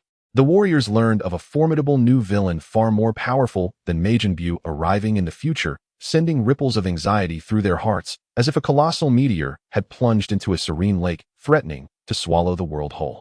Take Vegeta, for instance. The moment Lin Feng revealed the secret of the Super Saiyan 3 transformation, the flicker of determination within him ignited into a blazing inferno. Without hesitation, he dashed toward the sacred place of the spirit fruit, where the air was thick with energy. He suppressed his ki to an extremely low level, maintaining the full power of Super Saiyan 2. Sweat poured from him like rain, every muscle trembling and each nerve screaming. His body was on the brink of collapse, yet he clung desperately to his indomitable will. When exhaustion threatened to overwhelm him, he consumed the spirit tree fruit and senzu beans to swiftly regain his strength, diving back into what felt like an endless cycle of training, secretly hoping to break through to the realm of Super Saiyan 3. Now look at the other warriors. Goku was engaged in intense training deep in the mountains, each punch seeming to tear the very fabric of reality, each leap appearing to breach the heavens. The pressure on his body was enough to terrify anyone else, yet his gaze remained unwavering, devoid of any sign of surrender. Krillin was entirely focused on honing his techniques, striving for ultimate precision and power with every move, as if wielding the key to the fate of the world. Bulma and her team were in a frenzy, their minds racing as they tirelessly researched the perfect fusion of Cell's genes, with Lin Feng's Goku's and Vegeta's Ape Power, eager to create unbeatable genetics and top-notch equipment for the warriors. They were exhausted and drenched in sweat, yet they refused to spare even a moment to rest. The entire Earth was enveloped in a suffocating yet vibrant atmosphere, like a supercharged energy ball on the verge of detonation. Everyone understood that without relentless effort, when that terrifying villain arrived, they would all plummet into an irreversible abyss. Would Vegeta successfully transcend to Super Saiyan 3? What incredible advancements would the other warriors achieve? On this grueling path of training that sent shivers down their spines, they repeatedly challenged their limits, willing to sacrifice their lives to protect the Earth. The battles ahead would undoubtedly be harrowing, a life-and-death struggle that could chill the soul. At that moment, Mr. Satan sprang forth, proclaiming that the martial arts tournament would feature a new format of 5-person battles. The host chuckled, teasing, "Aren't you the world champion? Aren't you afraid the other four might team up against you?" Upon hearing this, Mr. Satan broke into a cold sweat, but he mustered a forced bravado, pretending not to be scared. As everyone ascended the stage, a muscular man with a robust build swaggered in every exaggerated step, drawing attention. His bulging muscles seemed ready to burst from his skin as he flexed various poses, showcasing his rock-hard chest and brawny arms, striking what he thought were impressive stances, declaring, "Behold my invincible physique, tremble mortals." His antics elicited laughter from the audience, earning him a small wave of blind support. Then came a blonde kid strutting flamboyantly, throwing flirtatious glances at the crowd, as if he were more feminine than any woman. Spotting the stunning android 18, his eyes lit up like a flower-loving butterfly, and he approached her, spouting frivolous lines like, "Dear android 18, let's team up and have a romantic date tonight." His audacity was laughable, yet android 18 didn't even bother to glance his way, treating him as if he were invisible. Meanwhile, the atmosphere at the tournament was suffocating with tension akin to a rubber band stretched to its breaking point, poised to snap. Mr. Satan's heart raced like a frightened rabbit, his mind racing through possible strategies. He knew all too well that this match was far from simple. The muscular man was whispering to a masked fighter about teaming up, but the masked figure paid him no mind. To him, only android 18 was a genuine threat. The blonde kid, ignored by 18, continued his attempts to garner attention, unabashedly flaunting himself. Each contender on the stage harbored ulterior motives. A thrilling super battle was about to commence, and the question persisted: who would emerge victorious in this unpredictable five-way confrontation? Could Mr. Satan handle the potential alliance of four opponents? What ridiculous antics would the blonde kid conjure next? Everything lay shrouded in a thick mist of uncertainty. The bell rang, and Mr. Satan's heart leaped into his throat, fearing an all-out assault from the others, prompting him to hide.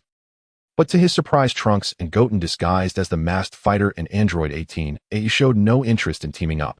With a sudden surge of power, they unleashed their strength like a tempest, sending the muscular man and the blonde kid flying like cannonballs, disappearing without a trace. Next, Mr. Satan began to indulge in grandiose fantasies.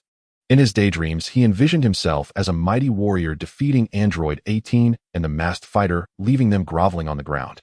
He leaped and danced on stage, fist pumping in triumph, his joy indescribable. Alas, such fantasies were merely a figment of his imagination. On the other hand, the masked fighter and android 18 were locked in a fierce duel. Trunks and Goten in their disguises battled fiercely with android 18, the clash of powers shifting dramatically. At one moment, android 18 seemed to gain the upper hand with her lightning-fast agility, only for the masked fighter to counter with overwhelming strength. The intensity of the battle was a roller coaster ride of excitement. Suddenly, android 18 sensed something amiss, realizing the masked fighter was likely Trunks and Goten.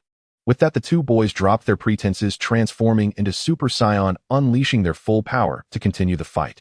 Then the masked fighter unleashed a formidable energy wave, hurtling towards android 18 like a meteor.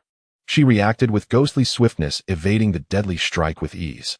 The energy wave collided with the arena's perimeter, producing a cataclysmic explosion akin to an atomic bomb, unleashing a storm of destructive energy. In the final moments, android 18 cunningly called out Trunks and Goten's names. The two boys panicked, flailing about like headless flies.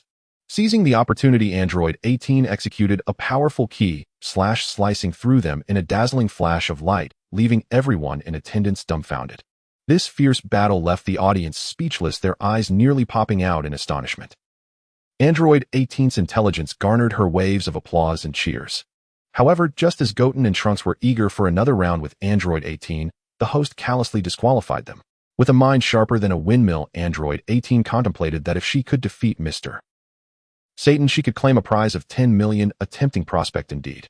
With newfound determination, she strode confidently towards Mr. Satan. Seeing her fierce approach, he panicked, hastily assuming a bizarre pose in a futile attempt to intimidate her. But to his astonishment, android 18 vanished in a flash, reappearing behind him to gently wrap her arms around his neck, planting a kiss on his cheek, teasingly asking, "Do you still want to be the world champion? If so, give me 20 million. Mr. Satan's brain raced, calculations whirling like a supercomputer. He feared that losing this match would shatter the trust of those who believed in him, jeopardizing the Satan Corporation and even causing his beloved daughter to lose faith in him. After an intense internal struggle, Mr. Satan gritted his teeth and reluctantly agreed to android 18's demand. Subsequently, android 18 pretended to falter, allowing Mr. Satan to land a few punches. He murmured, "Why does it feel like nothing's happening?" With her sharp wit, Android 18 patiently explained that he needed to strike and be struck, gradually showcasing her inferiority to avoid arousing suspicion among the audience and censors. Following the plan, Mr. Satan continued to fight against Android 18, who ultimately feigned fatigue and weakness, conceding the match. Overjoyed, Mr. Satan was practically floating, boasting with his tail almost touching the sky, proudly declaring himself the strongest in the world. Finally, he successfully claimed the title at the 25th World Championship, beaming as he donned the gleaming belt. The cheers of the audience echoed like thunder as Mr. Satan reveled in this moment of unparalleled glory.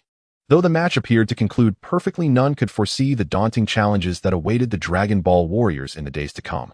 In the mysterious and distant realm of the spirit fruit, star reminiscent of the chaotic dawn of creation, Vegeta endured months of grueling training that felt akin to hell itself. Suddenly his body erupted with a dazzling golden light, so radiant that it was almost blinding, an illumination that resembled the first ray of hope piercing the endless darkness at the universe's inception, carrying with it boundless hope and astonishing power. His hair stood on end as though striving to pierce the vast heavens above. The overwhelming aura emanating from him surged like a torrential wave capable of devouring everything in its path, causing the very fabric of space to tremble violently, as if it could not withstand such cataclysmic force. At that moment, it seemed as if infinite energy stones were shattering around him, a manifestation of the incredible might unleashed as he broke through to Super Saiyan 3. Each fragment transformed into brilliant stars, vanishing into the vast void like resplendent fireworks that burst forth only to dissipate. In his eyes sparkled unwavering confidence, an indomitable resolve, a light that seemed able to pierce through all darkness and transcend every restraint. It was a conviction rooted deep within his soul, as solid as rock, as if nothing in this world could hinder his relentless march forward. His muscular form became increasingly defined, every muscle bulging with a terrifying power that sent chills down one's spine. It felt as though with a mere flick of his wrist he could effortlessly tear apart the infinite, unfathomable void of the universe, causing even the brightest stars to fall into the cosmic dust. With each breath he took, the surrounding air heated to an unbearable intensity, as if igniting the unquenchable, fervent spirit within him, an unending desire for power, forever striving for more. A unique and unmatched aura emanated from him, akin to a supreme ruler commanding all existence, compelling admiration and subservience from all who beheld him. In this moment of awe-inspiring magnitude, marking a pivotal point in history, Vegeta successfully transcended to the realm of Super Saiyan 3. Unlike in the original tale, where he never achieved such heights, he now stood as one of the most powerful and revered warriors in the universe. His existence seemed to embody the pinnacle of strength, making all who encountered him tremble in reverence. Yet even after his breakthrough, Vegeta's heart brimmed with a yearning for a higher level of power. He understood that this was merely a new beginning, and the road ahead remained long and fraught with challenges. In his gaze flickered a resolute light, as if declaring to the entire universe he would never cease to advance, endlessly surpassing himself. Bulma was in a state of anxious urgency, her steps hurried and chaotic, each footfall echoing heavily, as if the universe itself trembled beneath her weight. Her eyes sparkled with an anxious light, burning with an intensity that could incinerate all obstacles, reducing them to ash. Lin Feng, Wukong, Vegeta. Her voice resonated through the vastness of the air, carrying with it a force so urgent it seemed capable of shattering the cosmos into chaos. Her heart raced with both joy at Vegeta's breakthrough and dread for the impending cell fusion experiment. Her hands trembled involuntarily, a manifestation of her intertwined anxiety and anticipation. In that instant, Vegeta teleported to Earth, warping space with his sudden appearance, leaving observers astounded. The fusion of the cell and your Dragon Ape cells is complete. Her voice brimmed with excitement and emotion that surged forth like a torrent finally released from a dam. Then in the sterile high-tech laboratory, she trembled as she extended her hands, revealing 3 brilliant golden primordial cells. These cells gleamed like 3 radiant stars, exuding an incomparable brightness that illuminated everything around them, banishing darkness from existence. Their brilliance was so dazzling that it felt like the universe's most precious, irreplaceable treasure, difficult to gaze upon for fear of being blinded by their light, plunging one into endless shadows. Each primordial cell was flawless, akin to a masterfully crafted work of art, radiating a mysterious, yet formidable power that seemed to encapsulate the universe's infinite secrets, compelling one to explore the truths contained within. Lin Feng, Wukong, and Vegeta were instantly enveloped by this magnificent glow, their faces first reflecting astonishment and disbelief, quickly followed by uncontainable joy and exhilaration. They felt deeply the endless potential contained within the primordial cells, a call as irresistible as a sacred mission, causing their souls to tremble with the urge to break free of their physical confines and soar toward the unknown. In that moment, time seemed to freeze, and the entire universe celebrated this monumental breakthrough with wild cheer and delight. Bulma's eyes sparkled with hope, shining as brightly as the stars. She understood that these 3 primordial cells would grant them unprecedented power and limitless possibilities, enough to alter the very fabric of the universe. Eagerly, Wukong, Vegeta, and Lin Feng prepared to embrace the new challenge, their impatience palpable as they demanded the immediate fusion of the Cell and Dragon Ape primordial cells, as if the wait itself was a torment. Bulma focused intently, cautiously injecting the golden primordial cells into Lin Feng, Wukong, and Vegeta's bodies, each drop precious, as if it contained the essence of the universe. Her technique was skilled and precise, every movement executed with utmost care, as though conducting a sacred and solemn ceremony that would determine the fate of the cosmos. Her mastery was unparalleled, akin to the most intricate and exquisite artistry in the universe, gently introducing the primordial cells into their beings, as if shaping a celestial masterpiece. As the Cell and Dragon Ape cells fused within them, the reaction was explosive, akin to a cosmic upheaval. Lin Feng, Wukong, and Vegeta were suddenly struck with a splitting headache, as if countless violent forces ran rampant through their minds, threatening to consume their sanity. Their bodies erupted with an immense world-shattering energy, entering the realm of Super Saiyan 3, desperately trying to reign in the restless, untamed Cell. Seated in meditation, they endeavored to maintain a tranquil mind, striving for a state of transcendent martial mastery and harmony with the universe to attain a sliver of peace and strength. Yet their bodies rebelled, shimmering with radiant golden light, one moment expanding grotesquely, the next their arms growing disproportionately large, as if undergoing a surreal and heart-stopping transformation. This rejecting force was overwhelming, threatening to tear them apart, plunging them into an abyss from which there would be no return. In this painful ordeal, their hearts were filled with determination for power and faith in the future. Each wave of agony only strengthened their resolve to succeed in the fusion. Uncertain how many days and nights passed, they finally completed the integration of the Cell. The Cell melded perfectly with their bodies, becoming an inseparable part of their very essence, as though they were born with this miraculous power. Their strength surged to unprecedented heights, transcending the capacity of the universe and reaching an extraordinary pinnacle. After the perfect fusion of the Cell, it was as if a genetic supercomputer was rapidly processing within them, a wondrous entity that surpassed technology and imagination. This mysterious genetic supercomputer contained the martial arts intricacies of all Earth's strongest warriors, flooding their minds like a relentless tide, threatening to overflow their consciousness. Their thoughts were instantly filled with countless profound martial principles, their logical reasoning sharpening like lightning as sparks of wisdom ignited within their minds. In that moment, Lin Feng, Vegeta, and Wukong stepped into an entirely new realm of martial arts, one brimming with infinite possibilities and miracles. When they executed the 4-demon fist, their bodies unexpectedly manifested 2 additional arms, a miraculous change beyond reason and imagination. Simultaneously, all 4 arms unleashed power so astounding it could effortlessly rend the endless void, breaking the very rules of the universe. Then they demonstrated other exquisite martial techniques, each move imbued with limitless power, instantly transforming into 4 identical versions of themselves, a scene akin to a wondrous dream. The brilliance of these martial arts was vividly clear in their minds, and their understanding had reached a new zenith, as if they stood atop the pinnacle of martial mastery, gazing down upon the world. However, they felt that 4-demon fist was an unsightly name. After a period of diligent training and refinement, they renamed it the Azura Fist, a title imbued with power and authority. The strength of the Azura Fist surpassed its predecessors, as the coordinated assault of 4 arms instilled fear and trepidation, embodying a judgment from the depths of hell. Throughout their training, they also acquired many extraordinary abilities previously unexplored, a force that transcended common knowledge and understanding. These martial arts, the finest from Earth, significantly elevated their prowess, as if they had been reborn. Their bodies became more agile and unrestrained, with seamless transitions between techniques that flowed effortlessly. With each strike, they exuded an unmatched, earth-shattering momentum, as if the entire universe cheered for them in reverence. In that moment, they had become legends of martial arts, symbols of power, their names destined to resonate through the cosmos, shining brightly as eternal tales. And all of this was made possible by the mysterious Cell and the martial arts techniques contained within, akin to a genetic supercomputer, alongside the regenerative properties of the Cell and its various extraordinary abilities. This was the essence of the Cell's power.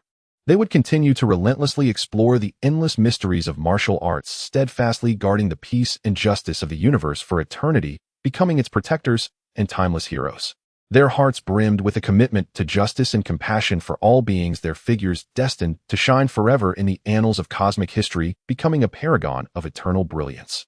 The following day, on the mysterious and vast land of Planet King, the Dragon Ball warriors and the new Saiyans tirelessly engaged in rigorous training. Each exertion, every drop of sweat bore the weight of their fervent desire to transcend to a higher level.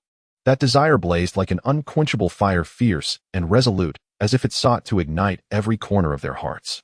In a brief yet suffocating moment of rest, the air around them seemed heavy with fatigue.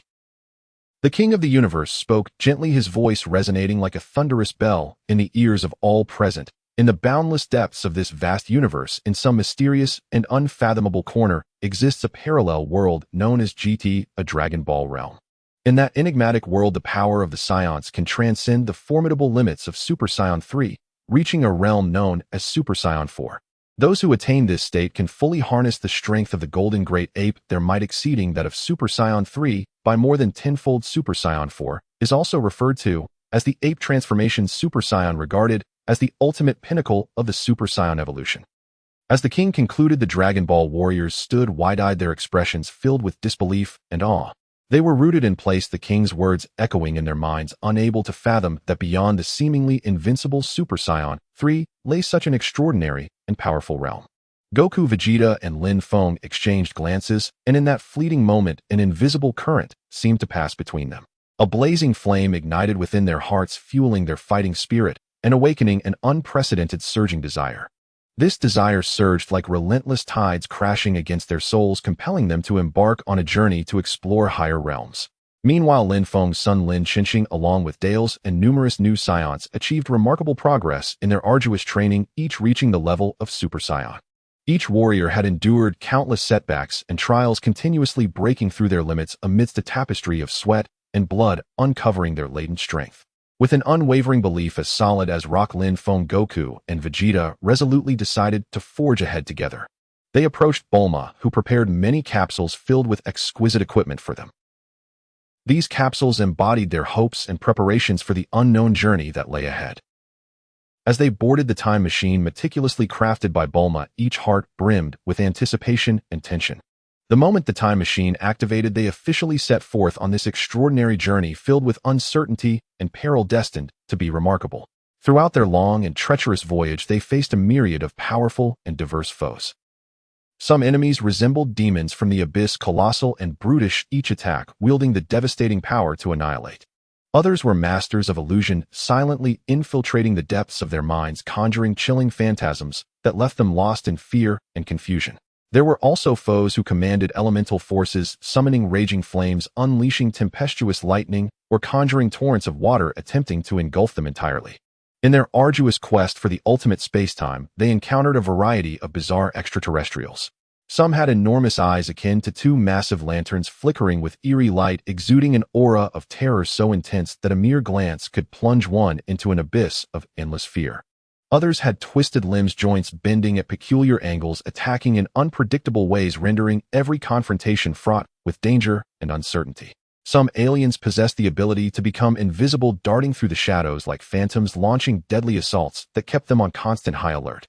Confronted by these formidable and bizarre adversaries, they endured one harrowing battle after another, each encounter teetering on the brink of life and death, where a single misstep could lead to irretrievable doom. During a fierce clash with a swarming alien insect race, the foes surged forth like a tide, overwhelming the battlefield. Their shells, as hard as iron, gleamed with a cold metallic luster, and their sharp fangs could easily rend solid metal. The warriors found themselves instantly surrounded, plunged into extreme peril. Lin Xinxing, resolute and aglow with the golden light of Super Saiyan, roared defiantly, striking with immense power in an attempt to break the insect horde's encirclement. Yet the insects came in relentless waves, as if they could never be vanquished, and no matter how fiercely they fought back, the onslaught showed no signs of diminishing.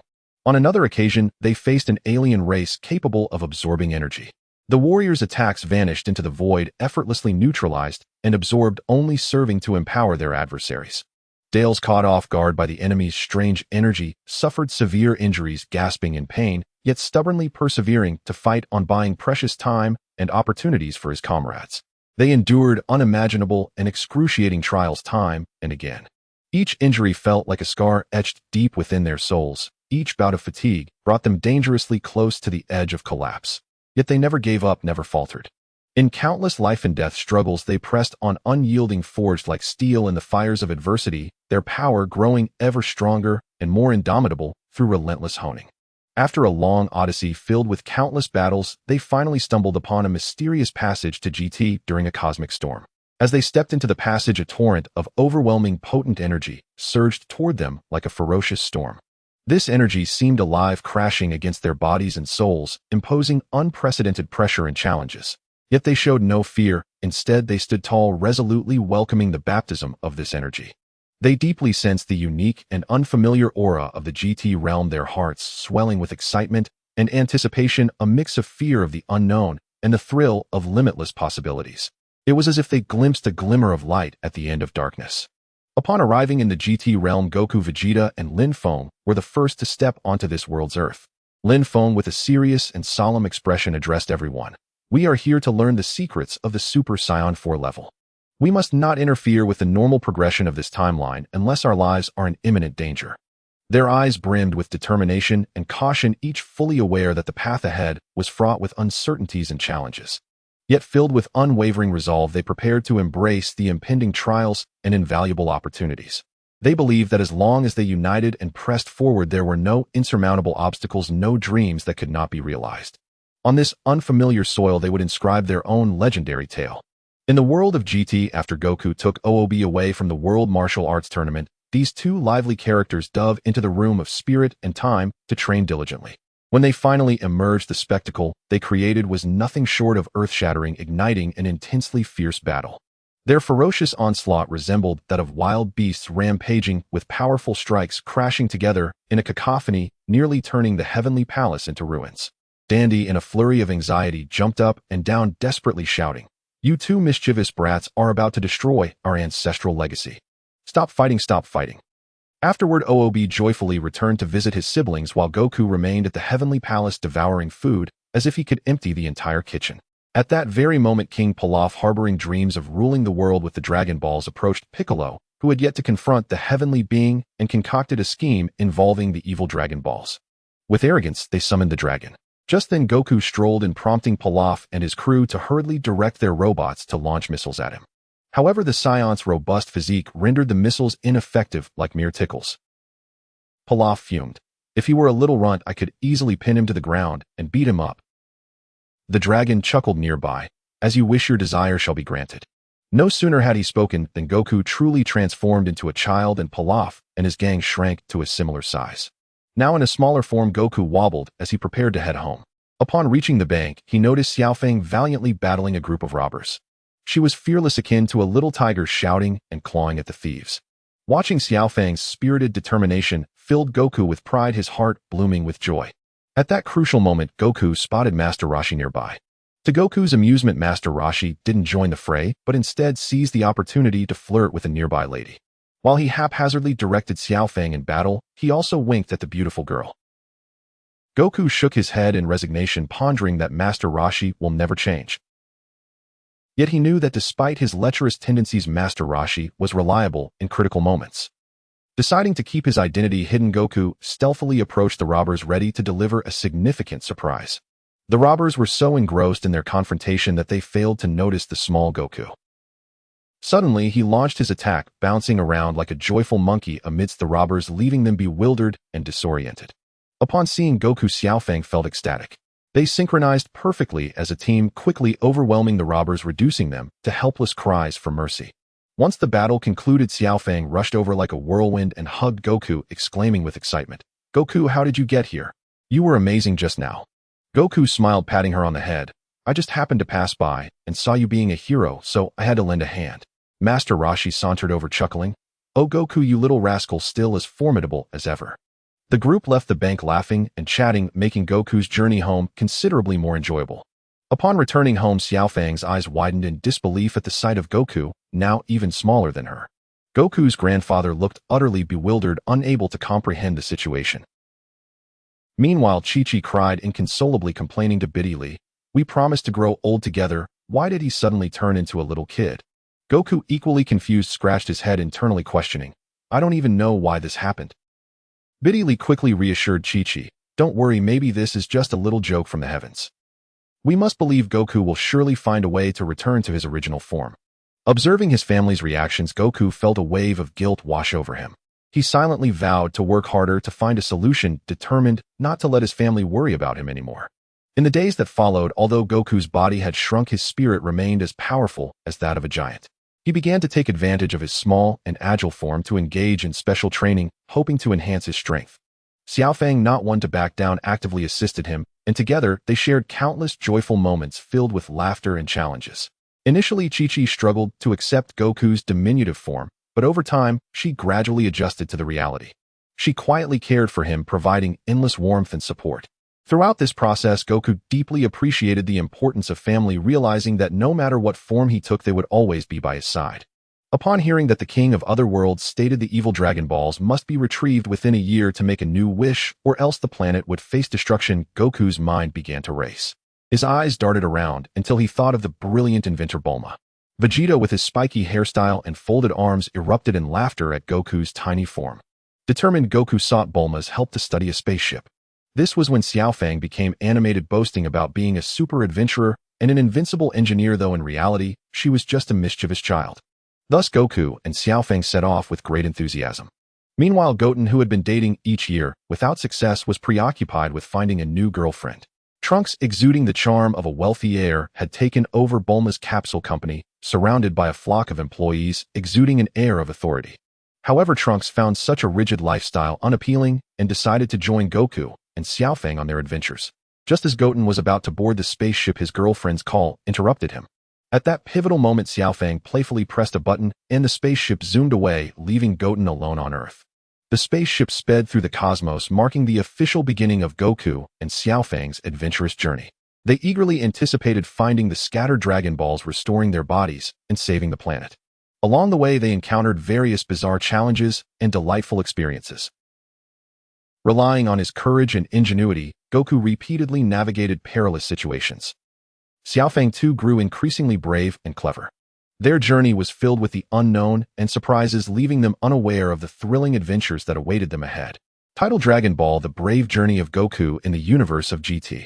Lin Feng, Goku, and Vegeta strode forward with unwavering resolve, as if bearing an immense mission, stepping together into the solemn and sacred land of the Divine Palace, where a divine aura permeated every inch of space. Their gazes were like fiercely burning flames, eternally ablaze, with a fervent desire bubbling like molten lava in their eyes. Each step they took was steady and powerful, moving purposefully toward Dandy, without hesitation.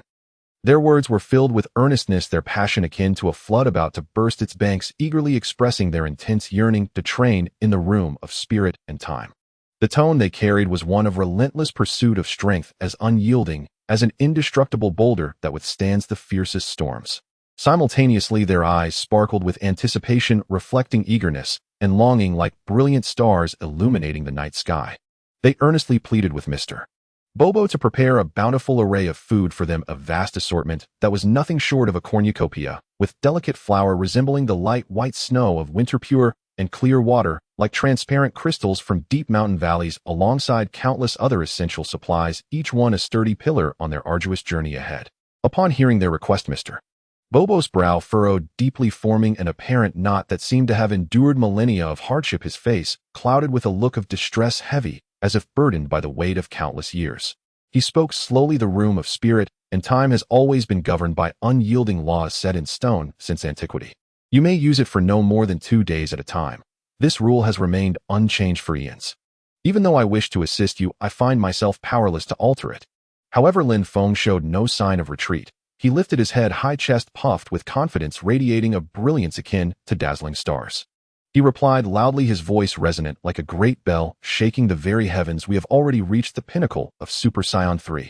Even if this closed door cruelly blocks our path, as long as we resolutely transform into Super Saiyan 3 and unleash our fury, we will surely shatter the barriers of time and space, escaping with grace, as Gotenks did.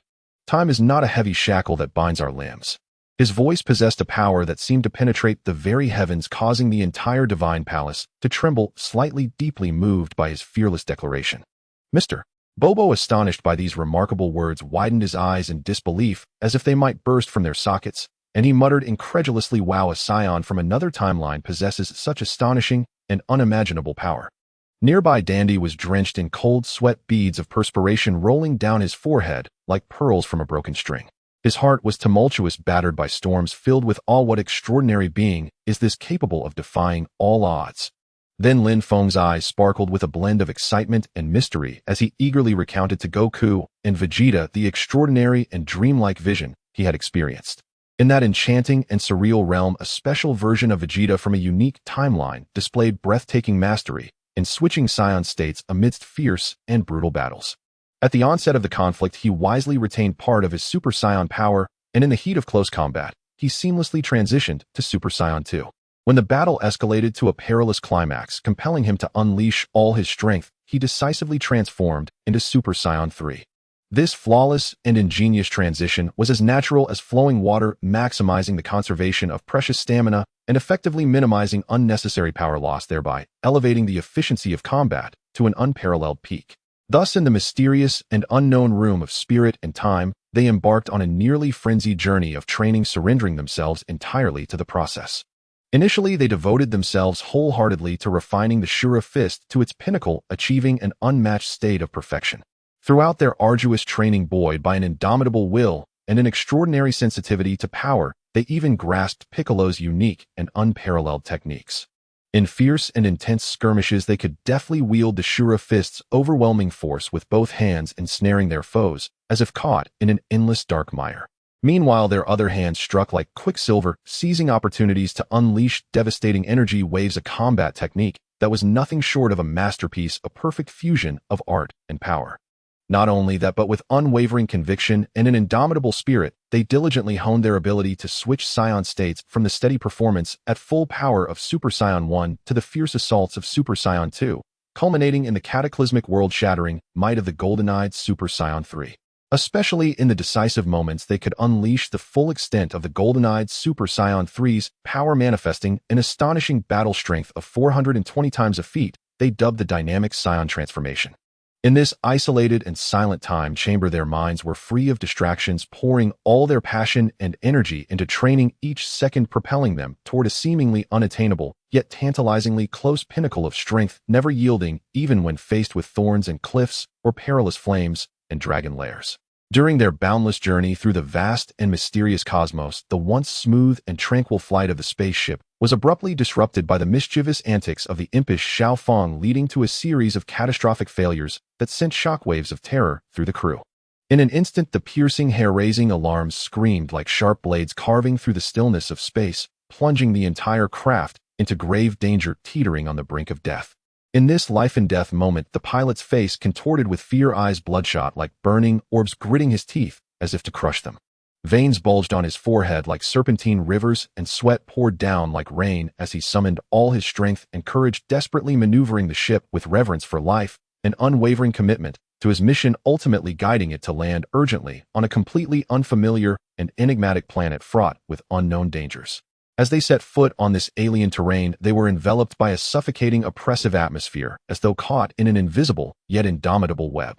Confused and anxious, their eyes searched for answers like lost lambs in a dark forest, desperately seeking to unravel the sudden mystery that had befallen them. At last, they encountered a simple and honest villager in a remote, desolate corner, whose weary gaze spoke volumes of helplessness and exhaustion.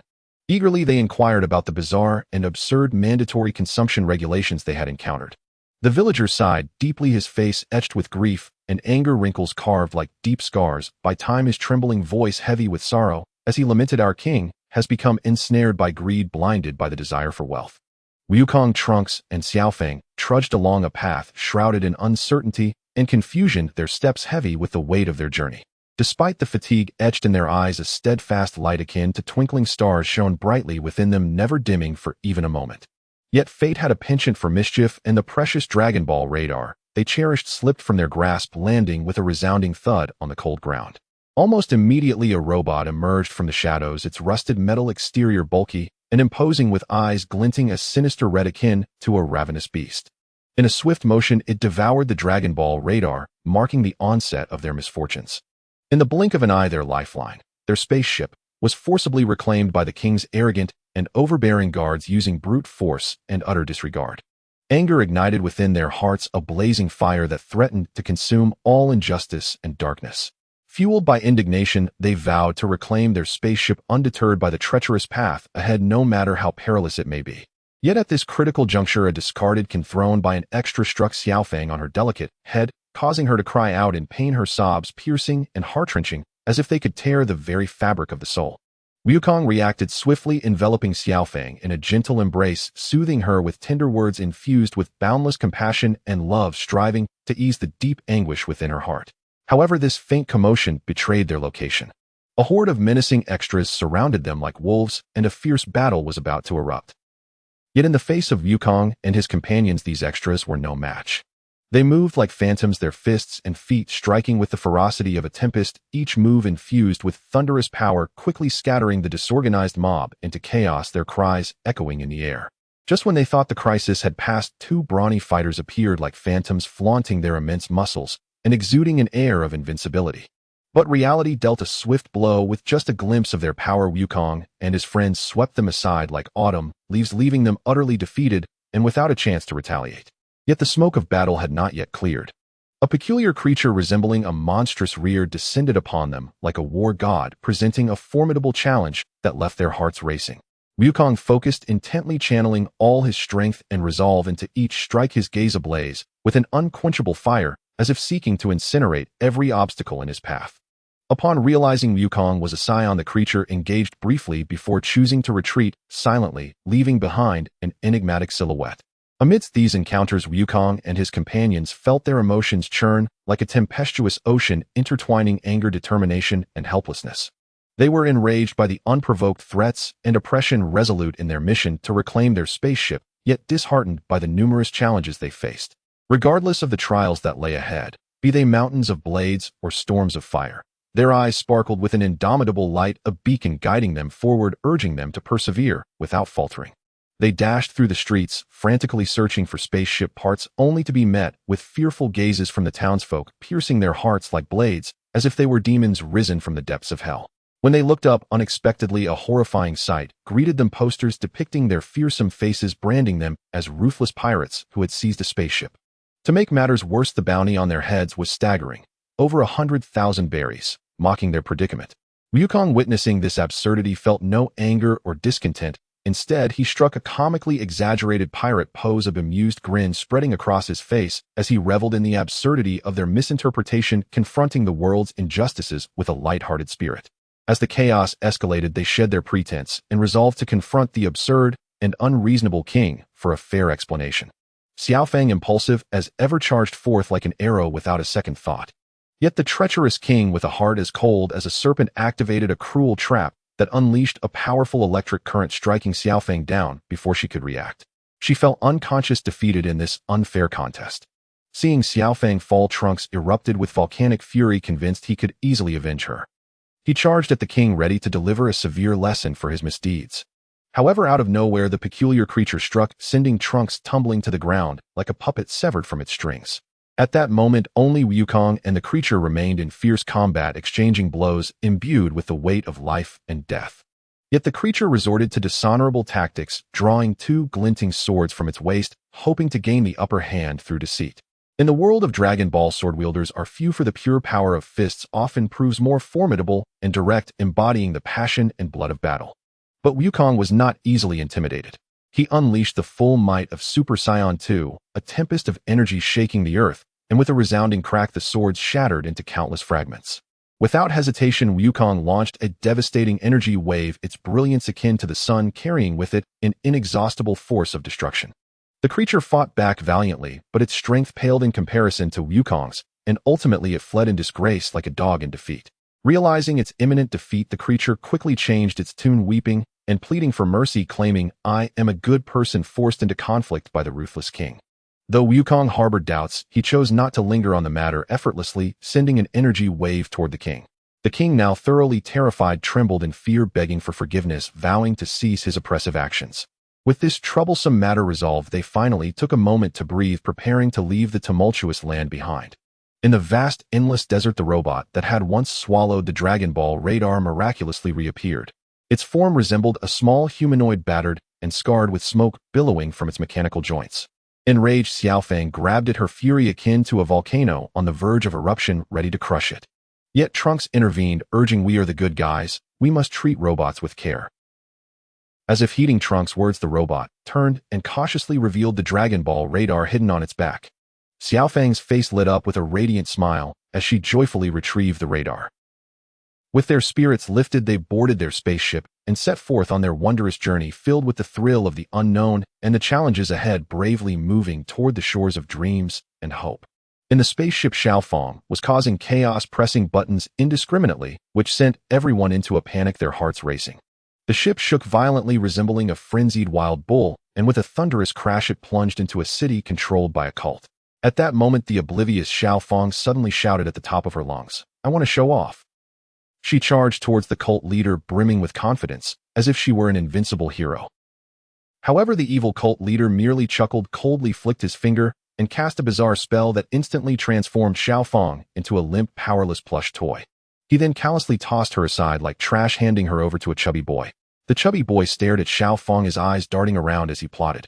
At first he grinned and suggested they play dress up and engage in cosplay, but as soon as the thought crossed his mind, he slapped his own round head and exclaimed, Wait, this is the thrilling world of Dragon Ball. Playing childish games is nowhere near as exciting as fighting." With that, he began to chant an incantation to activate a formidable destruction robot, Luther, eager to show off. Luther, a massive figure, approached with an imposing presence large enough to terrify children, leaving Goku and Trunks gaping in awe. Goku's eyes widened, and he thought, Don't think just because you're big you're intimidating. My son Goku won't be intimidated." Although Trunks couldn't fight immediately, he cheered loudly from the sidelines, his voice booming enough to scatter clouds. A thrilling battle was about to unfold. Would Goku be able to defeat this immensely powerful destruction robot? How would he and Xiao Feng escape the clutches of the cult? Stay tuned for the next chapter. Initially, Luther was a formidable opponent, evenly matched against GT, Goku, resembling two roosters unwilling to back down. But once Trunks joined the fray, the tide turned dramatically. With Trunks' arrival, Goku felt reinvigorated, and their teamwork became seamless, attacking Luther with a furious onslaught. Under the coordinated assault, Luther began to falter, revealing signs of defeat. Seizing the moment, Goku unleashed a barrage of rapid-fire punches, while Trunks, not to be outdone, executed his signature move, creating a dazzling display of power. Luther struggled to withstand their relentless assault, its strength dwindling like a leaking bucket. Yet this stubborn robot refused to concede, desperately seeking an opportunity to counterattack. Goku and Trunks remained vigilant, knowing full well that Luther was no pushover. A moment's carelessness could lead to a reversal of fortunes. In this breathless battle, could Goku and Trunks ultimately prevail against Luther and escape their predicament? What remarkable secrets and formidable challenges awaited them in this mysterious land? All remained uncertain. Meanwhile, the chubby boy, trembling, reported the situation to Dr. Mio. Observing that Luther was struggling against Super Saiyan Goku and Trunks, Dr. Mio furrowed his brow in frustration, his face darkening with anger. Without hesitation, he ordered the boy to sacrifice Xiao Feng to empower Luther. The boy shook his head vigorously, flailing his arms, and shouted, No. She's my prized figure. Not even you can take her." Upon hearing this, Dr. Mio's expression turned icy. Without a word, he waved his hand, transforming the boy into a figurine, and coldly commanded Luther to devour him for energy. After consuming both the chubby boy and Xiao Feng, Luther's body glowed a vibrant red, resembling a massive fireball, his form growing even more imposing, shaking off its earlier weakness. Goku and Trunks, witnessing Luther's transformation, exchanged worried glances. "Oh no, this guy has become even more formidable." Goku gritted his teeth, eyes filled with caution. "But we can't back down." Trunks clenched his fists, his gaze ignited with indomitable spirit. Locking eyes with one another, they found resolve and trust, launching themselves at Luther like two arrows released from a bow, ready to engage in an even more intense battle for survival. Inside Luther's body, Xiao Feng was furious, kicking and hitting the chubby boy while frantically inquiring about Luther's weakness. She discovered that deep within Luther lay a critical core. If it could be damaged, the giant would be defeated. Through Luther's body, Xiao Feng noticed three peculiar figures outside reminiscent of broadcasters somewhat resembling the Seven Bull Special Operations Team. Straining her brain, she devised a way to relay crucial information to Goku. Upon learning of Luther's weakness, Goku and Trunks prepared to launch a coordinated attack on the core. However, during their first attempt they failed to synchronize and could not destroy the core. Xiao Feng, blushing with urgency, urged them, "Focus. Let's try again." This time Goku and Trunks concentrated, intensely channeling their full strength into the effort, their synchronization reaching its peak. 1, 2, 3. They unleashed their most powerful strike, resembling a spectacular fireworks display, successfully destroying Luther's core. With the core's destruction, Luther's massive form collapsed with a thunderous crash akin to a fallen mountain.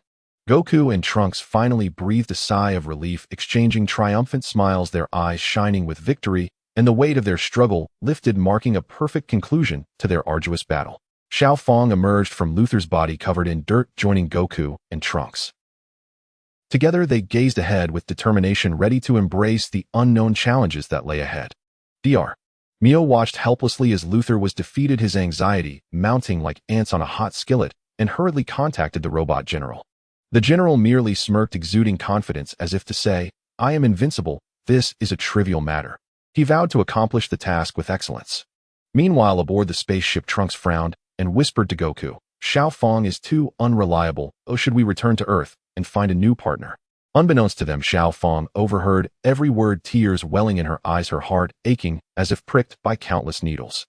Determined to prove her worth, the stubborn, headstrong girl left home in a huff.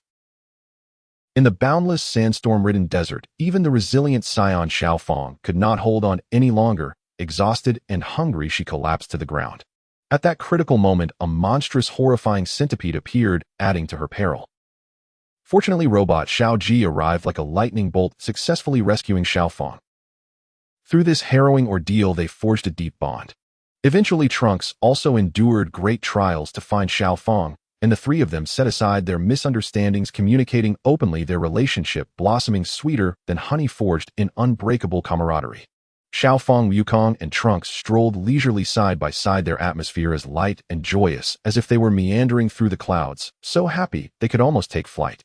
Yet who could have anticipated that the usually quiet and reserved Jilu would suddenly tremble violently, as if kicked by a demon, his body shaking uncontrollably like a super severe case of epilepsy, complete with special effects.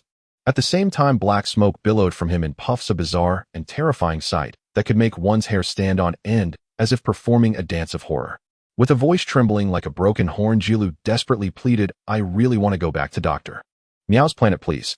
His tone was filled with agony and desperation, tugging at the heartstrings of those who heard him, stirring up a wave of sympathy that made one feel as if their heart could shatter into a million pieces. Seeing Jilu in such a pitiable state, on the verge of collapse, Xiao Feng, Wukong, and Trunks felt a surge of compassion and responsibility erupt within them like a rocket launch. Their eyes widened in shock, their teeth clenched with determination, and they stomped their feet so hard the ground trembled beneath them, shouting in unison, "Let's go accompany Jilu to that mysterious, perilous metal planet. No matter what dangers lie ahead, be it mountains of blades or seas of fire, we are determined to rescue Jilu from this unfortunate and miserable predicament." When they finally arrived at the enigmatic and treacherous metal planet, danger suddenly emerged like a ghost, so swift that they barely had time to react. As soon as they landed, Wukong and Trunks fell into the devious trap of the alien general, instantly bound, like oversized rice dumplings with no strength left to fight back, utterly helpless. Fortunately, Xiao Feng was as quick and agile as a lively monkey. Her clever eyes darted about, and spotting a tiny opportunity, she slipped away like a streak of lightning. Meanwhile, the villainous and thoroughly despicable mechanical general, with a chilling, emotionless gaze colder than a 1,000-year-old iceberg, scanned Wukong and Trunks with an all-encompassing device. Upon seeing Wukong's alarming data, the mechanical general's eyes widened in shock, his expression frozen in disbelief as he muttered, "How is this possible? This is absolutely impossible." The battle power displayed on the screen soared into the hundreds of billions, causing cold sweat to cascade down him like a mighty waterfall, almost forming a small river.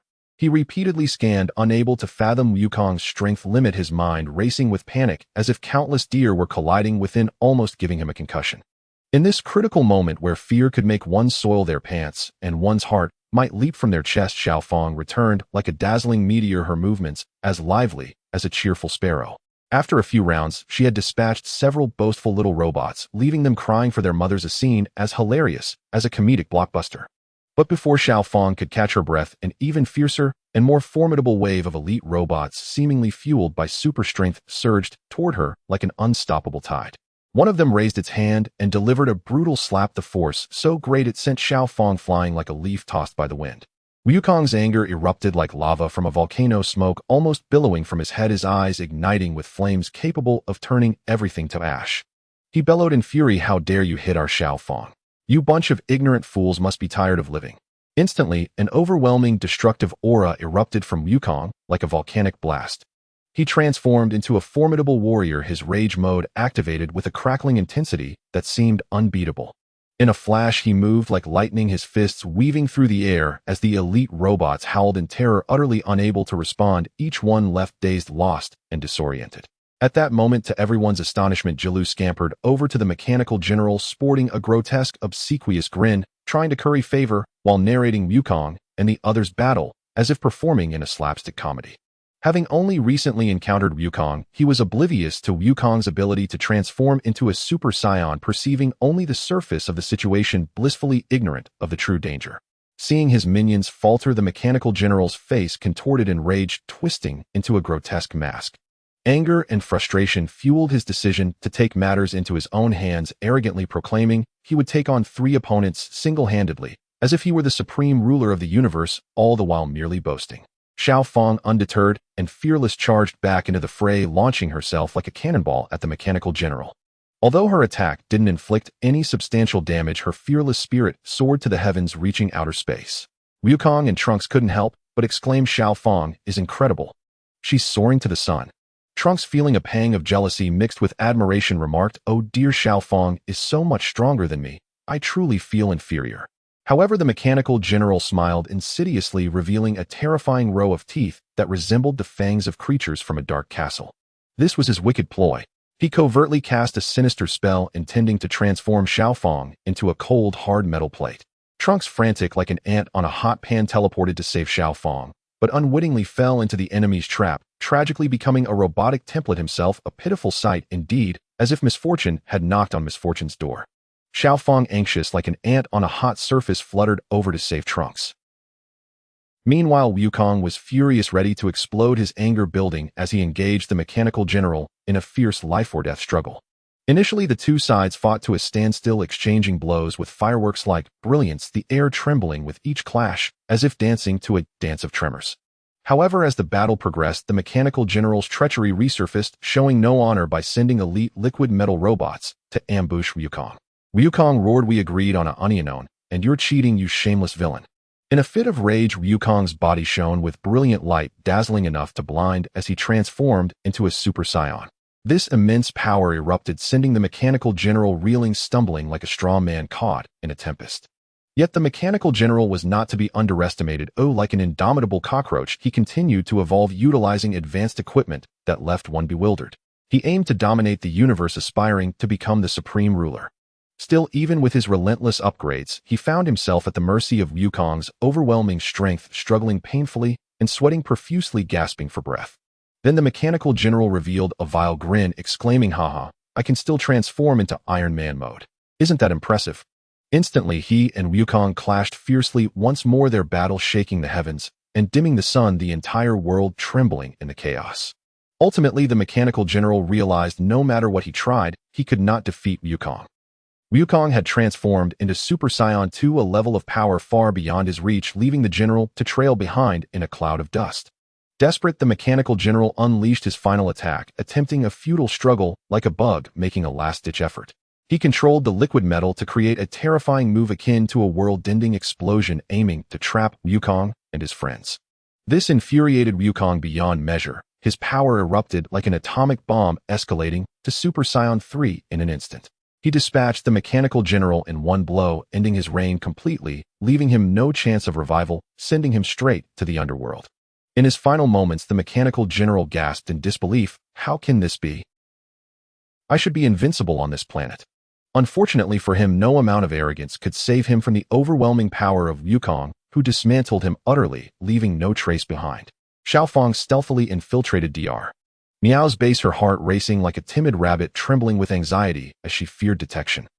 In this mysterious and perilous base, she searched high and low but found no sign of Trunks, her heart sinking. Just then a group of small robotic soldiers emerged oblivious to their impending doom, shaking their heads and trying to block her path, their arrogance infuriating to behold. Without hesitation, Xiao Feng sprang into action, her movements swift and decisive, quickly dispatching the small robots with a series of fluid, powerful strikes, a display of skill that was simply exhilarating. To everyone's surprise, amidst the chaos, they discovered a Dragon Ball while dismantling the small robots. This unexpected treasure brightened their spirits as if they had glimpsed a glimmer of hope that could illuminate the darkest of worlds. As Dr. Miao prepared to modify Trunks' metal plate, an astonishing event occurred. Jilu suddenly launched an unexpectedly fierce assault, firing powerful missiles at Dr. Miao that roared through. In a seemingly endless and arduous journey to find the Dragon Balls, they unexpectedly rescued a green-haired fellow. Who would have imagined that the notorious villain Baby had stealthily possessed this green-haired individual? He struck a menacing pose characteristic of malevolent antagonists before swiftly transferring his essence to a nearby researcher, cunningly attempting to deceive Trunks with his silver tongue. Hey, we have a groundbreaking technological advancement, but there's a slight issue that requires your assistance. Naively, Trunks, as innocent as a dove, fell right into his trap. While Trunks was deeply engrossed in examining electronic devices, Baby, the wicked fiend, attempted to possess him. At that critical moment, Goku, ever sharp and quick, unleashed a powerful energy wave with a forceful boom. Yet Baby, undeterred by danger, boasted arrogantly, claiming he could pierce the heavens, and challenged 3 opponents at once. However, as he continued to boast, he realized with sheer disbelief that he was merely a frail novice, utterly outmatched. At that moment, Baby leisurely stood up, a sinister grin curling at the corners of his mouth, a smile so wicked it could send shivers down one's spine. His eyes narrowed to a slit emanating a chilling light that felt as though countless ice picks were piercing through the air, raising goosebumps all over. This was the quintessential villainous gesture, brimming with malevolence and arrogance, inciting a burning desire to rush forward and retaliate. Baby's abilities were indeed peculiar. He wielded dark sorcery that allowed him to possess others and siphon their strength. In battle, he could explosively unleash formidable energy waves infused with a dark aura, the impact substantial. Moreover, his speed was ghostly, often leaving opponents defenseless. However, compared to true warriors like Goku and Vegeta, his power lacked depth and substance, relying instead on treachery to claim victory. This villain was insidiously cunning, resembling a cunning fox. He suddenly executed a move akin to the solar flare, blinding everyone with a dazzling light that left them momentarily sightless. Seizing this opportunity, he viciously injured Trunks' arm, and like a slippery eel slithered into Trunks' body, attempting to seize control. Relishing his newfound power, he exclaimed, "Wow, this body is magnificent." But Trunks would not yield so easily. Furious like an enraged lion, he bellowed, "I am Trunks. I am the son of Vegeta, flowing with the noble blood of royalty. How could I be controlled by a mere lackey like you?" With that, he exploded into his Super Saiyan form, a surge of immense power, forcibly expelling Baby from his body. Baby was left deflated like a punctured balloon, fully aware of his defeat. Resorting to an old trick, he unleashed another blinding solar flare, obscuring everyone's vision, and like a timid mouse, he made a hasty retreat faster than a rabbit. Upon arriving on Earth, Vegeta shockingly abandoned his training, becoming preoccupied with showing off. He meticulously groomed himself, sporting a flamboyant hairstyle that could easily overwhelm anyone. Meanwhile, Goten was not idle either. He was infatuated, his eyes sparkling with excitement at the sight of a girl enjoying ice cream, practically glued to her side like super glue. In the midst of this chaos, Baby wreaked havoc on Earth, targeting the strongest individuals for possession. During this tumultuous and bewildering moment, Mr. Satan dashed onto the scene, convinced of his own invincibility. He strutted around, flaunting his golden belt and performing exaggerated martial arts moves, shattering tiles with a laugh, believing himself to be the epitome of strength. However, the result was comical. Baby flicked him away as if he were a mere rag doll, sending him flying faster than a rocket. Coincidentally, Satan landed right next to Goten, who, unfazed by the humiliation, shouted, "Hey Goten, be my disciple and show up that possessed guy for me." Goten, with a look of disdain, retorted, "I am not your disciple, so stop dreaming." Yet his body betrayed him. Leaping into action, he shouted, "Here comes Goten." Subsequently, the possessed Earthlings were met with a barrage of punches, leaving them in a pitiful state, crying out for help. Seeing that the possessed individuals were growing weaker, Baby decided to reveal himself. Goten laughed heartily and mockingly said, "You should hurry back to your mommy for a bottle. There's no need." Wu Tian, possessed by baby, strutted into the house with an air of arrogance, as if he were the ruler of the universe. His tail seemed ready to pierce the heavens, reaching towards the endless starry river. He swaggered about, his head spinning like an uncontrolled top, spitting words with fervor. Humph. Where's that useless Vegeta? Is he hiding like a coward in some dark corner, too afraid to show his face? And what of that weakling Gohan? Is he quaking in fear like a timid mouse in his shadowy burrow? A bunch of useless Saiyans come out and face me. Just as he finished this tirade, Chi-Chi, like a furious whirlwind, rushed over and delivered 2 resounding slaps to Wushan's face. The impact caused his eyes to shine like brilliant yet precarious stars sparkling with golden light. Fuming with rage, Chi-Chi shouted, "You will address him as Uncle Vegeta and Brother Gohan. Do you even understand what respect and manners are, you lawless little brat?" Stunned by the blows, Wu Tian stumbled about like a dazed quail, mumbling, okay, I get it." But his irrepressible mouth couldn't help but retort, "What a worthless Saiyan." No sooner had the words left his lips than another 2 sharp slaps echoed through the room, turning his cheeks a bright crimson, as hot and conspicuous as ripe apples. In the midst of this chaotic scene, Gohan emerged. Suddenly, Wu Tian, the mischievous rascal, threw a punch, without warning, catching Gohan off guard, his expression akin to that of someone struck by a colossal meteor from the sky, plunging him into momentary confusion. Gohan quickly regained his senses and bellowed, "You are not my brother, Wu Tian. The space here is too cramped, let's take this outside." His heart swelled with concern, fearing that a fight here might harm Chi-Chi, Biddy, Lee, and Bulma. With that, the 2 brothers soared into the sky, arriving at an expansive battlefield ready for an intense showdown. Wu Tian, however, wore a dismissive expression, scoffing, "Who cares who I am?" In an instant, he transformed into a Super Saiyan and lunged at Gohan like a frenzied little lion determined to shred everything in his path. Gohan, burdened with the thought of not hurting his brother, evaded Wushan's attacks, moving as if performing a careful, precarious dance on thin ice. Yet who could foresee that Wu Tian, under baby's influence, was cunning and treacherous? Seizing a moment of Gohan's inattention, he launched a brutal strike, landing a heavy blow that injured Gohan severely. At this critical juncture, Gohan exploded with fury, transforming into a powerful Super Saiyan. However, baby took this opportunity to fully seize control of Gohan's body. Piccolo, witnessing this chaotic scene, rushed in like an ant on a hot skillet, his urgency palpable as he shouted, "You will not wreak havoc in my presence." Yet to his surprise, Gohan, under baby's control, merely raised a hand and sent Piccolo sprawling helplessly to the ground, groaning in pain like a pitiful little bug utterly immobilized. The absurdity of the scene mingled with tension, leaving onlookers unsure whether to laugh or feel anger. Meanwhile, Bra was joyfully shopping with Vegeta, her chirpy voice like that of a cheerful little bird delighting the heart. Unexpectedly, they encountered 2 unruly punks. The moment the duo spotted the young and pretty Bra, their eyes lit up like famished wolves eyeing a tender lamb, and they began to make lewd propositions. "Hey, there, pretty lady, come out with us. We'll make sure you have a good time and won't want to go home." Vegeta, hearing this, felt his temper flare like a volcano erupting. Without a moment's hesitation, he dashed forward, effortlessly grabbing the 2 by the collar and tossing them aside, as if they were mere chickens, leaving them dumbfounded and bewildered. As they continued on, they ran into Gohan. Vegeta's keen instincts kicked in, alerting him to the impending danger, and he quickly urged Bra to return. Bra, however, pouted defiantly, "What's the big deal about Gohan?" Vegeta, in a panic, scooped her up like a doll and shouted, "Hurry back, you little brat. It's dangerous here." Soon after, a fierce verbal battle erupted between Vegeta and the possessed Gohan. Vegeta, eyes wide with fury, interrogated, "Who are you? Why are you controlling Gohan?" Gohan responded with equal venom, "I am a Tuffle, and today I seek revenge against the Saiyans who have tormented my people." The 2 exchanged heated words, their argument escalating as if they were shaking the very earth. Amidst the chaos of battle, Gohan, under baby's influence, unexpectedly lashed out, attacking Vegeta from behind with no regard for honor. Vegeta, caught off guard, fell to the ground, struggling against Gohan's relentless onslaught.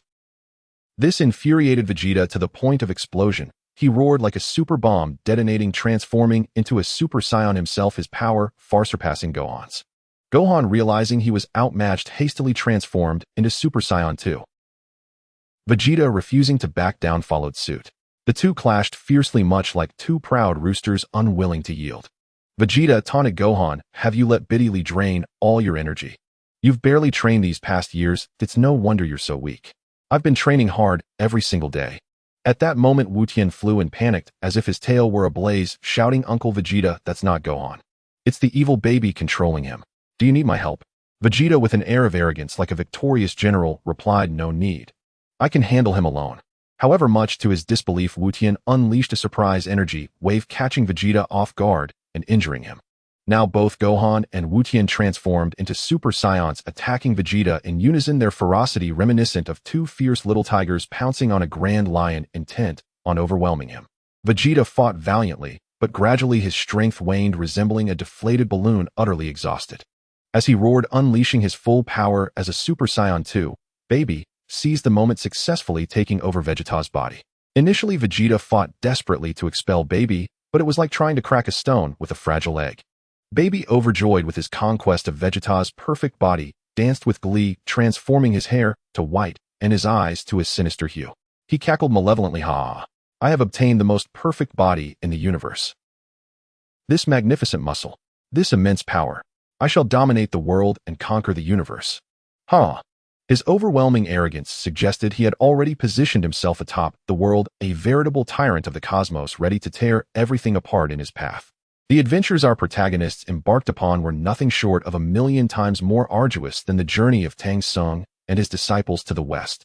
Along the way, challenges loomed like a sky full of twinkling stars, dense and overwhelming, as if they were trapped in an incredibly difficult game set to the nightmare level.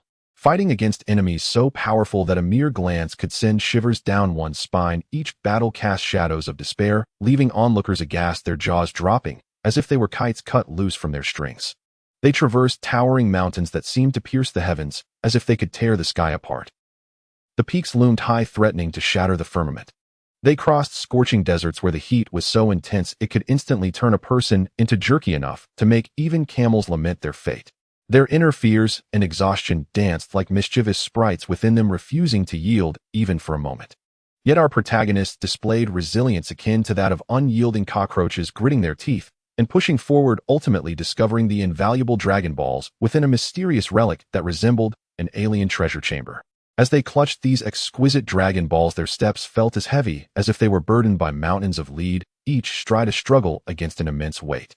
Yet their eagerness was akin to the longing of a lover yearning to soar straight to their destination on wings. Upon their return to the Temple of the Gods, every face was a canvas painted with the vibrant clash of exhaustion and exhilaration. They handled the Dragon Balls with utmost care, as if cradling a Wonio-faken golden egg freshly hatched into the world, reverently handing it over to Mr. Bobo and the Divine Dandy.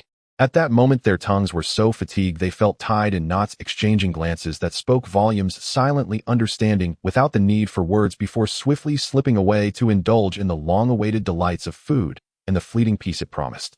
Who would have thought that just as their figures vanished around the corner of the temple, Dandy's expression, once gentle as a docile lamb, would morph into one of chilling malevolence, reminiscent of a master of theatrical transformation. The corners of his mouth twisted into a wicked grin, radiating an aura of sinister intent, as if a demon had escaped from the depths of hell seeking vengeance, exuding an air of unfathomable dread. His eyes, once clear and benevolent, now glimmered with a furtive glint, as if the light of kindness had been entirely consumed by darkness, leaving no trace behind. Unbeknownst to all, Dandy had long been ensnared by the malevolent Baby's control, who, although his body remained in the temple, his soul had succumbed to the role of a wicked henchman. The triumphant smirk on his face seemed to sneer.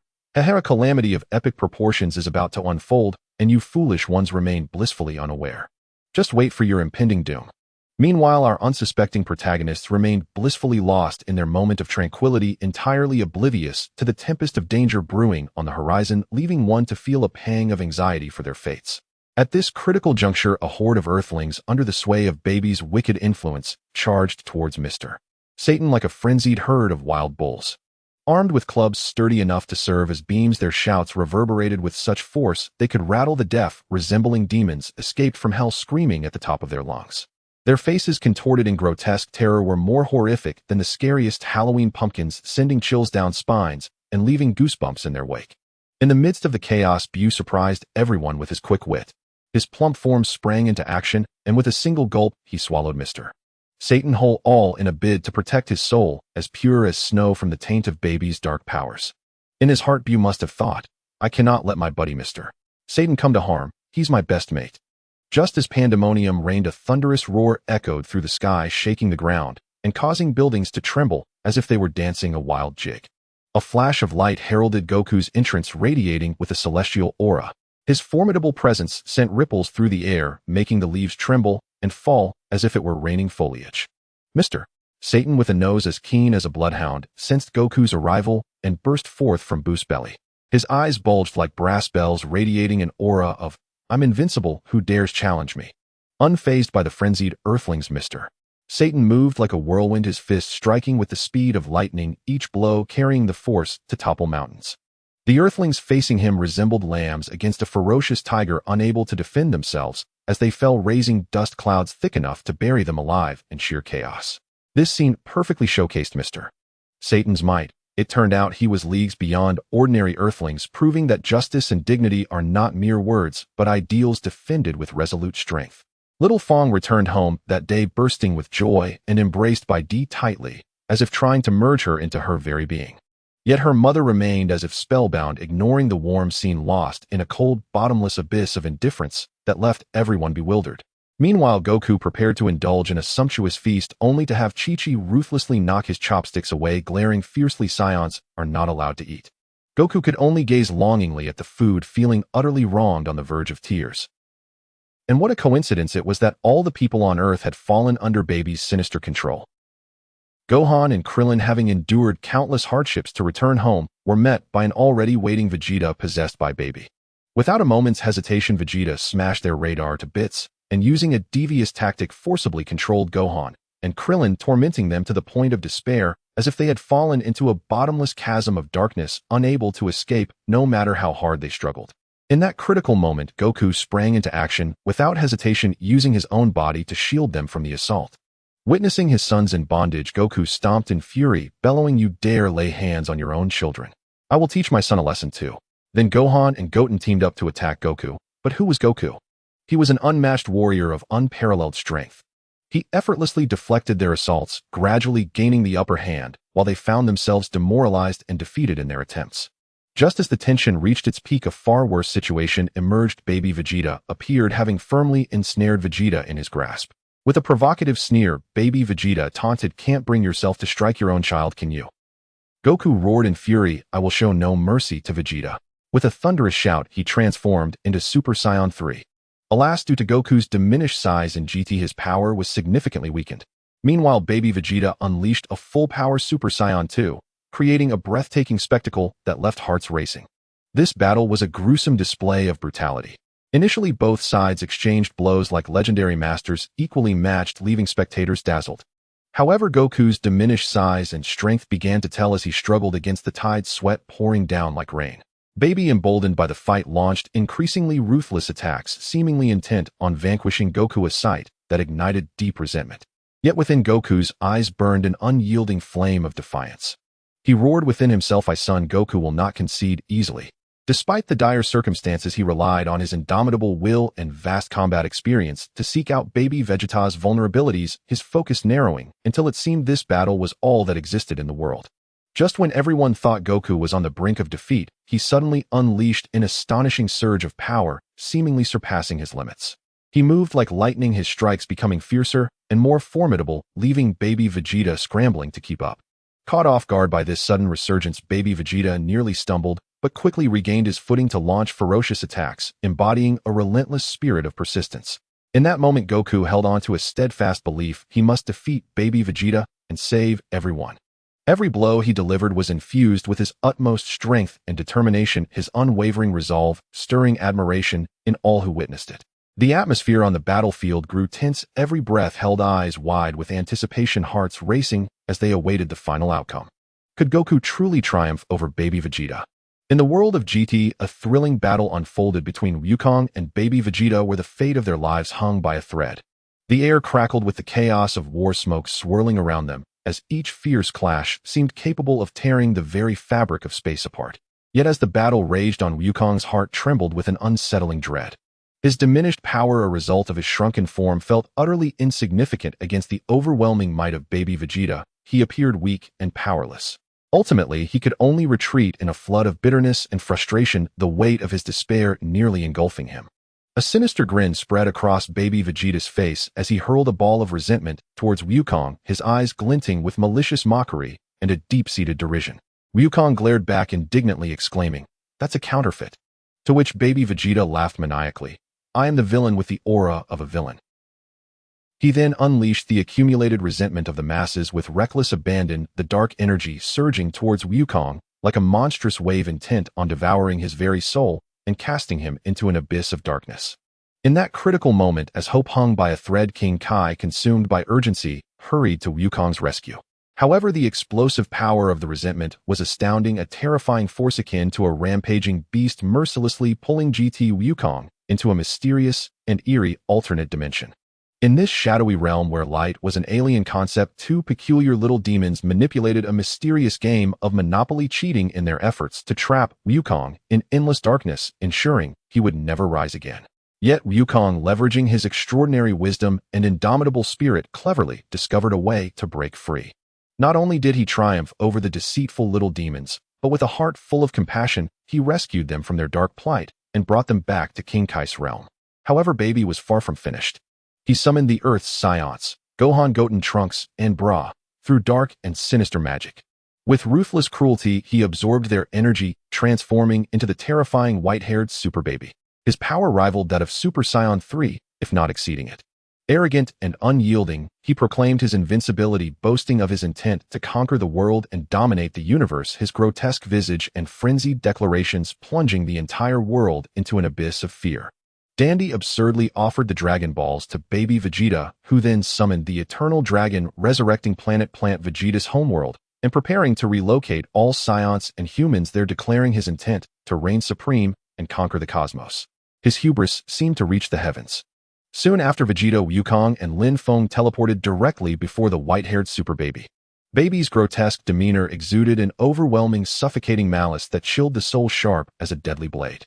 Wukong's gaze unwavering as iron fixed intently on baby Vegeta, declaring resolutely, "Today is your end." Vegeta, teeth clenched and fury ablaze, roared, "I will utterly defeat you and make you pay dearly for all your transgressions." Lin Feng, arms crossed, an expression grave, stood ready to join this life and death struggle, his eyes radiating determination and resolve. Baby Vegeta's laughter echoed, reminiscent of a demon from the deepest pits of hell, chilling to the bone.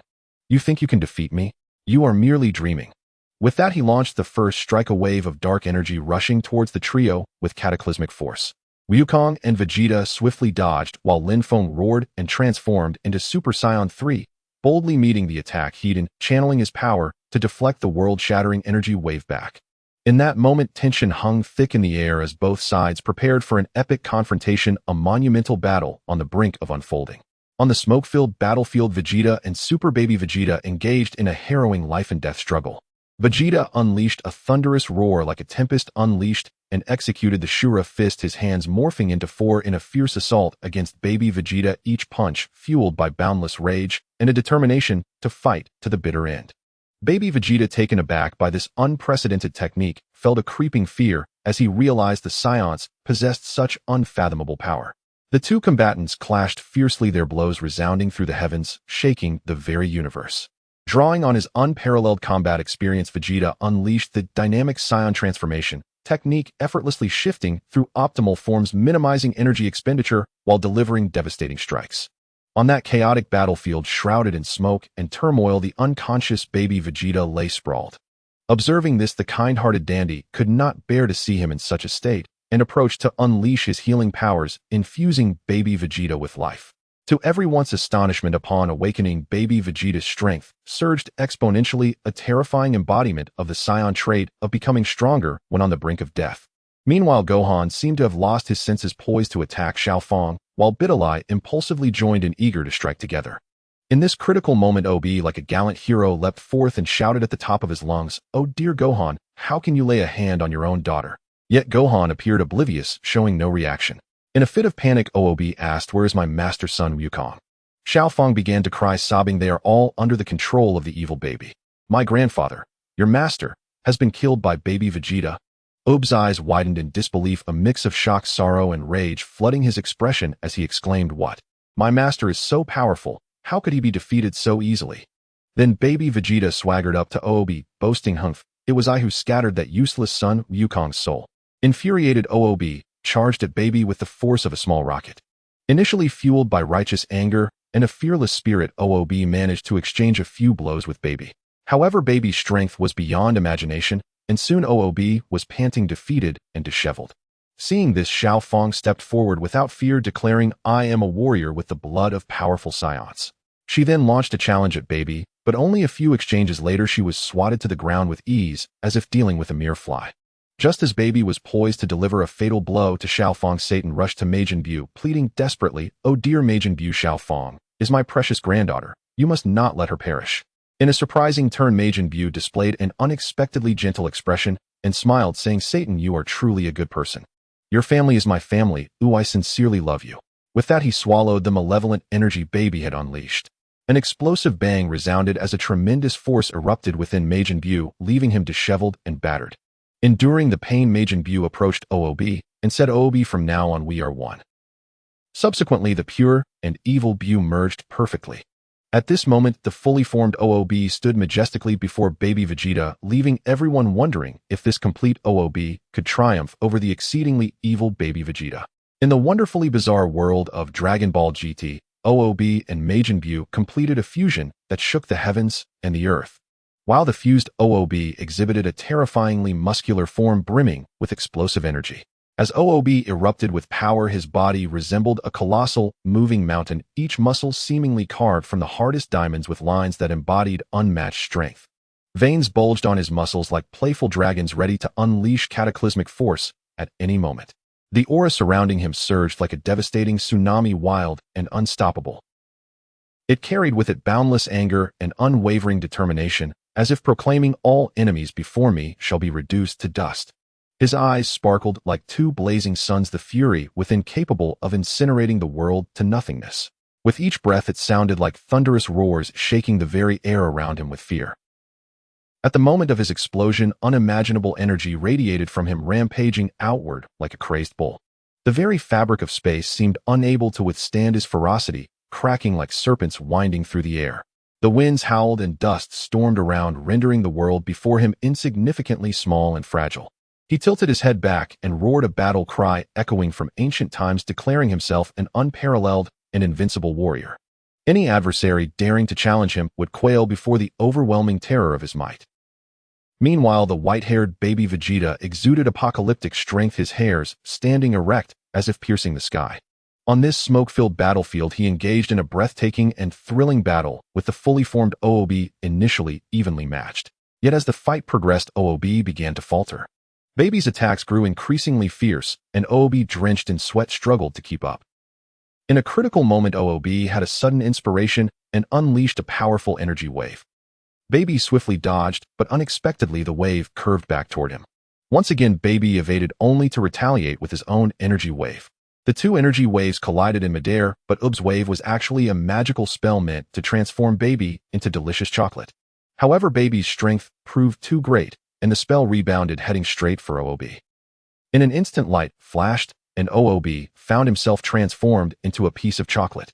Seeing this, Baby burst into gleeful laughter, grabbing the chocolate OOB and unhesitatingly popping it into his mouth. The crunching sound echoed eerily across the silent battlefield, each bite mocking, "Ha! How dare you challenge me?" It sent shivers down the spine of anyone who heard it, sweat pouring down in cold beads. OOB was thus mercilessly consumed by Baby, leaving an air of suffocating despair hanging over the battlefield. GT Wukong watched helplessly as Baby cruelly transformed OOB into chocolate and subsequently devoured him. At that moment, his heart felt as though it had been pierced by countless sharp blades, an urgent flame raging in his chest, threatening to consume him whole. He was as frantic as an ant on a hot stove, pacing frantically, in place, his flushed face etched with desperation and fury. He shouted hoarsely, his voice strained, "Old Kaiō-ken, hurry up and give me a speed-boosting cheat. Lend me a hand." His voice was filled with boundless despair and hope, as if it were a cry emanating from the depths of his soul. The old Kaiō-ken merely smiled faintly, his steps leisurely as he approached Wukong without a hint of urgency. Just as his hand reached for Wukong's pants, Wukong was taken aback, his voice trembling as he exclaimed, "What are you doing? You disrespectful old man." His eyes were wide with fear and anger, feeling deeply insulted. The old Kaiō-ken remained unperturbed, calmly explaining, "Don't misunderstand, kid. I'm here to help you remove your tail. You must understand that the tail is the source of a Saiyan's primal power. Do you really want it removed?" Upon hearing this, Wukong's brow furrowed tightly, his gaze filled with turmoil and hesitation, battling a fierce internal struggle akin to a tumultuous sea in a storm, tumultuous waves crashing, refusing to calm. Nearby, a little fellow named Reich volunteered, transforming into a massive claw, and shouted, "Let me help." His voice was clear and resolute, brimming with courage. The old Kaiō-ken nodded slightly in agreement. The claw that Reich had transformed into clamped tightly around Wukong's tail, while Kaiō-ken Jiexin and the old Kaiō-ken exerted all their strength, pulling desperately. Put in more effort. Wukong gritted his teeth, yelling with all his might. To prevent himself from escaping, he even requested the old Kaiō-ken to tie him up. The old Kaiō-ken complied, then continued to pull with reckless abandon. At that moment, Wukong's mind was singularly focused on one thought: to gain strength, to save, to avenge. Oh! Wukong suddenly erupted, his entire being bursting forth with power like an unstoppable volcanic eruption. With the combined efforts of Reich and the old Kaiō-ken, his tail was gradually pulled free. In that instant, it felt as if Wukong had been reborn, a primal and potent force surging within him. Ignoring the excruciating pain at the base of his tail, Wukong turned and shot towards Baby's direction. Like an arrow, his eyes ablaze with fierce anger, determined to plunge into this intense battle and avenge Ob. His gaze was resolute and unwavering, filled with the courage that comes with the willingness to face death. The old Kaiō-ken suddenly sensed the presence of Lin Feng, Wukong, and Vegeta, calling out loudly, "Come out." As his words fell, Lin Feng and the others revealed themselves. Lin Feng, Wukong, and Vegeta exuded an imposing aura akin to that of a tyrant, their gazes firm and unwavering like burning torches. They addressed the Kaiō-ken directly, saying, "We are Saiyans from another timeline here, with hearts full of righteousness, sincerely seeking your guidance on breaking through to a higher transformation." Their voices were strong and sincere, filled with a yearning for power and a commitment to justice. They continued without hesitation, "We hope to receive a bit of Kaiō-ken Jiexin's cells." Upon hearing this, the Kaiō-ken's eyes widened in shock and disbelief as he bellowed, "What? You want our cells?" "Absolutely not." His voice brimmed with anger and rejection. At this moment, Wukong's eyes darted around, thoughts racing through his mind, and a sly smile suddenly appeared on his face. He leaned closer to the old Kaiō-ken and whispered, "Old Kaiō-ken, I can introduce you to a beautiful woman.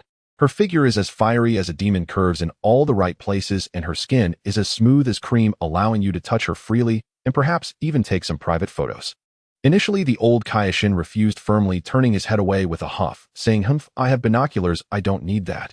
But Wukong persisted, countering, "What's better than a real person? A real person allows you to feel that warm touch, that soft skin, and that alluring fragrance. Nothing compares to the real thing." The old Kaiō-ken's gaze began to waver, lost in deep thought, as his desires clashed with his principles. Seizing Son Wukong was consumed by profound sorrow, tormented by the bitter realization that he could not overcome baby Vegeta. A suffocating tide of self-reproach and helplessness enveloped him. He felt utterly powerless, worthless.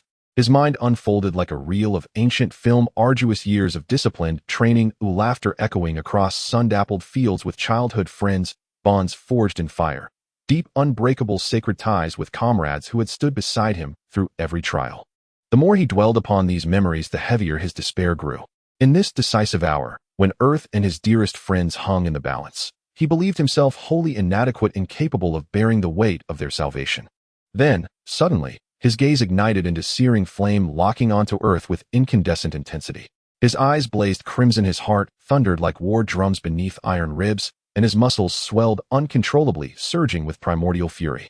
In an instant, his form shattered all limits, transforming into a colossal titanic ape whose shadow blotted out the sky. He towered like an eternal mountain, immovable, inviolable, sovereign over all creation, before whom even the heavens bowed low and the earth trembled in reverence. Mountains fractured at his feet, boulders shattered like glass. His very presence declared dominion, not through words, but through sheer awe-inspiring magnitude. His fur burned, not with mere fire, but with living radiant gold, blazing so fiercely it seared the eyes of gods. His roar split the cosmos, a sound that pierced nebulae, shook constellations from their orbits, and sent ripples trembling through the fabric of void itself. His eyes, two pools of molten scarlet, burned with boundless wrath and unshakable resolve, capable of incinerating every obstacle, crushing every foe beneath the heel of absolute will. Each movement carried cataclysmic force, the effortless power to rend galaxies asunder, to reduce existence itself to silent dust. This was no longer the Super Saiyan known to legend. This was the golden Great Saiyan, the ultimate primate, the sovereign ape, born of blood, rage, and love beyond measure. He would sacrifice his life without hesitation. He would pour every atom of his being into shielding Earth and those he held most dear.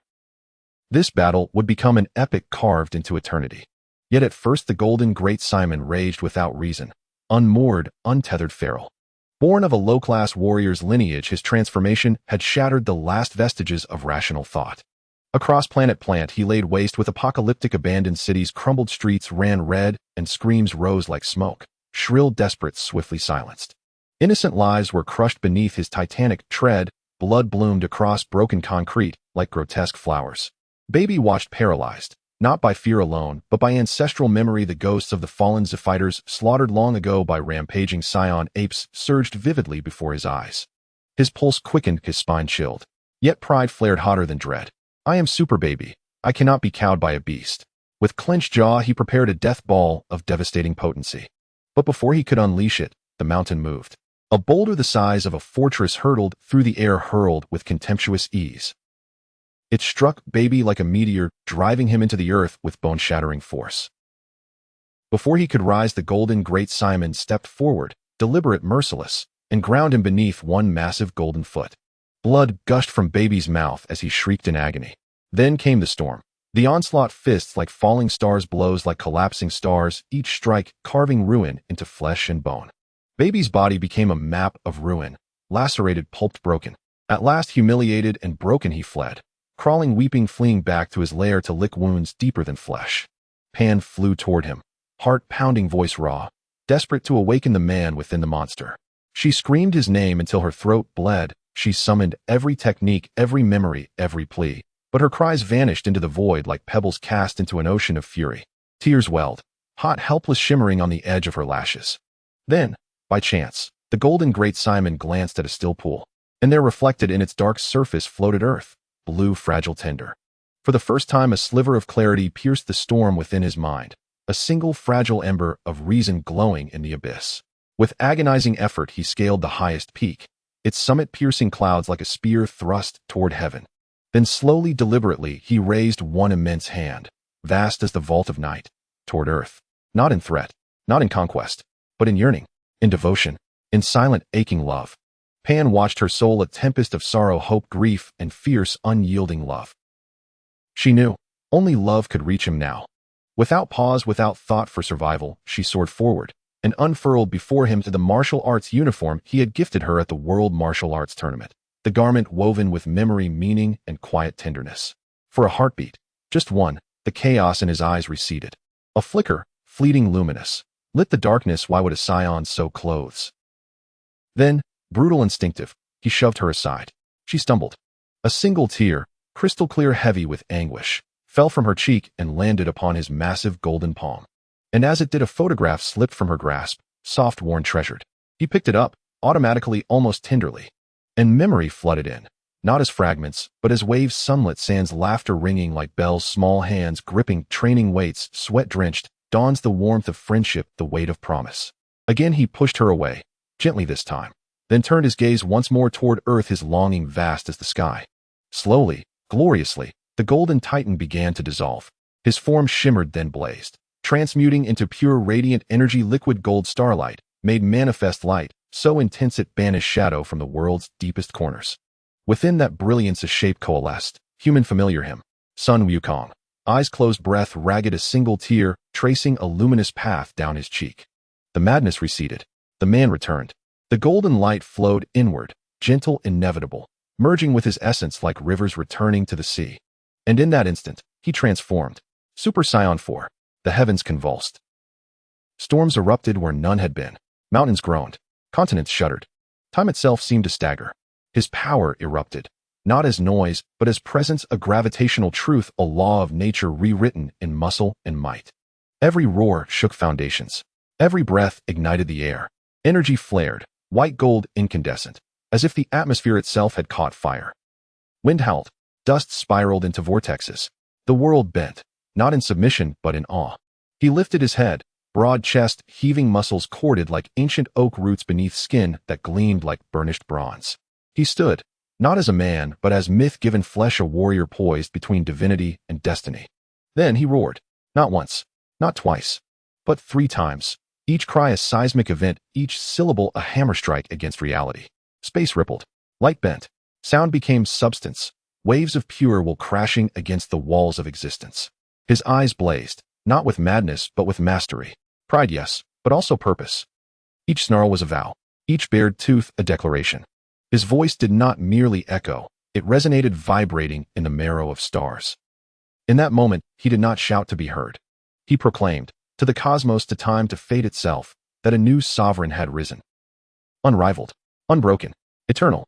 Wukong's transformation into Super Saiyan 4 brought about a breathtaking and astonishing change, morphing him into a figure of mature adulthood. The energy of Super Saiyan 4 surged within him like an unstoppable tidal wave, incomprehensibly powerful and far surpassing the abilities of the dragon Shenron. At this moment, Wukong's handsome visage seemed to have been meticulously sculpted by divine hands, with every contour flawless and radiating an irresistible charm. His muscular physique, imposing and magnificent, appeared to harbor an unparalleled strength capable of annihilating everything in existence. Gazing into the mirror, Wukong was instantly filled with an overwhelming joy and unmatched pride upon witnessing his perfect reflection. His powerful and striking image shone like a brilliant beacon, igniting his confidence into an unstoppable eruption, leaving him feeling as though he soared in the boundless skies, as if all the world lay at his command. With fervent determination and overflowing confidence, Wukong set off on the arduous journey to find baby Vegeta without a moment's hesitation. His gaze was as resolute as iron, fiercely determined to engage them in a breathtaking clash that would shake the heavens and earth, as if he sought to eradicate all evil and injustice in the world. Lin Feng, Wukong, and Vegeta instantaneously teleported to a battlefield filled with smoke and the sounds of clashing steel. Their eyes ablaze like fiery torches, focused intently on Super Saiyan 4. Wukong, murmuring in awe, "Indeed, Super Saiyan 4 is the pinnacle of Super Saiyan evolution. This power is as overwhelming as a cataclysm, profoundly shaking us to our very souls." Their expressions were filled with deep shock and endless reflection, utterly captivated by the earth-shattering strength that Wukong displayed, their souls trembling as if lost in the awe of his might. Meanwhile, baby Vegeta returned to the base in a fury resembling a volcano on the verge of eruption. He bellowed in frustration, "What the hell is this cursed earth? How can it emit such bizarre and inexplicable blood waves that transform one into a golden great ape? I possess the pure and noble bloodline of the Vegeta royal family. Why can't I transform into a golden great ape?" His face reddened like a ripe tomato, bloodshot eyes filled with rage, and the veins on his forehead throbbed like furious worms, seemingly straining to break free and shatter everything around him. Beside him, Bulma, exasperated and annoyed, retorted, "You foolish little dolt, can't you use that rigid brain of yours to think? You don't have a tail." At this, baby froze in shock as if struck by lightning before suddenly waking from his stupor. A storm of curses erupted uncontrollably from his lips. Damn it. What an absurd and ridiculous setup. No tail means I can't transform. This is utterly preposterous. Why is the heavens so unjust? How can I, baby, endure this humiliation? His voice seemed to pierce the skies, determined to crush all injustices in the world. Wukong tirelessly searched and finally arrived at baby Vegeta's base. Their Bulma, firmly held by baby, wore a twisted expression resembling a terrifying demon, hysterically cursing, "You disgusting Saiyan trash. You ignorant fool, unaware of your own limitations." Her harsh words struck Wukong like sharp arrows, piercing his heart with pain. The epic battle between baby Vegeta and Super Saiyan 4 Wukong erupted in a thunderous clash. Initially, both sides exchanged blows, trading strikes with relentless intensity, each collision unleashing waves of destructive energy that threatened to engulf the entire universe in their fiery conflict. Then, in an unexpected turn, Super Saiyan 4 Wukong lowered his arms, seemingly indifferent, as baby Vegeta launched a frenzied assault. Like a rabid dog, baby pressed on with reckless abandon, panting and sweating profusely, yet his efforts were as futile as an ant trying to shake a mountain. Wukong smiled, subtly feeling an extraordinary sense of pride. Who would have thought I could be this strong? So strong that I can scarcely believe it myself, even feeling a touch of fear. This sense of invincibility is truly sublime. Wukong then began to flaunt his superiority. "The gap in our battle power is as vast as the heavens and the earth, an insurmountable chasm you will never cross. No matter how desperately you struggle, it will all be in vain. You cannot defeat my invincible existence. I am the ruler of this world, unmatched by anyone." Infuriated baby's face twisted into a grotesque mask of fury reminiscent of a demon rising from the depths of hell. He gathered all his strength to unleash a colossal dark energy sphere, hurling it at Super Saiyan 4 Wukong. Yet Super Wukong stood his ground, unyielding and immovable like a mountain, absorbing the energy sphere with his unparalleled physical might. Upon contact, it seemed to vanish without a trace, leaving him wholly unaffected. Seeing this, baby's face turned pale as paper-cold sweat pouring down his brow, his body trembling, involuntarily repeating in desperation, "What do I do? What do I do?" His eyes reflected sheer terror and despair, as if witnessing his doom approaching, overwhelmed by a profound sense of helplessness and resignation to his fate. In an instant, Super 4 Wukong erupted, unleashing a barrage of powerful punches on baby Vegeta. Baby, caught in this relentless onslaught, found himself in a desperate plight, fearing that he was about to meet his end at Wukong's hands. In that critical moment, baby resorted to deceit, exclaiming, "This is your beloved Vegeta. If you kill me, he won't survive either." However, Wukong merely smirked, unconcerned. "That guy Vegeta actually loves it when I beat him up." With that, his fists continued to rain down mercilessly upon baby Vegeta. Just as it seemed all hope was lost, the brilliant inventor Bulma had a sudden inspiration and shouted to baby, "I've invented a Blutz Wave Enhancer at 1,000 times the power. Step inside and I can help you become a golden Great Ape." Without hesitation, baby dashed into the device's range. In an instant, a blinding light enveloped the scene as baby Vegeta successfully transformed into a golden Great Ape, making a stunning entrance. His massive form towered like a mountain, exuding a chilling aura. His golden fur shimmered in the light like flames, and his robust limbs contained earth-shattering power. Throwing his head back, he unleashed an earth-shaking roar that made the very heavens tremble. On the battlefield, shrouded in thick smoke that resembled a hellish nightmare, the night descended like a heavy curtain, the sky cloaked under a suffocating gloom.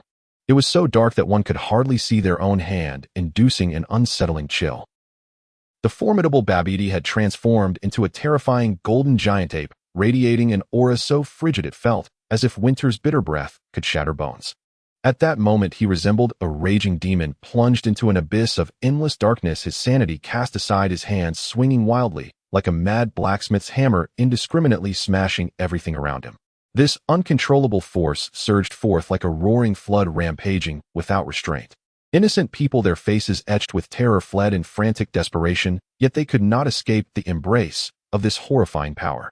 Their expressions of dread and the chilling screams of despair wove together into a harrowing tableau that could move stones to tears. In this chaotic scene that felt like the world was coming to an early end, the immensely powerful Goku was not spared from this misfortune. With a single forceful swipe of Babidi's overpowering hand, Goku was sent flying like a fragile, withering leaf, soaring through the air before crashing heavily to the ground. At that moment, Goku's eyes widened in disbelief, his mind racing with confusion, questioning, how has this guy turned into such a monster? He struggled to comprehend Babidi's terrifying transformation, the weight of his shock and concern pressing down on him like a colossal boulder. After being knocked away, Super Saiyan 4 Goku, after a tremendous struggle, gradually regained his composure.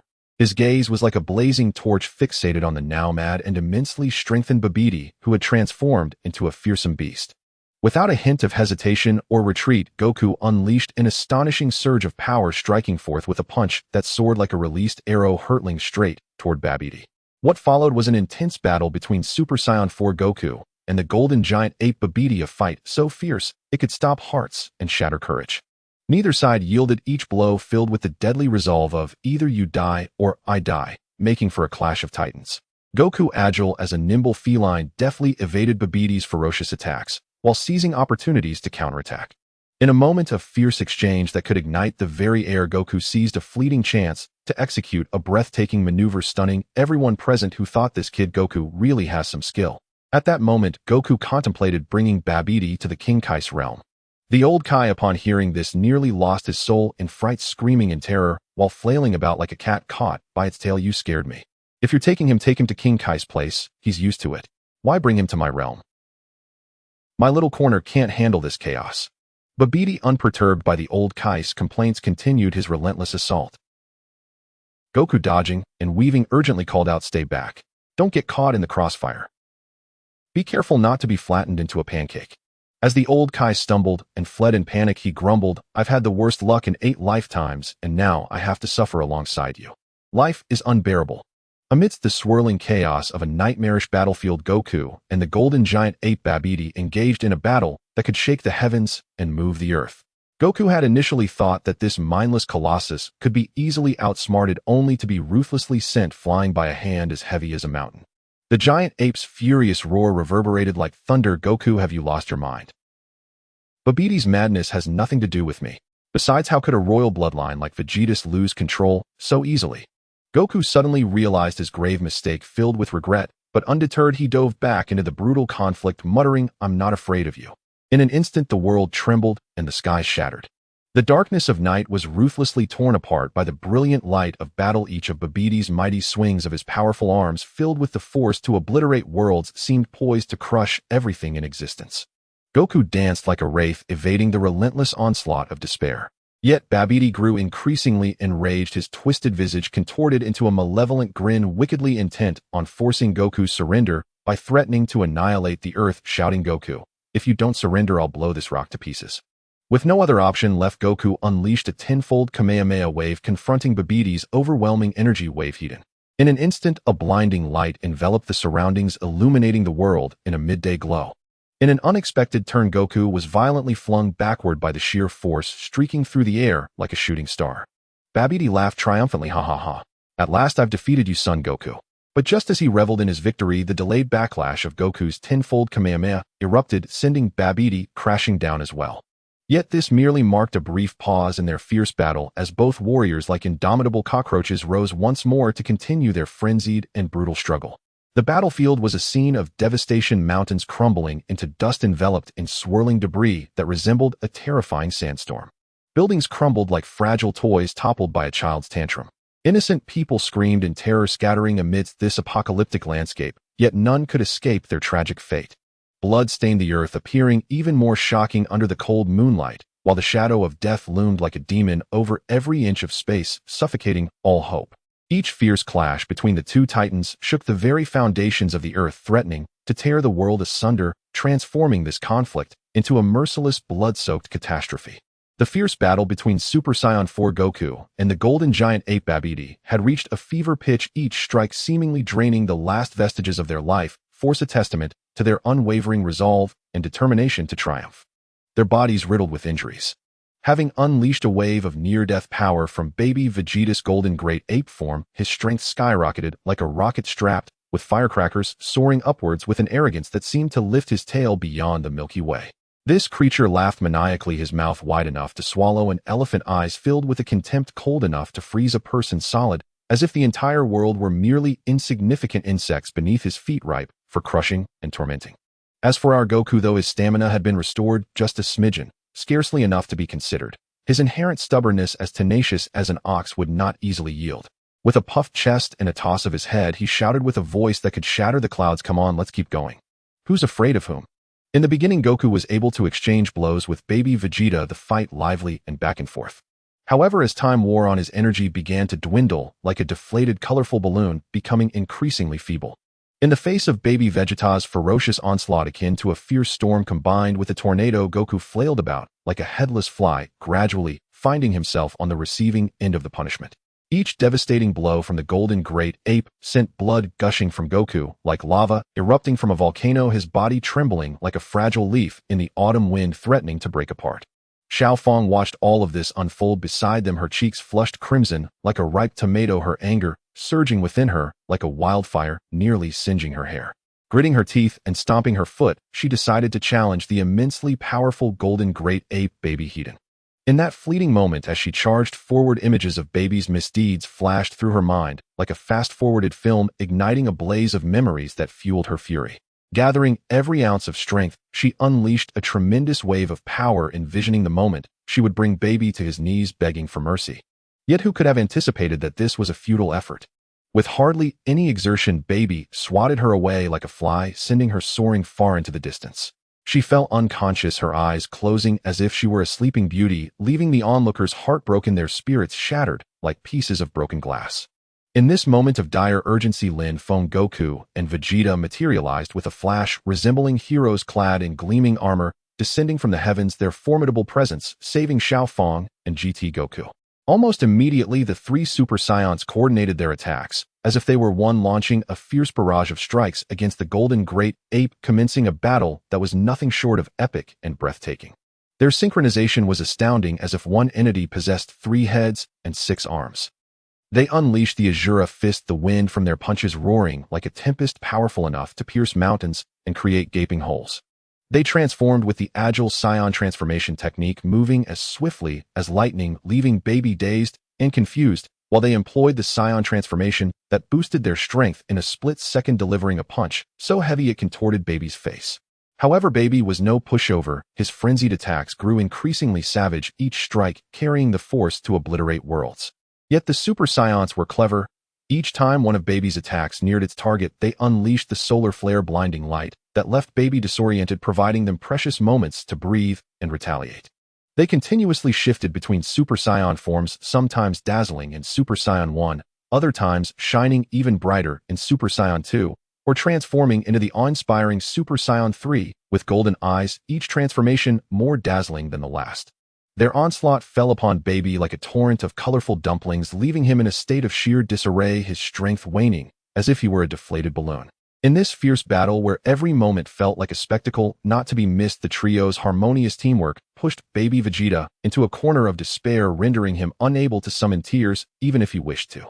At that critical juncture, old Kai shouted with a voice that sounded like a broken gourd, urging Kaiō-ken Jessen to retrieve the super divine water from the Kai's temple, which could free those under baby's control to liberate Dandy Mr. Bu and the Dragon Ball warriors. Jessen dashed to the battlefield like the wind, arriving in an instant, while Dandy promptly treated GT Goku, his meticulous demeanor akin to that of a dedicated healer. Amidst this fierce clash, baby Vegeta's golden Great Ape form, with a power multiplier of 4,000, was overwhelmingly formidable, behaving like a relentless monster that instilled fear in all who beheld him. Even with perfect coordination, the three Super Saiyans found themselves gradually on the back foot, struggling to breathe as if they were fish out of water. Yet the fire in their eyes burned with the pride and honor of the Saiyans as they grit their teeth and continued the fight, buying precious time for GT Goku to regain his strength. Just as the three Super Saiyans were becoming disoriented in battle, baby Vegeta's expression contorted in pain, his features scrunching together like a crumpled piece of paper as he clutched his stomach, resembling a pregnant woman about to give birth to triplets. His belly began to swell, as if harboring a massive bomb, primed to explode, cold sweat cascading down his forehead like a waterfall. It turned out that was wreaking havoc within him, bouncing around like a mischievous little monkey trying to buy time for his comrades outside. At that moment, an intense battle of internal energy ensued between baby and both surging with power, as if two colossal balloons were competing to see who could inflate larger before bursting. Baby Vegeta attempted to compress with his abdominal muscles, trying to confine him like toothpaste squeezed from a tube. But was no pushover. He exerted every ounce of strength to resist the overwhelming pressure that felt like it could scare away ghosts. Initially, they exchanged blows, equally neither yielding, as treated baby's belly like a playground, while baby gritted his teeth, desperately tightening his abdominal muscles, his face reddening like a boiled shrimp. However, as time passed, baby's strength grew more ferocious. His belly tightened like an enormous iron drum, hard enough to crack walnuts. Began to struggle, the space around him shrinking, making it harder to breathe, akin to being trapped in a small airless room. Finally, with a tremendous effort, baby Vegeta unleashed a mighty force mimicking Piccolo's egg-laying technique, releasing with an explosive sound that echoed like thunder, propelling him from his mouth like a cannonball. Spun through the air like a wheel of fire, tumbling multiple times until he crashed heavily to the ground, creating a crater upon impact akin to a meteor striking the earth. The Dragon Ball warriors rushed onto the battlefield, Goten shouting at Trunks, "Hey brother, let's fuse."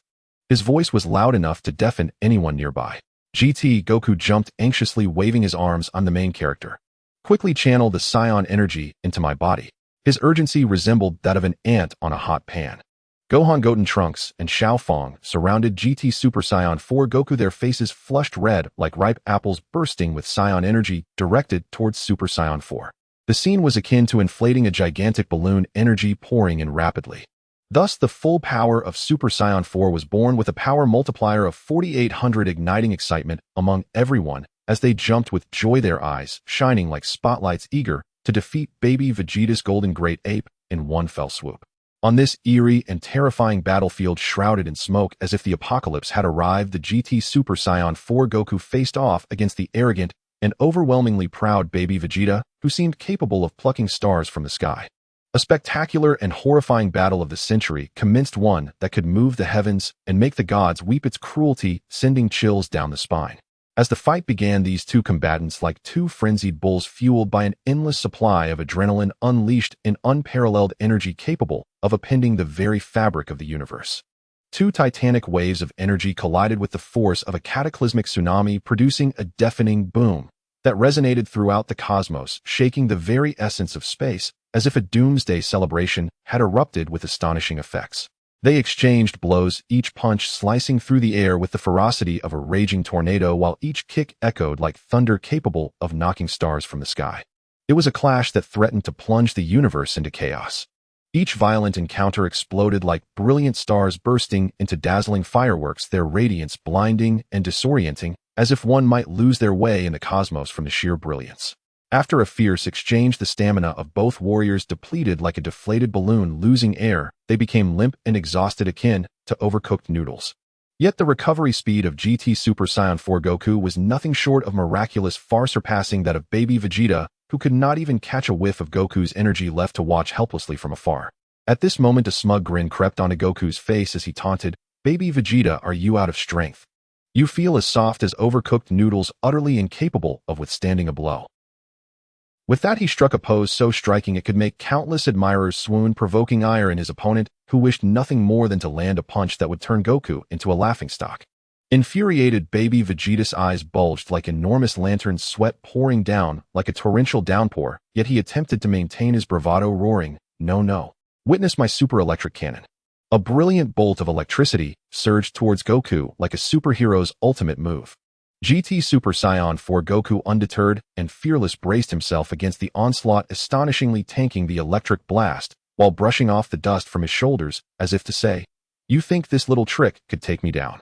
Dream on." Following this, baby Vegeta unleashed his ultimate attack, the Malice Bomb. This attack was a mere imitation of the genuine energy blast, imbued with a terrifying energy that could send shivers down anyone's spine. However, GT Super Saiyan 4 Goku remained unfazed, embodying the spirit of a fearless adventurer who would not flinch even in the face of aliens. He plunged straight into the Malice Bomb, entering a meditative state, his mind expansive enough to encompass the vastness of the galaxy, perhaps even accommodating multiple alien star systems as pets. In this critical moment, Goku glimpsed the profound essence of the Ultra Instinct technique, and should he succeed, he would surely roam the universe unchallenged. Then something utterly unbelievable occurred. Goku, like a clever little trickster, absorbed part of the Malice Bomb's energy, rejuvenating himself, his strength surging like a volcano erupting with explosive force. Witnessing this, baby Vegeta's cold sweat flowed like a waterfall, his heart racing in panic, feeling as though he might faint, muttering, "This is too powerful, ooh, I can't contend with it." At that moment, GT Super Saiyan 4 Goku was relentless. He bellowed, "Behold my might," unleashing a cataclysmic energy wave capable of shattering the universe into fragments.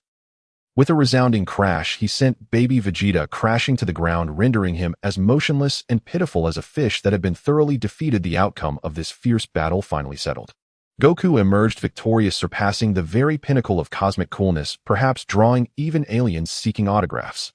As GT Super Saiyan 4 Goku pondered how to restore baby Vegeta to his former self without causing harm, Lin Feng appeared like a whirlwind, confidently proclaiming, "Leave this small matter to me, I'll handle it."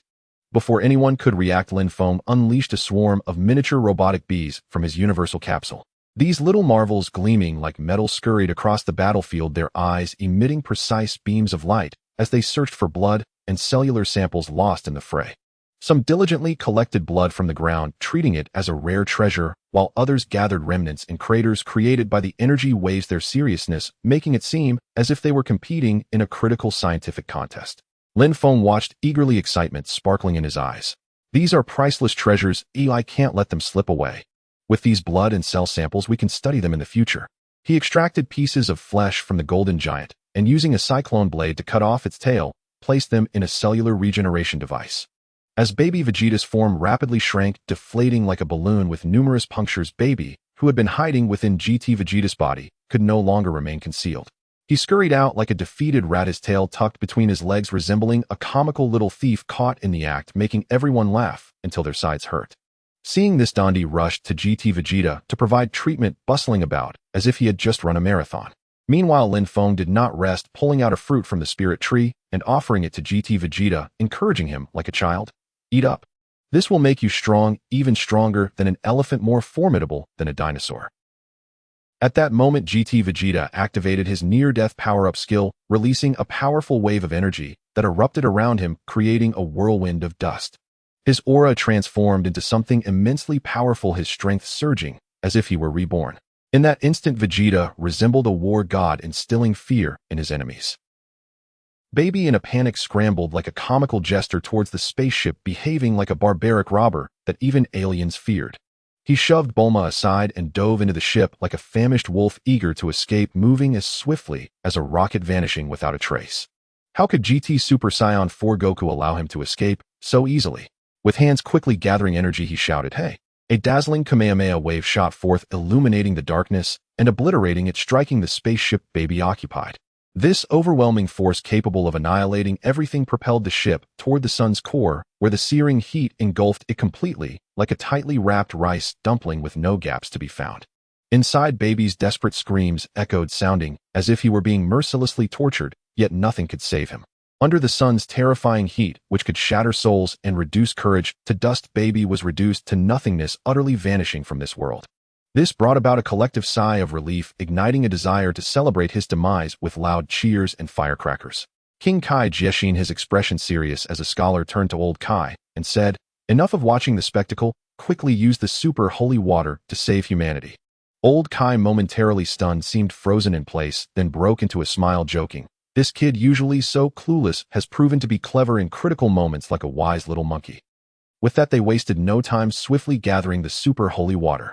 King Kai-Jeshin cast a magical spell, infusing the holy water into the rain. As the rain fell across the world, those touched by it instantly broke free from Baby's control, awakening to joy and exuberance as they celebrated in a grand party filled with laughter and cheer. Thus, the chapter of Baby came to a perfect conclusion. The brave Dragon Ball warriors, once again, through their unyielding will and extraordinary strength, successfully safeguarded the peace and justice of the world.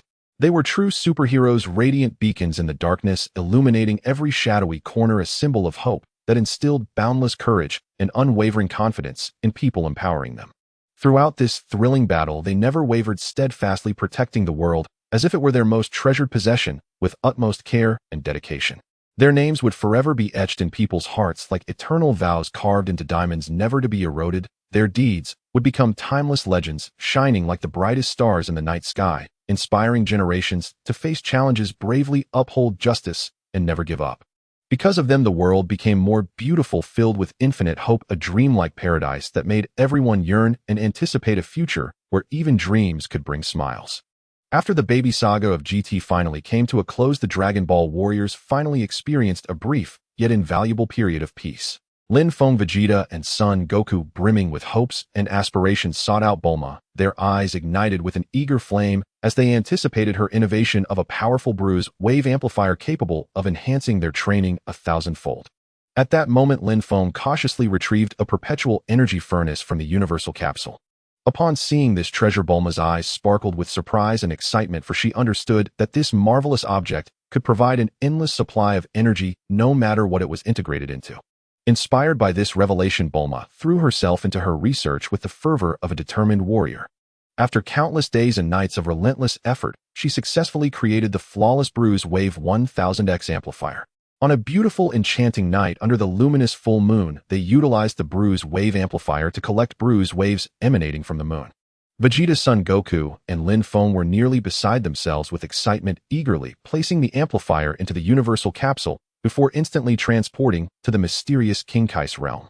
With unwavering conviction, they vowed to harness the amplifier's immense power to master the arduous transformation from Golden Great Ape to Super Saiyan 4.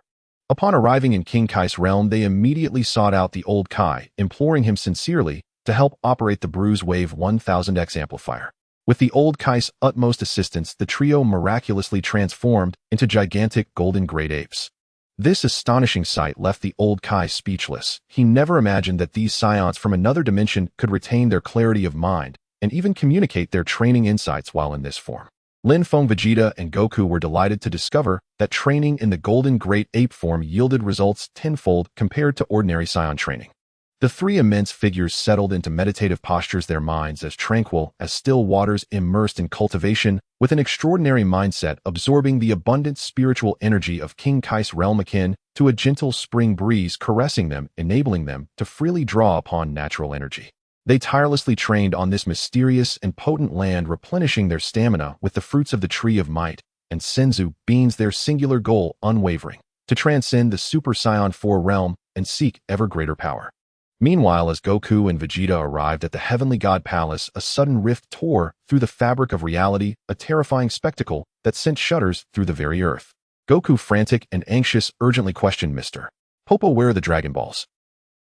Didn't I leave them in your care?" Mr. Popo, filled with helplessness and innocence, replied with a pained expression, "At that time, I was under the thrall of dark forces, plunged into chaos, and had no idea where the Dragon Balls went. It turned out that deep within the eerie, bottomless depths of Hell Dr. Gero and Dr. Mu, fueled by a profound grudge against GT Goku, ignited with vengeance, conspired to create a brand new Android 17. Utilizing their mysterious and sinister powers, they seized control of Android 17 from the GT world.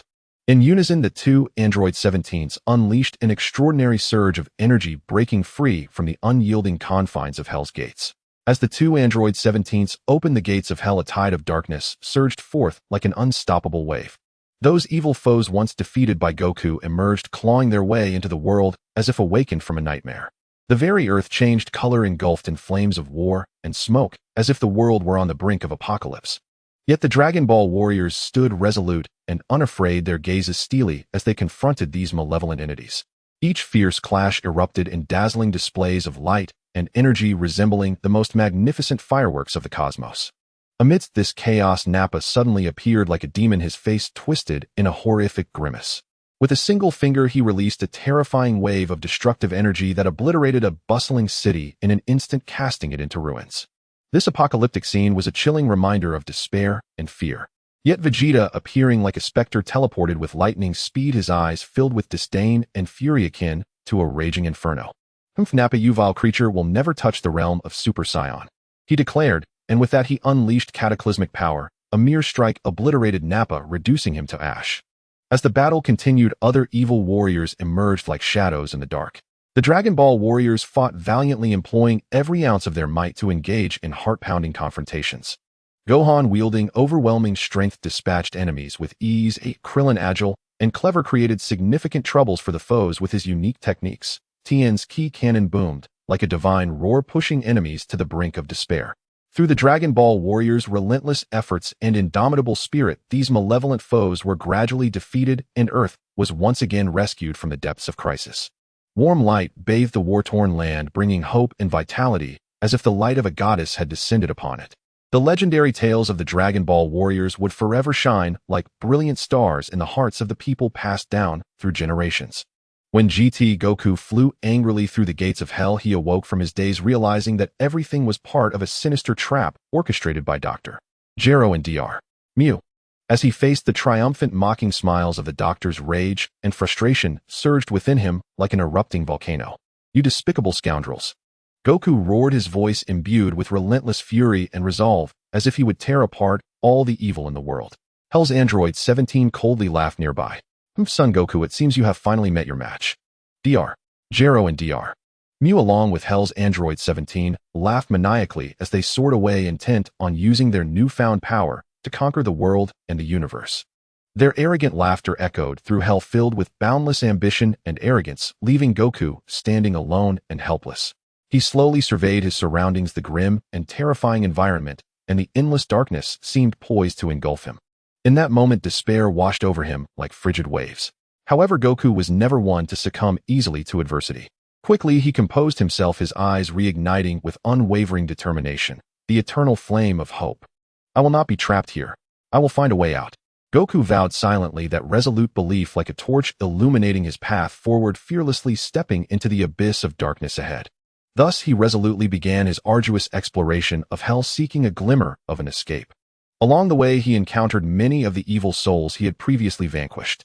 Those souls clawed and threatened to obstruct Goku's progress, but he stood firm, driven by his indomitable will and steadfast conviction, taking each step forward filled with strength and determination. In the eerie and sinister depths of Hell, Wukong strolled leisurely, surrounded by an unsettling atmosphere. Suddenly, a chilling gust of wind howled past, and the arrogant figure of Frieza, along with the grotesque form of Cell, materialized before him like phantoms. With a bizarre laugh, Cell shouted at Frieza, "Haha, look at us making our grand entrance. Here in this Hell we've been tirelessly training day and night, just waiting for the day we can make you," son Wukong tremble. Frieza echoed with a shrill shout, "Son Wukong, today is your day to die. Don't even think about escaping." As their voices faded, both unleashed a powerful surge of energy which erupted like a roaring tide. The two foes lunged at Wukong like frenzied beasts, but he skillfully sidestepped their assault. In an instant, hell was ablaze with flashing lights and chaotic energy, as if the very fabric of space was about to shatter from their fierce battle. Initially, both sides exchanged blows evenly, with Wukong appearing behind his enemies using his instant transmission technique and darting around at such speed that they struggled to keep up. However, as the fight continued, Frieza and Cell were horrified to realize that Wukong was growing increasingly stronger, and they began to falter. With a cunning glint in his eye, Cell devised a wicked plan, swinging his long tail like a venomous serpent, attempting to engulf Wukong, as he had once done to Android 18. Yet they underestimated Wukong's might. With a fierce roar filled with uncontainable fury and power, he burst forth, shattering the tail's grasp with an immense force. Wiping the sweat from his brow, Wukong turned to see a peculiar sliding door. Curiosity piqued, he pulled it open, and a torrent of snow-like substances surged out instantly, encasing Frieza and Cell in icy sculptures. Wukong stared in astonishment at the scene before him, then burst into laughter, a sound filled with mockery and triumph. Just then he stumbled forward, accidentally brushing against the ice figures, which shattered into countless fragments in a cacophony of cracking sounds. "Oh my, that's too hilarious." Wukong laughed uncontrollably, rolling on the ground. "These two are so fragile." "Huh." His hearty laughter echoed through the depths of hell. Android 17, under control, approached Android 18 with a strange and fervent glimmer in his eyes. "Sister, we are siblings. Imagine how beautiful it would be for us to rule the world together." At that moment, Krillin caught sight of the unfolding drama and stepped forward without hesitation, shouting, "Humph, do you think you can rule the world without consulting my sister's husband?" He gazed at Android 18 with deep affection, recalling the warm and tender moments they had shared. Each word he uttered was laden with profound longing and sadness. Gradually, Android 18's expression shifted from confusion to clarity as she regained her senses. However, upon witnessing this transformation, Android 17 fumed with rage, unleashing a devastating energy wave that struck Krillin, who fell to the ground, eyes wide in disbelief. As Android 18 watched Krillin collapse, tears streamed down her face like a torrential flood. Memories of their shared past flooded her mind, recalling the first time she had kissed him. Those cherished recollections surged within her like an overwhelming tide, piercing her heart with an indescribable pain. With a furious cry filled with boundless sorrow and rage, Android 18 launched herself at Android 17, engaging in a breathtakingly intense battle. Yet overwhelmed by Android 17's strength, she found herself at a disadvantage. Ultimately, a more powerful energy wave from Android 17 struck her mercilessly to the ground. Struggling, she crawled to Krillin, clutching his increasingly cold hand before darkness enveloped her and she succumbed to despair. At that moment, the Dragon Ball world was suffused with a profound sense of heart-wrenching sorrow and hopelessness. Super 17 made a grand entrance, exuding an aura as heavy as Mount Tai, suffocating all around him with his terrifying power. Vegeta, undaunted, was the first to charge in like lightning, delivering a full-powered punch to Super 17, but it was as ineffective as hitting a mass of cotton. Seeing this, the comrades panicked like ants on a hot pan, launching a frenzy of attacks, unleashing powerful skills that rained down like a storm, but they still could not inflict any damage on Super 17. Gohan, in desperation, shouted, "We can't keep fighting like this, we need to use our ultimate moves." Thus, everyone summoned their strength, transforming into Super Saiyans to engage in a desperate battle against 17, but it seemed futile. 17 unleashed a full-screen attack, the terrifying energy sweeping over them, leaving everyone injured and groaning on the ground. Gritting his teeth, Vegeta, enduring the pain, unleashed his ultimate attack against 17, yet it bore no fruit. In that moment, Gohan cleverly deduced that 17 could absorb energy. Vegeta, gritting his teeth in frustration, declared, "I am a proud Saiyan prince," and continued to fight valiantly. Meanwhile, Jero and Mew reveled in their triumph, exclaiming, "As long as Son Goku isn't here, we can conquer the world and dominate the universe, ha ha ha." In the depths of hell, Wukong, witnessing the dismal state of affairs, felt as if a monkey were scratching at his heart, urgently asking King Yin, "Can I go back to Earth and fight alongside my friends to defeat 17? King Yin replied solemnly, "No, you don't have that privilege.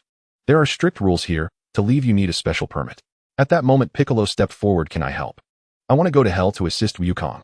King Yin, with a sigh, responded, "Brother, you're a good person. Good people cannot go to hell." In a frenzy, Piccolo stomped his feet, exclaiming, "I am the great demon King Piccolo." His mind raced as he realized that if he didn't intervene, Wukong would never escape, and 17 might destroy the world. Resolutely, he glared and began recklessly bombarding heaven, unleashing energy waves that sent chaos erupting throughout. Before he could completely obliterate heaven, King Yin, furiously enraged, shouted, "How can you act so recklessly?" Subsequently, he forcibly brought Piccolo down to hell, where he finally reunited with Wukong. The battle between Super 17 and the Dragon Ball warriors raged with a chaos that darkened the heavens and obscured the sun and moon. The battlefield resembled a scene from the apocalypse, with energy shockwaves causing the earth to tremble and tearing the sky open with jagged rifts. In the depths of despair, Piccolo anxiously contacted Dandy. "Hey Dandy, we need to open the gates of hell like those two 17s and free Goku." Piccolo shouted, his urgency palpable, resembling a firecracker ready to explode. He was so frantic his hair seemed to stand on end, truly embodying a lit fuse. "Got it. I'm on it," Dandy replied without hesitation. The two exerted all their strength in an attempt to pry open the gates of hell. However, their coordination was utterly disastrous. Just when it seemed they were on the brink of success, Piccolo misdirected his power, flailing as if drunkenly swinging his fists, while Dandy lagged a beat behind, moving as if in a dream. "What on earth is going on?" Piccolo exclaimed, stomping his feet in frustration, resembling a grasshopper in a panic. Anyone unfamiliar would think he was ready to take off into the sky. "I don't understand either, we just lack synergy." Dandy lamented, his features scrunching up in exasperation. He likely thought, "Brother Piccolo, can you be a bit more reliable?" At that moment, Goku couldn't help but shout, "Hey, set a rhythm. 1, 2, 3. Go, go." Watching from the sidelines, Goku felt a surge of anxiety, thinking how foolish these two seemed. Under Goku's guidance, the gates of hell finally began to creak open with a resounding boom. A brilliant light burst forth, and Goku, with a confident smile, transformed into a streak of light, launching himself into battle.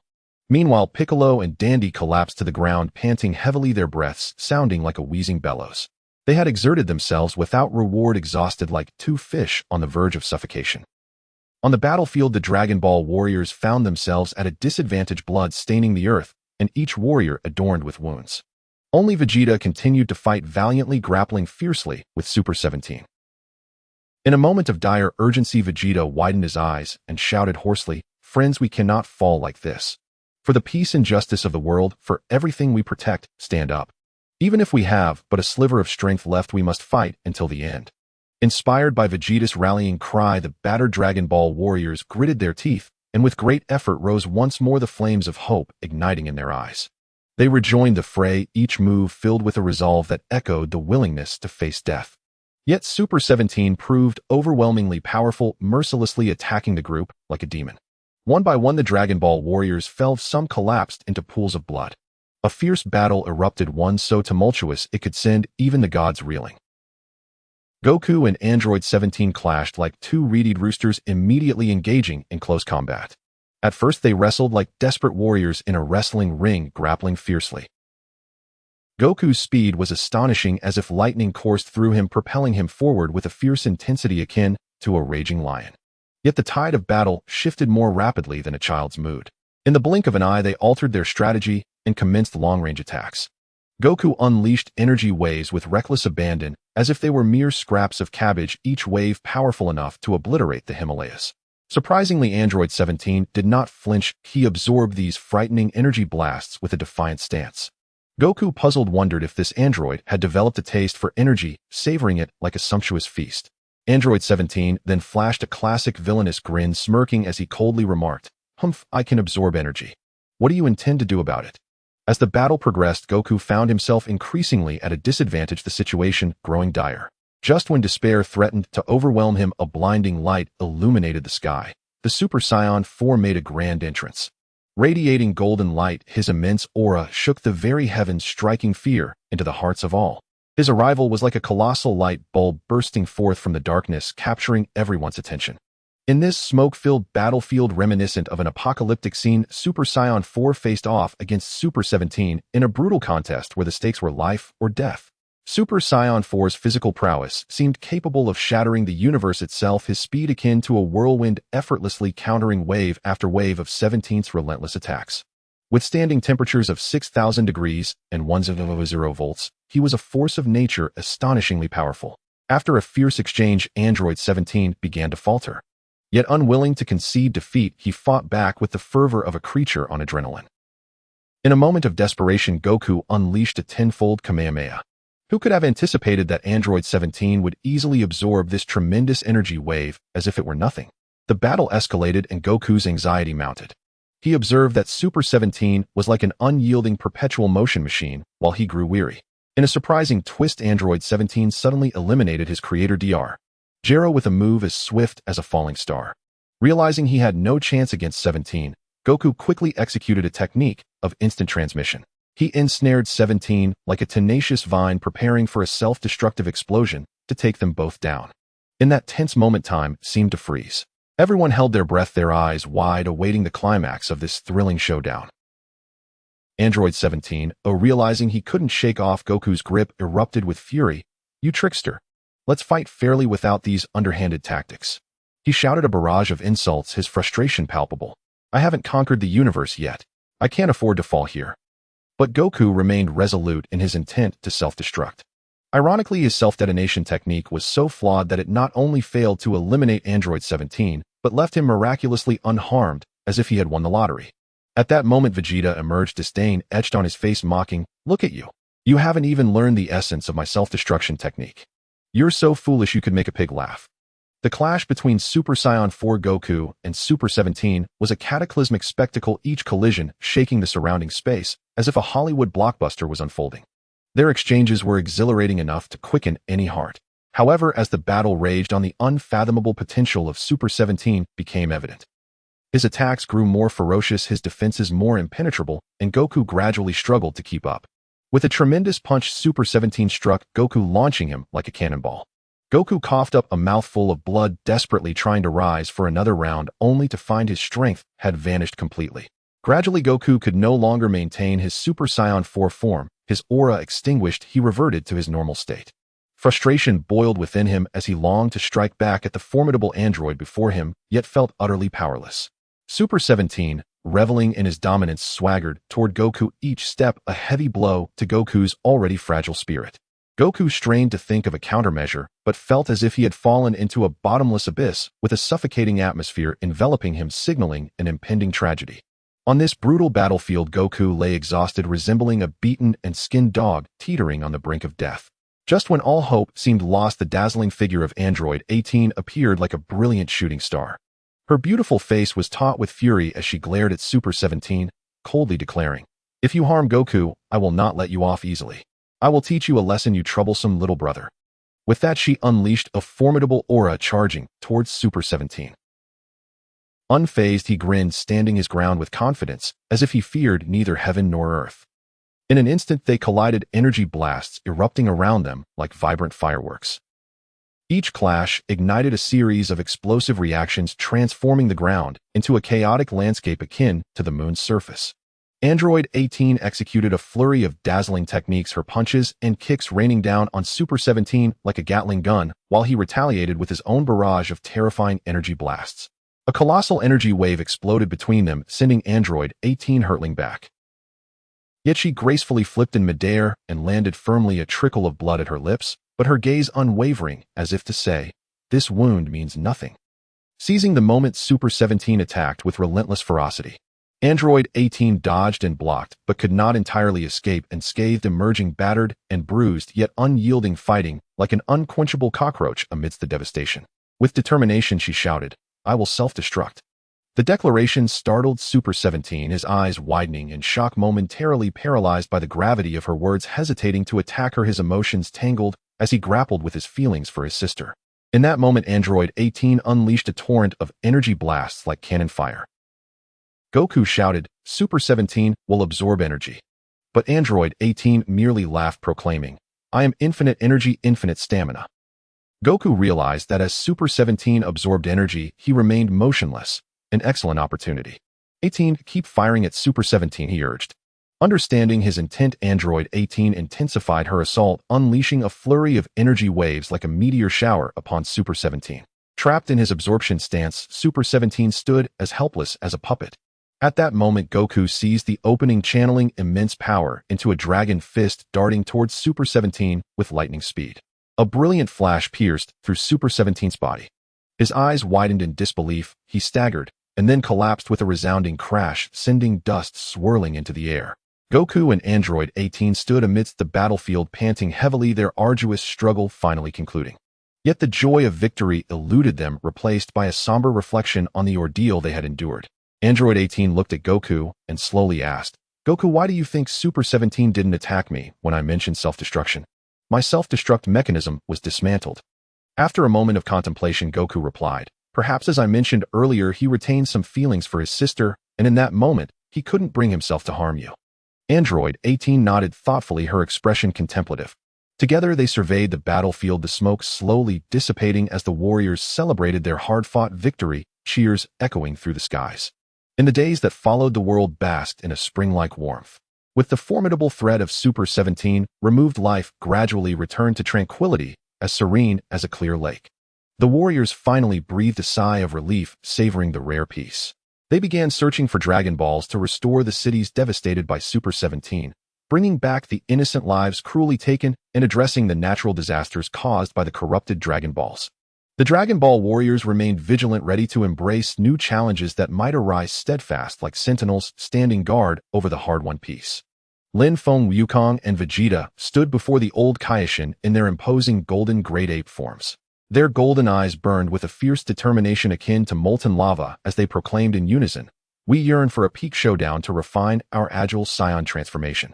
However, our power is so vast that if we were to clash here in the realm of the Kaiō-kens, it would surely obliterate this place into nothingness. Could you guide us to a distant, lifeless location?" Furrowing his brow, the old Kaiō-ken's deeply recessed eyes betrayed his endless worry and unease. He gazed intently at the trio, as if attempting to penetrate the depths of their boundless power.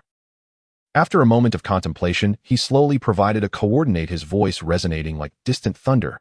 "That planet is harsh to the extreme, situated within the abyss of the cosmic vacuum, fraught with unknown dangers." Lin Feng dismissed the concern with a vigorous wave of his hand, his resolute demeanor seemingly capable of overcoming all barriers. With confidence and grandeur he shouted, "No problem. We possess the absolute ability to survive in the universe. No hardship can hinder our progress." As soon as he finished speaking, they vanished from sight, leaving behind a torrent of pulsating energy waves akin to turbulent waves wreaking havoc in the air. Upon arriving at the desolate planet, they were enveloped by a suffocating silence and an endless darkness, as if the entire world had been consumed by cold and shadows. Undoubtedly, they were amidst a cosmic vacuum reminiscent of the apocalypse. "Ha! Let the battle begin." Wukong exclaimed, his voice echoing like a resounding bell in the tranquil void, imbued with infinite boldness and resolve, as if determined to shatter the oppressive darkness and carve out a glorious battlefield for themselves. Vegeta grinned widely, his eyes ablaze with an unquenchable competitive spirit, of fire that seemed ready to incinerate the surrounding darkness. "Then let us engage in a no-holds-barred contest to see who is the true invincible warrior who can reign supreme at the pinnacle of this universe." After their departure, the old Kaiō-ken wore an expression of utmost gravity, anxiety pressing upon him like an immense boulder. The heavy worry manifested itself as a palpable weight in the air. He spoke gravely to the Kaiō-ken. "These Saiyans are astoundingly intelligent. They have adeptly harnessed super genetic engineering to transplant the cells of other powerful beings, thereby acquiring their immense strength and unique abilities. Moreover, their relentless training has elevated their comprehension to unprecedented heights. We must never confront them, but instead sincerely strive for friendship, for even in the face of dire circumstances, we cannot regard them as foes. They far surpass all Saiyans from our GT timeline, outstripping others in intellect, as if they were brilliant stars compared to mere fireflies." With this solemn warning, the old Kaiō-ken's expression grew even more serious, as if time itself could freeze in his presence.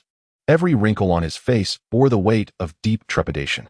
He cautioned the Kaiō-ken Jieshin, "You must remember, never provoke them lightly, otherwise it will lead to catastrophic consequences, plunging our world into an abyss from which there is no return." Lin Feng, Wukong, and Vegeta erupted in unison, their voices capable of tearing the heavens apart, releasing the fervor and passion inside them like an erupting volcano. They unleashed the Azura Fist, their four powerful arms swinging with a force that could shake the very foundations of the universe, intent on rending the infinite void and birthing a new chaotic world. On that smoke-laden remote planet, Lin Feng, Wukong, and Vegeta engaged in a breathtaking showdown that resonated through the cosmos. At times they executed the Azura Fist, their arms flailing with a terrifying power that seemed capable of tearing the fabric of space itself plunging everything into chaos as the laws of existence crumbled.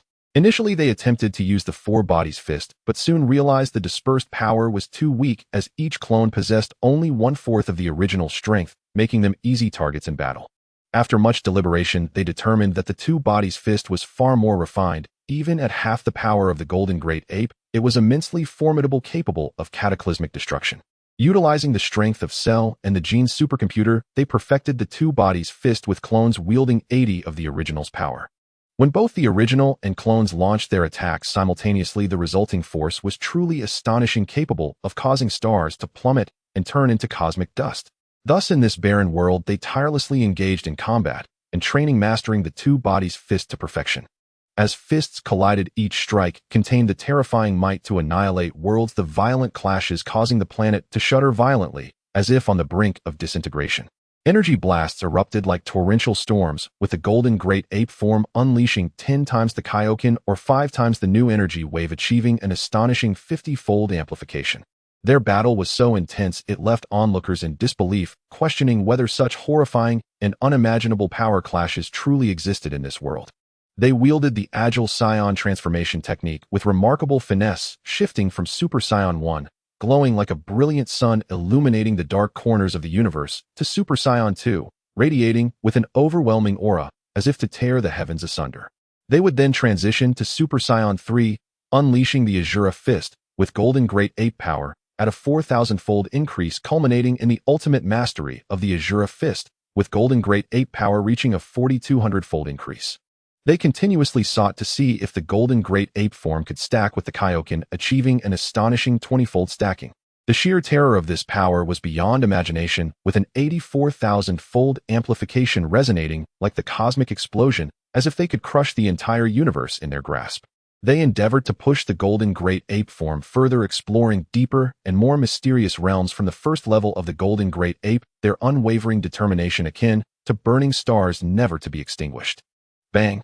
Wukong's fist struck Lin Feng with the force of a cataclysm capable of destroying millions of stars, contorting the space in its wake. Lin Feng roared, channeling all his power into his fist, retaliating with a force that made the very fabric of space cry out in anguish, as if pleading against this unbearable strength. Seizing the opportunity, Vegeta launched a kick infused with the power to tear through space, moving with the speed of lightning slicing through the darkness. Lin Feng deftly sidestepped and countered with a fist imbued with the might to shatter all obstacles, his unyielding aura instilling fear in all. The three exchanged blows, each attack warping the space around them, threatening to destroy it entirely and plunge it into chaotic nothingness. Energy shockwaves swept through the surroundings like a violent superstorm, leaving only desolation and silence in their wake. Immersed in this frenzied training and combat, they fought tirelessly, forgetting everything but their fervent pursuit of a higher and stronger realm. Mountains crumbled, seas reversed, as if the entire universe was on the verge of collapsing under their fierce battle, teetering into endless chaos.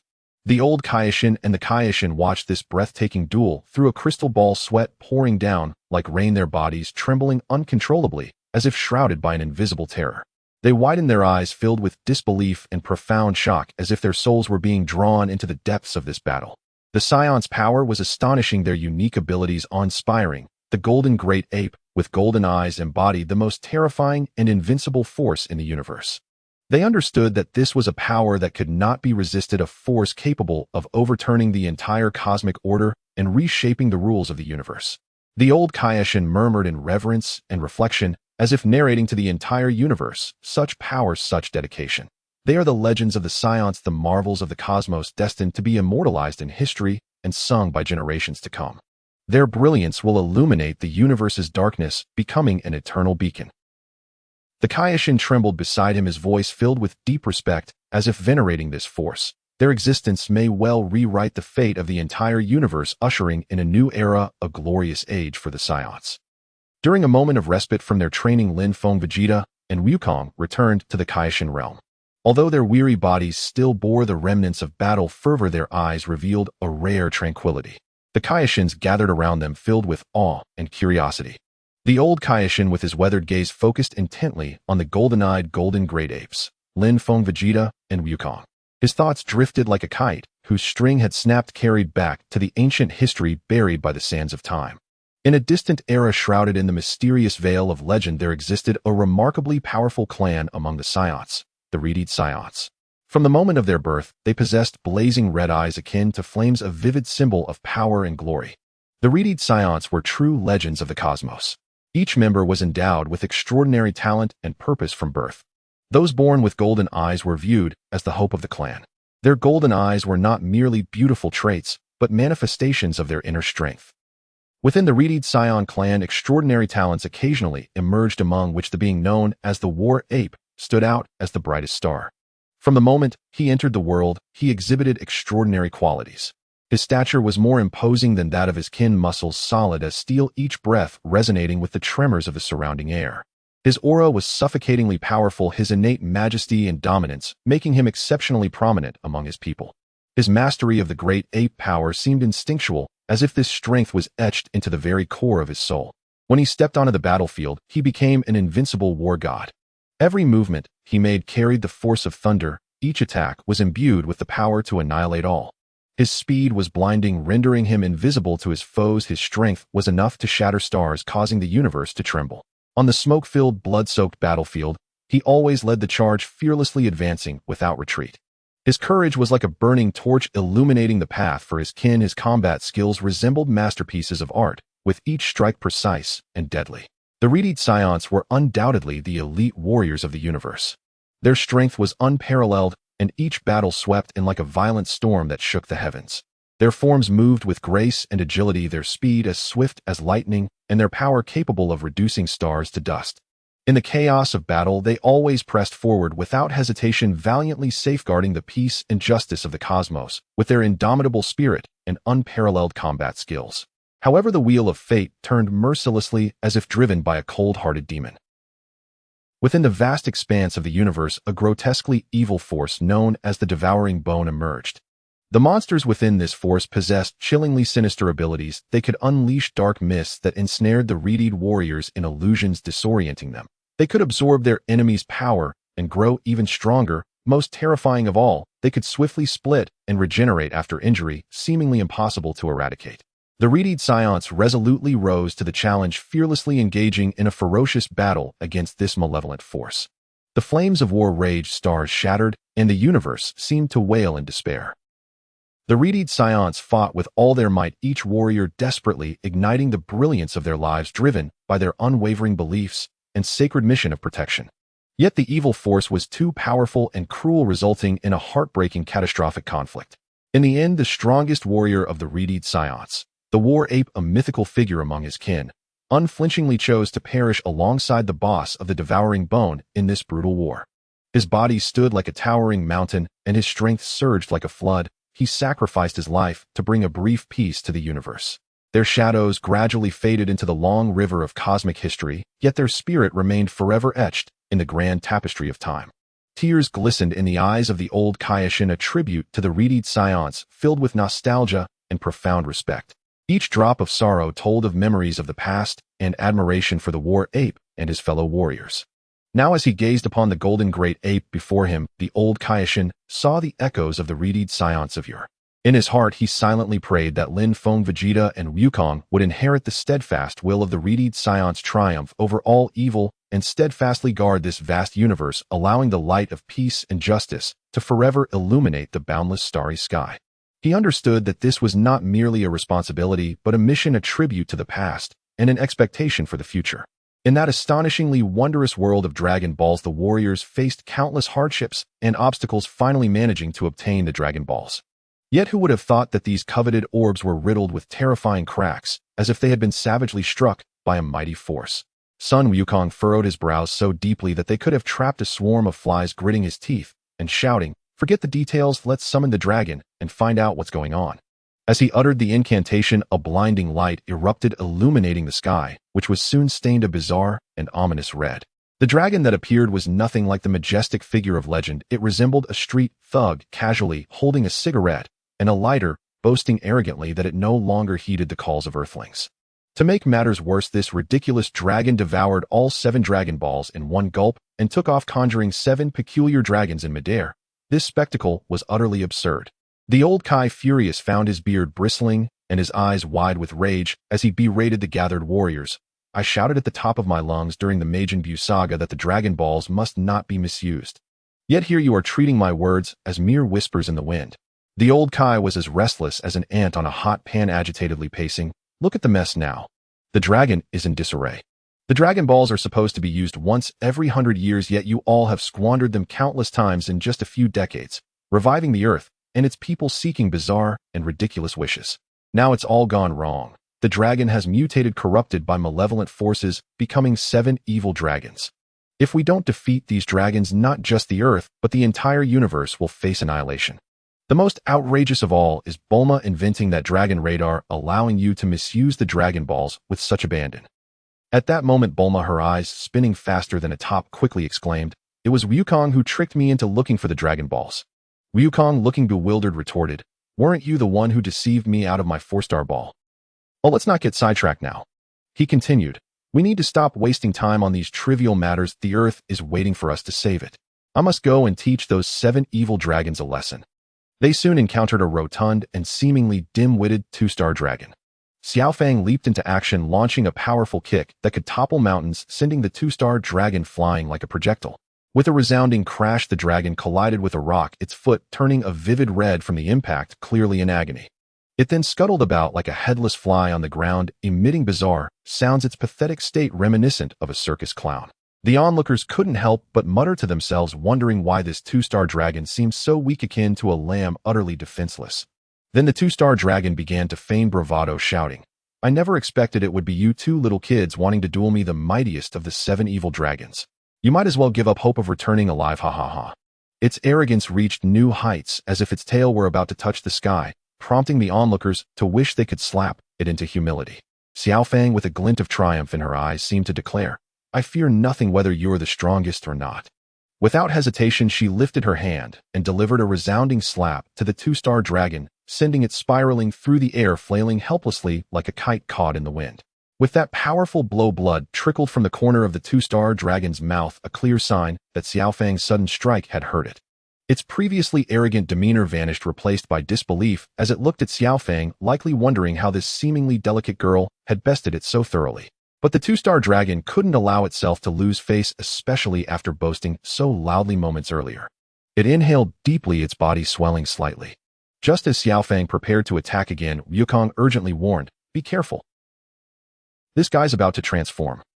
The 2-star dragon attempted to strike a transformation pose, but fumbled clumsily, fear evident on its face as beads of sweat streamed down. Stuttering, it stammered, "I can't transform." Then, trying to regain its composure, it straightened up, feigning confidence. "Humph, what's transformation? True masters don't need to transform, as strength is what matters." Its words lacked conviction, its trembling body betraying its inner turmoil, much like a clown clad in the emperor's new clothes.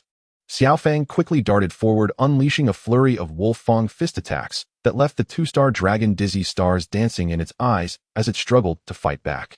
In a moment of desperation, it cried out for its mother, its comically pitiful state eliciting laughter from the spectators, tears nearly spilling from their eyes. Despite its stubbornness, the 2-star dragon shouted defiantly, "You call those moves? They're all worthless trash." Yet Xiao Fang paid no heed, continuing her relentless assault. With a powerful kick, she sent the 2-star dragon hurtling away, following up with a barrage of strikes that left it howling in pain, its previous bravado extinguished like a wilted eggplant. Wukong, observing the scene, felt a pang of sympathy, muttering, "Oh dear, is it really necessary to humiliate the evil dragon like this?" He watched as Xiao Fang mercilessly attacked, a mix of helplessness and amusement gracing his face, contemplating the extent of the 2-star dragon's misfortune. Suddenly the tide turned dramatically. The 2-star dragon, once on the receiving end of a beating, began to effortlessly block Xiao Fang's attacks, leaving the spectators agape. Seizing it. Under the guidance of the miraculous Dragon Ball radar, a repugnant slime monster made its entrance. Upon seeing it, Xiao Fang couldn't help but exclaim, "Oh my, that's just too disgusting." Her reaction clearly revealed her as a seasoned veteran with ample experience. Just then the 5-star dragon leaped forth, swaggering with arrogance. It pretentiously boasted, "Goku, the fact that you can defeat the weakling 2-star dragon is quite remarkable. But do remember, 2-star is the weakest among our evil dragons. I, the 5-star dragon, am the true strongest king, ha." Goku, unimpressed, replied with a scoff, "Why are all you evil dragons so full of yourselves? I never noticed that before." Without further ado, the five-star dragon unleashed a wave of sticky slime onto Xiao Fang and Goku, following it up with an electric shock. Unfortunately, at that moment, the five-star dragon was still relatively small, and the electric shock lacked potency, making it feel embarrassed. It promptly decided to transform. In an instant, a horde of slimes attached themselves to the five-star dragon, causing it to swell like an inflating balloon, growing larger and larger. Soon, the five-star dragon became unbearably boastful, its form expanding into a colossal figure resembling a towering mountain. Its thick limbs resembled colossal pillars, while the slime that clung to it writhed and shimmered with an eerie glow. Its head grew immensely, with a fierce visage and blood-red eyes radiating a chilling malevolence, unleashing streams of electricity as if it could devour the entire world. It then laughed triumphantly. "What do you think? Impressive, right? I am the mightiest evil dragon." Goku observed and retorted, "While so being bigger makes you impressive, does transforming really make you strong?" Unexpectedly, the five-star dragon, showing no sense of honor, adhered the sticky slime to both Goku and Xiao Fang, delivering a powerful electric shock of 1,000,000 volts. Goku and Xiao Fang cried out in pain, their pitiful state evoking both sympathy and laughter. Then Goku decided not to hold back anymore and transformed into Super Saiyan 4, radiating strength that could withstand temperatures of 6,000 C and electric shocks of 1,000 volts. The scene was nothing short of spectacular. Yet the five-star dragon struck again with electric attacks, to which Goku responded with a grin, saying, "Hey, this electric therapy feels pretty good." Then he unleashed a tenfold Kamehameha wave, striking the five-star dragon with such force that it seemed on the verge of being obliterated. However, the five-star dragon was no pushover. With a classic villainous smile, it reflected the tenfold Kamehameha wave back at Goku. In a bid to save Xiao Fang, Goku was unfortunately caught in the backlash, causing his Super Saiyan 4 state to vanish, reverting him to his original form. The five-star dragon, now frantically stealing electricity, boasted about draining all the power from Earth, while repeatedly shocking Goku and Xiao Fang with 1,000,000 volts. Goku screamed in agony, and Xiao Fang succumbed to the overwhelming power, fainting. This blackout sent the world into chaos, plunging humanity into darkness reminiscent of an apocalyptic scenario. Amidst the turmoil, the five-star dragon laughed triumphantly. "I am the strongest evil dragon. I will rule the world and conquer the universe." Just then the sky darkened and rain began to fall. Ironically, slime monsters were most vulnerable to water. In the midst of electrifying itself, the five-star dragon accidentally knocked itself unconscious, a fitting consequence that elicited laughter. As rainwater caused it to short-circuit, the five-star dragon reverted to its original form, shrinking back to a small size, appearing aged by decades. It sighed heavily, lamenting, "Plans are made by man, but outcomes are determined by heaven. One cannot go against this. I am utterly powerless now." Weakly it added, "You can take the five-star ball." As Xiao Fang excitedly moved to retrieve the five-star ball, Goku halted her, delivering a fierce blow to the five-star dragon. He then effortlessly seized the five-star ball, which regained its radiant brilliance. Thus they successfully defeated the five-star dragon and saved the world once again. Gyrus radar detected an astonishing sight. Wukong and his companions had arrived at a tranquil little village by the sea, where one could almost hear the ants yawning. Suddenly, an enormous octopus plummeted from the sky, like a cannonball, landing squarely on Xiao Fang's delightful little face, leaving her seeing stars. What followed was truly jaw-dropping. A rain of sea fish began to fall from the heavens, as if the gods were hosting a seafood feast. The nearby villagers were as excited as if they had been injected with adrenaline, dancing around like a frenzy of monkeys rushing in droves to collect the fallen fish. Wukong was no exception. He grabbed fish left and right, his face radiating a joy brighter than the sun, likely thinking, "Haha, I'm going to make a fortune." It was rumored that this village had been visited by a dragon princess who periodically bestowed fish rain upon the residents, bringing them great fortune. Because of this, the villagers no longer needed to fish. They were immersed in a daily harvest of joy, their smiles stretching from ear to ear.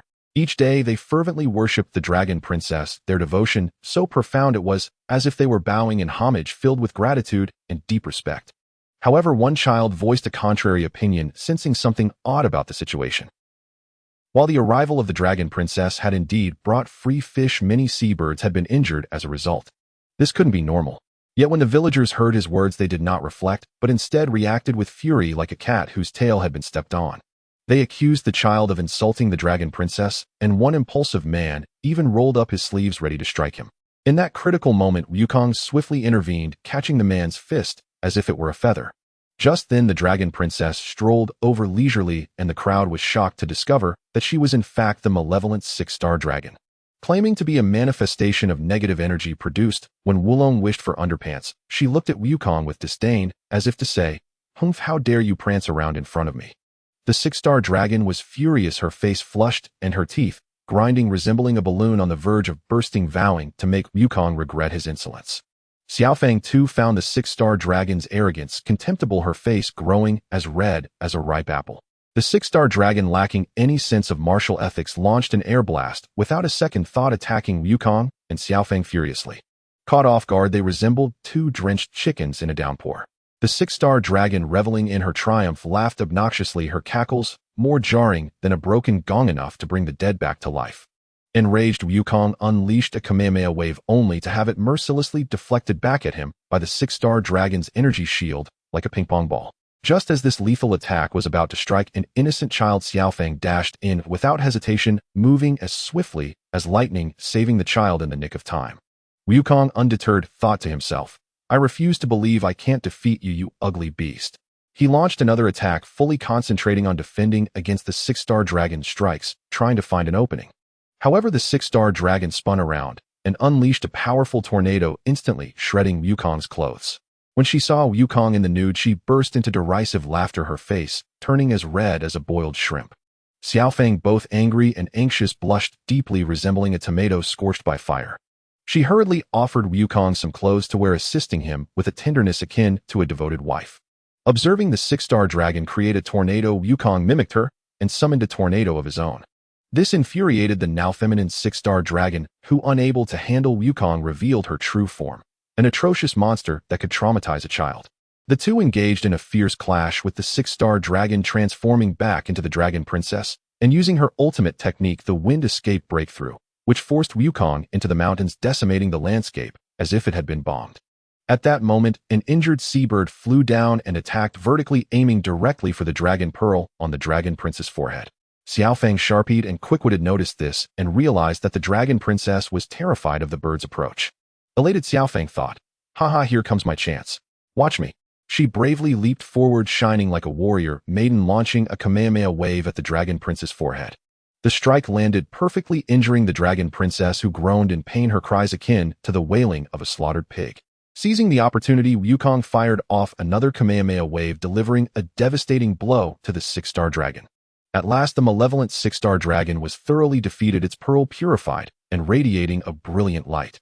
Peace and tranquility were restored once more. With their courage and strength, Wukong and Xiaofang had successfully preserved the harmony of the world. These two delightful characters were indeed the epitome of justice. After enduring countless hardships, Wukong and his friends finally vanquished the three evil dragons and joyfully collected 3 Dragon Balls. Just then, the miraculous dragon radar wielded by Jiro reacted strongly, indicating that another Dragon Ball was nearby. Bursting with eager anticipation, Wukong jumped down, his eyes wide open, as if they might pop out, scanning left and right with fervent determination, as if he were attempting to upturn every inch of land. However, much to his dismay, there was not even a shadow of a Dragon Ball to be found. Furrowing his brow tightly, Wukong muttered, "This is truly bizarre." The radar clearly showed a response. Could it be that the Dragon Balls can play tricks of invisibility? He scratched his head, his face a portrait of confusion and bewilderment, resembling a child who simply cannot find his beloved candy. Meanwhile, his companions mirrored his anxiety, fidgeting like ants on a hot pan, frantically searching for any trace of the elusive Dragon Ball. Suddenly, the ground shook violently, accompanied by a thunderous roar. In the next moment, a figure came rolling and tumbling from a distant depression. Upon closer inspection, it was the 7-star dragon, possessing an oddly endearing yet indescribably grotesque appearance akin to a mutated gopher. Its tiny eyes darted about, exuding an expression of silly bewilderment that elicited laughter at first glance, only to be overshadowed by its extreme ugliness upon further observation. Wukong shouted at the 7-star dragon, "Let's have a good fight." The dragon scoffed, casting a sidelong glance at Wukong. "You know I'm the 7-star dragon, yet you still want to fight me.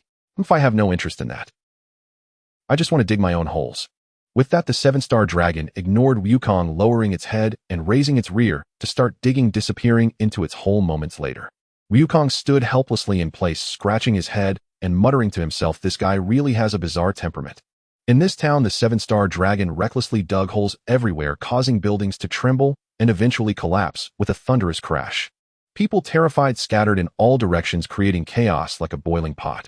Witnessing this, Wukong rushed in like lightning to save the city. He summoned his immense strength to prop up the fallen structures, gradually restoring the collapsed ground to its former state. Seeing his great work being destroyed by Wukong, the seven-star dragon seethed with fury, shouting angrily, "You dare ruin my plans! I want to challenge you unknown to the death." The unscrupulous seven-star dragon suddenly launched a ferocious attack, pouncing madly toward Wukong and Xiao Feng. Xiao Feng dodged skillfully, her voice ringing out, "Seven-star dragon, how did you come into being?" The dragon laughed arrogantly. "Humph. It was when Vegeta unleashed a wave during the World Martial Arts Tournament, causing a negative influence that led to my birth." As it spoke, it unleashed a powerful wave of energy directly at Wukong and Xiao Feng, boasting, "I'm incredibly strong. Just wait to die."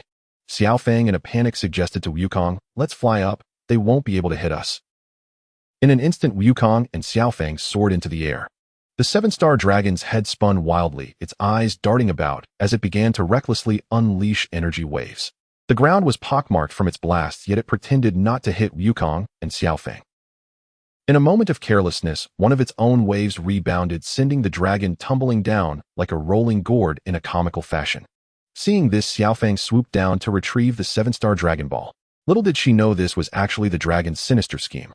A blinding flash occurred, and in an instant Xiao Feng was absorbed into the seven-star dragon's body.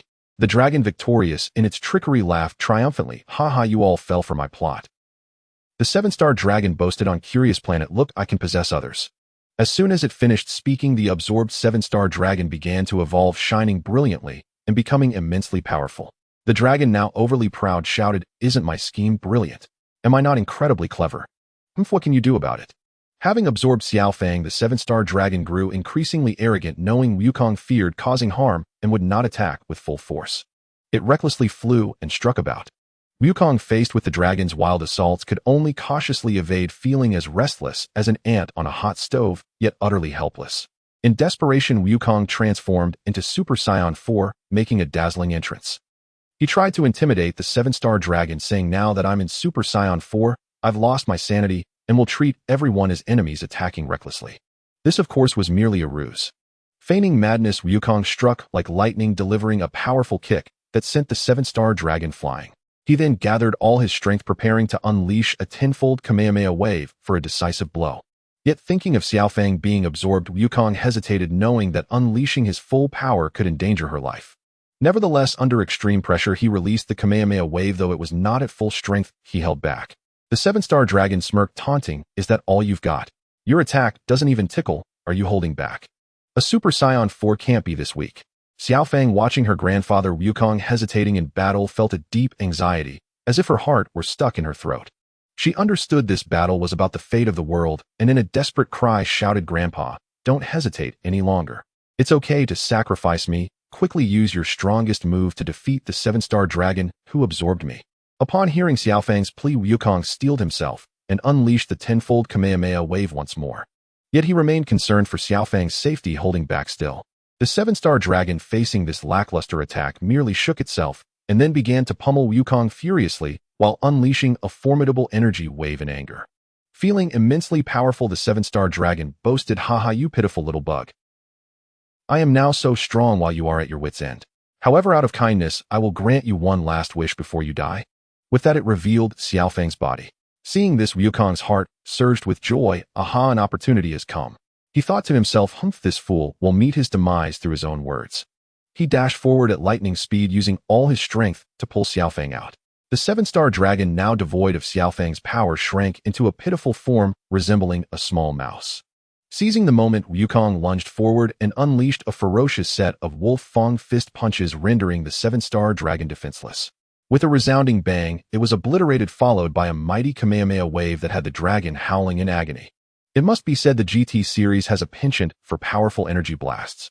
Soon after, the seven-star dragon transformed into a dazzling light, fully purified, while the seven-star Dragon Ball glimmered with a pure and sacred glow. Wukong and his friends successfully obtained the seven-star Dragon Ball, taking a significant step toward maintaining the peace of the world.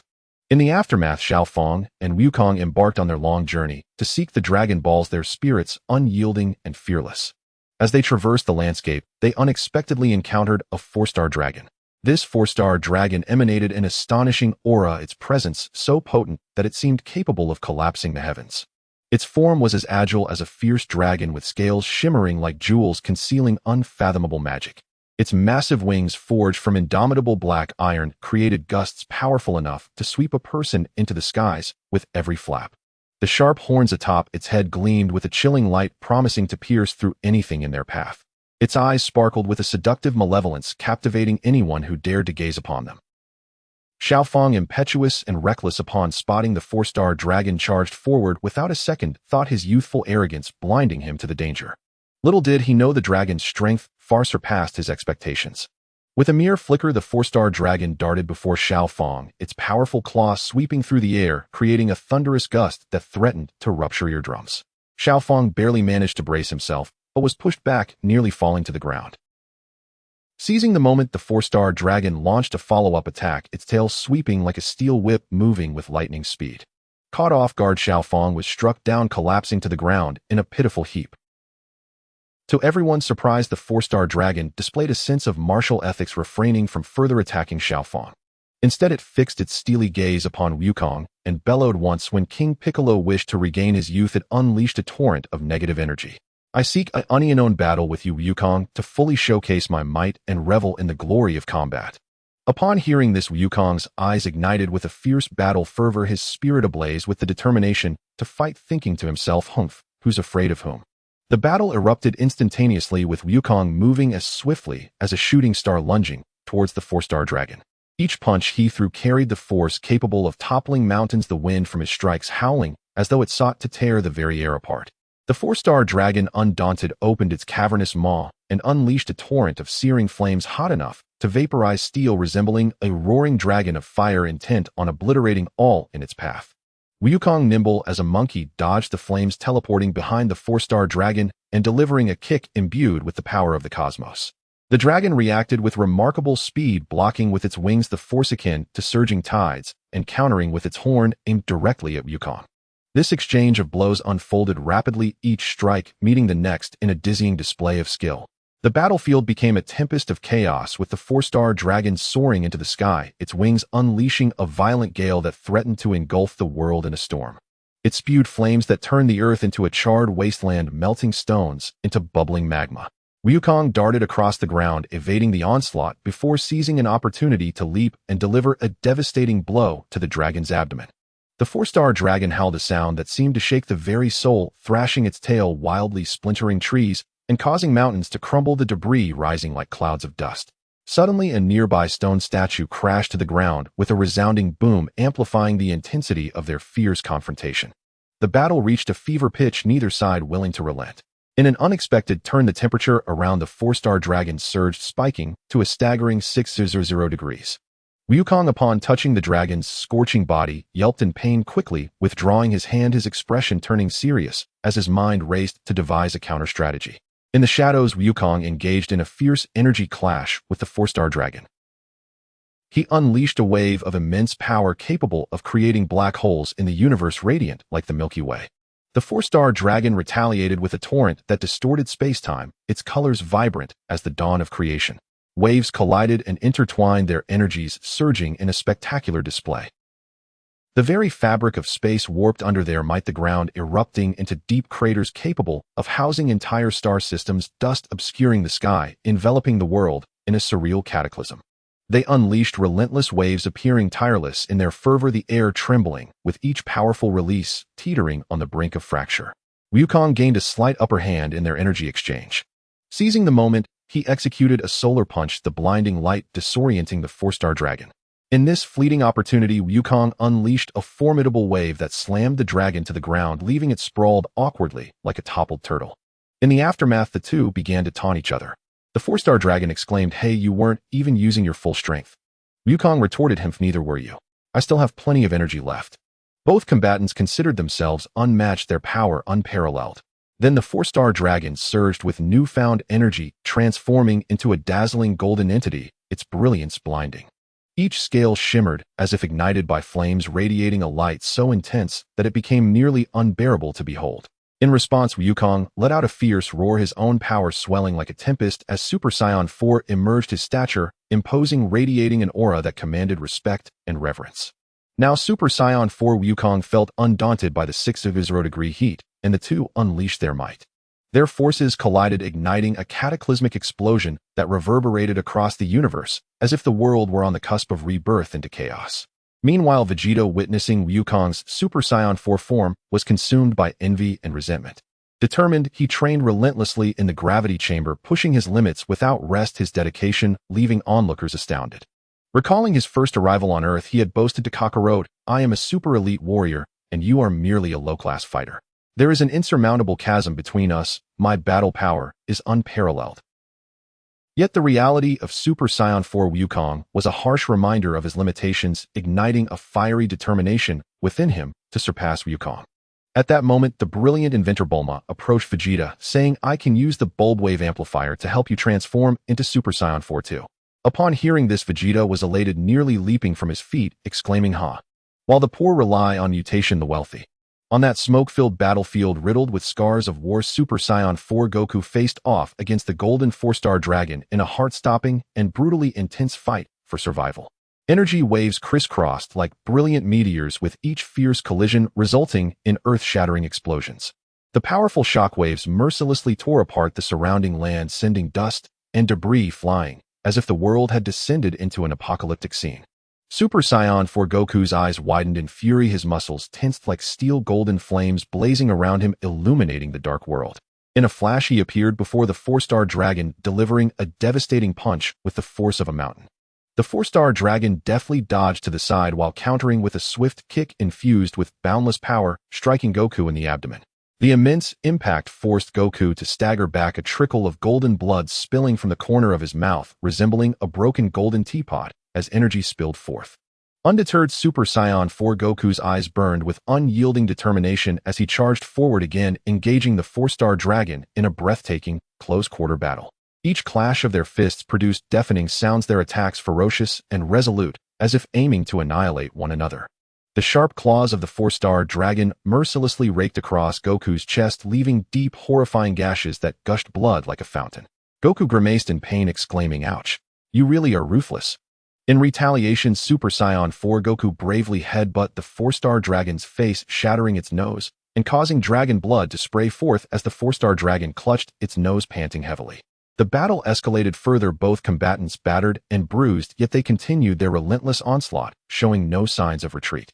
Gathering all his strength, Super Saiyan 4 Goku unleashed a colossal energy wave, radiant and seemingly capable of shredding the very fabric of reality. The 4-Star Dragon, refusing to be outdone, retaliated with an equally dazzling attack. The two beams of light clashed in midair, distorting the surrounding space, ultimately resulting in a simultaneous explosion that sent both fighters sprawling, crashing heavily to the ground and raising a cloud of dust. Goku, disheveled and dirted, struggled to rise, muttering, "That one really knocked the breath out of me." Amidst the ruins, they lay gasping for breath, yet their eyes remained filled with unwavering resolve. This mutually devastating battle was far from over. After an intense bout, Super Saiyan 4 Goku and the Golden 4-Star Dragon paused to catch their breath, gathering their strength. Goku fixed his gaze on the 4-Star Dragon and confidently declared, "My power surpasses yours. Today you are destined to lose." The 4-Star Dragon scoffed, dismissively retorting, "Don't be so arrogant. My magical attacks surpass yours, and my wave attacks exceed your capabilities." With that, the two charged at each other once more, reigniting the fierce battle. The air crackled with the sound of fists slicing through the air, and energy waves collided, altering the very colors of the heavens. As the fight raged on, a treacherous blue wave suddenly struck Goku's arm without warning. In an instant, his arm froze, a chilling sensation coursing through him like a venomous snake.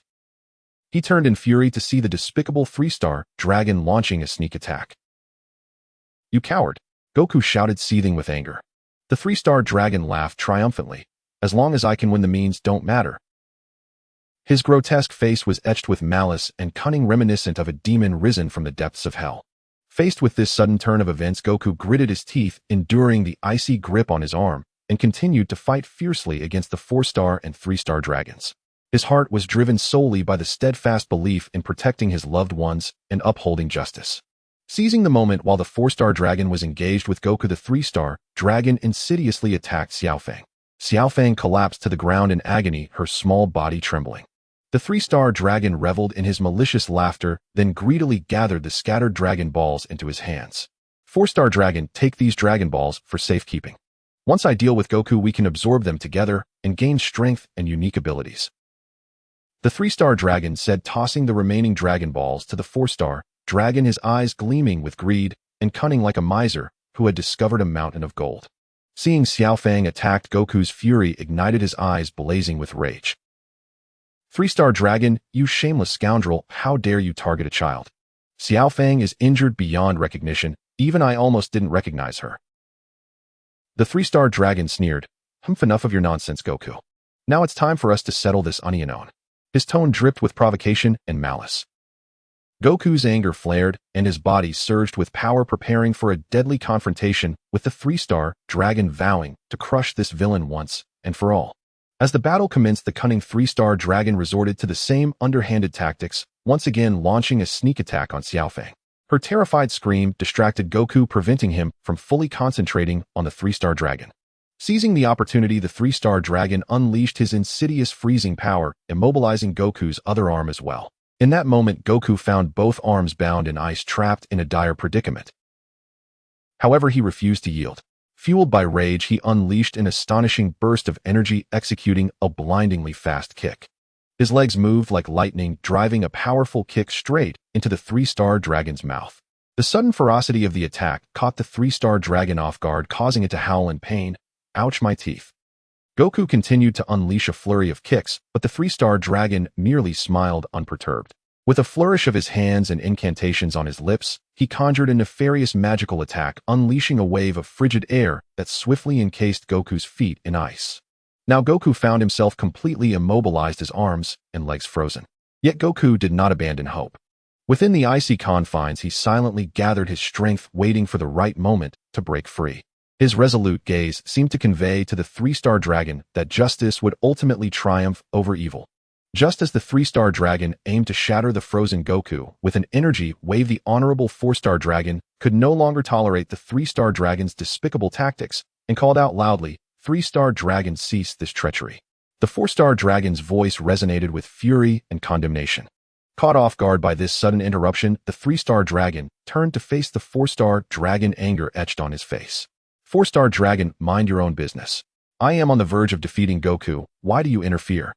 The 4-star dragon, unwavering in resolve, replied, our battle with Goku should be fair. Your underhanded tactics dishonor our dragon's dignity. The 3-star dragon sneered, dignity. Winning is what truly matters. Stepping forward, the 4-star dragon's aura surged. If victory is achieved through such means, even if you win, you will forever be despised. Meanwhile, the frozen Goku continued to muster his strength within the icy prison, striving to break free from the cold shackles. Tensions escalated between the 3-star and 4-star dragons, their dispute intensifying. The 3-star dragon maliciously prepared to shatter the frozen Wukong into pieces, his twisted, sinister face brimming with villainy and shamelessness like a demon that had just escaped from hell. At that moment, the 4-star dragon could no longer tolerate his brother's despicable behavior and shouted angrily to stop him. Brother, how can you stoop so low? We should defeat Wukong fairly and justly, not resort to such underhanded tricks. The 4-star dragon's eyes burned with righteous fury, his voice trembling like leaves in the wind from his anger. However, the 3-star dragon paid no heed to his brother's accusations. Instead, seizing the opportunity when the 4-star dragon was off guard, he lunged like a crazed wild dog and delivered a fierce flying kick to the 4-star dragon's abdomen. Taken by surprise, the 4-star dragon was propelled backward, crashing to the ground with a loud thud that kicked up a cloud of dust, the scene more tragic than being struck by a cannonball. As the 4-star dragon lay on the ground, memories of his battles with Wukong flooded his mind. Wukong's upright and courageous figure was etched in his heart like a brand. I cannot allow this. Wukong is a true warrior deserving of a fair fight. The 4-star dragon silently vowed. He gritted his teeth against the pain and like a tenacious weeble struggled to rise, glaring at the 3-star dragon. Yet the 3-star dragon, relentless like a tireless madman, showed no signs of stopping. He charged again, fists and feet flying like chaotic sticks, and the brothers engaged in a fierce struggle reminiscent of a wrestling match. The 4-star dragon seized an opportunity when the 3-star dragon swung a heavy punch that missed, swiftly sidestepping to evade, and then countering with a powerful punch that struck the 3-star dragon squarely on the cheek. The 3-star dragon stumbled back a few steps, resembling a drunken man. But just when the 4-star dragon thought he had the upper hand, the 3-star dragon suddenly spun around and delivered a roundhouse kick that sent the four-star dragon flying once more. As he crashed heavily to the ground, anger and disappointment swelled within him, thinking, how can my brother be so unscrupulous? Yet recalling Wukong's righteousness, he resolutely rose again, deciding to defy his brother's wishes and channel his strength to melt the ice encasing Wukong. Upon witnessing this, the three-star dragon's eyes widened in disbelief, and he yelled in exasperation, "You traitor!" His voice was filled with incredulity and fury, his expression akin to a child robbed of candy. At that moment, the four-star dragon's gaze was unwavering. He firmly believed his choice was right, a steadfast commitment to justice and fairness, thinking, "Humph, I won't heed my unreasonable brother." As the ice melted away, Wukong's eyes ignited with fierce determination, proclaiming, "Watch, as I send you both rolling in fear today." With that, he sprang into action, unleashing a series of exquisite Chinese martial arts moves. He moved like a dragon emerging from the sea, executing a powerful Iron Mountain strike that caused the air to explode with a thunderous roar, as if he were about to create a gaping hole in the very fabric of space. Following this, he employed the principle of yielding to overcome strength from Tai Chi, deftly neutralizing the three-star dragon's fierce attacks and redirecting their force back at him, causing the three-star dragon to stumble, nearly falling flat on his face.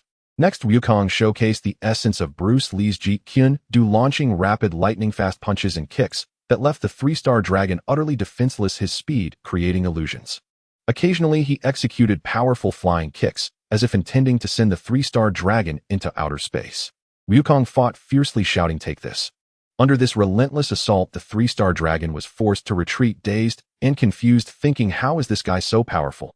Realizing he was at a disadvantage, the three-star dragon suddenly shifted from his previous aggressiveness and pitifully pleaded with Wukong, calling him Papa in a tone that was nauseatingly obsequious, like a dog begging for scraps. Wukong's heart softened at last, and he halted his attack. Seeing this, the three-star dragon hastily presented the Dragon Ball, his face a mask of ingratiation, resembling a sycophantic servant. Just as Wukong reached out to take the Dragon Ball, the three-star dragon suddenly wore an expression of wicked glee, and in a flash he struck Wukong, injuring his eyes.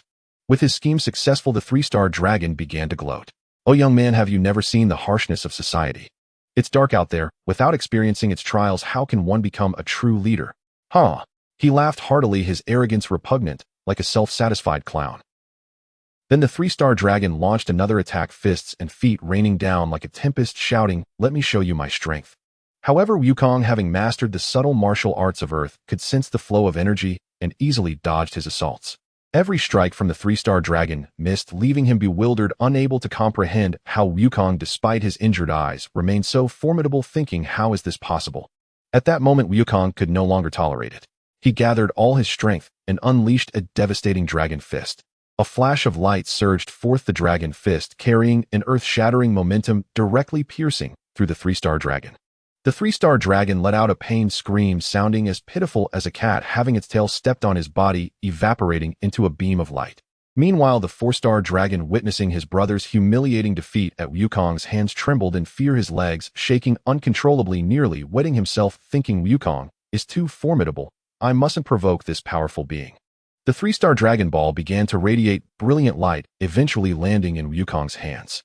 Thanks to the overwhelming power of Super Saiyan 4, Wukong's injured eyes swiftly healed, and he gazed at the Dragon Ball in his hand, a triumphant smile illuminating his face. In that dreamlike, enchanting world of Dragon Balls, an ominous and chilling aura suddenly surged through the heavens and the earth without warning. From the dark and sinister corner, a terrifying one-star dragon adorned with sharp horns and covered in deadly spikes emerged like a ghost. Upon witnessing this, the four-star dragon was struck with a surge of panic. Without a moment's hesitation, he courageously flew to shield Goku. I will never let you harm Goku. The four-star dragon roared, his voice booming like a great bell echoing throughout the realm. However, the one-star dragon was utterly ruthless and devoid of any morality. It did not grant the powerful four-star dragon even a sliver of an opportunity. Instantly, it unleashed a terrifying force capable of annihilating the world, an overwhelming tide of darkness that mercilessly engulfed the four-star dragon. The four-star dragon did not even have time to emit a piercing scream before being obliterated by this dreadful power, vanishing into the endless void. Four-star dragon. Goku's eyes turned blood red, filled with fury and grief, as if molten lava were surging within him. Enraged, he vowed to confront the one-star dragon for a battle to the death. He unleashed the full power of Super Saiyan 4, executing exquisite martial arts from Earth in a relentless assault against the one-star dragon. Yet the one-star dragon's strength was overwhelmingly superior. Goku's attacks were as ineffective as grains of sand thrown into the ocean.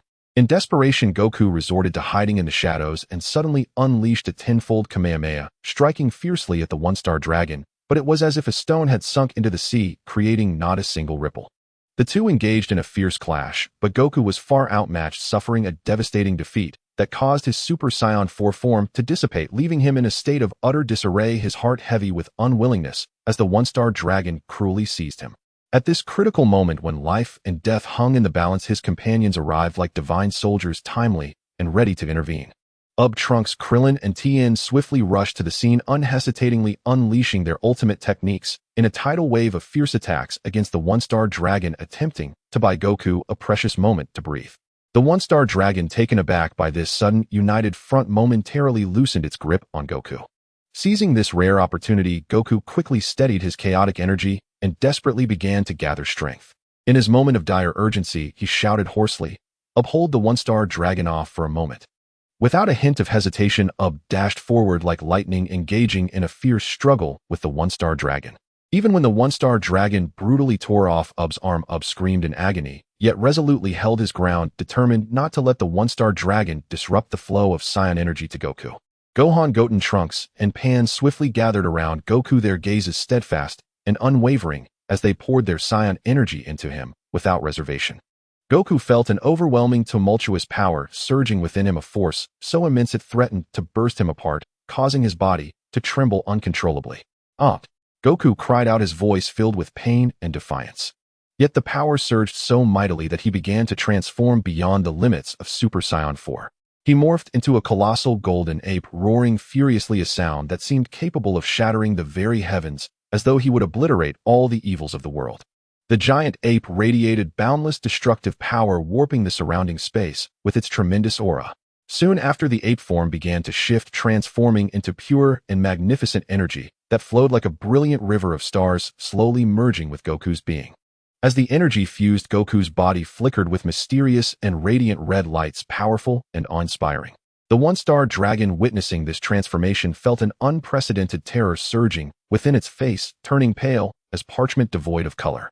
It frantically attempted to break free from Ub's grasp, releasing a wave of despair-inducing energy, hoping to blast away the companions who were channeling energy into Goku. The first attempt by Goku's friends to supply him with energy was violently interrupted by the one-star dragon, but they showed no signs of despair, immediately regrouping without hesitation. Gohan, filled with urgency, shouted, "The Saiyan energy we are channeling is too immense, Goku, you won't be able to handle it." Goku's gaze was resolute as he replied, "No problem. I am the protagonist. Anything is possible. Infinite miracles will manifest within me." Finally, through the unwavering efforts and relentless determination of all Super Saiyan 4+ was born, with a cataclysmic roar that shook the very foundations of the universe. Goku's power surged to unprecedented heights, exuding a terrifying pressure that was both suffocating and fearsome, as if capable of obliterating all existence. The epic battle between Super Saiyan 4+ and the terrifying one-star dragon had begun with a thunderous clash. In the realm of the King of Worlds, the atmosphere resembled a dreamy paradise, ethereal and elusive, with mists swirling like delicate veils. Pavilions and towers were scattered amidst the clouds, exuding an ancient and mysterious charm that captivated the heart and mind. In this enchanting place, Lin Feng, Vegeta, and Goku stood proudly, embodying the formidable form of the golden Great Ape. They were not ordinary apes. Their bodies radiated a dazzling and resplendent golden light, each hair seemingly flowing with boundless and powerful energy. Their eyes were clear as water, yet resolute as steel, and even in the grandeur of the golden Great Ape form, they maintained an acute awareness, wholly immersed in their arduous and unimaginable training. It is worth noting that Lin Feng and Vegeta had previously consumed Dragon Balls, endowing them with the enigmatic and profound power of the Dragon God bloodline. At this moment, as they unleashed their full power, a deep, resonant dragon roar echoed seemingly from the endless calls of ancient times, carrying an overwhelming majesty and immense power that shook the very souls of all who heard it. This roar appeared to pierce the heavens, causing the entire realm of the King of Worlds to tremble, as if the heavens and the earth themselves were bowing in submission to such authority. As time flowed, a strange and breathtaking radiance suddenly erupted from the massive golden Great Ape. This light was blinding, resembling a scorching golden sun, illuminating everything around it with a glorious brilliance, creating a world of shimmering gold. Simultaneously, under the mysterious and profound influence of the dragon god's power, the energy of the golden great ape began to flow in an unimaginable and extraordinary manner. This energy transformed into countless streams of golden light dancing joyfully around the great ape, like lively and playful spirits, creating a dreamlike spectacle. Gradually, the colossal golden great ape began to shrink, eventually transforming into a form comparable in size to a human. However, during this process, the golden energy did not dissipate. Instead, it flowed gently and orderly into the now smaller golden great ape's body. Each infusion of energy caused the smaller form to shine even more brilliantly, appearing increasingly exquisite and masterfully crafted. Every movement was agile and light as the wind, resembling a flawless combat machine, radiating boundless power and majesty. The old king of worlds, filled with exhilaration, danced and exclaimed, "This is the power of the golden ape, known as the angry golden ape." His voice was infused with deep reverence and endless astonishment, as if witnessing the most miraculous spectacle in existence. Meanwhile, Goku, who had not consumed the Dragon Balls, but had merely transplanted Dragon Ape cells, possessed a comparatively lesser amount of Dragon God power and had not fully transformed into a normal human size. Lin Feng and Vegeta, however, remained in their Golden Ape forms, unreservedly channeling their Golden Ape energy into Goku. As the energy transferred, the faint dragon roar grew clearer and louder, seemingly rejoicing and roaring in excitement for this merging of powers, shaking the heavens and the earth. Goku sat cross-legged, surrounded by a serene and peaceful aura, as if time itself had come to a complete standstill. His heart was calm, like a pristine, unblemished mirror reflecting all of existence. He had reached the pinnacle of martial arts, a state of unity with the universe, slowly guiding the vast and mighty energy of the Golden Ape to merge perfectly with his own internal Golden Great Ape energy, becoming one with the cosmos. This Golden Ape power, known as the Angry Golden Ape, was a miraculous product of the fusion between the Great Ape power and the Dragon God bloodline from the Dragon Balls, granting an incredibly robust and indestructible physique. Even while maintaining the Golden Ape form, its power could amplify the King's punch by 20 times an existence deemed invincible. During this long and arduous fusion process, every moment felt infinitely prolonged, as if time had lost its significance and the entire world was enveloped in a tense and silent anticipation. Finally, with a burst of dazzling light, a humanoid form of the small Great Ape emerged, radiating an unparalleled and suffocating aura of terror, the perfect embodiment of the Golden Ape power, a symbol of the might of the universe that instilled fear in all. Goku rose, feeling the surging power within him, as if it could break through the heavens and annihilate all. His eyes gleamed with confidence and determination, as if he were fully prepared to face any challenge head on, like an invincible warrior ready to embark on a journey. Beside him, Lin Feng, Vegeta, and the others wore smiles of immense satisfaction, knowing that a new, unimaginably powerful force had been born, heralding battles that would be even more spectacular and thrilling, igniting passion and fervor in their hearts. Super Saiyan 4 Plus Goku surged towards the one-star dragon like a brilliant meteor, his momentum fierce and formidable. The one-star dragon, enraged, unleashed a powerful wave of energy in an attempt to defend itself. However, Goku, swift as a phantom, evaded the energy wave with astonishing speed. He then charged at the one-star dragon, executing the exquisite Chinese martial art of twentyfold with incredible agility. With a powerful shoulder charge, he struck the one-star dragon, catching it off guard and sending it flying like a cannonball. Yet Goku did not pause. He pursued, relentlessly striking with his elbows and knees in a relentless storm of blows. Each attack carried staggering power, resonating like war drums with every impact. The one-star dragon howled in agony, unprepared for Goku's earthly martial arts, its eyes wide with shock and fury. Goku's gaze remained resolute as he unleashed a flurry of punches, pushing the one-star dragon back relentlessly. He was confident that victory in this battle would belong to him. With a final powerful flying kick, Goku sent the one-star dragon crashing to the ground, raising a cloud of dust as the earth trembled. Goku stood tall, exuding an invincible aura like a towering mountain. Meanwhile, the one-star dragon writhed in pain on the ground, seemingly at the end of its rope. Goku, quick as lightning, closed in on the one-star dragon.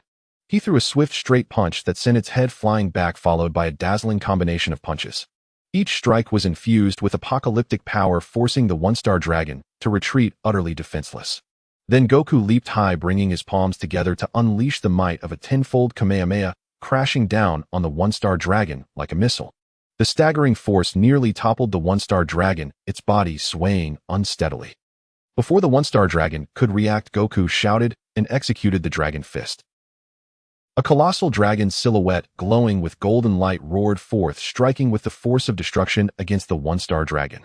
With a mighty boom, the one-star dragon could no longer withstand the overwhelming attack. Its body began to shatter, ultimately disintegrating into countless fragments that scattered into the air like fireworks, yet filled with a sense of annihilation. The earth fell into silence, all present stunned by Goku's earth-shattering barrage. Goku descended slowly, panting, but his eyes sparkled with the joy of victory and pride. He had successfully defeated the one-star dragon, safeguarding the peace of the earth and the universe. He stood as an awe-inspiring, invincible warrior while his companions erupted in joyous celebration, their cheers echoing through the skies. Just as they reveled in their triumph over the one-star dragon, an unexpected turn of events occurred. The already shattered form of the one-star dragon began to eerily reassemble, its body reforming in a grotesque manner reminiscent of Majin Buu, instilling dread in all who witnessed it. The one-star dragon's recovery accelerated, and soon it stood again, emanating an even more potent and sinister aura. It then opened its massive maw, swallowing all the scattered Dragon Balls in one gulp. "Not good," Goku exclaimed, a wave of unease washing over him.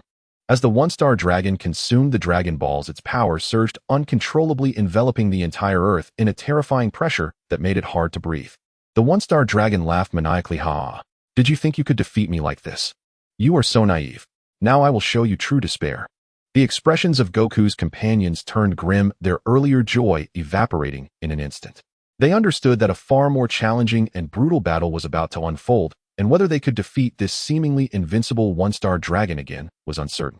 Anxiety and trepidation filled their hearts as they watched the one-star dragon bracing themselves for the new challenge, as if the fate of the world hung by a thread.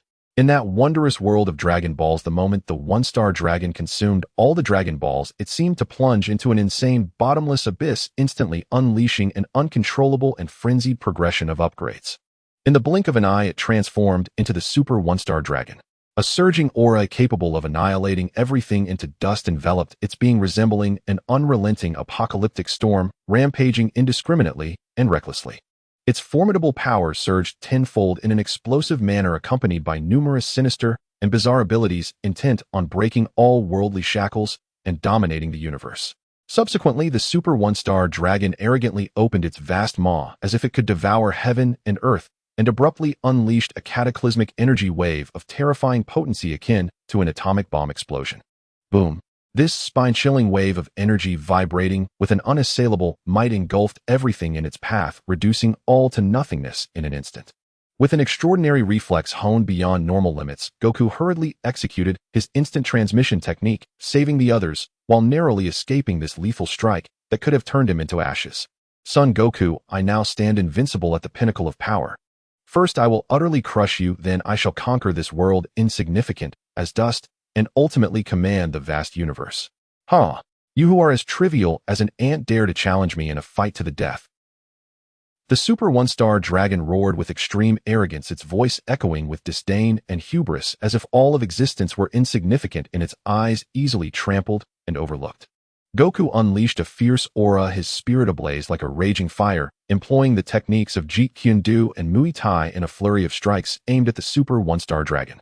However, the power of the Super One-Star Dragon exceeded imagination, rendering Goku's fierce attacks utterly incapable of breaching its indomitable defenses. With a sudden jolt, the One-Star Dragon unleashed a torrent of power that sent Goku hurtling through the air like a cannonball. In the midst of the intense battle, Goku's heart trembled with increasing dread as he sensed the One-Star Dragon's power had surged tenfold after consuming the other Dragon Balls, coupled with those chilling sinister abilities, making it nearly an unbeatable force. The fight gradually turned one-sided, with Goku sinking into dire straits, his body marred by countless grievous wounds.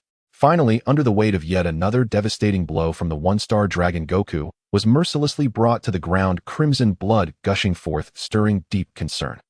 "Son Goku, did you naively believe you could defeat me now? Such delusions." The Super One-Star Dragon bellowed, overwhelmed with pride. Goku struggled to lift his head, his gaze still aflame with unyielding resolve. Gritting his teeth, he summoned all his strength to rise once more, rapidly formulating a strategy in his mind, determined not to surrender easily. Yet the situation was undeniably perilous, akin to being trapped in an abyss of despair. With great effort, Goku staggered up, throwing himself into a desperate confrontation with the One-Star Dragon once again. Seeing this, the one-star dragon unleashed its other malevolent abilities without restraint. Suddenly, its body became searingly hot, akin to a massive furnace ablaze. Goku, upon mere contact, cried out in pain and hastily withdrew. Before Goku could recover from the agony, the one-star dragon unleashed a terrifying icy ability, instantly encasing him in a solid ice sculpture. Almost immediately, it transformed into a bizarre slime-like entity, ensnaring Goku tightly before releasing a jolt of terrifying electricity that mercilessly shocked him. "Alt!" Goku screamed in anguish, enduring a relentless barrage of inhumane attacks. The one-star dragon laughed triumphantly. "Haha, son Goku, how will you contend with me now?" Yet even amidst the torment, Goku continued to struggle fiercely. His eyes widened with fury. He unleashed an even greater earth-shattering power, striving to break free from the dreadful confinement. His mind harbored only one unwavering belief: he could not afford to lose and must discover a way to overcome the one-star dragon, no matter the painful cost. At that moment, he bore an immense suffering and grueling test that few could endure. With the last ounce of his strength, Goku roared, executing another set of martial arts techniques. The iron wire fist struck with unmatched ferocity, and the Wing Chun style flowed with unparalleled speed alongside Muay Thai's flying shoulder strikes, all aimed at the one-star dragon in a tempest of fury. Yet despite their formidable intensity, they inflicted no damage upon the one-star dragon. Goku had never entertained thoughts of giving up. He focused the power of every muscle in his body, unleashing a Kamehameha wave 10 times more powerful, a torrent of energy surging towards the one-star dragon. Following that, he unleashed the dragon fist, piercing through the one-star dragon's form like a mighty dragon.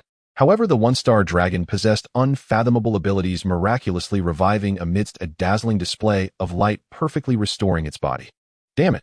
Goku gritted his teeth in anger. At that moment, the one-star dragon was utterly enraged, descending into a frenzied rampage, striking wildly and recklessly.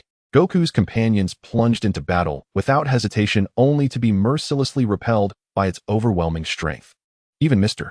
Satan, hailed as the strongest champion on Earth, was unfortunate enough to receive a blow from the one-star dragon, though he emerged with only minor injuries due to his formidable defenses. Goku clenched his teeth, saying, "This guy is too powerful. There's no choice but to use my ultimate technique, self-detonation." Vegeta, hearing this, shouted anxiously, "Wait. Your self-detonation may not resolve the issue. It will self-detonate instead. I want to fight alongside you." In this dire moment, the stunningly beautiful warrior Bulma made her grand entrance. "Hey, watch this beauty come to save the world," she declared, arriving in a dazzling blue wave vehicle. Immediately, Lin Feng, Goku, and Vegeta from the main timeline were instantaneously transported into the range of the blue wave's illumination. GT Vegeta transformed into an incredibly powerful Great Ape, while Lin Feng, Goku, and Vegeta morphed into humanoid golden apes, radiating brilliance, their golden ape power making a stunning debut. Lin Feng, Vegeta, and Goku, with the might of the golden apes referred to as New Jin Yuan, boldly declared to the GT Dragon Ball warriors, "Brothers, rest easy for now. Consume the fruit of the sacred tree and senzu beans to restore your strength. When you return, cheer for us." They then shouted in unison, "We are here to battle the super one-star dragon." Amidst the roiling smoke and ceaseless conflagration of the battlefield, the once ethereal, dreamlike world of the Dragon Balls trembled violently, as if unable to bear the cataclysmic shockwaves unleashed by this titanic clash. 3 golden rage apes descended like divine war gods incarnate. Their forms were awe-inspiring, golden eyes blazing with a terrifying, fathomless light, piercing, incisive, capable of scouring away darkness and evil alike, muscles swollen like mountain ranges, each fiber thrumming with apocalyptic might, a stature heightened by 30 centimeters, rendering them colossal, towering figures who seemed to hold up the very heavens. Manes of radiant gold fur whipping wildly in the wind, shimmering like living flames. Fierce, luminous, unquenchable, ancient dragon. Sigils blazing upon their chests, pulsing with primordial, unfathomable power. Golden tails lashing like banners of war, igniting the warriors' spirits into an unassailable tide of valor and resolve. With fists pounding their chests, they unleashed primal, thunderous roars. Ao! Ao! Ao! A chant echoing from the dawn of time, vibrating deep within the soul, stirring blood to a fevered boil. On that desolate ashen plain, one-star dragon let loose a deafening, earth-shaking shriek. An oppressive, suffocating aura surged forth, a black torrent of overwhelming force, propelling its power to a level so grotesquely immense it froze the marrow. In that instant, Lin Feng, Vegeta, and Goku, the 3 golden rage apes, were hurled into dire peril. One-star dragon unleashed a grotesque, malevolent technique. Its body radiated a searing heat of 6,000 degrees. The air warped and blistered. Space itself appeared ready to melt beneath such infernal fury. The rage apes felt their flesh scorch as though swarmed by venomous serpents gnawing at their very being, each second threatening to reduce them to ash. Yet with bodies forged of indomitable resilience, they endured the searing agony, teeth clenched, and pressed forward into brutal life-or-death, close combat. Still, fate turned ever more grim. Darkness yawned wide, a bottomless abyss poised to swallow them whole. Then Goku's eyes flared, wide, burning with white-hot wrath. With a guttural bellow, he activated the golden rage ape form, amplified tenfold by the Kaiō-ken, and loosed a newly mastered, devastating energy blast, a lightning strike of pure, while striking one-star dragon from an angle no one foresaw. The blow landed with shattering force, rending flesh, spilling crimson across the scorched earth. Wounded one-star dragon erupted into unhinged apocalyptic rage. The battlefield transmuted into a blazing realm of eternal torment, a hell without reprieve. The rage apes stood grim-faced, iron-jawed, gazing upon what seemed the end of all things. Yet their eyes held no fear, only unbreakable resolve, absolute conviction, and the serene ferocity of those who welcome death rather than surrender. Seeing his foes grievously wounded, one-star dragon grew arrogant, reckless. Its assault intensified into a relentless tempest, furious, chaotic, unceasing. Energy waves erupted in wild, indiscriminate bursts, each one lethal, each one inescapable. The three golden rage apes locked eyes, then roared in unison, a sound that rent the sky and shattered stars. They unleashed the Azura fist, sprouting for arms apiece, meeting annihilation heated, not with despair, but with defiant, sacrificial courage, hurling themselves against fate itself. The battle had devolved into sheer, unrelenting carnage. Blood bloomed across the wasteland like macabre blossoms. Its coppery stench saturated the air thick enough to coat the tongue and curdle the blood. Lin Feng's arms were torn clean from their sockets, gushing crimson, raw and horrifying. Vegeta's leg was pulverized, bone and sinew reduced to ruinous pulp. Goku's arm was obliterated by a savage energy wave, leaving only a mangled stump, yet his grit commanded reverence. They looked like revenants clawed from the deepest pits of Naraka, broken, battered, monstrous. Yet in their eyes still burned an undying flame, fierce, unwavering aflame, with longing for victory, emblematic of a spirit that refuses extinction. Goku, still gripping one-star dragon's ankle, swung the colossal beast like a maul, slamming it violently into the earth left and right. Each impact sent shockwaves rippling through the land, answered by the monster's agonized bellows. Their tactics grew ever more savage, seizing rocks, tearing flesh with bare hands, biting deep, hurling debris without thought or restraint. One-star dragon's onslaught showed no mercy, no pause. Its wrath sought nothing less than universal erasure. Yet the three golden rage apes endured, not by strength alone, but by will forged beyond mortality. Every breath was drawn on the knife edge of oblivion, every heartbeat echoed with the pain of dissolution. Still none retreated, not even as consciousness frayed, as agony blurred vision and numbed reason. They fought, not for survival, but for sanctity, not for glory, but for meaning, pressing onward in that sea of gore and chaos, determined to purge this abomination from existence. In a fleeting lull, they devoured spirit tree fruit and senzu beans, restoring vitality in an instant. And as if summoned by their near-death ordeal, the Saiyan trait awakened a surge of latent power, profound and irreversible. Then, focusing ki upon their severed limbs, they bathed in a warm, incandescent glow, and flesh reknit, bone regrew, sinew reformed, miraculous, seamless rebirth. The GT Dragon Ball warriors watched, stunned into silence, jaw agape, eyes wide with disbelief. Their understanding of Saiyan physiology shattered utterly. This cannot be. They whispered, voices trembling, not with doubt, but with awe.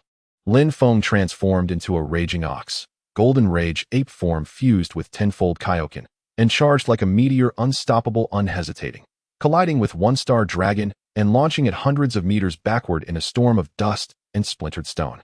Before the beast could rise, Vegeta seized it, golden rage ape Kaiō-ken 10, and engaged in titanic, earth-splitting grapple. Their clashing energies reverberated like the birth cry of worlds. Mid-struggle, one-star dragon gained slight dominance. Its lips curled into a vile, self-satisfied sneer, mocking Vegeta's defiance.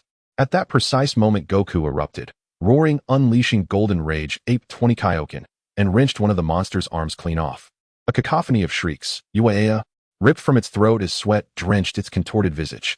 Desperately, it attempted dark sorcery to reattach the limb, only for Vegeta to intercept. A single blinding kick sent the severed arm flying, followed instantly by the malevolent wave. A sealing technique that imprisoned the limb within an airtight casket forged from thunder steel and inscribed with arcane sigils rendering its necromantic arts futile. Now consumed by pure incandescent fury, one-star dragon's eyes spat fire, its howls raw with terror, not just of pain, but of defeat. Meanwhile, the three golden rage apes stood taller, hearts alight, not with arrogance, but with the quiet certainty of turning tides. Hope crystallized into resolve. Victory was no longer distant, it was imminent. And they would deliver the final blow.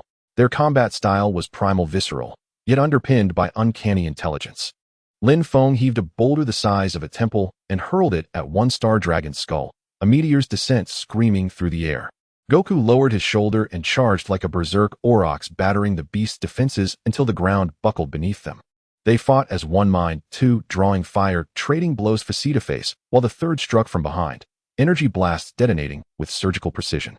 They even wove earth martial arts into their assault, fluid lion fist movements exposing vulnerabilities, strikes landing with lethal economy. This unprecedented synthesis of brutality and brilliance shattered one-star dragon's strategic coherence. On the field, the golden rage apes moved with lethal grace. Every strike calibrated, every feint deliberate, every surge of power, both overwhelming and exact. The monster shrieked, staggered, flailed, its legendary invincibility crumbling like rotten timber. As minutes bled into moments, the truth became irrefutable. The omnipotent super one-star dragon was faltering. Overwhelmed, exhausted, stripped of countermeasure or recourse. Just as one-star dragon crashed to the ground, Goku vanished and reappeared before the GT warriors, Goku of GT and the assembled Dragon Ball champions of that timeline. His gaze was steady, his voice calm, resonant with quiet authority. Warriors of GT, this is your world. You are its true protagonists. The rest is yours to claim. He paused, then added, soft but certain, we will stand aside, guarding the periphery, lending strength where needed. Go forth and prevail. A unified cry rose from the GT fighters. Master Goku, we will not fail you. He nodded, once, and dissolved into shimmering air, retreating to the edge of the fray, ready to support, to shield, to ignite the final spark. On a battlefield shrouded in smoke and littered with devastation, the super one-star dragon stood resiliently, like an indestructible cockroach. With its astonishing and unfathomable abilities, it swiftly mended its own grotesquely mangled body, miraculously regenerating even severed limbs. It reared up with an air of arrogance before the Dragon Clan warriors, emanating a terrifying aura reminiscent of a malevolent demon clawing its way up from the depths of a hellish abyss. Vegeta, having braved countless trials, finally achieved the transformation into Super Saiyan 4. He radiated an awe-inspiring golden light, so brilliant it was nearly blinding, his muscles bulging like an overinflated balloon, and his powerful energy surged like a tempest, unstoppable and overwhelming. Standing side by side with Son Goku, they unleashed their ki simultaneously, a titanic force that seemed capable of tearing the very fabric of space itself apart. The surrounding area was swept by an energy storm, dust flying, and the sky darkening, creating a scene that resembled the onset of the apocalypse. Yet after this brief but intense eruption of power, Vegeta's gaze turned steely as he shouted to Goku, Kakarot, we must act before this fervor fades. Our individual Super Saiyan 4 power is utterly insufficient to combat this monstrous creature. We need to fuse quickly. That is our only glimmer of hope. His voice was filled with urgency, each word pulsating with a strength that could topple mountains and a deep-seated defiance. At that critical moment, Trunks fearlessly stepped forward, driven by a courage that embraced death, charging towards the formidable Super One-Star Dragon in an attempt to buy them precious time. Trunks, taut as a drawn bowstring, unleashed every ounce of his strength and dove headlong at the Super One-Star Dragon. However, the creature's terrifying power was overwhelming. Within just a few exchanges, Trunks faltered, caught tightly in the dragon's massive hand, as if he were but a chick. The Super One-Star Dragon displayed a grotesque grin, a true embodiment of malice, mercilessly pummeling Trunks with blows that contained the terrifying potential to annihilate everything. Trunks bore the onslaught with painful perseverance, gritting his teeth and refusing to yield, truly a tough warrior at heart. Ultimately, however, the Super One-Star Dragon casually tossed the battered Trunks aside as if he were a ragged cloth. Trunks plummeted like a shooting star, crashing heavily to the ground with a resounding thud, raising a cloud of dust that could bury a person, an utterly tragic sight. Gohan and Goten rushed forward without hesitation to assist, but their meager strength was as ineffective against the Super One-Star Dragon as a kitten flailing its paws, rendering them utterly powerless. The Super One-Star Dragon relished in tormenting them, leaving them disoriented and helpless, akin to two pitiful marionettes. At that moment, Bulma piloted the bruised wave car, attempting to shine energy onto Trunks, Gohan, and Goten, but the wavering light resembled a drunken man swaying. The Super One-Star Dragon, disturbed by this flickering light, bellowed, "I will unleash a wave to destroy Bulma and that bruised wave car." In this dire moment, Lin Feng suddenly teleported, swiftly rescuing Bulma and the bruised wave car with a speed that surpassed lightning. While the Super One-Star Dragon boasted, "I am invincible," haha, its triumphant demeanor was cut short as the battlefield, chaotic and turbulent, twisted and shattered under the pressure of boundless energy akin to crumpled paper. Just as despair settled in, a brilliant light sliced through the darkness like the dawn breaking. Vegeta, the most powerful warrior from another dimension, arrived in a manner that shocked the heavens and earth. His figure loomed like an insurmountable mountain, radiating an aura that made the entire world tremble, akin to a cataclysmic earthquake. As the light gradually receded, it revealed Vegeta's strikingly powerful and breathtaking form. He stood tall, muscles defined with explosive energy, every inch of his skin emanating a force capable of apocalyptic destruction, as if a mere touch could send one flying. His eyes, deep and piercing, seemed to possess the wisdom of the universe and the fierce flames of unquenchable wrath, making anyone who dared gaze upon them avert their eyes for fear of being incinerated. Surrounded by a dazzling halo of energy like a divine aura, the light contained infinite laws of power capable of crushing any obstacle, be it solid stone or heavy iron, with ease. The air around him grew dense, as if time itself had halted in his presence, rendering the world motionless. When Vegeta moved, the entire space erupted with a thunderous roar, as if the universe celebrated his arrival, a sound loud enough to deafen. Standing there quietly, he evoked an unprecedented fear and pressure in the Super One-Star Dragon, as if confronting an invincible, exalted deity. Vegeta's appearance was like a beacon of hope, illuminating the dark corners of everyone's hearts and rekindling their belief in victory. Lin Feng exclaimed with excitement, "So cool, so strong," her voice nearly hoarse from shouting. Vegeta moved like lightning, closing in on the Super One-Star Dragon in an instant. His hands and feet were as swift as the wind, executing exquisite Chinese martial arts. The punches and kicks landed unerringly on the dragon's vital points, leaving it dazed and powerless to retaliate, only able to howl in pain. "Ouch. Stop hitting me. It hurts." Yet Vegeta's assault did not relent. He transitioned smoothly into the powerful and dominating techniques of Muay Thai. Each strike carried the weight of a landslide, every kick imbued with the force of thunder. Under this relentless barrage, the Super One-Star Dragon whimpered, its body marred by injuries, resembling a pitiful creature battered black and blue. Vegeta's gaze was sharp, his momentum unyielding, his strikes intensified, forcing the Super One-Star Dragon to retreat under the sheer weight of his might. Witnessing Vegeta's incredible prowess, those around him felt a renewed spark of hope for victory, akin to seeing resplendent dawn in the darkest of nights. With agility akin to a specter, Vegeta closed in on the Super One-Star Dragon. He leaped fiercely, planting his feet on the dragon's shoulder while delivering a flurry of elbow strikes like a torrential storm. Bang, bang, bang.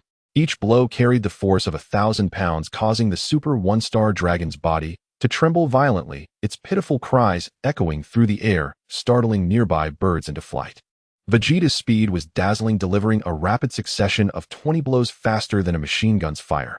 Finally, the One-Star Dragon could no longer withstand the onslaught, crashing to the ground with a resounding thud, kicking up dust like a massive firework display.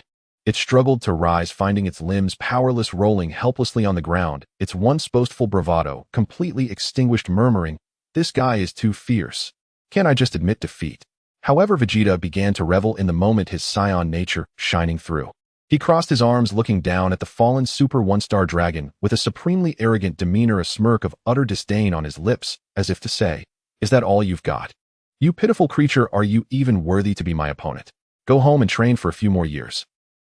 Instead of hastily delivering a fatal blow, Vegeta strolled leisurely, occasionally taunting the Super One-Star Dragon, Get up and take another beating. Are you too scared to rise?" His arrogant demeanor suggested that victory was firmly in his grasp, merely waiting for him to claim it effortlessly. Unbeknownst to him, the Super One-Star Dragon was secretly gathering strength, preparing to deliver a significant surprise counterattack. As soon as the One-Star Dragon regained its composure, it unleashed energy blasts from its fingertips, shooting out powerful beams like a relentless rain of arrows towards Vegeta. Yet Vegeta stood firm, effortlessly absorbing each attack, his formidable defense rendering them utterly ineffective. Vegeta smirked, a look of disdain dancing on his face, as if mocking the One-Star Dragon's underestimation. In that moment, he was utterly convinced of his ability to defeat the one-star dragon, effortlessly thinking to himself, "Is that all you've got? How embarrassing." Then, utilizing his shadow clone technique, Vegeta suddenly multiplied into 5 copies of himself. Each clone gathered energy in their hands, preparing to unleash a tenfold Kamehameha wave.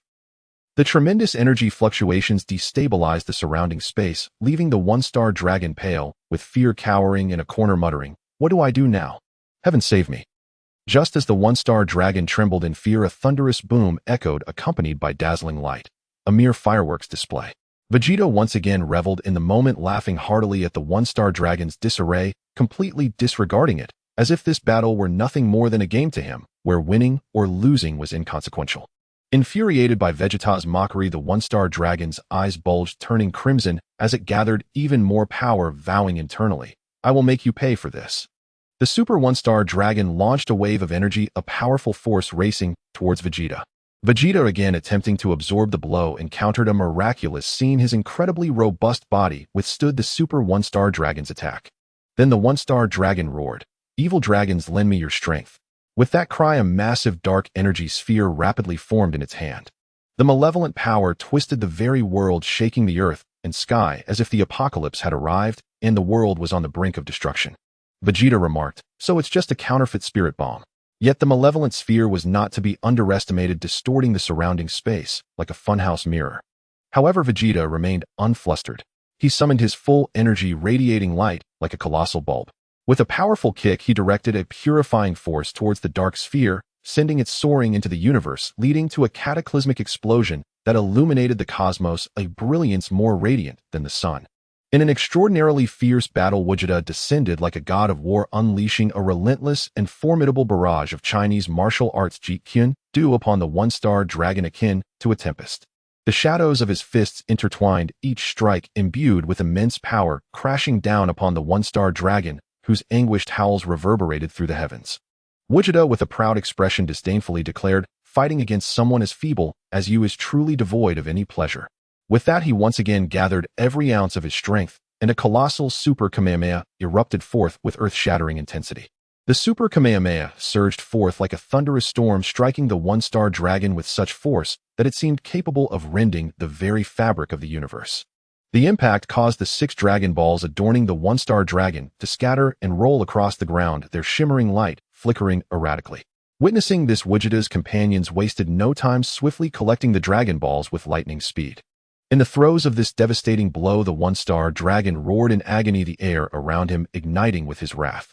From his shattered form, a strange black energy surged forth like a viscous liquid, and grotesque growths erupted from his injured limbs at a visible speed. Broken bones reconnected with a chilling crack, while muscle fibers intertwined like countless serpents writhing in a tangled embrace.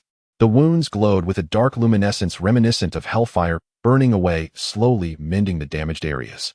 Despite his body being in tatters, he struggled to reconstruct himself, albeit with great difficulty. Vegeta's gaze was as cold as frost, offering no respite to the one-star dragon. He once again gathered an astonishing amount of power, radiating brilliance around him as he unleashed another devastating attack toward the one-star dragon. The one-star dragon fought with all his might to withstand the onslaught.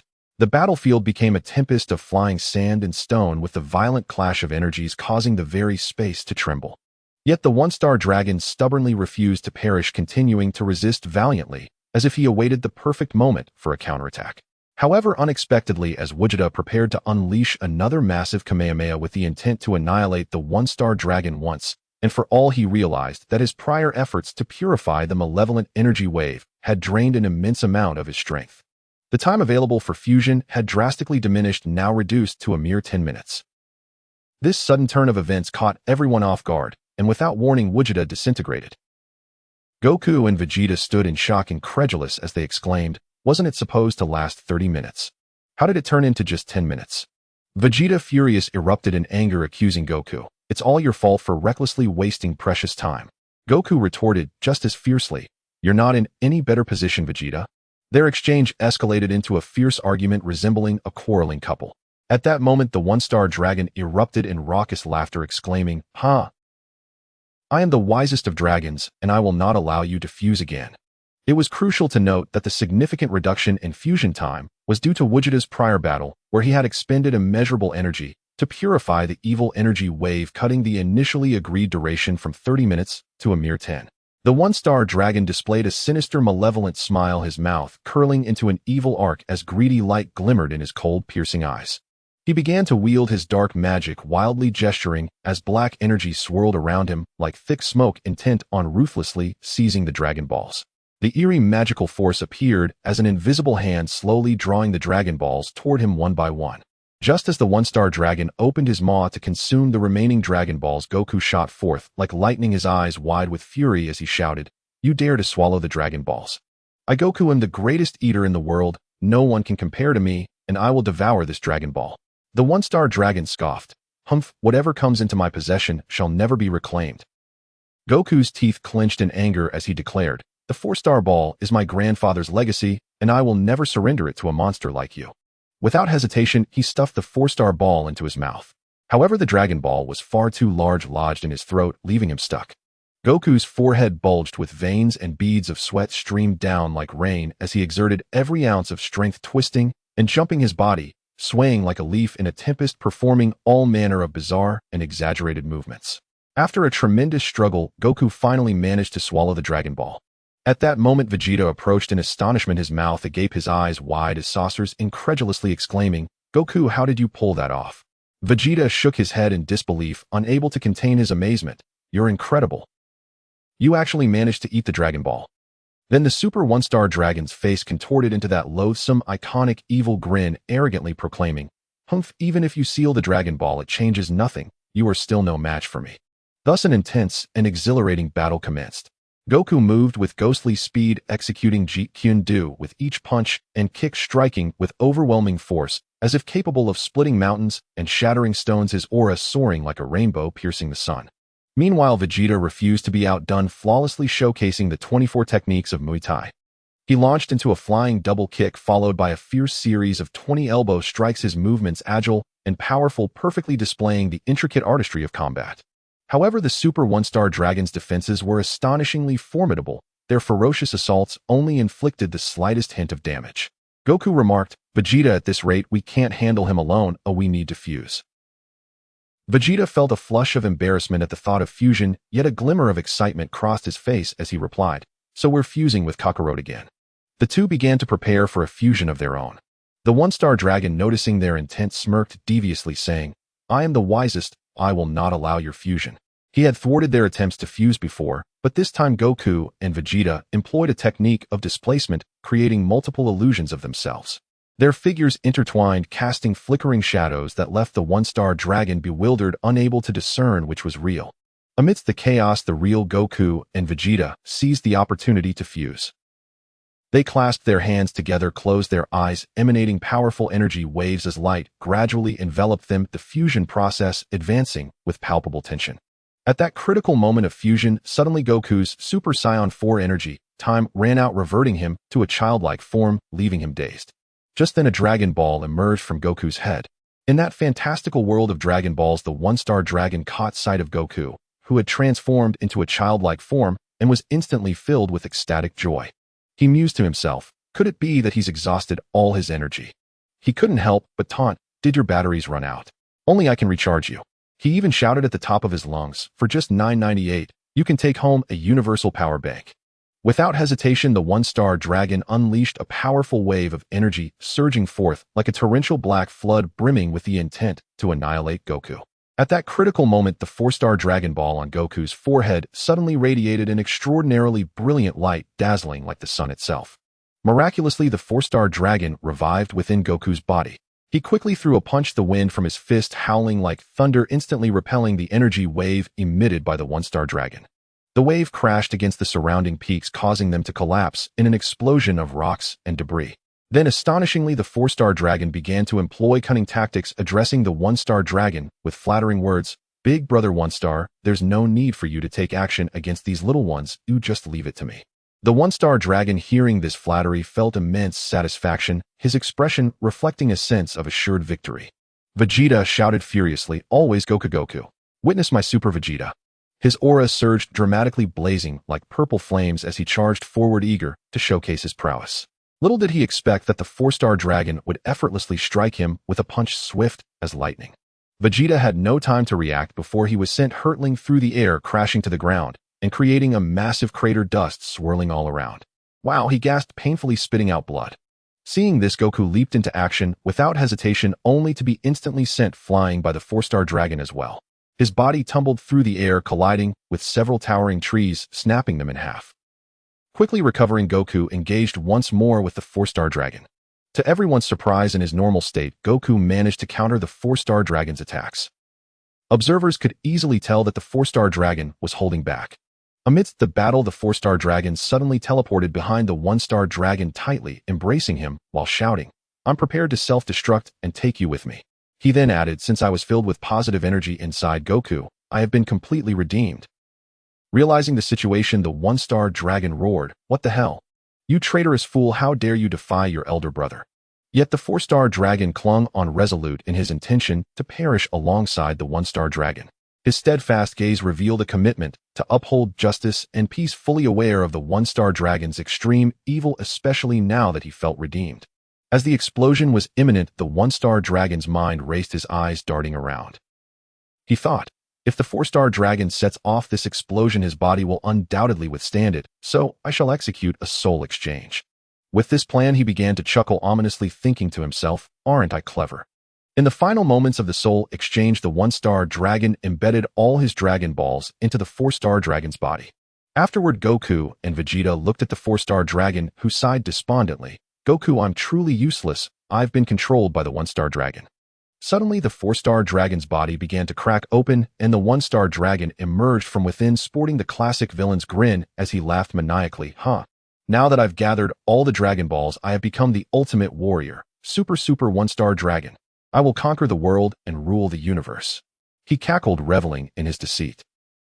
Instantly, the battlefield descended into a bloody chaos.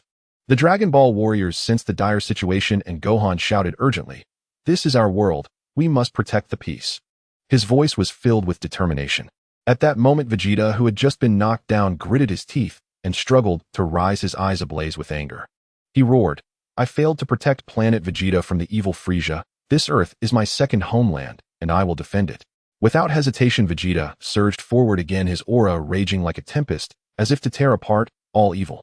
He charged at the one-star dragon like an enraged lion, each step shaking the ground beneath him, his fists howling with uncontainable fury. The one-star dragon sidestepped and delivered a crushing blow, his fist striking Vegeta's back like a massive hammer. Vegeta was propelled forward, skidding several meters on the ground, leaving a deep trail in the earth, dust and debris swirling around him. "Ah!" he cried out in agony. Witnessing this, Gohan shouted furiously and joined the fray. He launched a kick at the one-star dragon, only to have his ankle seized and flung aside, crashing heavily against the mountainside. Sharp stones cut into his arm, blood splattering like blooming red lotuses, a shocking sight. "Ugh!" Gohan groaned in pain. Meanwhile, Trunks, and Goten charged fearlessly into battle. Trunks unleashed a powerful punch, but the one-star dragon retaliated with a kick that shattered Trunks' leg, the sound of breaking bones echoing through the air as he collapsed, blood gushing from the mangled limb, staining the earth below. Trunks screamed in excruciating pain. Seizing the moment, attempted a sneak attack from behind.